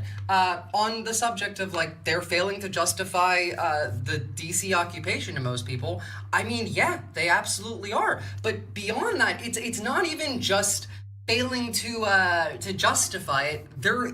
They're conflicting themselves. They're talking about how there's a crime epidemic, and then in the same press conference that they announced the occupation of the Capitol, Kash Patel, who's the FBI director, goes and says, hey, by the way, violent crime is, like, down massively. It is the lowest it's been in 30 years. And then they go and say the opposite immediately after. Like, 3 times they contradicted themselves in that press conference alone, which is probably why they're trying to change the FBI director now, but this is why they're sending troops to Venezuela. No, the reason they're sending troops and ships to Venezuela, it's both actually, and we're going to talk about that, is because Maduro put a $50 million bounty on Trump for being a pedophile, and also him, like Maduro and Trump don't get along even though they're both dictators, because Trump only likes dictators that are friendly to him, barring Putin. He doesn't count for some fucking reason. But you can see that for example for Erdogan. Recep Tayyip Erdogan, the dictator of Turkey, who's been in power for 2 decades, is far more successful than Trump ever has been at anything, but they absolutely despise each other. Part of that is because they're essentially the same person, but the other part of that is Turkey doesn't bend the knee. And Trump's whole thing is bend the knee. He wants loyalty. He wants people to like him. He doesn't like conflict. But on the subject we're continuing on, it really was just a photo op. That's it. Mind you, it's kind of disgusting to me to see soldiers being used like this, even though almost all of them do not want to be here. They're all frustrated, they're all grumpy, they're all mad, they are embarrassed, and, good for them. I'm glad that they are. I'd prefer that than the alternative. But, people are mad. Very rightfully so. And who are they going to take it out on? They're going to take it out on the military. Am I on mute? No, there's just an image. It's not a video. But they're mad, and who are they going to take it out on other than the military occupying the Capitol? Nobody. My God. Here's another example. Big old pizza party. That's it. Just pizza party. Maduro is a dictator, plays into the imperialist sentiment in his country, which is why Trump doesn't like him. Partially, yeah. And further than that, it's also just that, we're America. We have been cooing South America for a while. We also, today, said that we were going to start doing drone strikes in Mexico, which, let's be clear here. What they're aiming for is regime change. We'll get to that because we're going to talk about all of the different wars that are going on.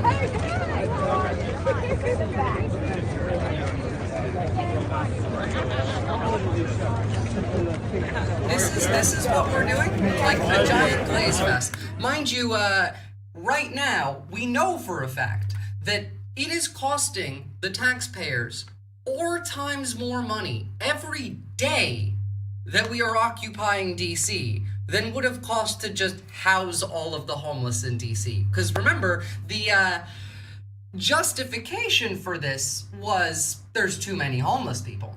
Now, personally, again, you could have any amount of critical thought go through your brain and realize, oh, you can just, give them a house. We have more empty houses than we do homeless people in this country, in fact. And also, it's been proven that giving homeless people housing and even money not only betters their lives, leads to them getting a job, lowers crime, because the number one cause of crime is poverty, but also it makes the government money. It actually profits the state to give money and housing to these people. But we're too dumb for that. We're just insistent on being evil for no reason. None whatsoever. Now beyond that, let's jump to the next war. I'm going to be going through them pretty quickly today, at least for the first part. Now, this one's not exactly a war, it's more of just like a genocide and a slaughtering, but Israel is at it again. They have called up 60,000 reservists, and they are invading Gaza again. Oh, and they're also bombing Lebanon again, but, why?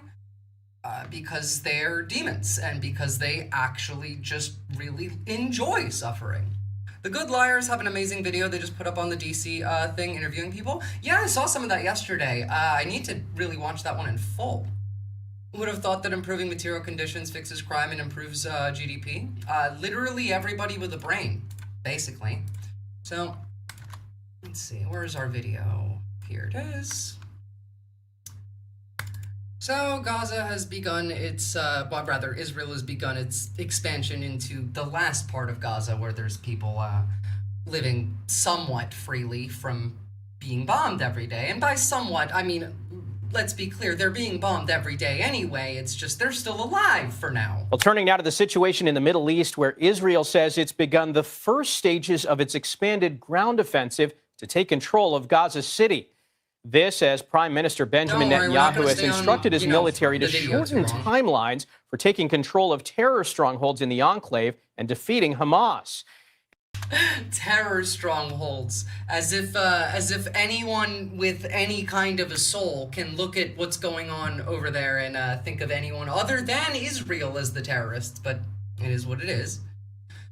And to be clear, they are terrorists because you know, we have a ceasefire with Lebanon, right? You know, we negotiated that. Not to say that, you know, they've really ceased any firing. Not really. Israel launched new strikes in southern Lebanon on Wednesday evening, hitting the outskirts of Ansar in Nabatea and Al-Hus near Tyre. Local sources reported that at least 4 people wounded.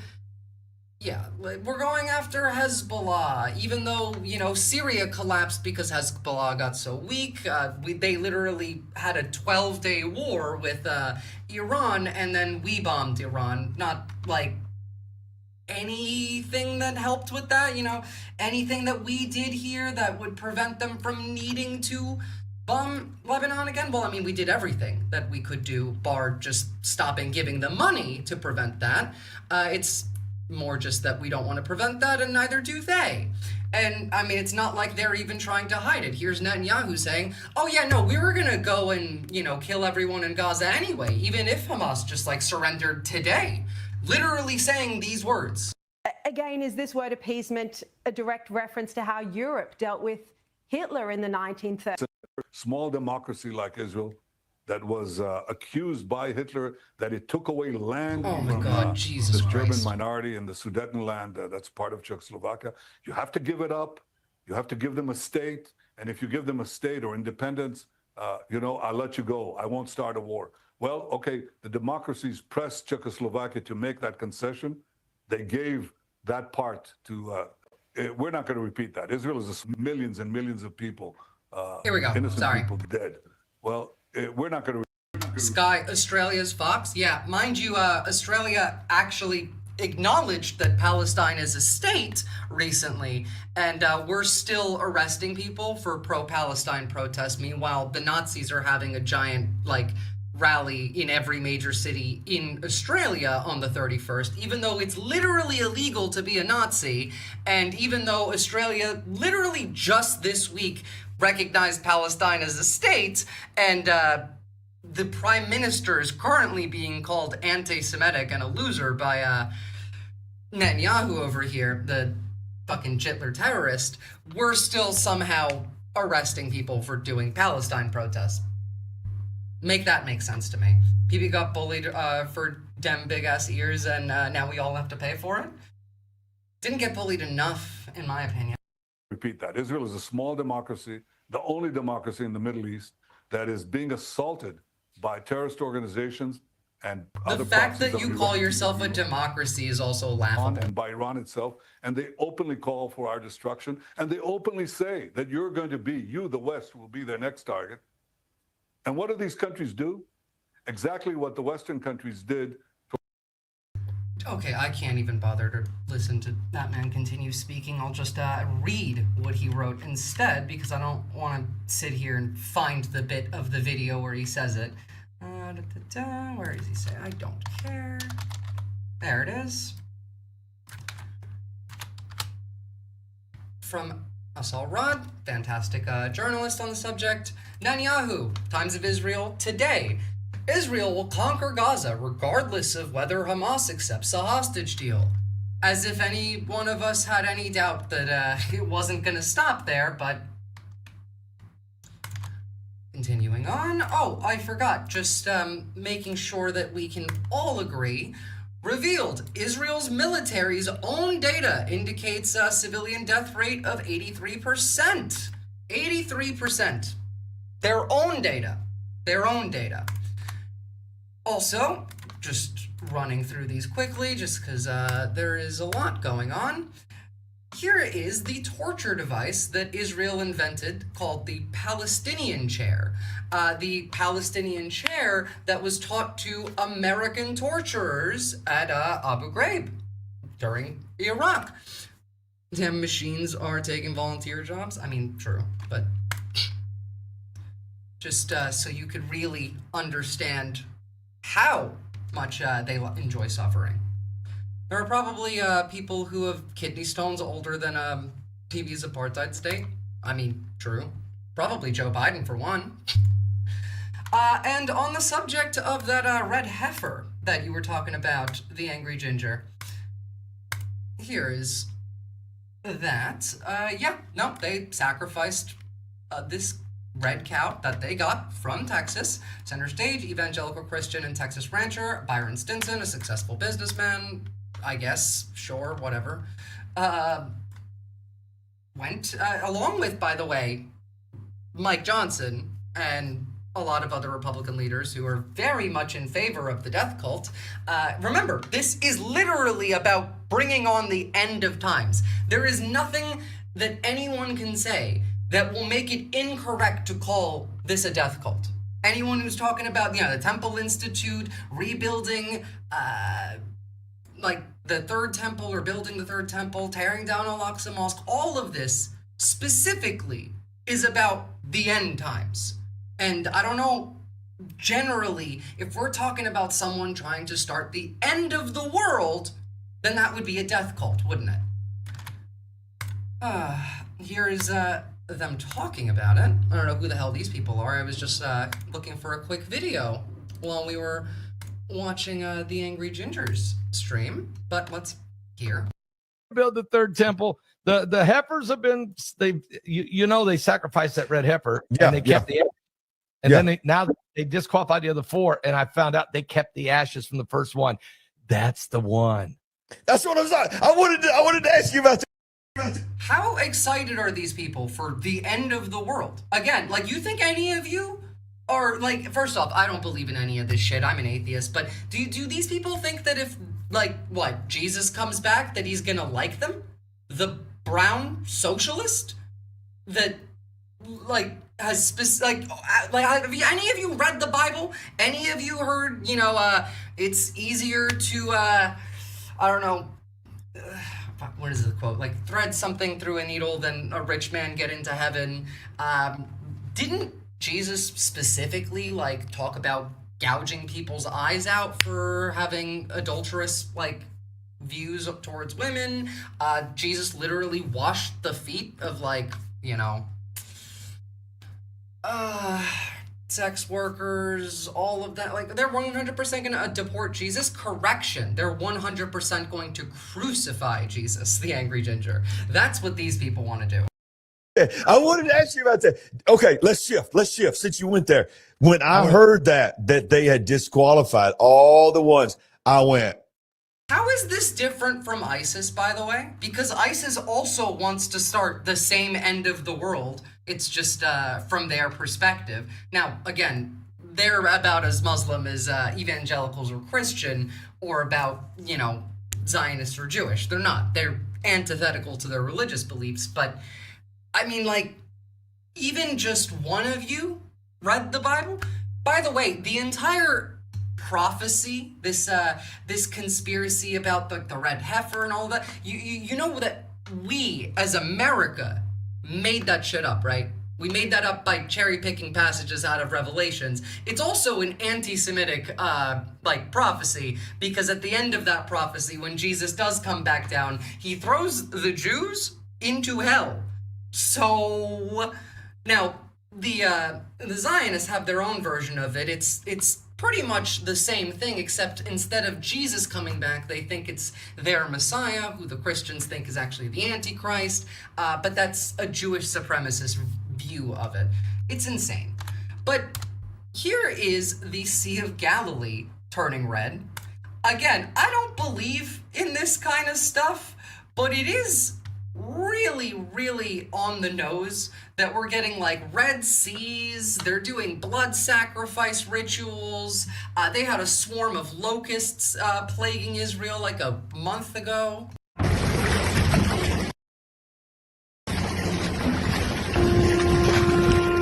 Now, this is from algae, mind you, like actual algae results in this. That's probably going to be music that they're going to get mad about, so let's just turn that off. Sure, yeah, there is a physical, like, biological reason that this river turned red, and it has in the past before, but it's a little, you know, the timing. They're, right now going to go and entirely erase an entire group of people from this earth. And also they're invading the West Bank and building more settlements there, which, you know, we're partially paying for. I won't believe in prophecy till non-Christian prophecies also come true. Oh yeah, absolutely. There's no prophecy here. It's just ironic. And the last things I'm going to show you on Israel, just like a little bit of a way to cheer myself up and you guys up, just because anytime we talk about Palestine, it's genuinely depressing because it feels like there's nothing that, like, we can do. I feel like there has been enough of a movement from all across the planet that if there was anything that we could do, we would have accomplished it by now. No matter where we're talking about in the world, whether we're talking about in America, whether we're talking about in Israel, whether we're talking about in Europe, there are in Australia, there are protests happening every day. There are mass protests happening right now in Israel. In Israel right now. But does it matter? No. No. It doesn't. Are they going to stop? No. Are they going to slow down? No. Hell, look at this. One more negative thing, actually. Just one more. Because it's quite telling. It is quite telling. Exactly how people in Israel see what's happening. Here is a Jewish protester in Tel Aviv just yesterday. Quote, Israel is doing now a Holocaust in Gaza worse than the German Nazis did in 1942 to the Jews, and I hope this time the world will intervene. Amran Zahavi, quote, I'm calling on the world to help us from the outside because Israel is doing now a Holocaust in the Gaza Strip worse than the German Nazis did in 1942. Boycott Israel, cause Israel to withdraw from the Gaza Strip and stop the massacre and Holocaust that we are doing in Gaza. I'm an Israeli citizen, 78 years old. I'm doing the protest since 8.5 years. I got arrested. They beat me. They put me in jail. They stepped on me with horses. But what they can't do is stop me from talking about the evil of the Israeli government and the IDF. Like, that is wild to hear from Israel. But even, like, their own citizens aren't getting listened to. Sir, may I ask what the tattoo is on your arm? Sure, absolutely. It is just a wolf howling at a moon. I got this when I was, like, 16. I don't know, I quite like wolves. They're cool. Cool animals. Alright, now, like, we can get to, just a nice little bit of, not exactly news. This is old. This is from about a month or two ago. It's just never not been funny to me, and this video will live rent-free in my head for the rest of my life. It's also one of the most cathartic videos I've ever seen. I don't understand the relationship between America and Israel. It's like, it's the most effed up situation ever. We're like the world's most pathetic sugar daddy. We give them billions of dollars and they shit on us. Like Mr. Jonathan said, now we're ganging on them. We're not helpful. Dude, we gave you $30 billion to bond children and it's not enough for you. Like, I mean, at least when you pay a dominatrix, you know that you're getting fucked. But this is just America having a public humiliation king while getting fucked, and they call this foreign policy. They are arresting American students on American soils for protesting Israeli war crimes. What the hell, man? This is like so correct. Your crack whore making you beat your children for calling her what she is, a whore. And the thing, this is what really boggles me in America. The right. I want all of you to start talking like this about all of it. Like, not just Israel. I mean, use this level of emotion. Like, be on his level with everything. This is how I want you to talk about Trump, the fascist, like all of it. The dominatrix analogies are on point. They're factual. It really is insane. We are calling this foreign policy, and it is just a public humiliation kink. I mean, to be like fair, it has been for a long time now. It's just insane that this was from like, what, 2 months ago? That was the first time I've heard anyone speak like this about the very obvious, objectively true subject that we all know. It's not like Republicans even really like Israel anymore. Now, their reasons for it are very different than ours. It's because a lot of them are just straight up Nazis, but like we have no reason for it. Right and the left, they fight each other tooth and nail over gun control, education, minorities' rights, healthcare, DEI. But when it comes to Israel, everybody competes to be Israel's favorite bitch. Republicans hate handouts unless it's for Israel. And Democrats, they love human rights unless it's for the Palestinians. I mean, this is a Delulu state. You guys are Delulu. You are Delulu. Like, I came here today to witness for myself how someone... I love that Delulu is a word now. Thank you, Anthony Albanese. ...can lie so shamelessly. The guy is like a human pinball machine. Every question lies on him, ends on Hamas. It's like a magic 8-ball with one answer. Hamas. Yani, at least flat earthers, they make things interesting. You guys are boring. You are like the same thing. I left all of this. I left the media because of... Let's keep going. I got a few of these. Take Palestinians. This is like someone going into Fifth Avenue, shooting someone in the face. And it's like, why do the neighbors don't bury the body? You're the guys doing the killing, not Egypt. So stop talking about Egypt. Anyways, and I would like to, like Jonathan and his likes, to please stop Zionizing us. Stop the Zionizing. Zionizing, it's a verb which means to gaslight someone with such shameless, narcissistic, psychopathic audacity that you deny reality to their faces while simultaneously playing the victim, engaging in endless circle debates that go nowhere and displaying a complete loss of empathy and basic humanity. Right? Remember? Have you ever seen Piers Morgan be quiet for this long? He's stunned, and honestly, as he should be. Fucking perfection. Piers, why the first video went viral? Because I called Israel a narcissistic, psychopathic behavior that fucks you over and then makes you think it's your... They're actually just that speechless. Because this is what Israel does. It didn't happen. And if it did, you're remembering it wrong. And if you're not, it's your fault because you're looking into my phone. Narcissists lived in their own made-up reality. They don't share your reality. They live in their own custom-made universe where facts are negotiable and truth is whatever serves them in the moment. And when it comes back and when you corner them, they throw tantrums, accusation, Hamas, anti-Semitism, full victimhood mood. And it's pointless to debate with them, right? Because take him, for example, and the likes of him. You show them a video, it didn't happen. You show them UN reports, these are lies. You mention international law, it's complicated. You get testimonies on the ground from doctors and nurses at Hamas propaganda. Yeah, we saw it with our own eyes. Your optic nerve is anti-Semitic. Like Israel. Your optic nerve is anti-Semitic will never leave my brain. Like, that is my favorite thing I've ever heard. It is like Shaggy. We saw you won the hospital. It wasn't me. We saw you killed the children. It wasn't me. Dude, your war crimes are documented. Hamas propaganda. Also, it wasn't me. There is no point of debating gaslighters. We have 4K videos, satellite imagery, and your own soldiers posting on TikTok bragging about killing children. But of course, yeah, the entire planet is having a mass hallucination, right? One more.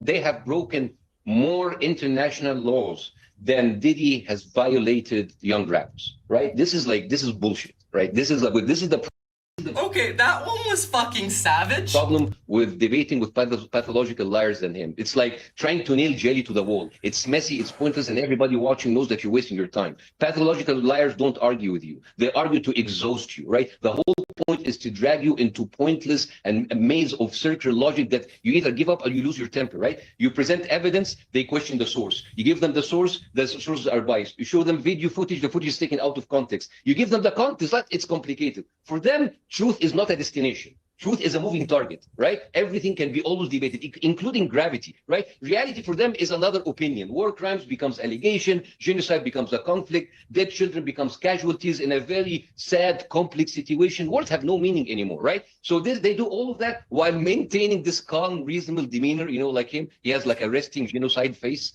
Like, you know, it's like Resting genocide face. I will aspire to nothing less than this man's energy. it's like crazy, right? They're not here to waste time while people die. So you don't debate with pathological liars. You diagnose them, right? So like, because this is a problem. And I also have been hearing, I just want to ask, like, do you practice in the mirror this victim voice? Like, because you just sounded as if the most powerful nuclear power in the region are hiding under the bed like a small puppy. This is Mind you, that is a thing that a lot of people do forget. Israel is a nuclear power. Israel has 90 nuclear weapons. Israel actually has their nuclear doctrine quite different than pretty much any other country that has nuclear weapons. See, generally, a state that has nuclear weapons has a mutually assured destruction policy, where it's if you nuke me, I will nuke you back, and we will all die. Israel's a little bit different. Israel has the Samson option, which is if the Israeli military is ever defeated conventionally in the field, then they will nuke everybody. I'm not kidding. I'm talking everybody from New York and DC and Denver on that list to London, Paris, Berlin, Moscow, Beijing, Tehran, Dubai. They will nuke everybody is what their plan is. That's their actual nuclear policy. Now, like, that is insane in and of itself, but that doesn't sound sane. Well, I mean, can you even, like, come up with a justification why these people would remotely be sane? Because I can't. I sure as hell can't. Okay, so that's the Israel's war on humanity section. Now I suppose this sounds like Dr. Evil level shit. Well, I mean, I feel like our modern day politics is kind of just Superman versus Marvel villains. And really, Superman's only new because of that new movie that I still have not seen. New York, Paris, London, Munich, everyone's talking about pop music. If only that's all they were talking about. Now, quickly, because I'm not going to spend too much time on the US today, let's jump over to our war on decency, empathy, and, you know, democracy.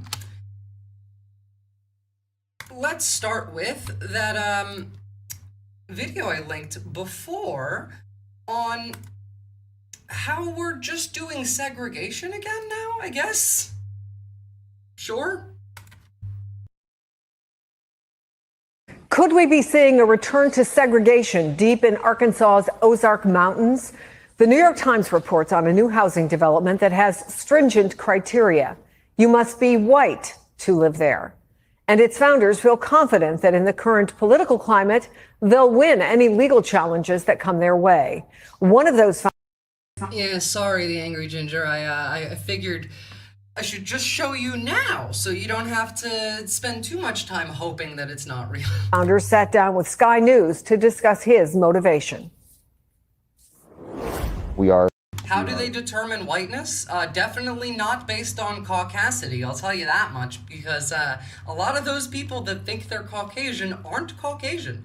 I'm Caucasian because the Caucasus are a place. Forced to accept people The Missouri people. into our neighborhoods, into our businesses, and into our lives who won't share our background, who won't share many of our cultural priors, even moral priors. So we're taking control of. What morals do you people have?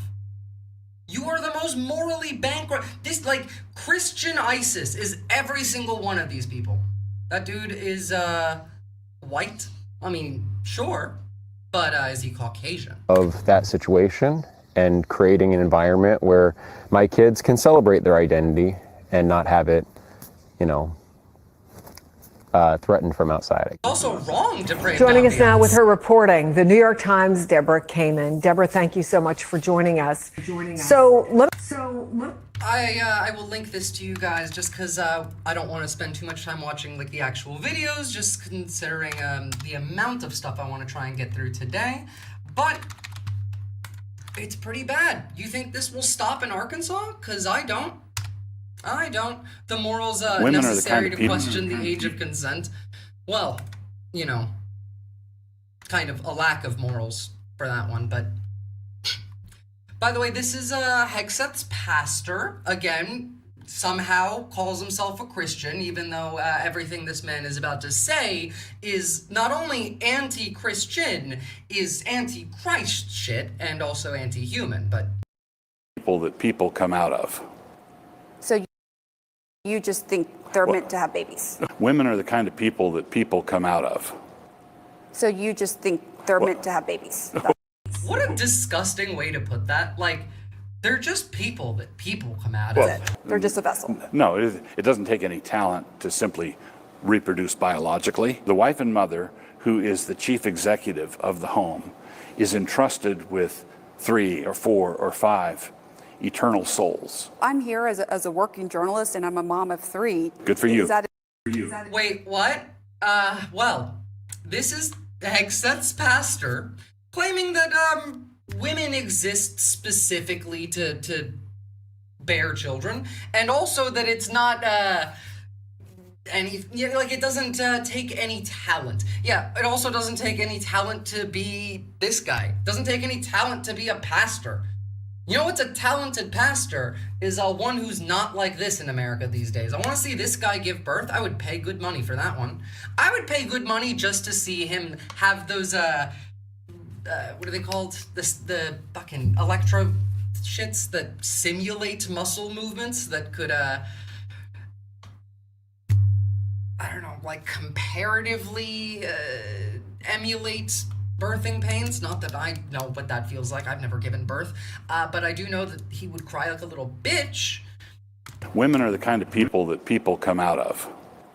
So you just think they're meant to have babies? That's it. They're just a vessel. No, it doesn't take any talent to simply reproduce biologically. The wife and mother, who is the chief executive of the home, is entrusted with 3 or 4 or 5 eternal souls. I'm here as a working journalist, and I'm a mom of 3. Good for you. Is that an issue? No? And no, it's not automatically an issue. Christchurch senior pastor Doug Wilson is the leader of a Christian national. It's not automatically an issue, as in like, well, yeah, actually, I'd rather you not have a job. 9 pounds 60 ounces coming out of whatever hole he chooses. You know what? Based. Movement that believes in a patriarchal society where men are dominant and women are expected to submit to their husbands. Josh and Amy Prince, along with their 4 kids, moved from Washington State to Moscow, Idaho, where Wilson's movement is based. Do you see Amy?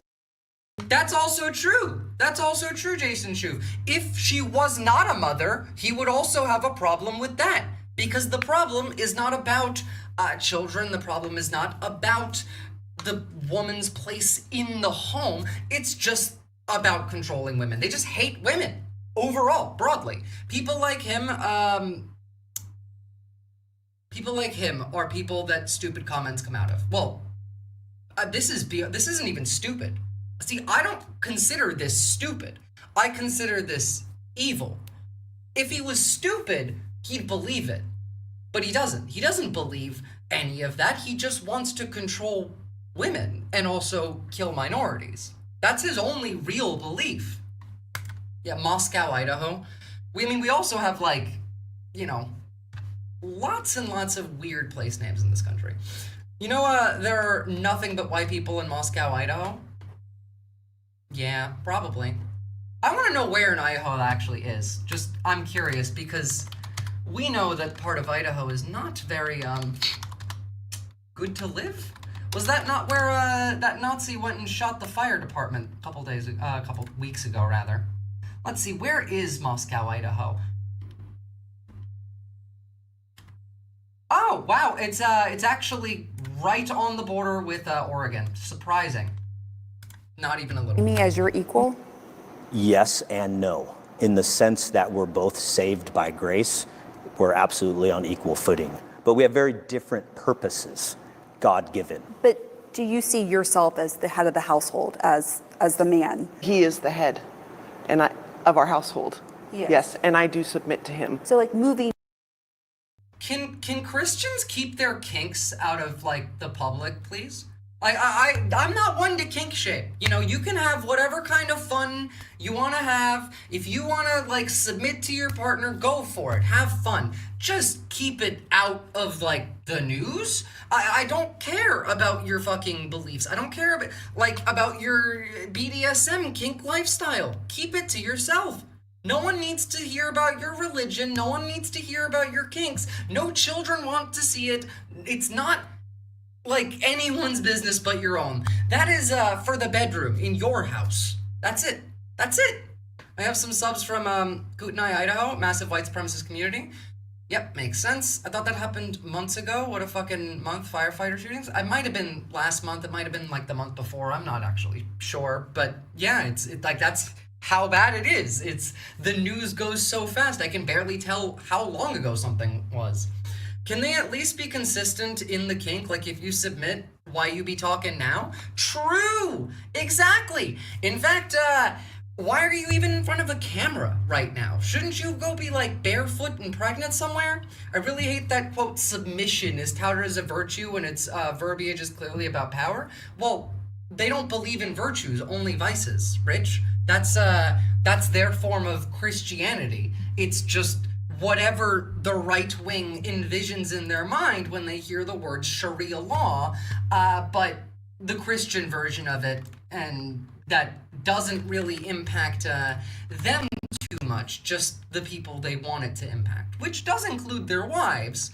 But I mean, like it gets even worse because that's not where it ends. We're already up to the repealing of like women's right to vote. That's what they're talking about. Ideal society, we would vote as households. Example. Wilson says in his vision of a Christian society, women as individuals shouldn't be able to vote. His fellow pastors Jared Longshore and Toby Sumter agree. In my ideal society, we would vote as households. And I would ordinarily be the one that would cast the vote, but I would cast the vote having discussed it with my household. But what if there's your wife doesn't want to vote for the same person as you? Right. Well, then that's a great opportunity for a good discussion. There are some. I remember just last year, actually before the election, I did openly say, hey, if they manage to come and win power, they've taken abortion rights away. The next one they're going to come for, if not gay marriage, is going to be women's voting rights. Now, they're doing both, mind you, but everyone's like, no, you're insane. They would never do that, even though it's literally in Project 2025. But that was even after, remember that ad? That ad for, what was it, from like the Lincoln Project? What was you don't have to tell your husband who you're voting for. Your vote is a secret between like you and, you know, your actual ballot paper. And then we saw Jesse Waters on Fox News talking, by the way, Jesse Waters, a man who's cheated on his like wife before, talking about how if his wife voted for somebody that he didn't want her to vote for, that would be somehow worse than cheating. And we saw that conversation play out with people like Matt Walsh, with Charlie Kirk. Of course, they want to take away women's right to vote. They want to take away women's right to travel freely across state lines. That's in Project 2025. If you haven't read Project 2025, you probably should. They're about like, what, a quarter, maybe like 3/4 of the way into like half done? That's coming up. You know, they leave the juicy stuff for last because they had to build up to it. But no, I mean, part of it is still they're going to have checkpoints, militarized checkpoints at every state crossing. And if you're a woman, you won't be able to cross into that other state without a male escort. Like, that's in there. But no one read it. No one did.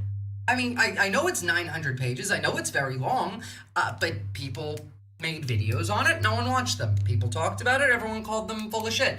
And no one read it themselves, even though they put out their evil master plan a whole year before the election. And somehow nobody knows any fucking clue of what actually is included in it. They are 29% according to internals. Not cool, about like a third. I was close. Yeah, there were no secrets. None. Trump literally said, hey, I'm going to be a dictator on the first day. When I come in, I'm going to be a dictator. We're going to do mass deportation. Like, and then you see people shocked. Oh, wow, wait. Hold on. We're deporting everybody, not just criminals. Mind you, we're not deporting anybody because deportations are a legal thing. And we're not doing that, considering none of these people get to go before a judge, a jury of their peers. None of that. Had to get soldiers in place before they got to the juicy parts. I made like 10 videos about it, even gave people an AI tool to research it. Yeah. Like, everyone did. Everyone did. ProPublica put out training videos for like the people, for like the actual Heritage Foundation. Training videos on people who were working on Project 2025. But no, even that was fake. Some who have gone so far as to say that they want the 19th Amendment repealed. I would support that. And I'd support it on the basis that the atomization that comes with our current system is not good for humans. And will like the idea that these people give a shit about what's good for humans, talking about repealing the 19th Amendment. Wilson, a veteran himself, is unapologetic about his view that women shouldn't be in certain leadership or combat roles. Look, I'm going to be honest with you. I'm going to be real with all of you. I think every single person in this chat right now is better than every single person who's a MAGA supporter in every way. I mean, like, you're better than these people. You are superior beings to these people. I barely consider these people anymore. And I know that that could be extreme, but no, like Doug Wilson is a demon, and these idiots over here, these are ghouls at best. At best. They've lost the right for me to see them as people. They have no empathy, none whatsoever. We have critical thinking skills that we use. That's true. Exactly. And they're literally incapable of it. We believe in human rights. They don't believe in humanity. Humanity. Period.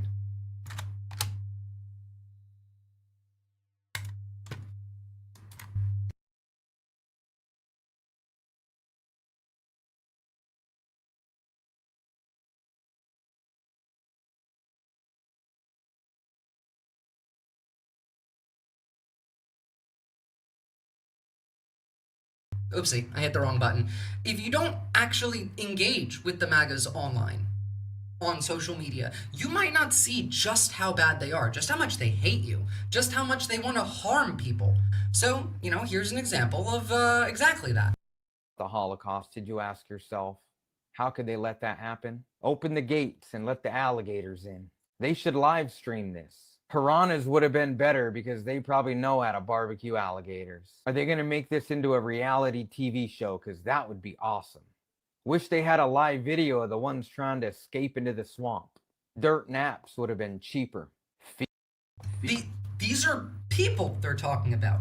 They're not even talking about undocumented people. Remember, Laura Loomer went out there and gave the full population of, like, the Latino population in the United States, 55 million. Like, hey, the alligators got 55 million new meals. These are not people to me. These right here, I would be happy if they got fed to the alligators. I would not care because they're not people. I'm sorry, you're talking about how much you wish they would live stream, make a reality TV show of feeding people to alligators? Get the fuck out of here. I hope you get eaten by them. Wish they had a live video of the ones trying to escape into the swamp. Dirt naps would have been cheaper. Feed them gators. They will all be eaten when the first hurricane comes through, LOL. Fresh meat. You know, the Germans didn't know that the Jews were being rounded up and sent to concentration camps to get gassed. If you woke up one morning and you... They did. It was just not as overt. Like, they knew what they were doing. They just didn't know exactly how bad it was. But yeah, like, we don't have that excuse. All of these people know exactly how bad it was. And granted, like, most of these people don't even give a shit about, like, the Holocaust. Like, they are regularly talking about how much they should love Hitler. Doug Wilson, the pastor that we just saw earlier, Just last week I covered him talking about how you should love Hitler for Jesus. If you woke up one morning and you opened the news and you read that alligator Alcatraz was flooded and 500 undocumented immigrants drowned, would you really give a fuck? The answer is no. So my point stands. This is exactly how it happened. You are the monster. But they're illegals. Yeah, and the Germans said, but they're Jews. We can't allow, like, the terminology to exist after this. I cannot deal with people being labeled as illegals. It's just, it is inhumane in and of itself. The level of rage instilled in them is incredible. Well, it's hatred. It's not just rage, it's hatred, because their ideology is built off of sexual insecurity and just insecurity in general. All of these people that are, saying that kind of shit, their entire belief system is built on Mexicans and blacks are going to come into this country and fuck my white wife and my white daughter, and that's why women won't come near me. That's actually what they build their belief system on. Not necessarily, consciously. I mean, that's what they're fed. That's the brainwashing that is being directed at them. But a lot of them do. A lot of them know. Fear, hatred, anger, all the stuff that is engaging and continues to be prioritized in social media algorithms, for example. It's not just that, it's collective mob rage that's taught by their parents at a young age. That too, primate rage as well. In fact, more so with conservative men than conservative women, though still conservative women to an extent for their own slightly different reason. But the other part of it is that conservative men are taught to suppress their emotions. So they have nothing but primal rage because that's the only thing they're technically allowed to feel. But they're queers, but they're gypsies, but they're communists. I made a list at one point, this was months ago, of all of the groups that the Nazis were, going after, and all of the groups that MAGAs are going after. And I think the only difference between the two was Romani's. I think that was it. That was the only one that wasn't on both lists. And, still on our war against decency, humanity, and empathy, I'm sure you've all seen the discourse on slavery making it the rounds. The PragerU video with Columbus talking about how slavery is better than death, that they're trying to teach to your children, which it's not, by the way. I'd rather, die on my feet than live on my knees. And then we had Trump going in and complaining about how the Smithsonian is so anti-American. All they talk about is how bad slavery was. Because it was bad. The fact that this conversation even needs to be had is insane to me.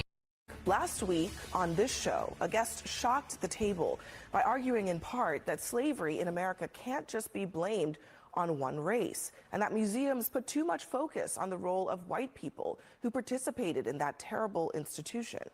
And now tonight, that same argument is being pushed by the President of the United States. Donald Trump says that one of the reasons for his crackdown on Smithsonian museums is, quote, everything discussed is how bad slavery was. You'd think, American history, in a museum about American history would involve how bad slavery was, considering it was really fucking bad. What we try to do on this program is create a platform for discussion and debate. Debate that reflects the very real differences that exist in this country. It's what echo chambers in our society fail to do, frankly. But on this topic, it's important to say objectively, slavery was indeed bad. It was evil, the nation's original sin. And it is impossible to understand the true history of this country without fully grappling with slavery's impact. Simply because... Well, to be fair, Tagyam, I'm sure most of the hosts don't want these people there. It's just the executives of the company have bent the knee to Trump. They're all, sucking him off. And it's not even that they're afraid of him. They're not afraid of him. This makes them money, and they're on the same side. CNN's owners are not liberals. They're capital class. They don't care about you. They don't care about, slavery. They exist to create slavery. That's kind of their job. Not, her, but the executives, yeah. I've been to the Smithsonian. I don't recall anything about slavery on display when I went. I've never been to the one in DC. I wouldn't know, but I'm sure they change the displays every now and again, update them, move them around, cycle them around. So possibly a reason for that there. I remember being in 4th grade and hearing the furious rhetoric against liberals from a farmer boy my age. I didn't understand it at the time, but in retrospect, it was crazy. Yeah, these people are taught from the moment that they can comprehend any amount of information that they should hate Democrats.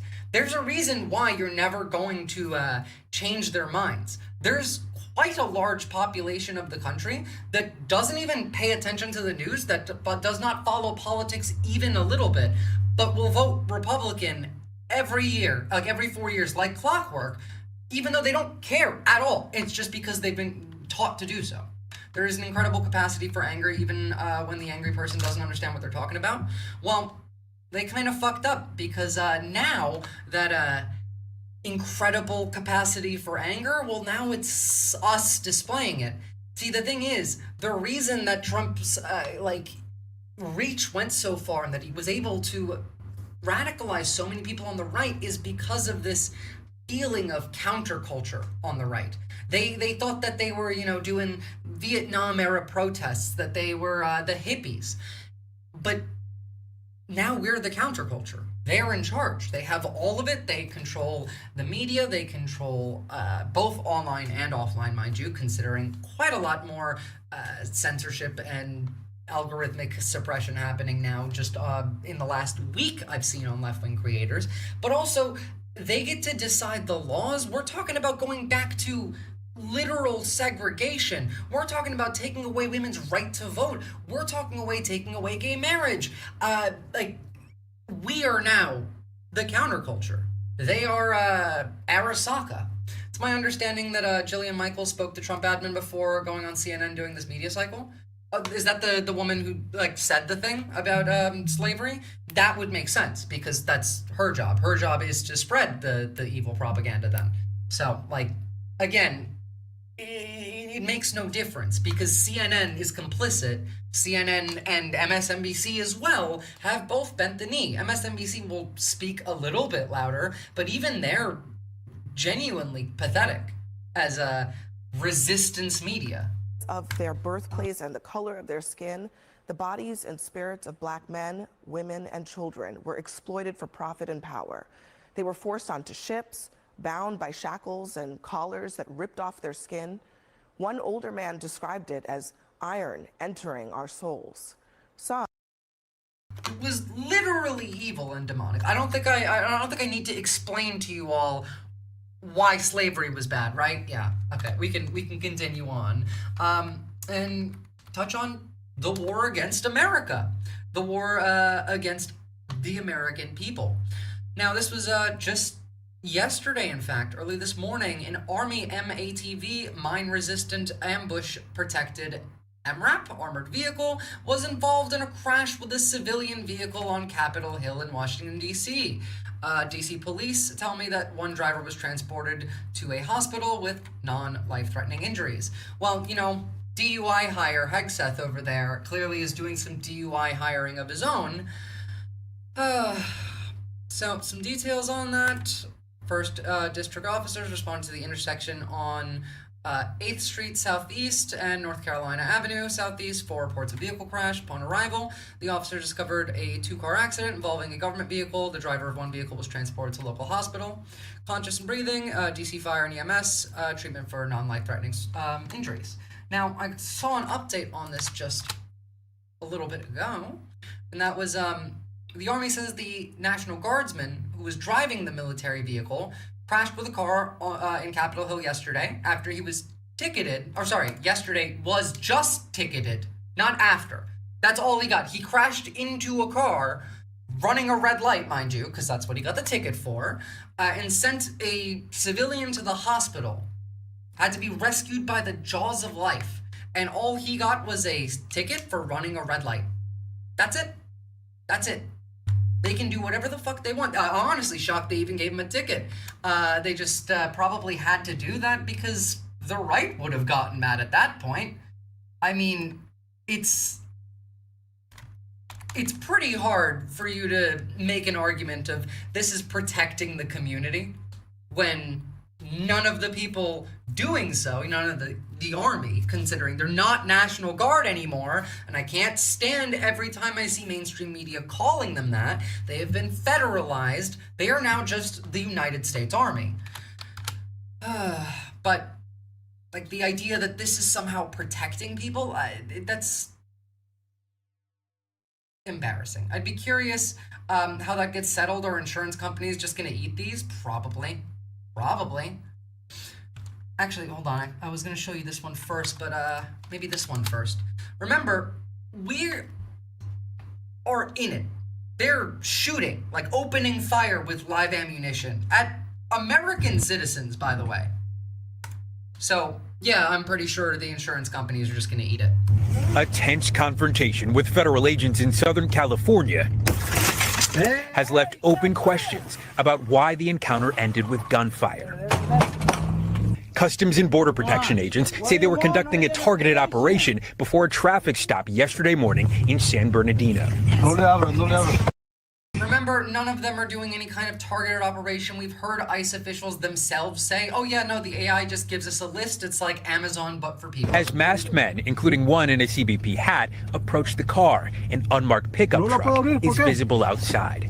What do you want? The agents ask the driver to open the window. Close down the window. What it is? But the driver says he won't open it. Seconds later, the agents shatter the driver's side glass.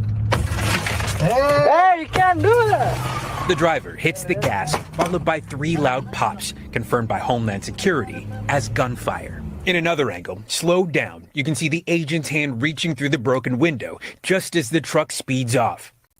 The video It's insane that we're here. It actually really is. Now, if the feds come to your door and you have the privilege to be able to do this, this is how I recommend dealing with them. It's also incredibly based. The narrator sounds like he's a South Park character. He kind of does, doesn't he? Hey there, Jeremy? Yeah. How are you? Here we are. I'm Agent O'Donnell with the FBI. Can you give your full name, please? I'm Agent O'Donnell with the FBI. Is that sufficient to identify as the only one O'Donnell affiliated with the FBI? In New Hampshire, yes. Could you please state your full name, sir? Could you please stop recording? No. It's First Amendment right. Okay. What's your name, sir? Could you please stop recording? Absolutely not. You can show me your name and identification, or I'm going to go back inside my house. Okay. I don't really want to broadcast my... Oh, this is going out right at... Oh, I don't really want to broadcast? Then, quit your job. That would be a way for you to not get broadcast showing up at American citizens' houses and harassing them for things that aren't illegal. After you guys walk away. So you can show me your name and ID, you can walk away. We just want to talk to you. I'm not going to talk to people who... Yeah, don't open the door and record them and make fun of them. You know, I have a better one.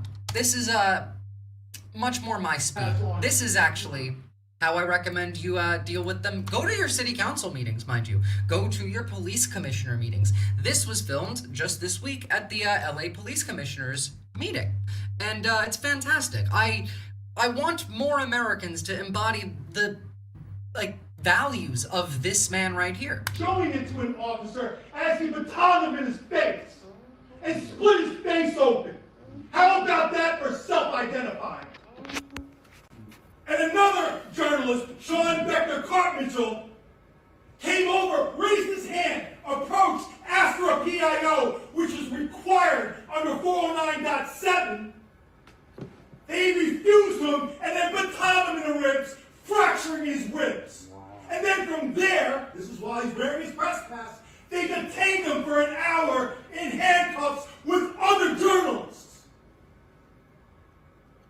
While you guys sat around for the last 2 months refusing to say anything about their abuse of the press, they heard it loud and clear.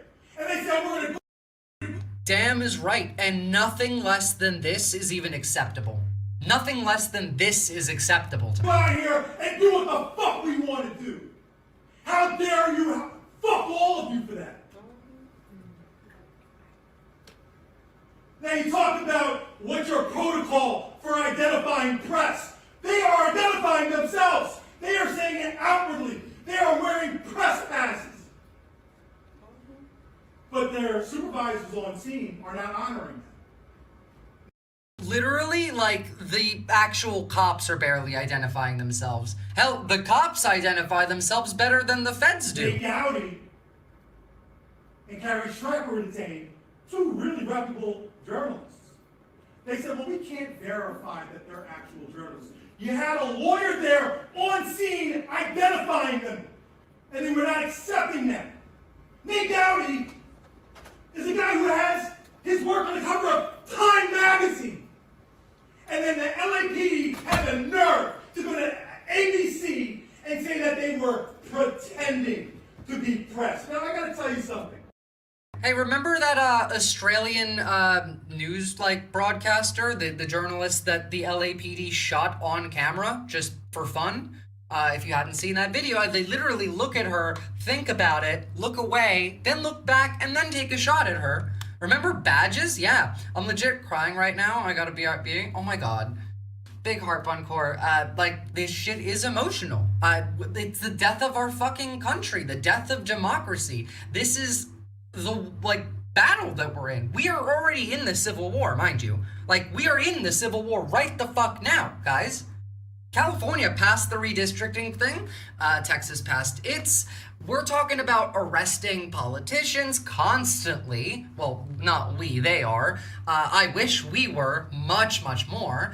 We're in the Civil War. This is why today's stream is about war, because everyone's at war. We're at war with ourselves and with everyone else. Sadism and policing? I mean, what's new? But it's been very clear what their policy is with self-identifying.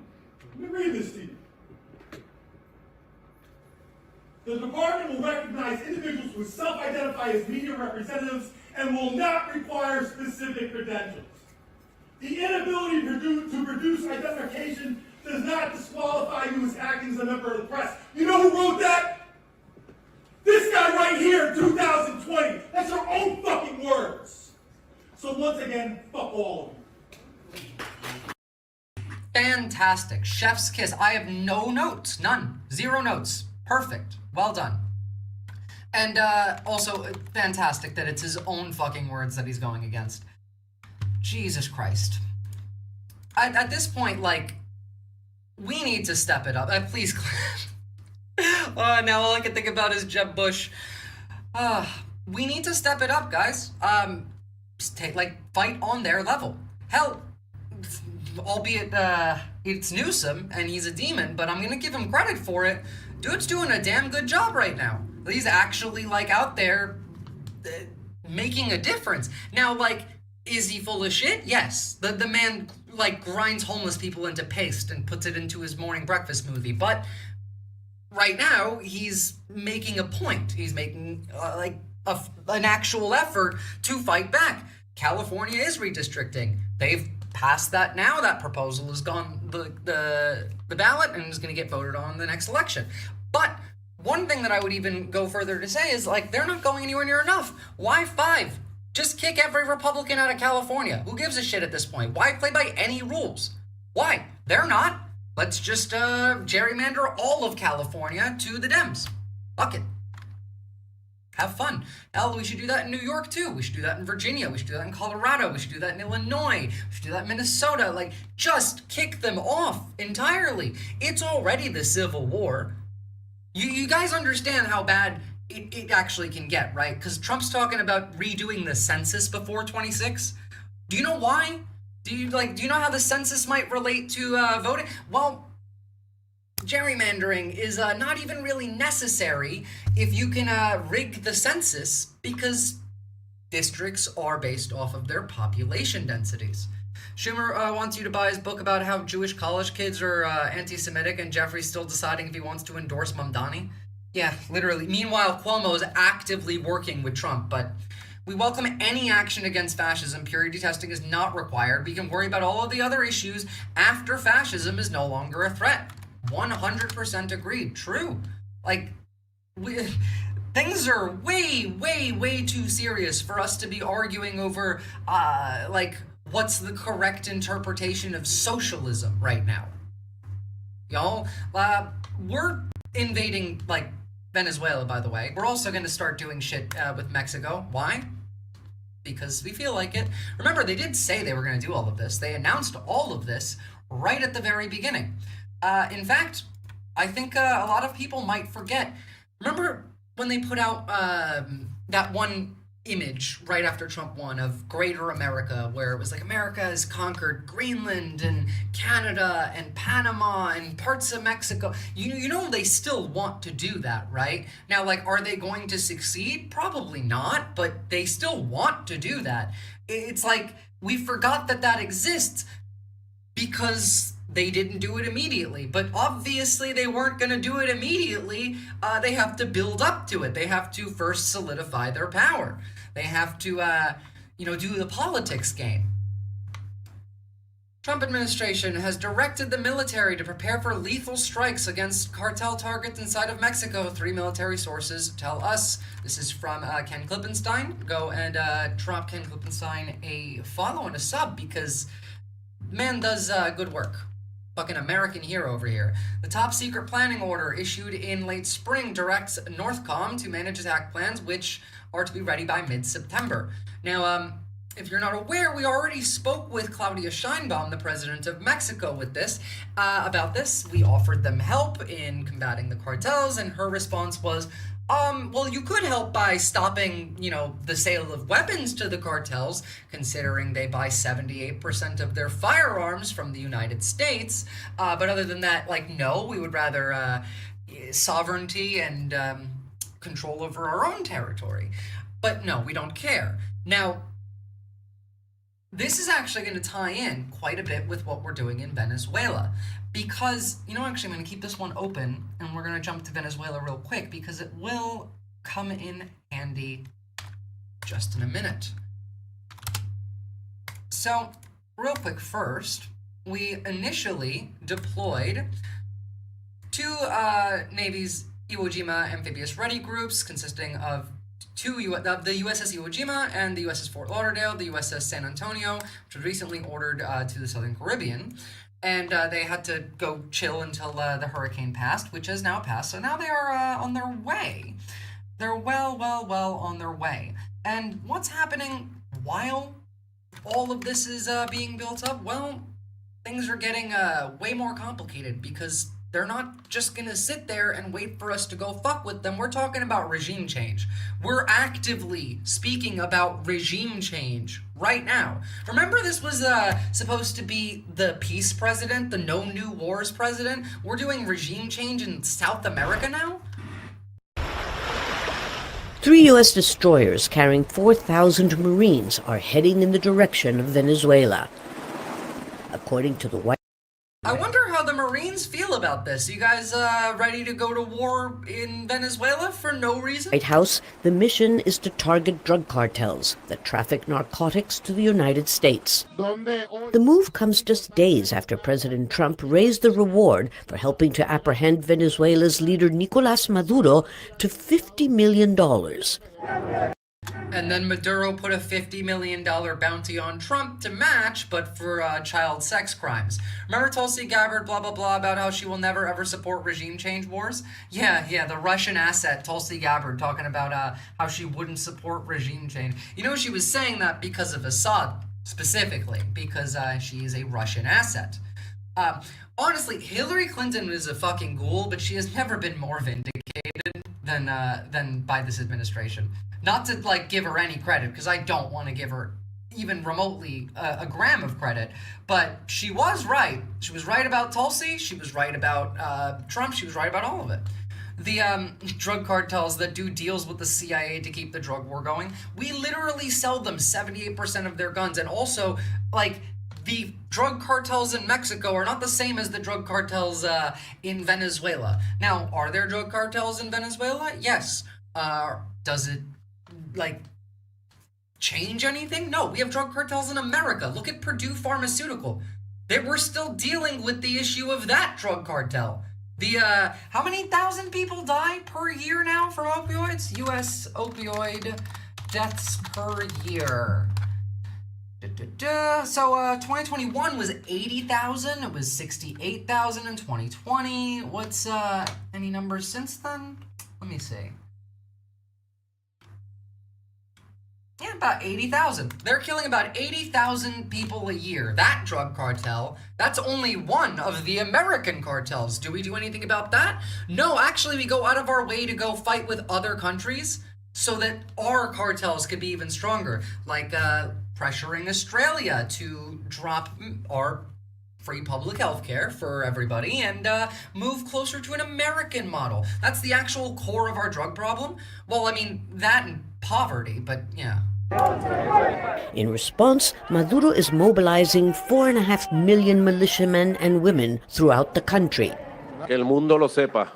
Let the world know, let the empires know that today more than ever, Venezuela can defend itself. That's why Look, we sent 4,000 troops down there, and granted, yes, we sent a nuclear-powered attack submarine, we sent 3 destroyers, 2 amphibious landing groups. They got 4.5 million in militia numbers. That's not bad. Like, they're not gonna win, but they don't really need to win, because Americans are pussies, and we can't, like, cope with taking any losses. If we take even, I don't know, 5% losses, we'll go home. And we're taking losses now before we even started. We had 2 F-18s crash today. we're in peace and will stay in peace. But while some say Trump is unrelated to this, but I mean, like, still, we've been crashing our own planes and taking losses for about a few months now. We had U.S. service members die during the 12-day war with Iran, not from combat injuries, but from, like, you know, moving the ships.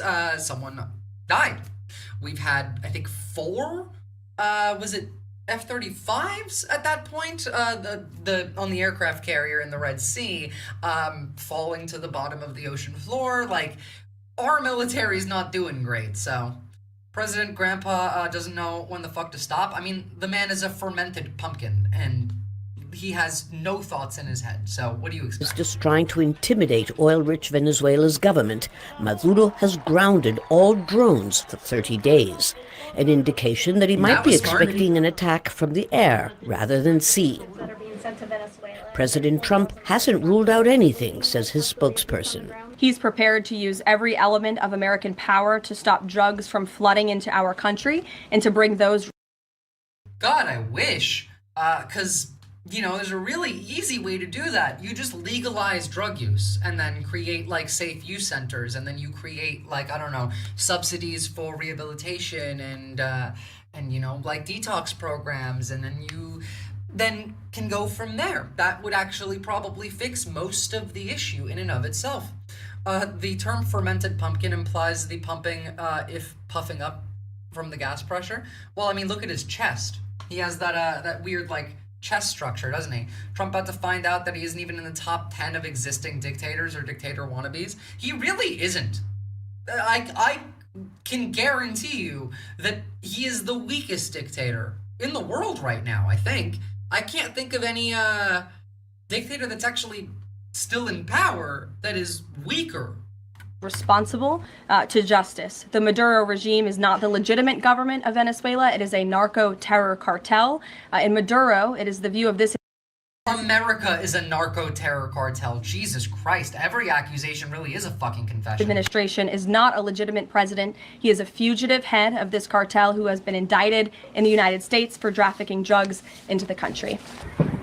The last time the U.S. government used drug trafficking as a rationale to overthrow a regional government was in 1989 in Panama. In some way. Did someone, like, resurrect Henry Kissinger or something? Is that what happened here? Like, what's going on? I like fermented pumpkin, empty, tasteless, bloated, rancid. That's kind of where my head's at, too. He can't help Maduro. I mean, he can say, look, the threat is real. It's not just propaganda. Here are the Americans. Here are the ships. So let's close ranks behind the government. Shit's wild, y'all. Festering pumpkin, that one works too. So Maduro made a statement just a few hours ago talking about how this is a pretext for intervention or interventionism in Venezuela, and it objectively is, because we're not even trying to hide that. We're openly talking about regime change during press conferences. Rechazamos de manera categórica las órdenes del gobierno de los Estados Unidos de desplegar fuerzas militares bajo pretextos Under the orders of the United States government to deploy military forces under false falsos, con la clara intención de clear intention of imposing políticas ilegales, injerencistas y contrarias interventionist policies that are contrary to the constitutional order of the states of Latin America and the Caribbean. This is true. Literally all of them have said no. But think about this, right? If we're talking about regime change for a capitalist dictator in Venezuela, and we're also talking about doing drone strikes and like maybe even invading Mexico, who has a literal communist ruler, do you think we're not also going to try and do regime change in Mexico? Because I can't see us not doing that. Like, I genuinely can't. I could totally see there being a Kissinger zombie somewhere. They beat me to it, you know? Like, if I could just have had the power granted to me to resurrect Kissinger for one day with full necromantic control over his actions, would have been great, you know? The old school CIA would have been helpful here. At least for a hot minute. And to understand like where we're at as a society with our military, what's our capability, right? It's not much. It's pretty bad. Good night, Jet. Here is an example of the U.S. Navy's new drone program that we are rushing out because we're expecting conflict with China. It's apparently seeing some issues, you know, it's being delayed, we're having some problems, the drones aren't working well. The U.S. is racing to become the top drone fleet in the world, but a series of software the Navy is expected to use this fleet to combat potential threats from China in the Taiwan Strait. But the internal turmoil within the maritime program has some top security officials concerned. Mark Montgomery is a retired Rear Admiral with the U.S. Navy and joins us live. Admiral, thank you so much for your time today. Oh, sorry, I guess we missed the clip. Usually they start like actually talking about whatever subject of the video is halfway through the video. I'm just so used to that. Here is the issue they're having with their autonomous boats. The Pentagon has paused a major contract following tech setbacks. Setbacks reportedly causing Navy drone boats to crash and glitch. The Navy is expected to use this fleet to Navy drone boats following tech. Yeah, that didn't look good. Setbacks reportedly. That's not exactly what a boat's supposed to do. That looks like it's trying to take off like it's a fucking plane. Not going to be a good look if the U.S. gets worked over by South American countries. Military can't take any more L's. We are not going to get any W's. The United States military has not had a W since we started brainwashing the soldiers. Since the 70s, where we really started implementing brainwashing as a tactic, we started doing it to our soldiers, and we haven't won a war since. If we actually properly invaded Venezuela or Mexico, it would just become like a Vietnam. Causing Navy drone boats to crash and glitch. The Navy is expected to use growing types of setbacks a normal part of technological advancement, or does the Navy have a problem? So, I mean, it's a little bit of all of the above. And what I'd say is China is definitely growing fast in their efforts. There's a lot to be learned from the Ukraine conflict to be brought over into this, into the Navy drone program. But the Navy drone programs existed for much prior to the Ukraine conflict, and it has struggled.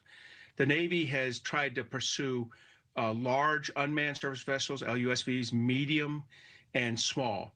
And in all areas, they've come up, the programs have come over budget or over time to deliver or both.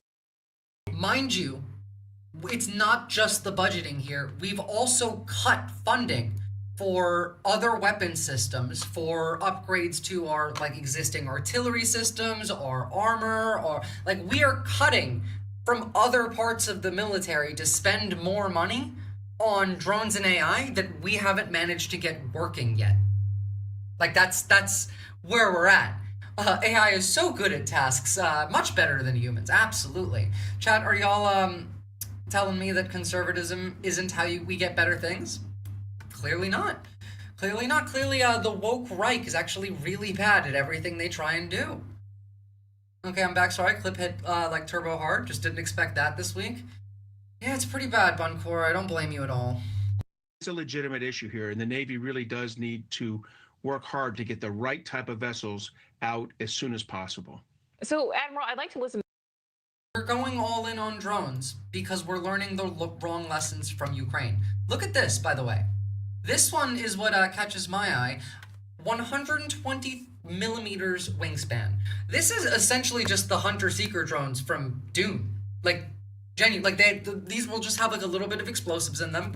I've shown this play out like in a test demo on a dummy, and it just puts a hole in the person's head. It's just a hunter-seeker drone. We are actually making all of the worst technology that we possibly can. And again, part of that is because the military is run by an alcoholic and a Nazi. Here is Hegseth, Vance, and Goebbels. In fact, I'm actually going to show a clip of this that's other than this one because I want you to hear Goebbels actually speaking. But understand how bad he is at his job. His fucking protection detail can't do their job because there's too many of them. That's how bad the director of national defense, like the director of the Defense Department, can't do his job. It's what happens when you hire someone who is incapable of actually doing the job. This is DEI. This is DUI. It's every accusation is a confession. Again, how long till Palantir releases the Torment Nexus? It's already being implemented, mate. Pete Hegseth standing alongside J.D. Vance and Stephen Miller handing out Shake Shack hamburgers. What you don't see, though, there in Washington, D.C., is Hegseth's security detail, which, according to a new report from the Washington Post, is so unusually large that it has put a strain on the agency tasked with protecting him. One official told the Post, quote, "I've never seen this many security teams for one guy. Nobody has." The Army Criminal Investigation Command or Division, Army CID, is under duress here. The mission to protect the defense secretary primarily and a handful of other senior Defense Department officials. Imagine putting like the people whose job it is to protect you in a situation where they're like, we're under duress.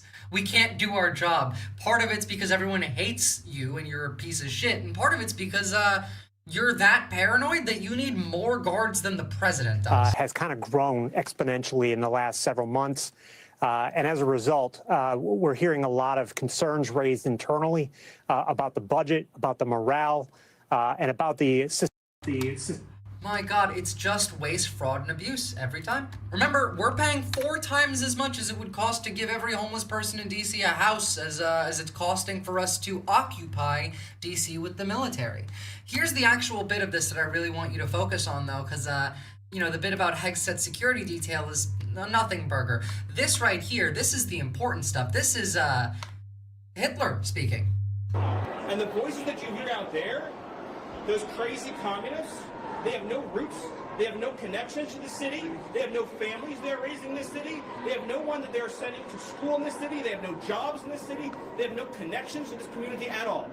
But they're the ones who've been advocating for the 1%, the criminals, the killers, the rapists, the drug dealers. And I'm glad. Like they lie as easily as they breathe. And it really is. Every single accusation is a confession. Every single one of them. All of them. So for fuck's sake, I mean, like that, this is our Goebbels. This is the guy who runs the government. You think that like Trump makes decisions? No, most of the domestic decisions are made by this guy. This fucking demon. He's the one doing it. Most of the foreign policy is done by the capital class and Trump whenever he makes a decision on camera. And he does most of the domestic policy with Vance and Teal. He's seriously tweaking? Well, also, yes, this is probably the only time he's ever been happy in his life, where he has the power to harm other people, so. By the way, this, like, demon apparently only eats mayonnaise. Can we start calling him Twink Goebbels? I like it. Twink Goebbels. Apparently, according to Twink Goebbels' wife, who left him for Elon Musk somehow. Imagine getting cucked by Elon, by the way. But apparently he only eats mayonnaise, and that tracks. Here today. Because me, Pete, and the Vice President are all going to leave here, and inspired by them, we're going to add thousands more resources to this city to get the criminals and the gang members out of here. We're going to Yep, they're sending thousands more soldiers to DC to occupy it. Even though literally all of them are frustrated because they're not doing anything, they're bored. But does it matter? No, it doesn't. Also, he's 39. Jesus Christ, he looks so much older than 39. I thought he was like 50. Crime really does make you age. All right. That's enough on that. Now, let's talk about... Oh, actually, there was one more thing that I wanted to show you in relation to the U.S. I almost forgot. And again, it's about just how bad we are at our job. The USS New Orleans, a San Antonio-class amphibious transport dock with the Tripoli Amphibious Ready Group, forward deployed to Japan, has suffered a fire on board off the coast of Okinawa. Yeah, we had to, put up a fire on our fucking military ship just recently as well. Not to say that, that doesn't happen, but I feel like when you add that in with things like this, all of this starts to add up, can you imagine how much money this is costing? You know how much money it costs to repair that ship after a fire? Do you know how much each fighter jet that we lose to the U.S. Navy that we lose to the sea for no reason costs? Sorry, I hit the button early. says it lost another F-18 fighter jet. They're investigating a crash involving the jet yesterday that happened off the coast of Virginia. Officials say the pilot was rescued from the Atlantic Ocean after about 90 minutes, but crews are still searching for the wreckage. I want to bring in Charlie D'Agata, CBS News' senior national security correspondent. I don't care. That was 10 hours ago. And then we had another one. Another one. This one being a Super Hornet. Also in Virginia. Somehow. Hundreds of millions a pop. And then billions? Yeah. I know for a fact that the F-35s that we lost in the Red Sea were about 80 million a pop. So, there's that. All right, now I suppose we should jump on to the big topic that is looming over all of us, and it's Russia. Now, I hope you all understand that there is zero interest in a peace deal from Russia. They're just full of shit. They don't care. They don't want a peace deal, and they never have. In fact, just yesterday, actually, I think technically this morning, time zones are weird, they bombed an American factory in Ukraine. An American-owned factory, mind you. Like a proper... They bombed us. That's our factory that they hit. Does it matter? No. Are we going to say anything? No. So what happens then? Oh, by the way, yesterday, they also bombed Poland, which is NATO. I mean, like a Russian drone crossed NATO borders, carrying explosives, and then made impact and destroyed something inside of NATO territory. Where the fuck is Article 5? Well, we're too pussy, I guess. Now, I understand that Europe doesn't necessarily, have a strong enough military to fight against Russia, technically on paper, but they absolutely do. They absolutely do. Russia has more child soldiers than Europe has soldiers, and Europe could still win very easily. In fact, all I really think we would have to do is go and hold the western border of Ukraine. That's it. I think Ukraine could then go and fuck up Moscow. Now, while I'm talking right now, I'm opening a bunch of links for this segment, so bear with me, because there is a lot of them. But it's quite clear, at least to me, the indication here is that all of these peace talks are nonsense, that it's just entirely a ploy to buy time. And that's exactly what has been happening. Now, starting off, I want you to understand that you can still get arrested in Russia for calling Stalin a fascist. Stalin. You can get arrested for talking shit about Stalin, still to this day.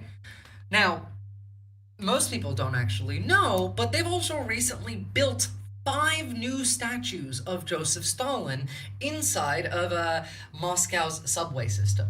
I wonder why they're doing that. Long dead Soviet dictator. Why? Well, it's because they like their old history. They like framing their old history as heroic. In fact, if you were following the Victory Day parade that they had this year to commemorate the end of World War II, they had little banners that had dates on them. And those dates were entirely dropping the fact that the Soviets actually worked with the Nazis first. They invaded Poland together. But no, sorry, they're just erasing that bit entirely.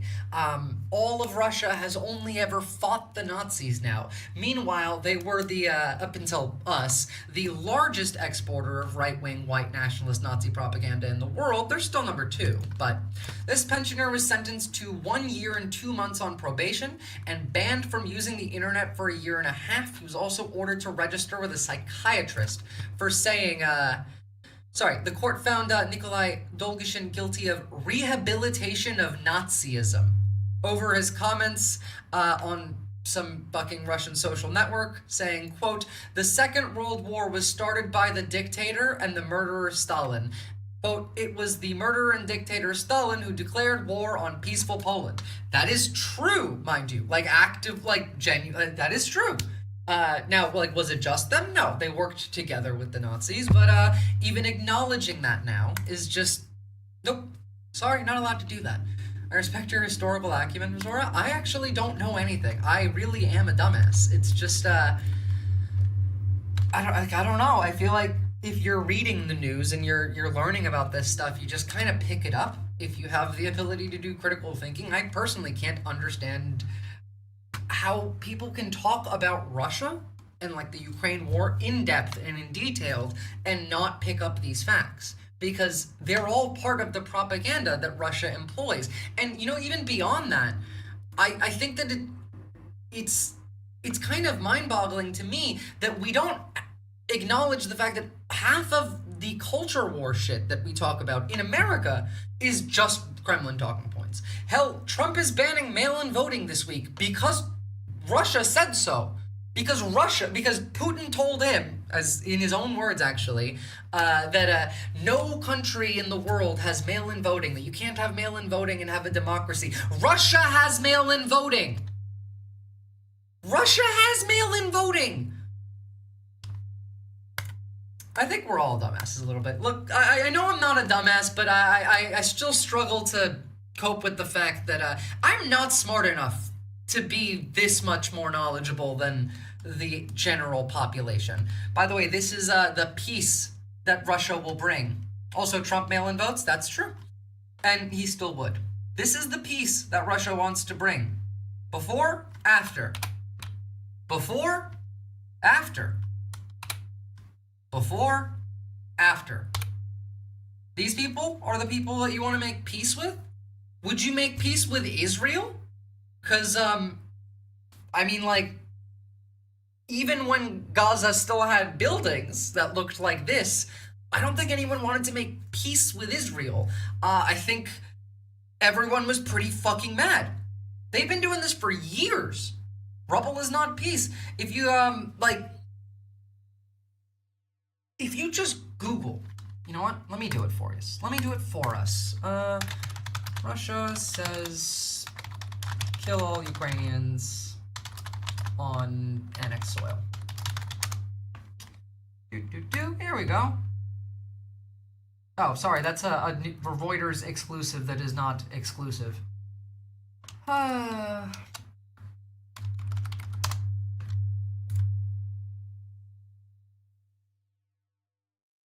this is such an old story. But you know what? Here is a news network that I'm not generally a fan of. But, I don't know why they would be speaking badly about Putin, because India is part of BRICS. So this is Russia's ally. And I'm pretty sure the Hinduistan Times is state media for India, right? So from Russia's ally, on TV, Putin says he'll literally bomb and destroy all of Ukraine if Zelensky does this, which is literally just like, make peace. You are making this awful news digestible without breaking things. I'm glad. I feel like maybe I'm skipping through these a little bit too quickly. And like I was worrying that maybe like I wasn't really landing the point there, but there really is a lot. We always reference Idiocracy, but I never see people reference Zoolander. I mean, personally, I reference Cyberpunk, but we are in deep, guys. I mean, like, we're in several dystopias at the same time. I was talking a bit about this, like, yesterday. We're in 1984, Cyberpunk 2077, we're in Brave New World, we're in, like, The Handmaid's Tale is coming up. We are just in all of it, in deep. In fact, let me see if I can find this graph that had them. Where are you? Ah, here we go.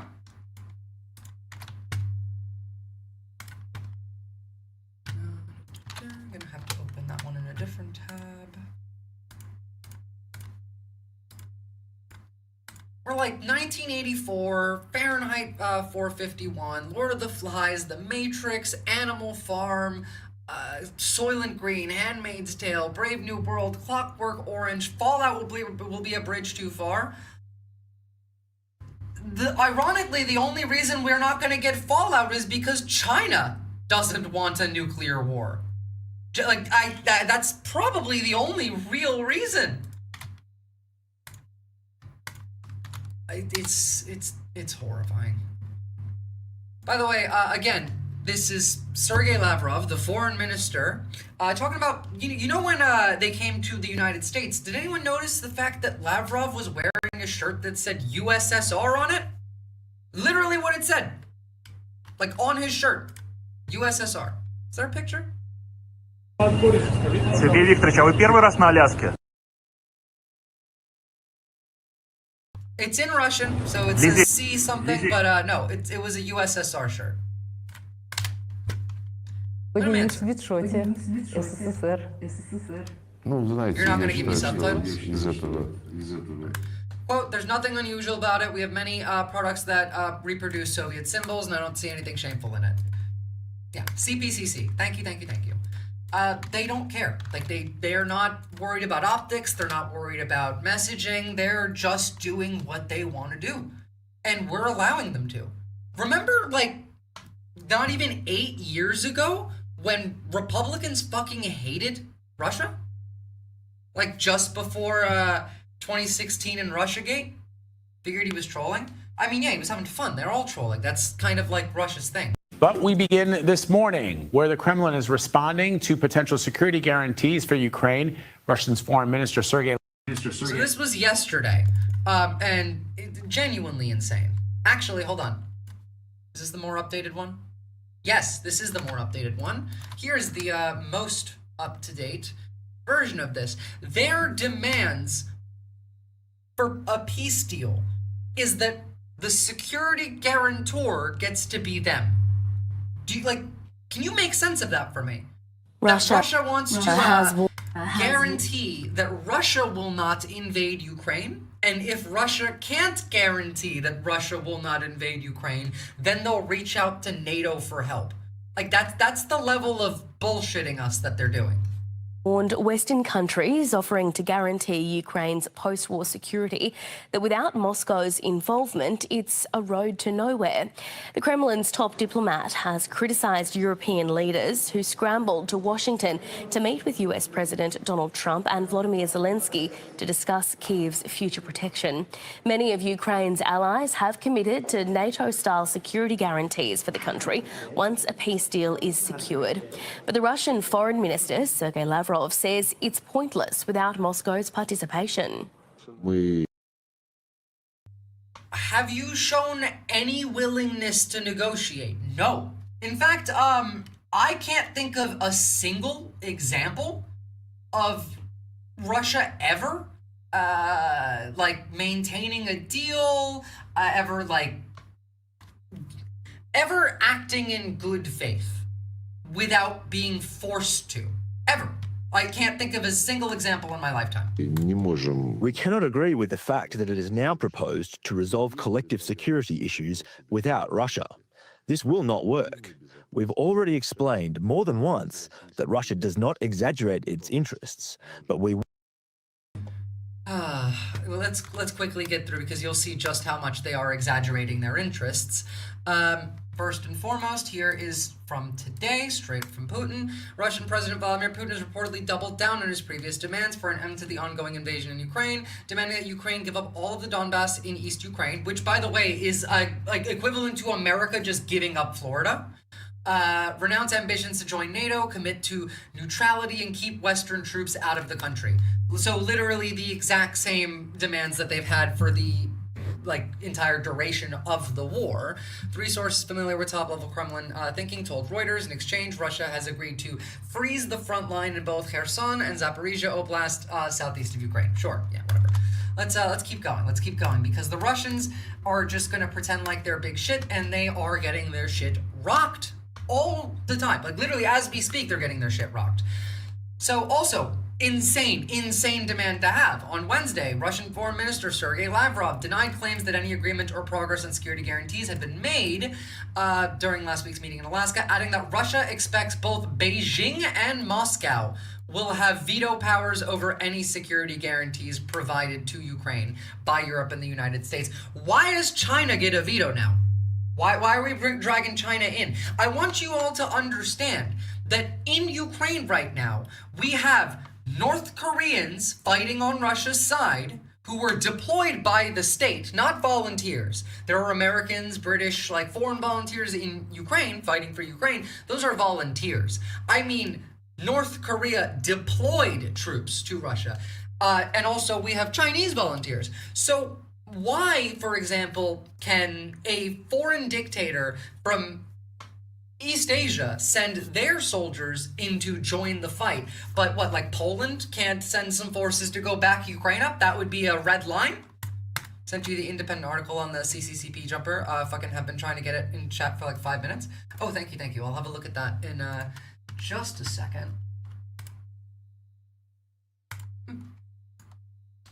But first, I do want to talk about reciprocity for a second. The Russians need to learn reciprocity. Now, some of those volunteers aren't so voluntary. That is true.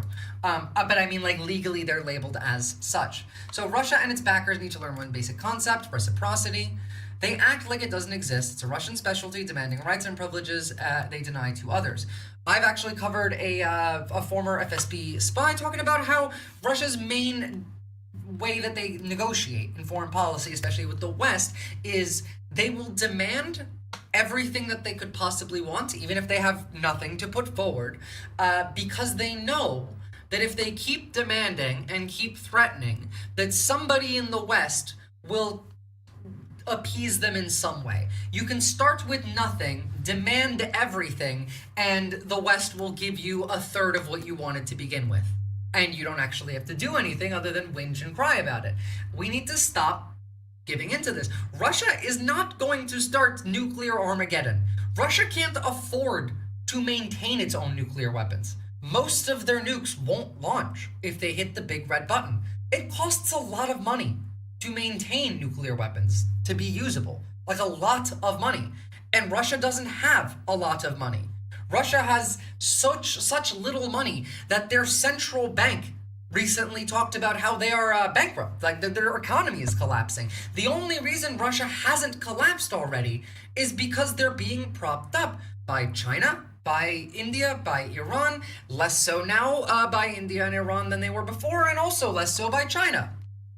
Russia says no NATO expansion, it threatens security, but Russia can expand just fine. Russia can bomb Ukrainian cities, but no, Ukraine can't hit back in Russian territory. That's terrorism. Russia wants one-way rules.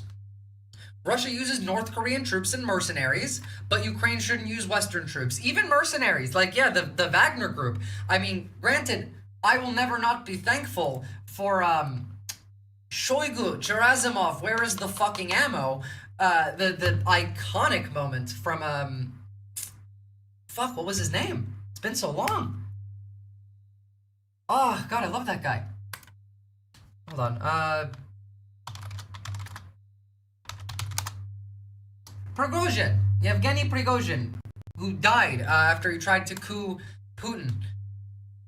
That was funny, but you do realize that is a foreign, like, that is a private military contractor. That is like Blackwater going into Ukraine right now. In fact, I don't know why the fuck we didn't send Blackwater into Ukraine when they had fucking Wagner in there, but whatever. And in fact, Wagner still exists in some ways, and like not quite. They were mostly folded into the Russian military, but they're fucking around in Africa. In fact, Ukraine has chased them all the way there and killed them in Africa.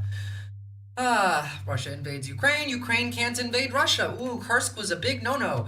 Russia demands Ukrainian land that it's failing to take or occupy, but Ukraine can't, want anything. Russia allows neo-Nazi units like the Rusich, but, you know, everyone in Ukraine is a Nazi. Even though, like, Zelensky is Jewish, and the Azov battalion, which had Nazis in it at the beginning of the war, were all sent to go die in Mariupol. And they did. Back base, the man went and sent the Nazis to go die, and they did. Protecting, you know, Ukraine, but it is if Blackwater had unlimited access to, like, I don't know, some mid-tier military, and yeah, exactly, using, like, our actual stuff. Russia and its backers aren't just imperialists, they're massive hypocrites, and that is true. And the right in America is just stupid enough to buy it. Now, I'm going to leave you with this for just a second because I got to go and pee really quickly, but over the last decade, we've charted I think it will be useful to really just get a view of the kind of shit that these people believe. Now, we don't really need the intro here, but I saw Marjorie Taylor Greene. I want to see... Yeah, there we go. I'll start you guys here. I'll be back in 2 secs. I can still hear, so... By the war to the Russian public. Even the head of the Russian Orthodox Church calls the fighting a holy war and sends Russian soldiers off to battle with a promise of salvation.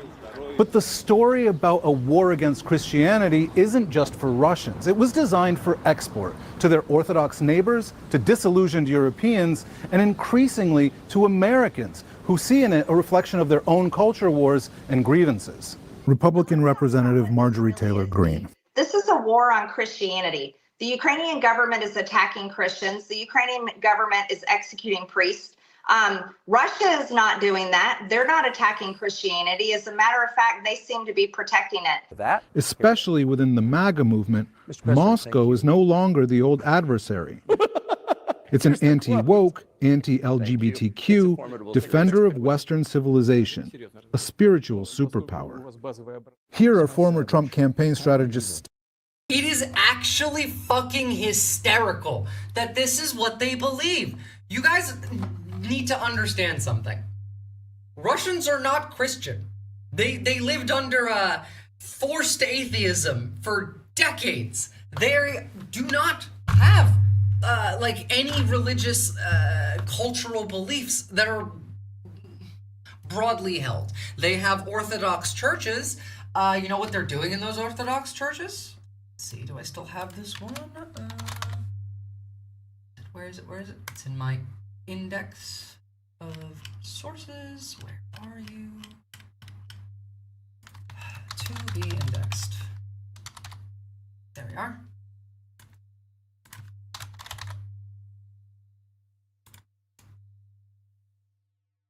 Hold on.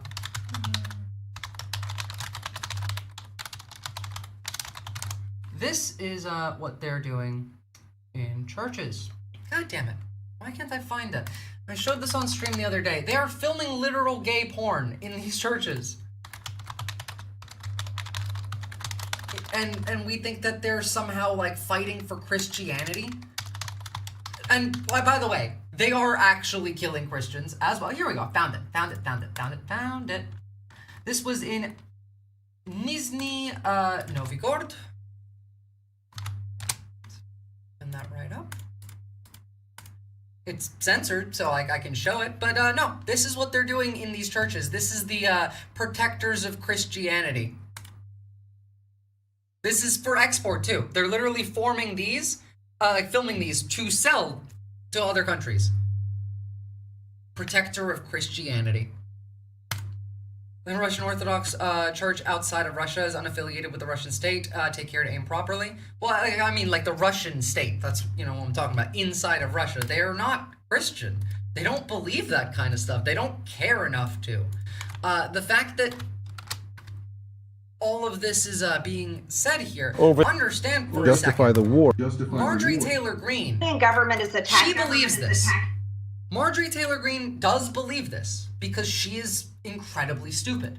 She is one of the few Republicans that I actually will give the benefit of the doubt to, that, like, she's not making shit up. She's just that crazy. Now, if we move a little bit further and we look at Tucker Carlson, he's making that shit up. Tucker Carlson is the reason, by the way, MAGA likes Russia now. This man went and glazed Putin, talked about how nice the supermarkets were, got made fun of by Putin for failing to join the CIA, and then that was it. Just like Anti-woke, anti-LGBTQ. Anti-woke, anti-LGBT. It's not about Christianity, it's about hatred. And Bannon knows better. Bannon is objectively incredibly smart. He is the smartest fascist in the country. He's terrifying, actually. No, yeah. I'm just offering as a... There is another church that sounds like it's under Putin's control, but it's not. I don't really care. It's a church. I'm not really trying to, I don't know, avoid offending them. I don't really care. Like, I'm not aiming it at them, obviously, but if they get mad, then we'll talk about it. Ask me later about Little Tuck. I won't remember, most likely. Oh, don't worry. I have a lot about Tucker Carlson. I've shown him talking about how a demon has tore his chest open in the middle of the night, how Haitians are vampires and eat children, and also how recently he said that anyone who serves in the IDF should get deported from the United States. Personally, I think he's a fucking moron.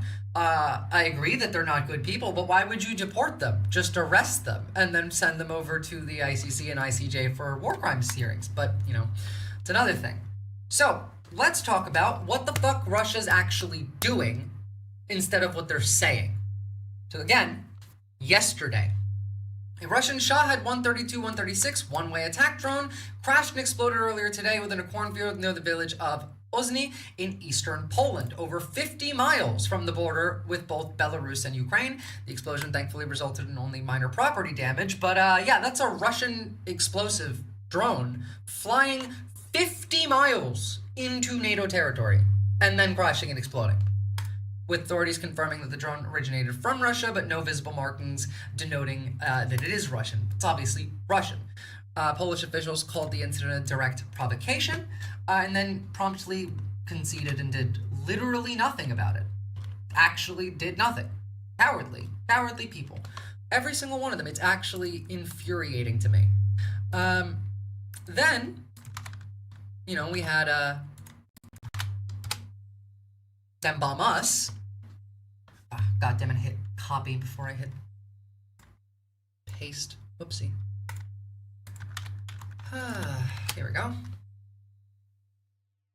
At the site of a truly horrendous Russian missile attack, overnight, one of the largest American investments in Ukraine, Flex, an active member of the American Chamber of Commerce, was hit by Russian missiles. Hey, remember one of the security guarantees that Trump wanted to provide was we're going to have American businesses in Ukraine, and that would prevent Russia from bombing because they would be too, cautious. They don't want to hit the American businesses and start a conflict, and so that would actually be the security guarantee. I wonder if this maybe proves that that's not the case.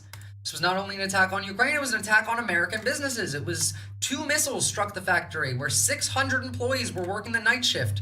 Thanks to strict safety protocols, every life was saved. Good job. God damn. Russia is not only devastating Ukraine, but it's destroying and humiliating American businesses. Well, it is now. The region neighbors the EU and has been considered the safest region in Ukraine. Now definitely not so. Again, this was the, quote, safest region of Ukraine with American businesses that just got hit by 2 Russian drones. Good night, Edge. Good to see ya. The EU and just earlier this morning, Russian missiles hit this location here. This is an American company, Flex, one of the biggest American investments here in Ukraine. And look at it, totally destroyed. This is one of the most safest parts of Ukraine.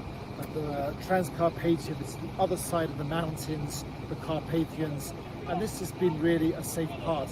And today, total destruction brought by. Meanwhile, you know, while Russia's bombing America, wait, am I muted? No, never mind.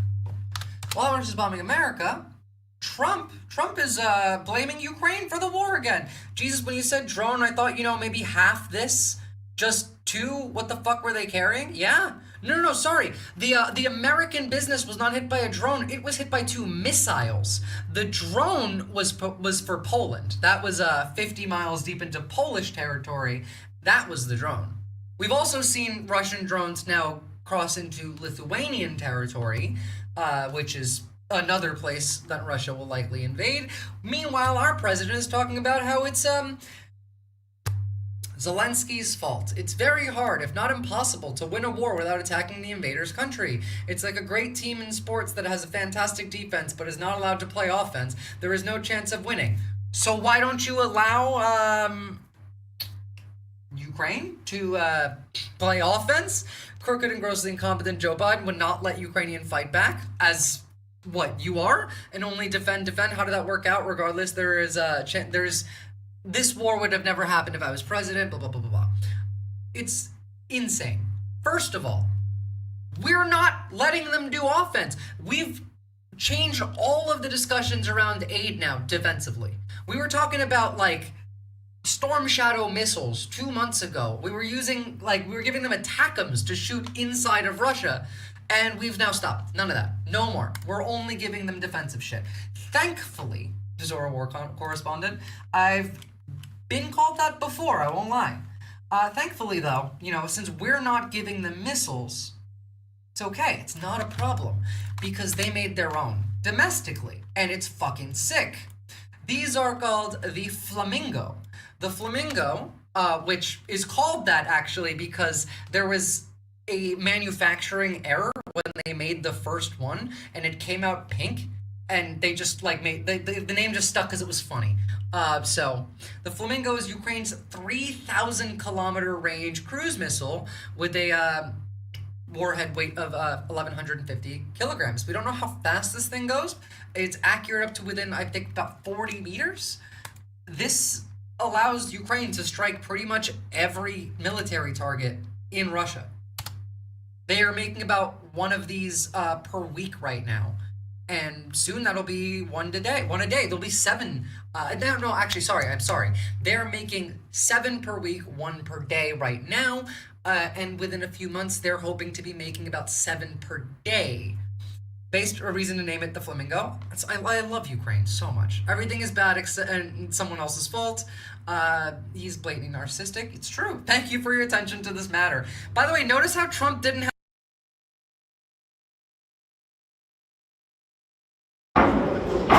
weapon production is a huge guarantee of Ukraine independence, but also European safety. The maximum range is 3,000 kilometers confirmed, with an accuracy of 14 meters to target on this distance. And the payload capacity is, in the moment, 1,150 kilograms. The overall technical characteristics is not much different from a Shahed.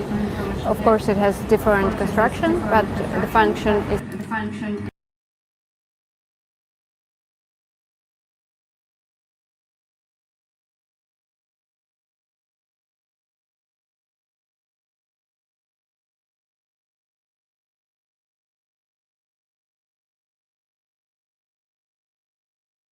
Oh my god, sorry, I hit the mute button. I went to unmute myself, but then I tapped it again for some fucking reason. Jesus. Okay, no, she didn't say shithead, she said shahed. If I were in charge of those Ukrainian missiles, I would paint them queer flag colors. I would do that too, and I would aim them directly at the Kremlin. Like, directly at the Kremlin. You guys realize that, like, most of the problem that comes from Russia is very much concentrated to 2 very small, very highly concentrated cities. Your messages are not getting suppressed, Buncor. Like, I'm not seeing anything. There's no, like, log of Amon deleting, like, a message or anything. I don't know what is up. YouTube is doing shit, but, like, that's always the case. The same, despite of the fact that it can go a little bit more far, has a little bit of bigger payload, and is a little bit more advanced in terms of precise hit to a specific target. Right now, Ukraine is holding this barrier, and let's say it's exporting safety to other countries. Yo, if like cursing too much is the reason we're getting censored, then I'm absolutely fucked. Are you kidding me? I swear like a goddamn sailor. By the way, like, these are huge fucking missiles. It can carry a warhead up to roughly 2,500 pounds. Now that's different than, okay, sorry. This person standing next to an American-produced Tomahawk, which has a warhead of 1,000 pounds, versus a person standing next to a Ukrainian Flamingo, which has 2,500 pounds. I was converting kilograms to pounds there. So this is actually not just on the level of the United States' Tomahawk cruise missiles, but arguably packs more of a punch. But they are really fucking big. And like the risk from them being big actually does exist. There is a problem there, and it's because most of Russia's air defense is specifically built for big targets like this. It's much easier for like a drone, or rather like the small, actually not just wooden, they have wooden drones now too, but like the plane type duster prop drones that they just fly into buildings in Russia, those are small enough that they can kind of hide from the sensors. But also, this war has gone on for a while, and it keeps resulting in them just knocking out more air defense and destroying all of Russia's like infrastructure. So they're making it work. So the first Flamingo was launched yesterday.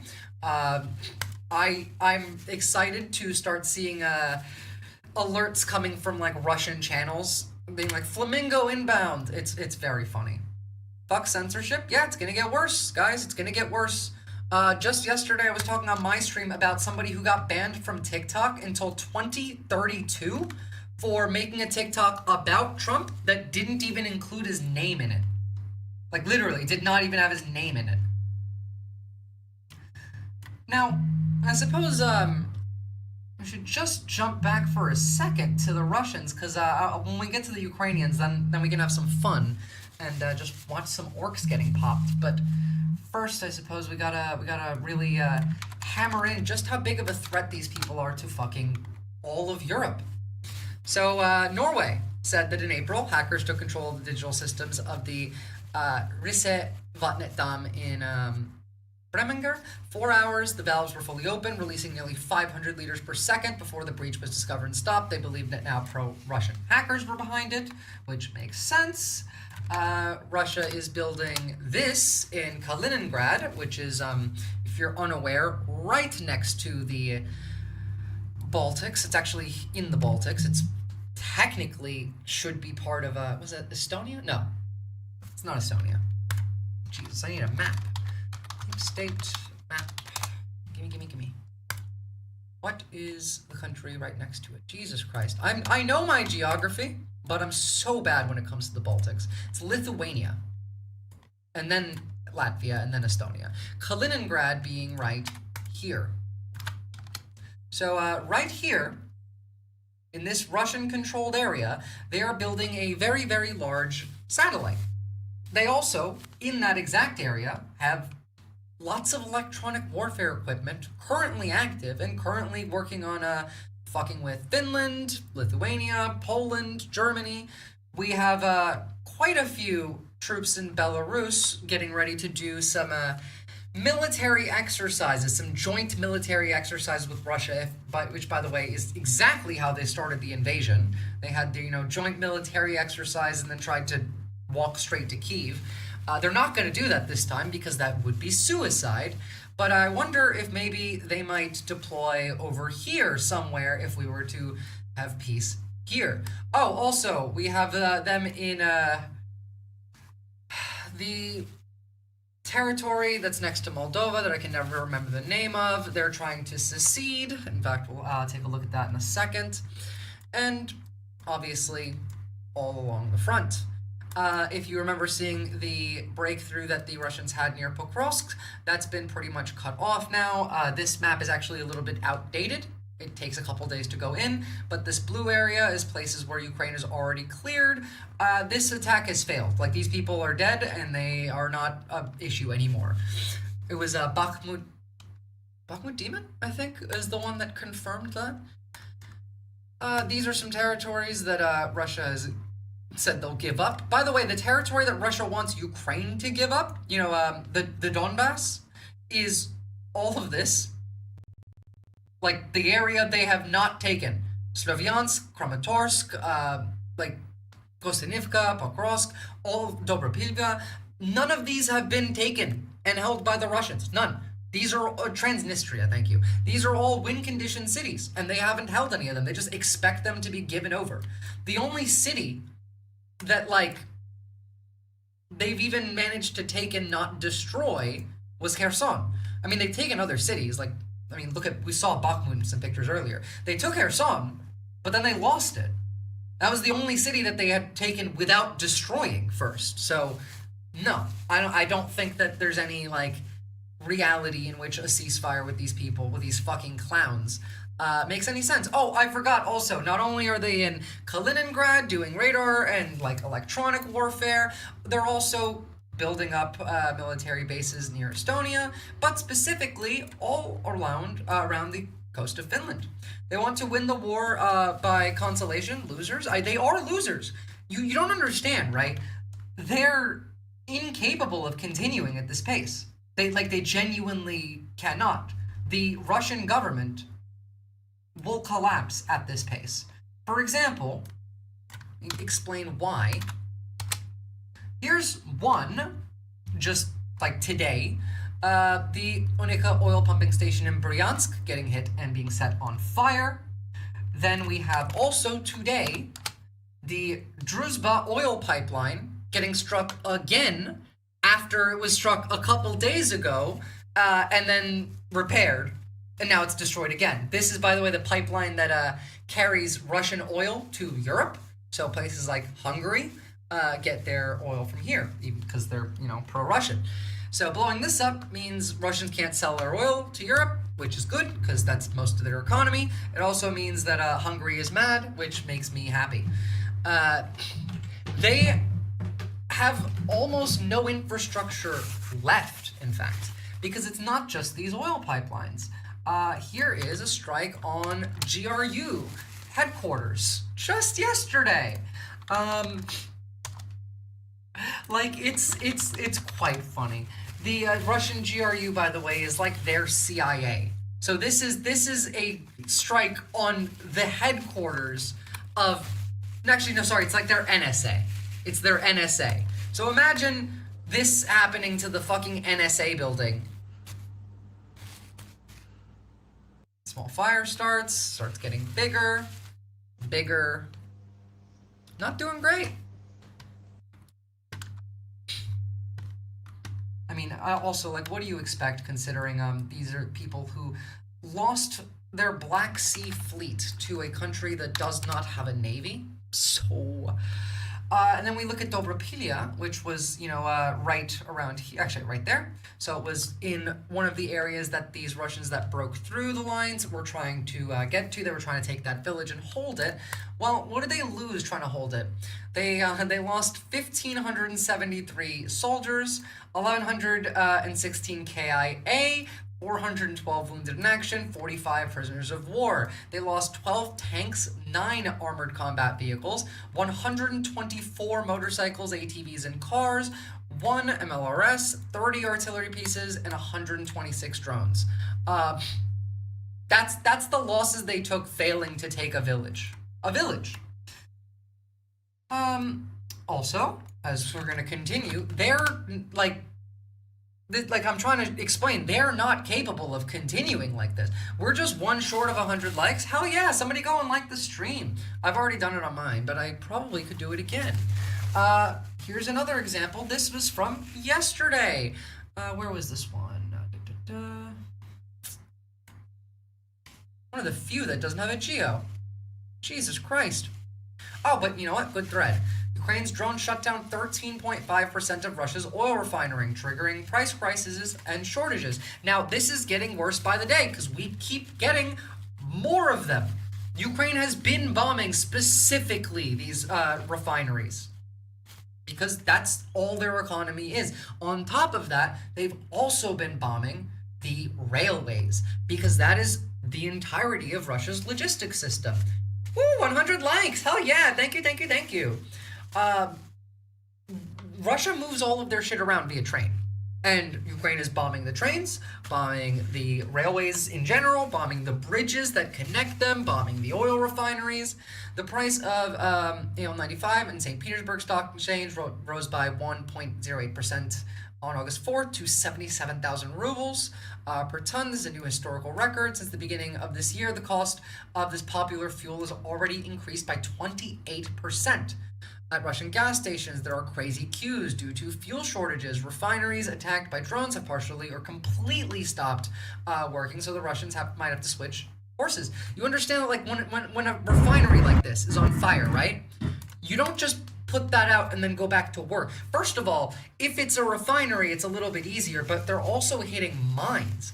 And if an oil mine, you know, the thing that's pulling it out of the ground, gets set on fire, the oil gets set on fire all the way into the ground. You can have underground fires that can cause quite a lot of damage. It's pretty bad. Imagine waiting that long for expensive, shitty Russian gas. In temporarily annexed Crimea, the price of gasoline soared 70 rubles per liter, which is, I don't know, in comparison to what it was before, so it doesn't matter. Gasoline coupons introduced in some regions of Russia and Crimea due to a series of attacks on refineries.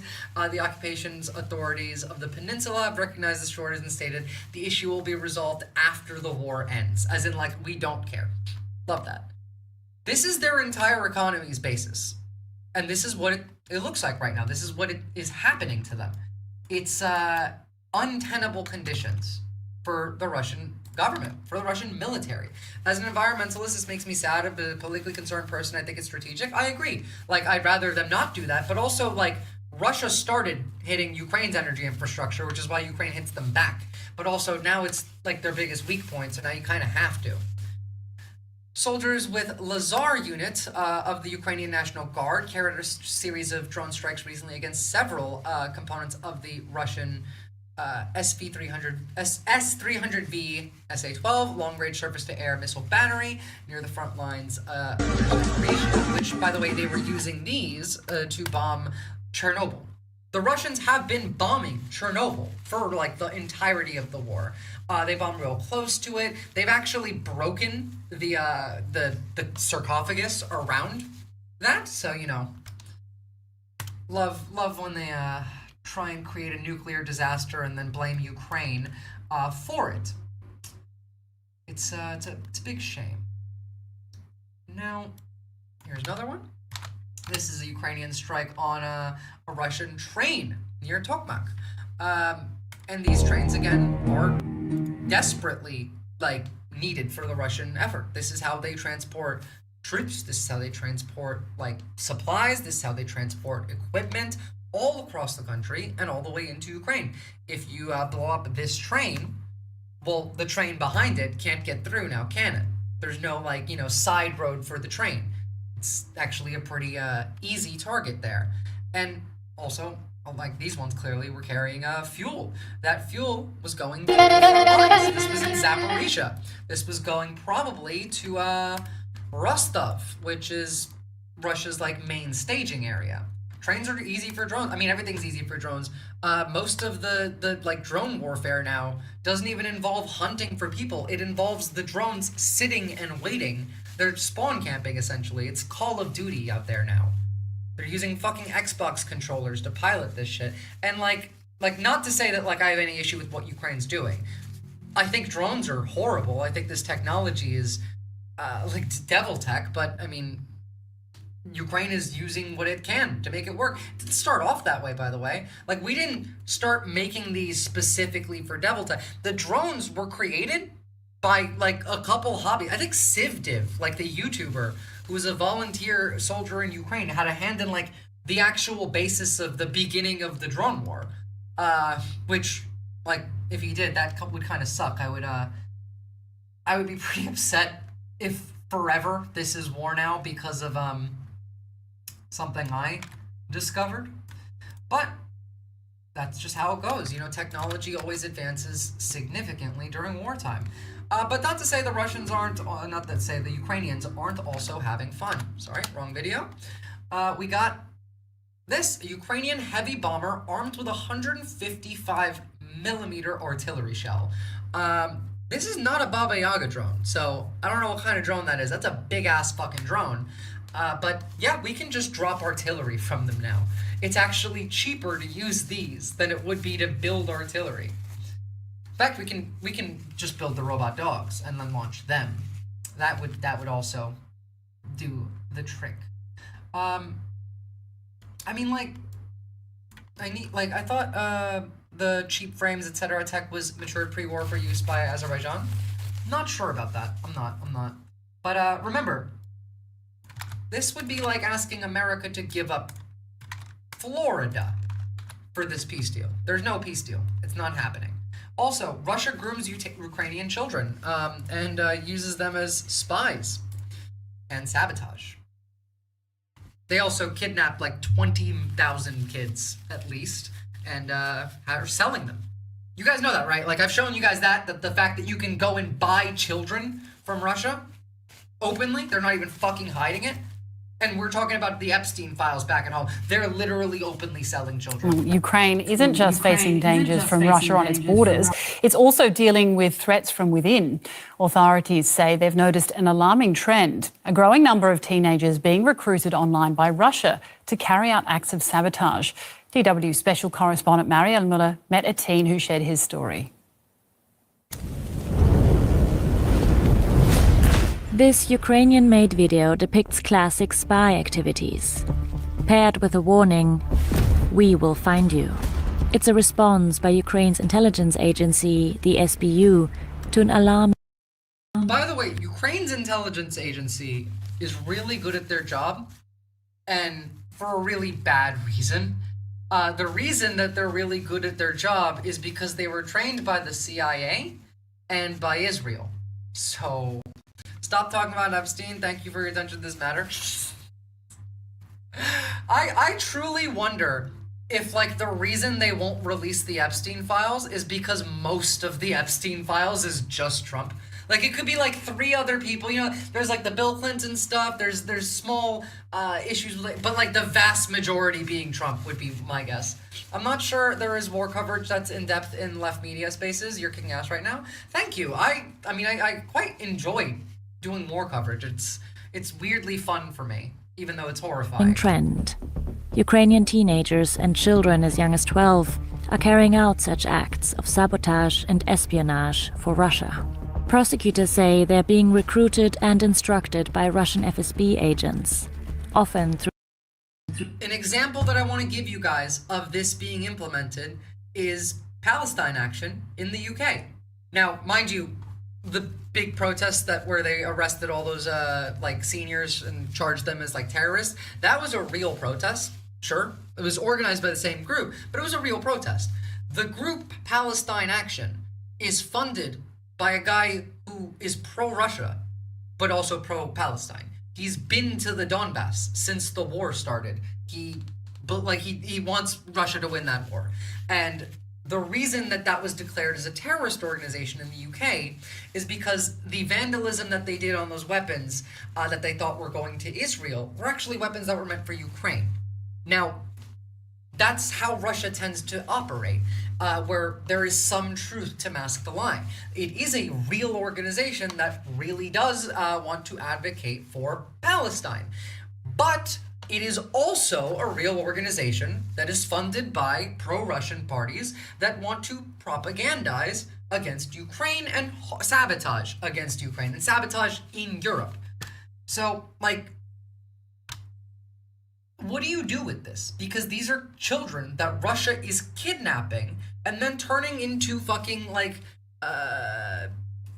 what are they? Secret agents. Encrypted messaging apps. He is one of them. We're calling him Maxim. He doesn't want to be identified. We meet him at a police station in Kharkiv, his lawyer by his side. I'm 16 years old. I live in Kharkiv. I go to school and I hang out with my friends. At home, I usually help my father. Maxim's father is a carpenter with health problems. His mother died when he was 9. Last December, he started looking for work, together with a friend. On Telegram, we looked through different channels.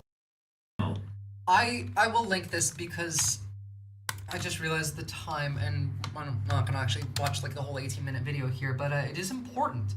I cover this stuff on my normal stream, so if you don't already follow me on YouTube or Twitter or Twitch, please go and drop a follow, because it does make a difference, and I do cover this far more in depth on my normal stream time. I'm a very big yapper.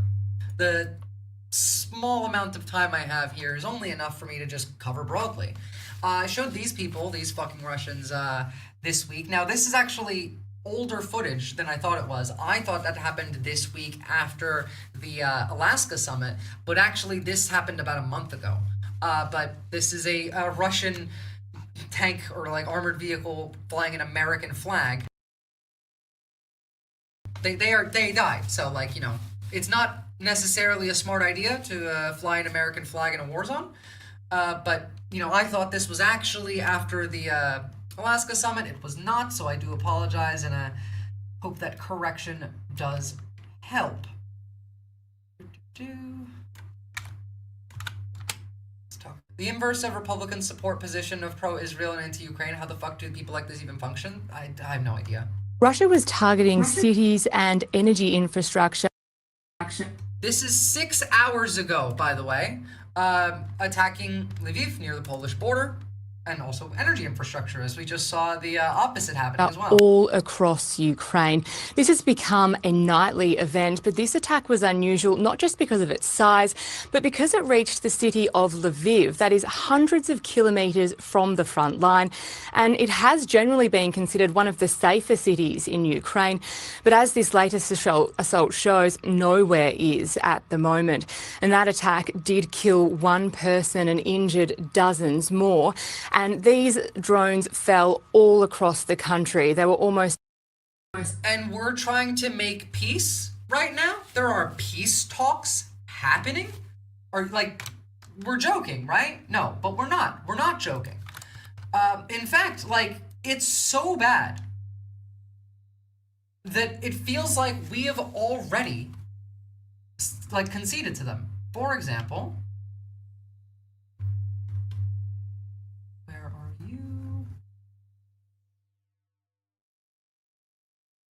Oh, well, here's one. Here's J.D. Vance and his opinion. But you'll be shocked at just actually how much backlash there is for this as well. And my preference would be, let's have them meet regardless. You don't have to figure out every issue, and sometimes leaders sitting down face to face can break the logjam that their teams don't necessarily have the ability to do. There really are two big questions lingering out there. And in some ways, it's very simple, but in some ways, it's very complicated. Number one is Ukraine wants to know that it's not going to get invaded again by Russia. It wants to know that it's got territorial. I wonder if, like, maybe we have a historical precedent for this. Like, the Budapest Memorandum, where they literally signed a document saying, hey, if Ukraine gives up its nuclear weapons, we will never, like, use military action against Ukraine. So what happened to that? The signed document that the United States, that Russia, that Ukraine said. Ukraine gave up its nuclear weapons, which clearly you should never do. Those of you who wear makeup, what brand of mascara is he wearing? I have no idea. By the way, the White House is eyeing Budapest for the peace talks with Zelensky and Putin. Now, Hungary, being Orban's country, is ironic considering Trump loves Orban and Orban loves Putin.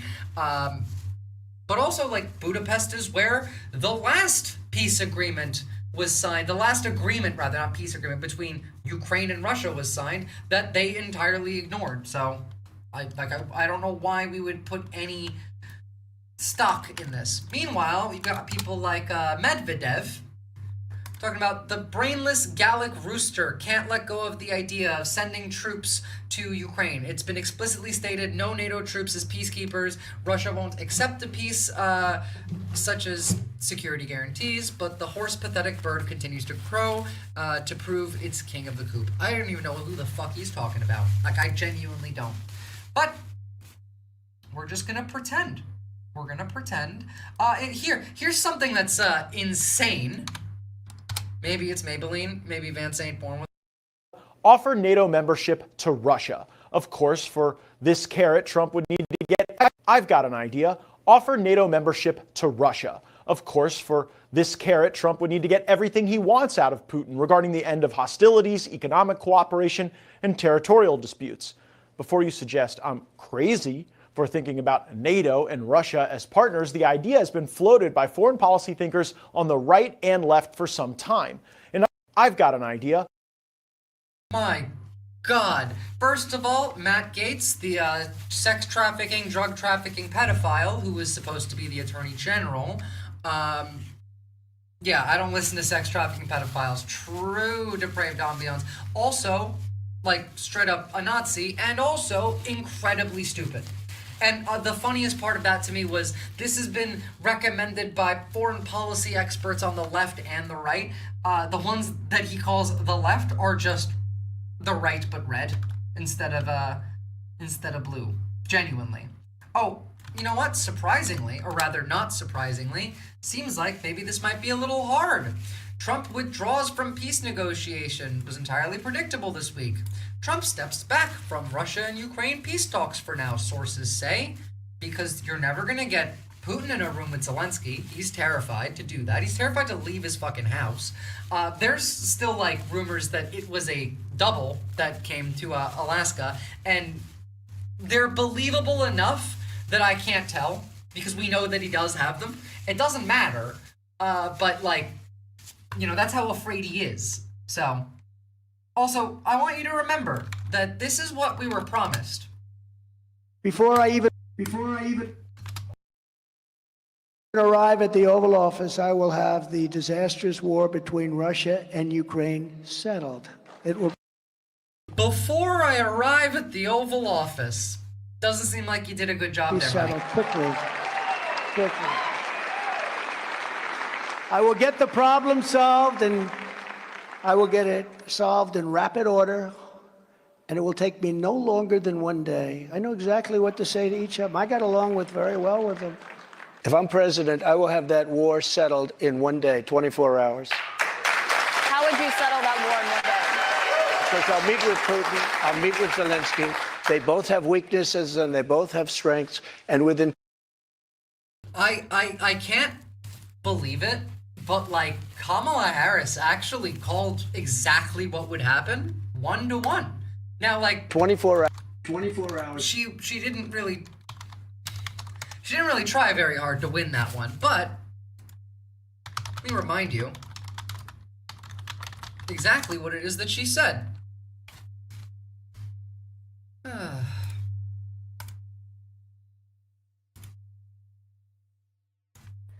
Understand why the European allies and our NATO allies are so thankful that you are no longer president, and that we understand the importance of the greatest military alliance the world has ever known, which is NATO. You guys understand that every, like, big player in Europe's leader scattered, rushed to get over here for that meeting because they knew that Trump was just going to take Putin's side. If they didn't come, like, we would have agreed to whatever the fuck Putin wanted. We rolled out a red carpet. American soldiers were on their hands and knees for Vladimir Putin. Not a single of the European NATO leaders got a red carpet rolled out to their plane. Especially not Zelensky. And, like, beyond that, you understand how humiliating this is? There are Russian memes right now showing, like, American soldiers in the movies, and then the, like, hands and knees in front of the plane, American soldiers in real life. Like, that's how embarrassed they've made this country. She's right. She was, at least, on this. and what we have done to preserve the ability of Zelensky and the Ukrainians to fight for their independence. Otherwise, Putin would be sitting in Kyiv with his eyes on the rest of Europe, starting with Poland. And why don't you tell the 800,000 Polish Americans, right? That's the one part I disagree with her on, that it's Poland, because I personally think that the smarter way to go about it, if I was Russia and I had troops in Belarus, instead of going into Poland, I would probably actually just go into Latvia. I would take Rezekne, which is their like closest major city, and then use that to go and grab Riga, which is their capital, which would cut off Estonia from like that front, leaving like Finland and all of them. Obviously, there's going to be NATO coming in from the sea, but you split that front because Kaliningrad is Russian territory. So if you take Latvia, Estonia does not have help from, you know, Poland and the broader like European nations over there, other than by sea, but also they can't help Lithuania, and you can take them from two sides, because the only thing that can do anything is Poland. Poland is the only one with a route into Kaliningrad or Lithuania. So that would be the way I would go about it, but who knows? I mean, they could literally start down here with Moldova. They're also going into Georgia again. Chechnya fucking red now. Okay, that wasn't red before. Interesting. It's disappointing. Also, like, one more... I hate giving this woman credit, but I can't say that she wasn't vindicated here. Where is it?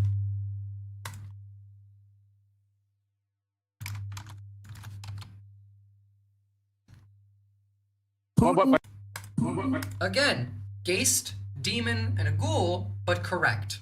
From everything I see, has no respect for this person. Well, that's because he'd rather have a puppet as president of the United States. No puppet. And it's pretty clear. You're the puppet. It's pretty clear you won't admit. I love the childlike denial. What? No puppet. Puppet? You're a puppet.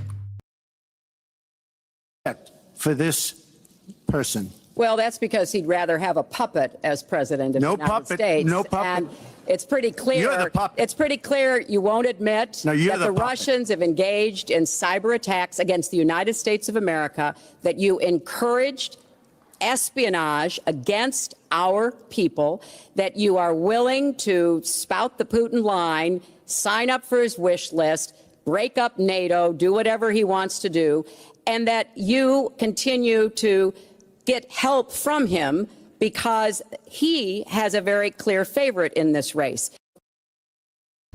Literally, like, vindicated on everything she said there. In fact, still, this just from today, whoopsie, should just not have had that one there.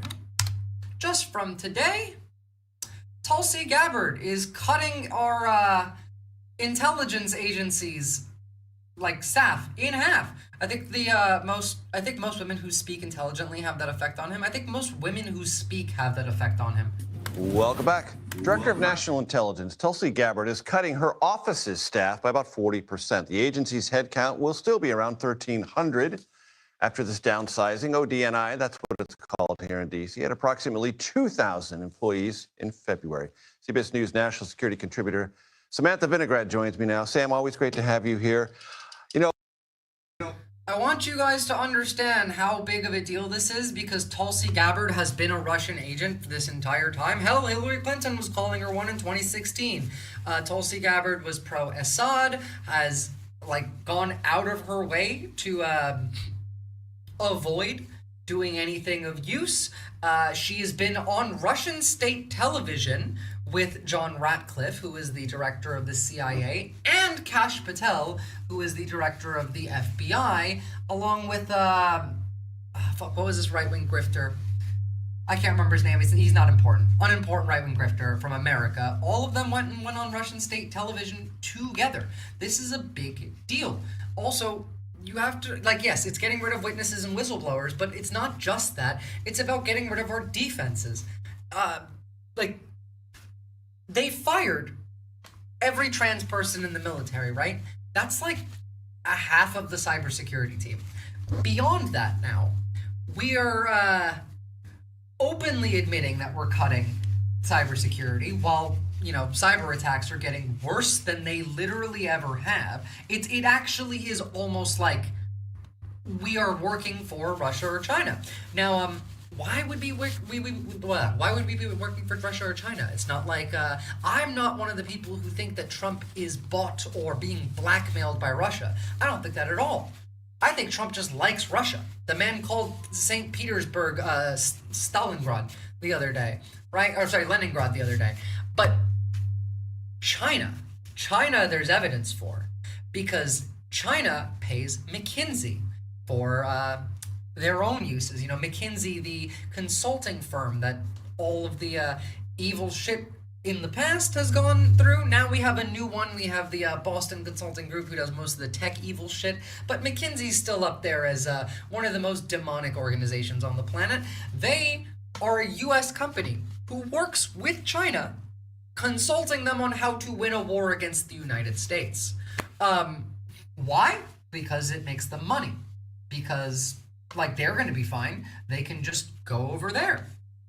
Oh, even before this second iteration of the Trump administration, I read think tank reports, right and left, saying ODNI had gotten way too big, huge mission creep. What is it doing? True? Fair? We are actually, Major, almost 20 years and 4 months of the day when ODNI first opened its doors, April 20. All right, these people are boring. Also, like, God, I hate the fucking media. You don't, like, give any context to anything anymore. The intelligence agencies in the United States are too big. They are corrupt. They are evil. They're mind controlling you. They're stealing your data. They are farming you. They're not good. I'm not, like, pro the intelligence agencies. The NSA has done some incredibly evil shit. Have you looked into some of the stuff Snowden put out? It's more of all of that dangerous shit isn't just us doing it. Like, it's not like we're not the only ones with that capacity. There are other countries, specifically countries that hyper focus on tech warfare because they're really, really shit at armed combat, like Iran, like Russia, are a very high risk. For example, attacks on energy infrastructure in the United States via cyber attack could take out the energy grid of a third of the country for literally months, and it would be easy enough that, like, an AI could just, like, generate the code for that. Like, you don't need someone smart to do that because our energy grid is old and not protected. Now, I don't know why you would cut the security for cyber attacks or intelligence services when one virus from the Russians could take out a third of the country's electrical infrastructure for literally months. Because it's not just turning it back on, it would be destroying critical shit that, like, we don't have spares of. You could even call it floppy, yeah. But of course, the only beliefs that even matter to these people are these. These are their full desires, nothing else. That shouldn't exist. I think healthcare should be free. I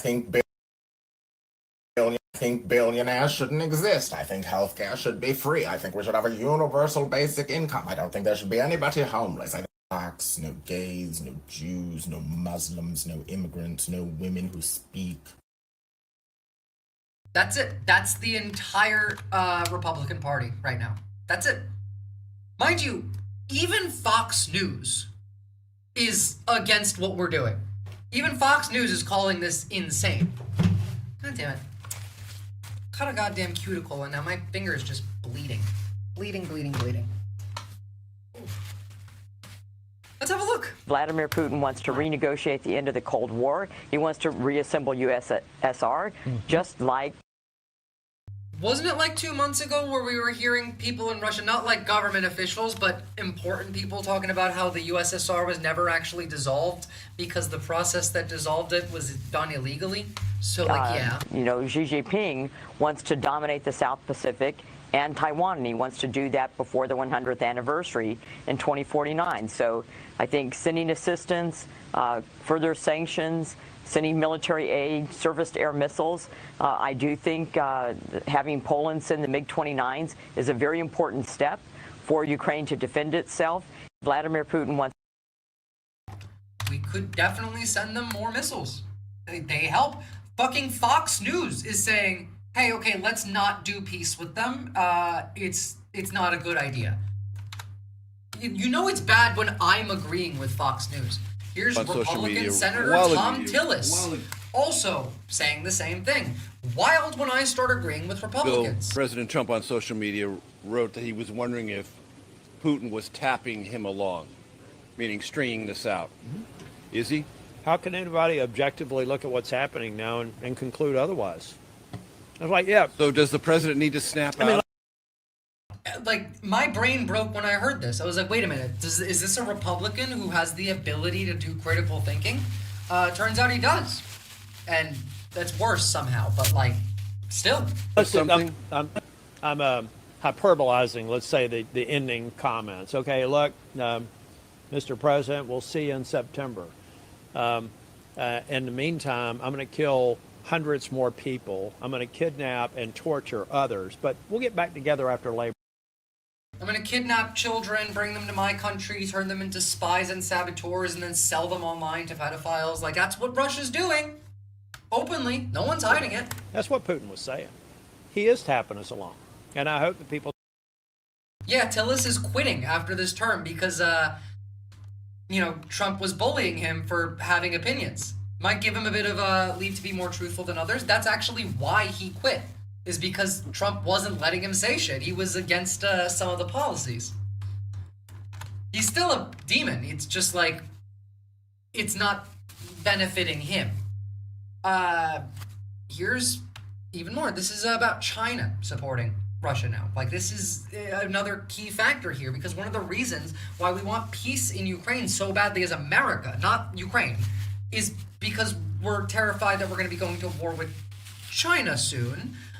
Considering, the time is ripe. If I was Xi, I would be invading Taiwan in about 2 weeks. Genuinely. Like, in about 2 weeks, I would be invading, cooing, or blockading Taiwan if I was Xi Jinping. The Pentagon knows that this is a risk. And that was one of the reasons why this peace talk was pushed so heavily, was because of a memo that the Pentagon put out internally saying that there is a high risk of the United States having to enter a dual-front war with both Russia and China. And to avoid that, the Ukraine war had to end as soon as possible. And so that's what initiated all of this. I don't know if I'm China, if I'm going to let that opportunity pass me by. And there's only 2 times of the year, which is between June and July, and between September and October, where the South China Sea, like the crossing that they would need to make to get to Taiwan, is like the water is usable, it's tenable. Otherwise, it's very choppy. There's constantly storms in that area. Like, it would not be a good environment to start an invasion any other time. Good. Now let's see what these guys have to Now say. is Gatestone Institute Senior Fellow Gordon Chang. Gordon, good to see you. And you're raising China in a new op-ed. You say China is the biggest winner of the Trump-Putin summit. Why is that? That's true. Well, China does not want to see the war in Ukraine end. And we know this because of Foreign Minister Wang Yi's conversation with Kaja Kallas on July 2nd. She is the EU foreign policy chief. And Wang Yi said that China does not want Russia to lose, because if it does, then the United States will focus on China and East Asia. Well, if the war ends, however it ends, the U.S. similarly will be able to focus on China in Asia. So I think China is feeding this conflict by support for... Well, yeah, China's been funding Putin this whole time. See, what I think, at least, like, if I was Xi, not only would I eventually stop funding Putin and invade Taiwan, I would also invade Russia. Because there's quite a lot of empty land that I could just claim that no one lives in, or that, like, some people do with their, small villages. Like, I would just annex Siberia if I was Xi, because why not? It's not like Russia can fight China. It's not like they even have the capability to get there and fight back and, like, liberate that area, especially not after Ukraine, and especially not in a way that would be beneficial to them, because they also want to start a war with Europe. I don't know. I can see this turning into a very complex world war situation very quickly. And that's kind of a huge risk. Think about it right now. In the entire planet, where are the conflicts? Let's have a look. Let's have a look at every conflict on the map. Every conflict happening in the world. Map. Gimme. Global conflict tracker. Thank you. I knew that there would be. There's even a Wikipedia page. That's helpful. All right. So we got.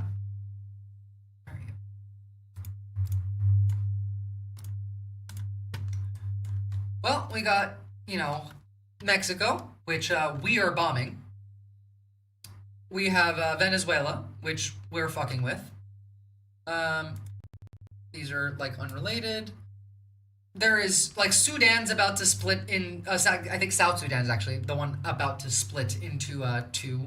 We have, Russians fucking around here. The French are fucking around. Everyone's fucking around in Africa as usual.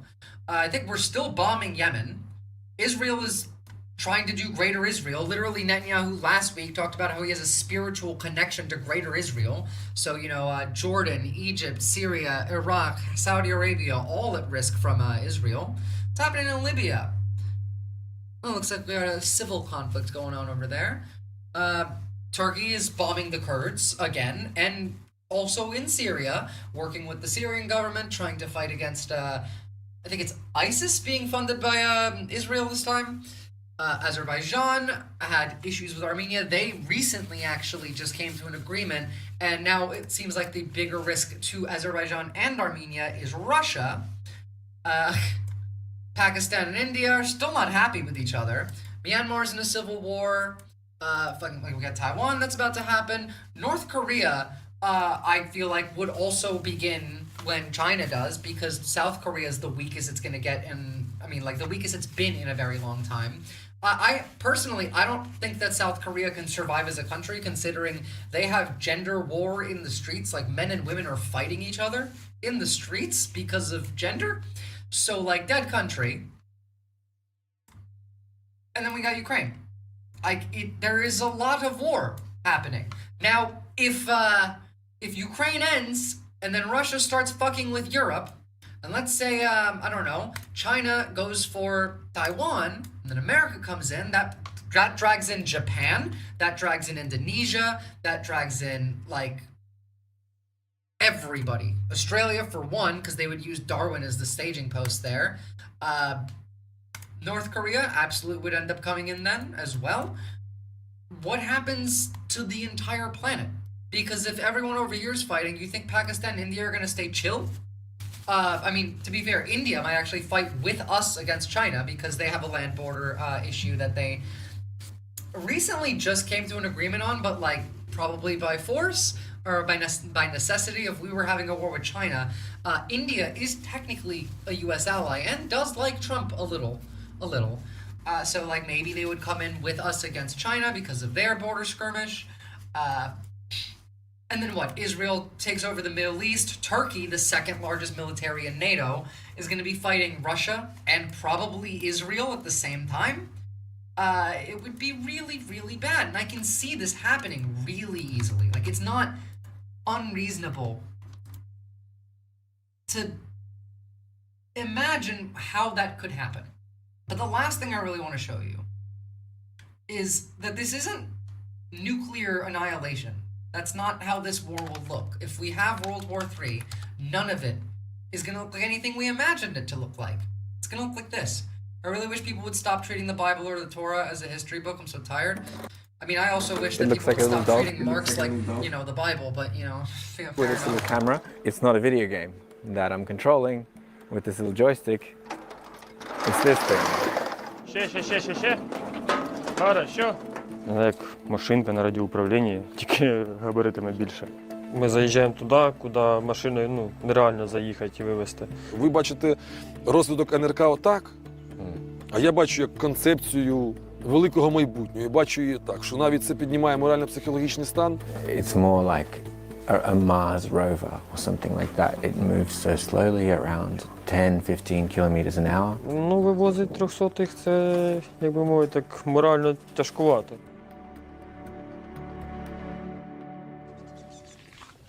When That people was the think of only drones, awesome they part. usually think of those that take to the skies. Wings, propellers, speed, large-scale destruction, and pinpoint precision. But on the ground, By the way, you can buy a drone for pretty cheap, and they're really fun to play with. They're actually really difficult to fly. I highly recommend you just pick up like a cheap drone if you can. Learn to fly it. It's both a hobby, it'll get you outside touching some grass, but also like could come in handy, you know? Not to say that like, you know, you're gonna be FPVing somebody, but you know, you could put a little camera on it. Let's say you ever needed to leave your house and run. Like let's say you needed to grab your bug out bag and go. A nice little drone with a camera on it would be a hell of a benefit in figuring out where is safe to go, finding water, stuff like that. another drone revolution is unfolding at breakneck speed. Unmanned ground vehicles, or I'm gonna grab mine while we watch this, I'll show you. UGVs. On an increasingly deadly battlefield where the danger of enemy drone strikes grows with every month, any opportunity to replace a human on the ground with a machine is relished. From logistics, mining, kamikaze missions, evacuations, and gun platforms, the robots are here, and their potential is only beginning to be uncovered. We're doing Cyberpunk 1984. You might as well stay ahead of the game, y'all. You're gonna be pretty upset if you don't. We came to a forest in northern Donetsk Oblast to see these mysterious beasts at work for ourselves. Так, бажано. От, пульт. Зараз я вийду трошки вам. This is Crew Commander Ullman, who spent the first years of the full-scale war in the infantry before an opportunity arose to learn this new discipline of modern warfare.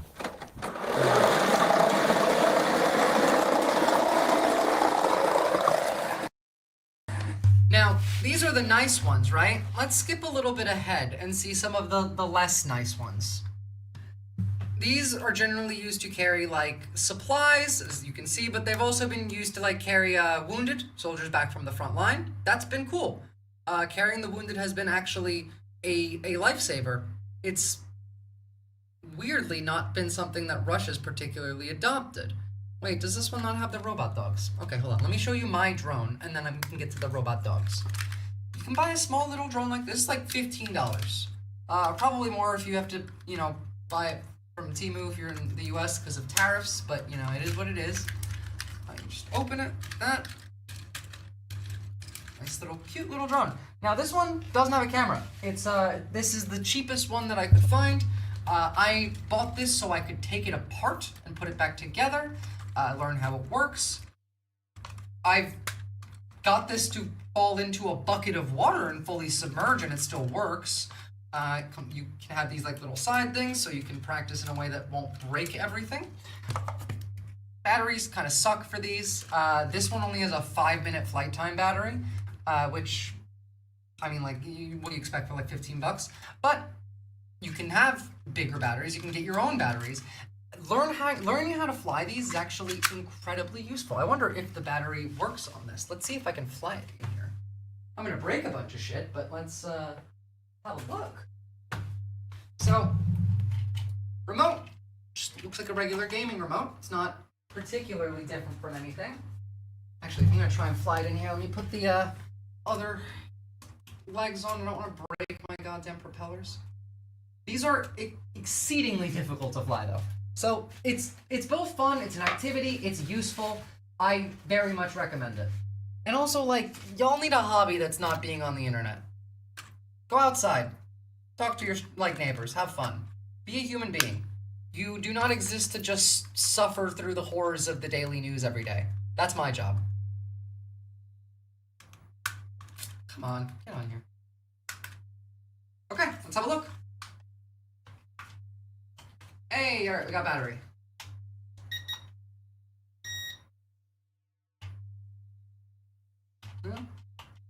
Hold on. Let's see.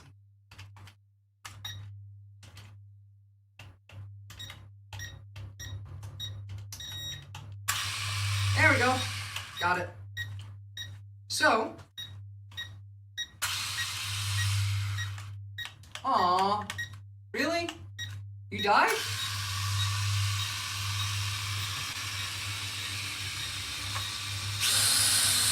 There we go.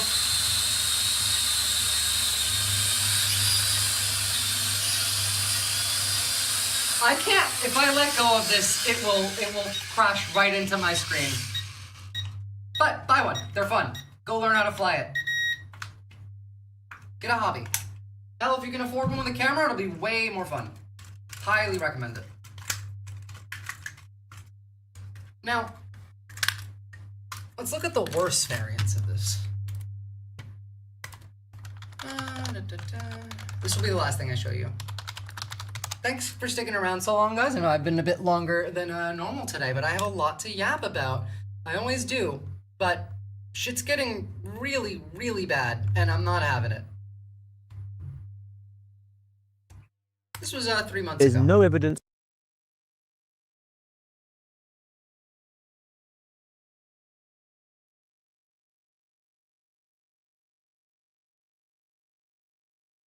Tree line.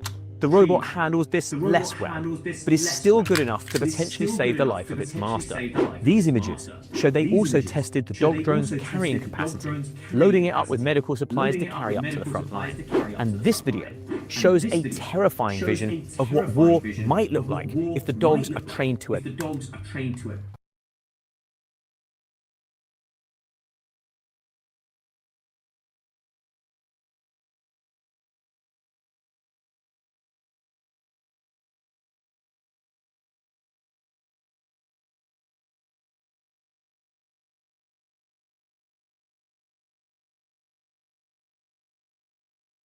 Whoopsie. Sorry, I was muted. I did not hit the button again. So, these flaming robot dogs cost $3,000 to produce. That's it. $3,000 to manufacture this thing. Now, these have a 3-hour battery life and can go 15 miles per hour and run on uneven ground. Good luck getting away. Robots don't get tired. You're fucked if this is targeting you. We could literally just send these instead of artillery. It is cheaper to just mass produce clankers with like flamethrowers on them and then send them to war. Attack rather than defend. Someone has fitted a flamethrower to the back of the dog, where the robotic arm mount usually goes, turning the machine into a potentially lethal killer. There's no evidence that robot attack dogs have been used on the battlefield. There has been since then. What the fuck kind of supervillain shit are they doing? I don't know, but these have, I've literally seen a robot dog fighting a drone. I've seen, like, clanker v clanker combat. Mind you, this is what Germany's doing. They're building spy cockroaches with cybernetic AI enhancement. I'm not kidding. Like, that's from their mouth. Where is it? In here. Germany, the lead spy cockroaches. Germany has developed a whole new openness towards security. Our biorobots, based on living insects, are equipped with neural stimulation sensors, secure communication modules. They can be steered individually or separately in autonomous swarms.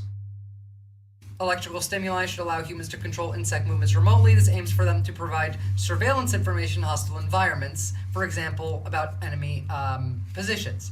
The idea was developed by Swarm Biotactics, cyborg cockroaches that are equipped with miniature specialized backpacks that enable real-time data collection. Borg roaches, yeah. By the way, if we're at the point of, like, we're gonna start, like, physically altering the brain chemistry of animals to manipulate them, how long before the roaches move up to, like, mammals and then us? Because, if we can have an army, a swarm of cybernetic, like, Borg roaches, then yeah, no, we can do that to people, too. I mean, already is the case that, robots outnumber people in Amazon warehouses. That was a month ago. But, you know what, I don't even care about that. Let's look at, what China's doing. Because they're making their robots play sports. Actually, robots from 16 countries. This I hate so much. Like, I'm sorry, but I don't want to watch the Clanker Olympics. I just really don't. This is what China's doing. What does the latest in advanced robot technology look like? Well, it looks something like this. And this. Or this. I'm at the 2025 World Robot Conference in Beijing, and here more than 200 companies are showcasing their designs. The theme of this conference is embodied intelligence. Think artificial intelligence like the AI chatbots many people have on their phones, except with a human or animal-like body. Hello? Hi. Well, 500,000 people. I do not like seeing them being that mobile. I really don't. Here's what we're doing. This is Boston Dynamics. This is yesterday.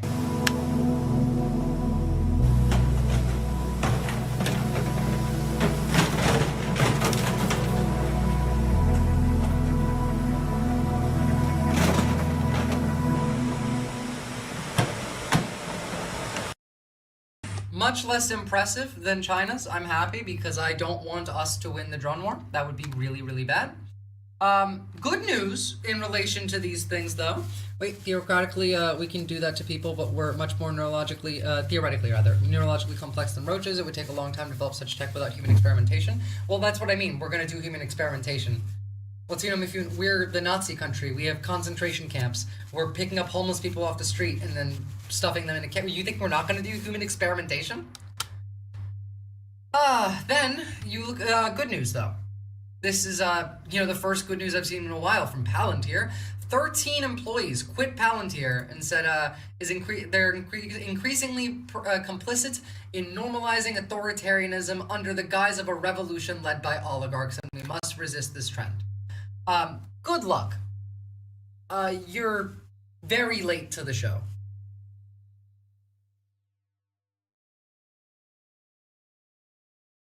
That is true. This is a mostly true chart. Let me make sure. Okay, no, this is a Nazi chart. Never mind. It's difficult, right? Because they always base some of their shit in reality, and some of them they don't. But 13 people quitting that company is important. It's not anywhere near enough, but it's better than not. What else would I like to show you? There's one more thing that I wanted to say.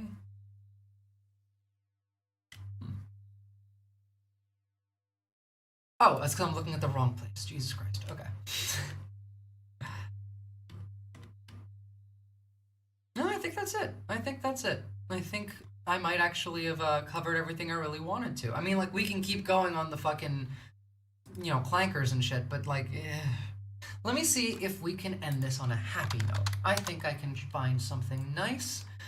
First off, this was incredibly funny to me. I have no fucking idea what he's saying here. Can any of you decipher this for me? We're gonna end this on a happy note. What the fuck is this man saying? One of the things we're going to be redoing is your parks. I'm very good at grass because I have a lot of golf courses all over the place. I know more about grass than any human being, I think, anywhere in the world. And we're going to be regrassing all of your parks, all brand new sprinkler systems, the best that you can buy, just like the Augusta. No, it'll look like Augusta. It'll look like, more importantly, Trump National Golf Club. That's even better.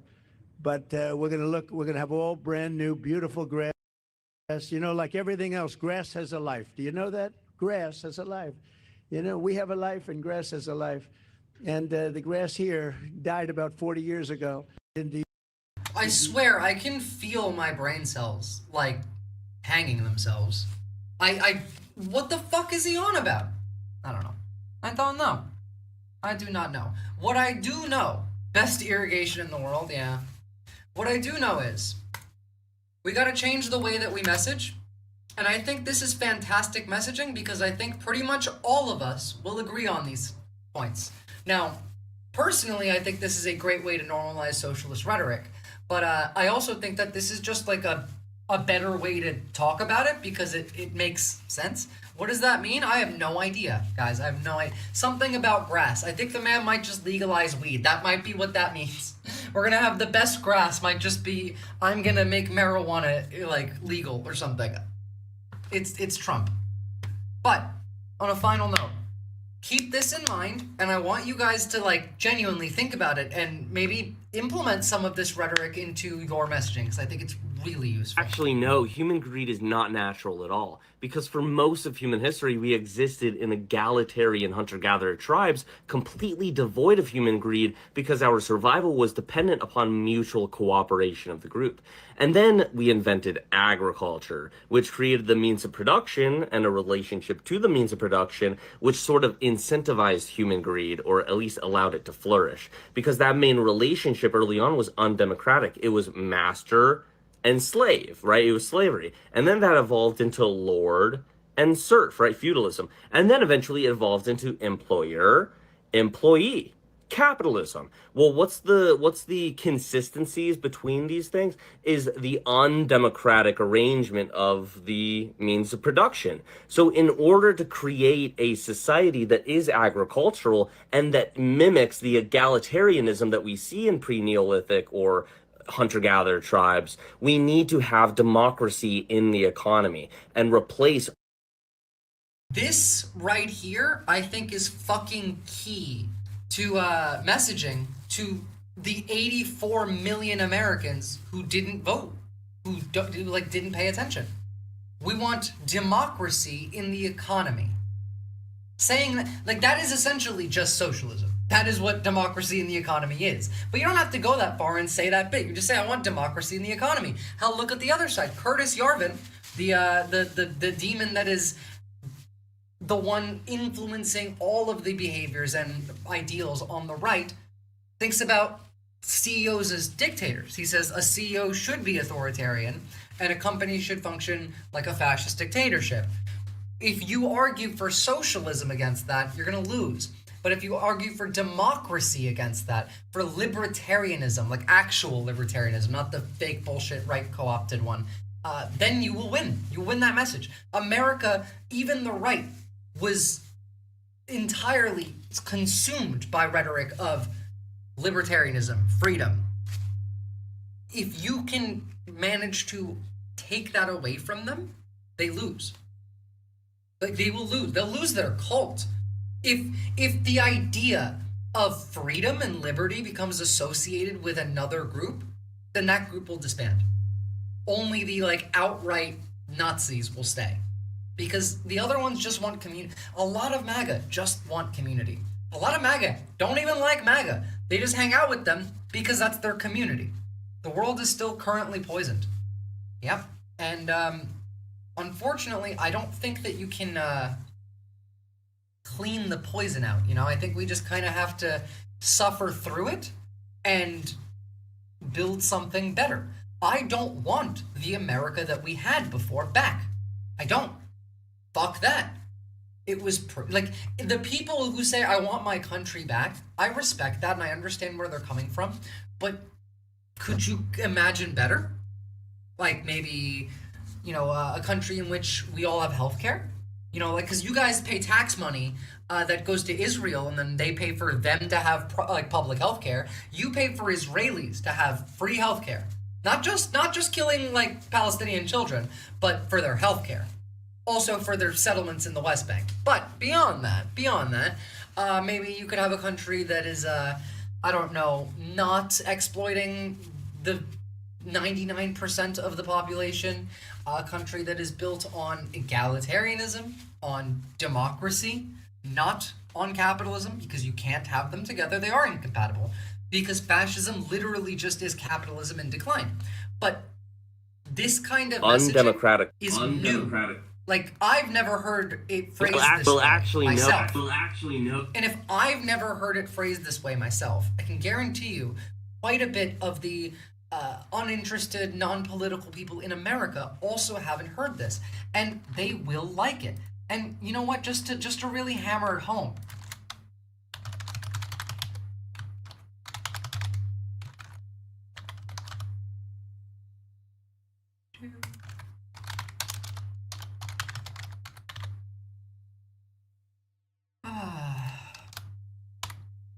You know, actually, hold on. Let me see if I can find it on YouTube rather than in my drafts. Right. Where are you? Well, I mean, actually, there's quite a few videos on this. I did not expect that there was this many. I just remember one meme. If I could find it. Whatever. Here's the example.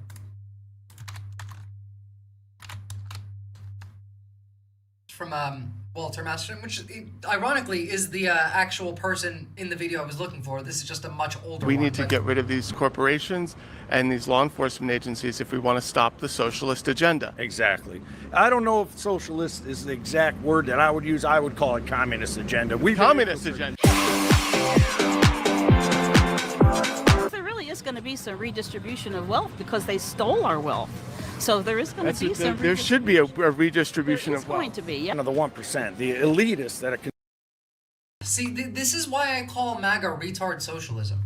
Like, it genuinely is. They have the same beliefs. They have the same, grievances. They're mad because they understand that they are being exploited. But instead of blaming, the billionaires, they blame Jews and brown people. It's just up versus down. It is not anything else. It's never been anything else. There's no left versus right. Controlling us on a global scale. They perpetuate the narrative on the mainstream media. We're all... And they're communists. Yeah, well, obviously. Marxists. Right. You have these private companies in the United States, and they're sort of furthering the socialist agenda. And that is true. So in order to get rid of communism, we need to get rid of the big banks. Yeah. Get rid of big pharma. Right. This actually is the video I wanted to show you. What else? Big tech. Landlords that are coming in and buying hundreds of properties. You don't even know what Like China is doing it, and Bill Gates. Zillow. Yeah. Got to get rid of pharma, big pharma, Pfizer, Moderna. They got that guy, this one right here. He got him to agree to worker-owned cooperatives. All right, like these people want the same things as us. They really do. Well, most of them. And then finally, I want you all to remember that it is okay You should learn to let it- enjoy the suffering of bad people. It is it is healthy to feel schadenfreude. And I will not, stand for the opposite. Genuinely, people who argue with me on this, I don't respect you. You're gonna die, and you are not prepared for a war against fascists. But you should learn to let it go. You should find peace. Whoa, slow your roll. This engine runs on one fuel and one fuel only. Spite. If I'm doing anything, I'm proving a point. They put an STU before my birth date on my birth certificate. Born February 21st.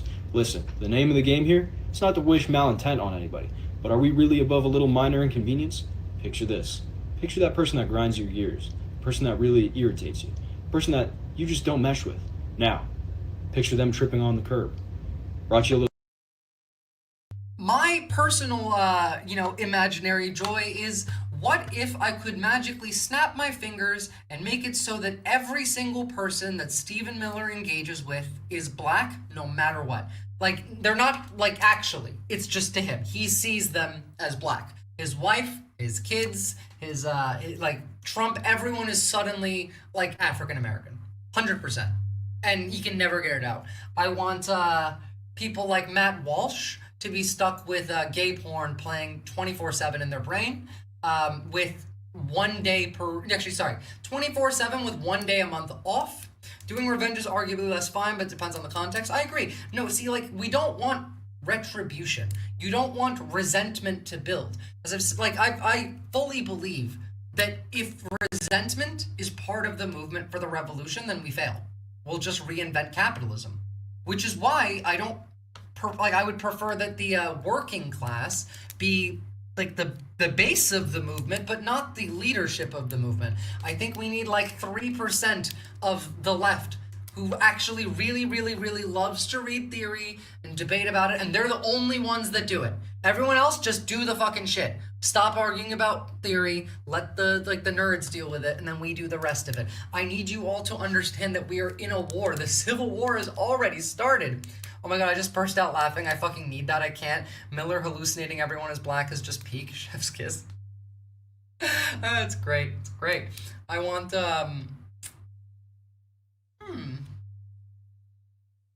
Marjorie Taylor Greene, actually, no, never mind. She's already fine. People are already making jokes about who would win in a fight. Marjorie Taylor Greene versus 100 gorillas, which I think is fantastic. But yeah, no, democracy. We want democracy in our economy, and that should be the message. I think that is the strongest way that we could manage to put this out there. I think that will bring people to our side.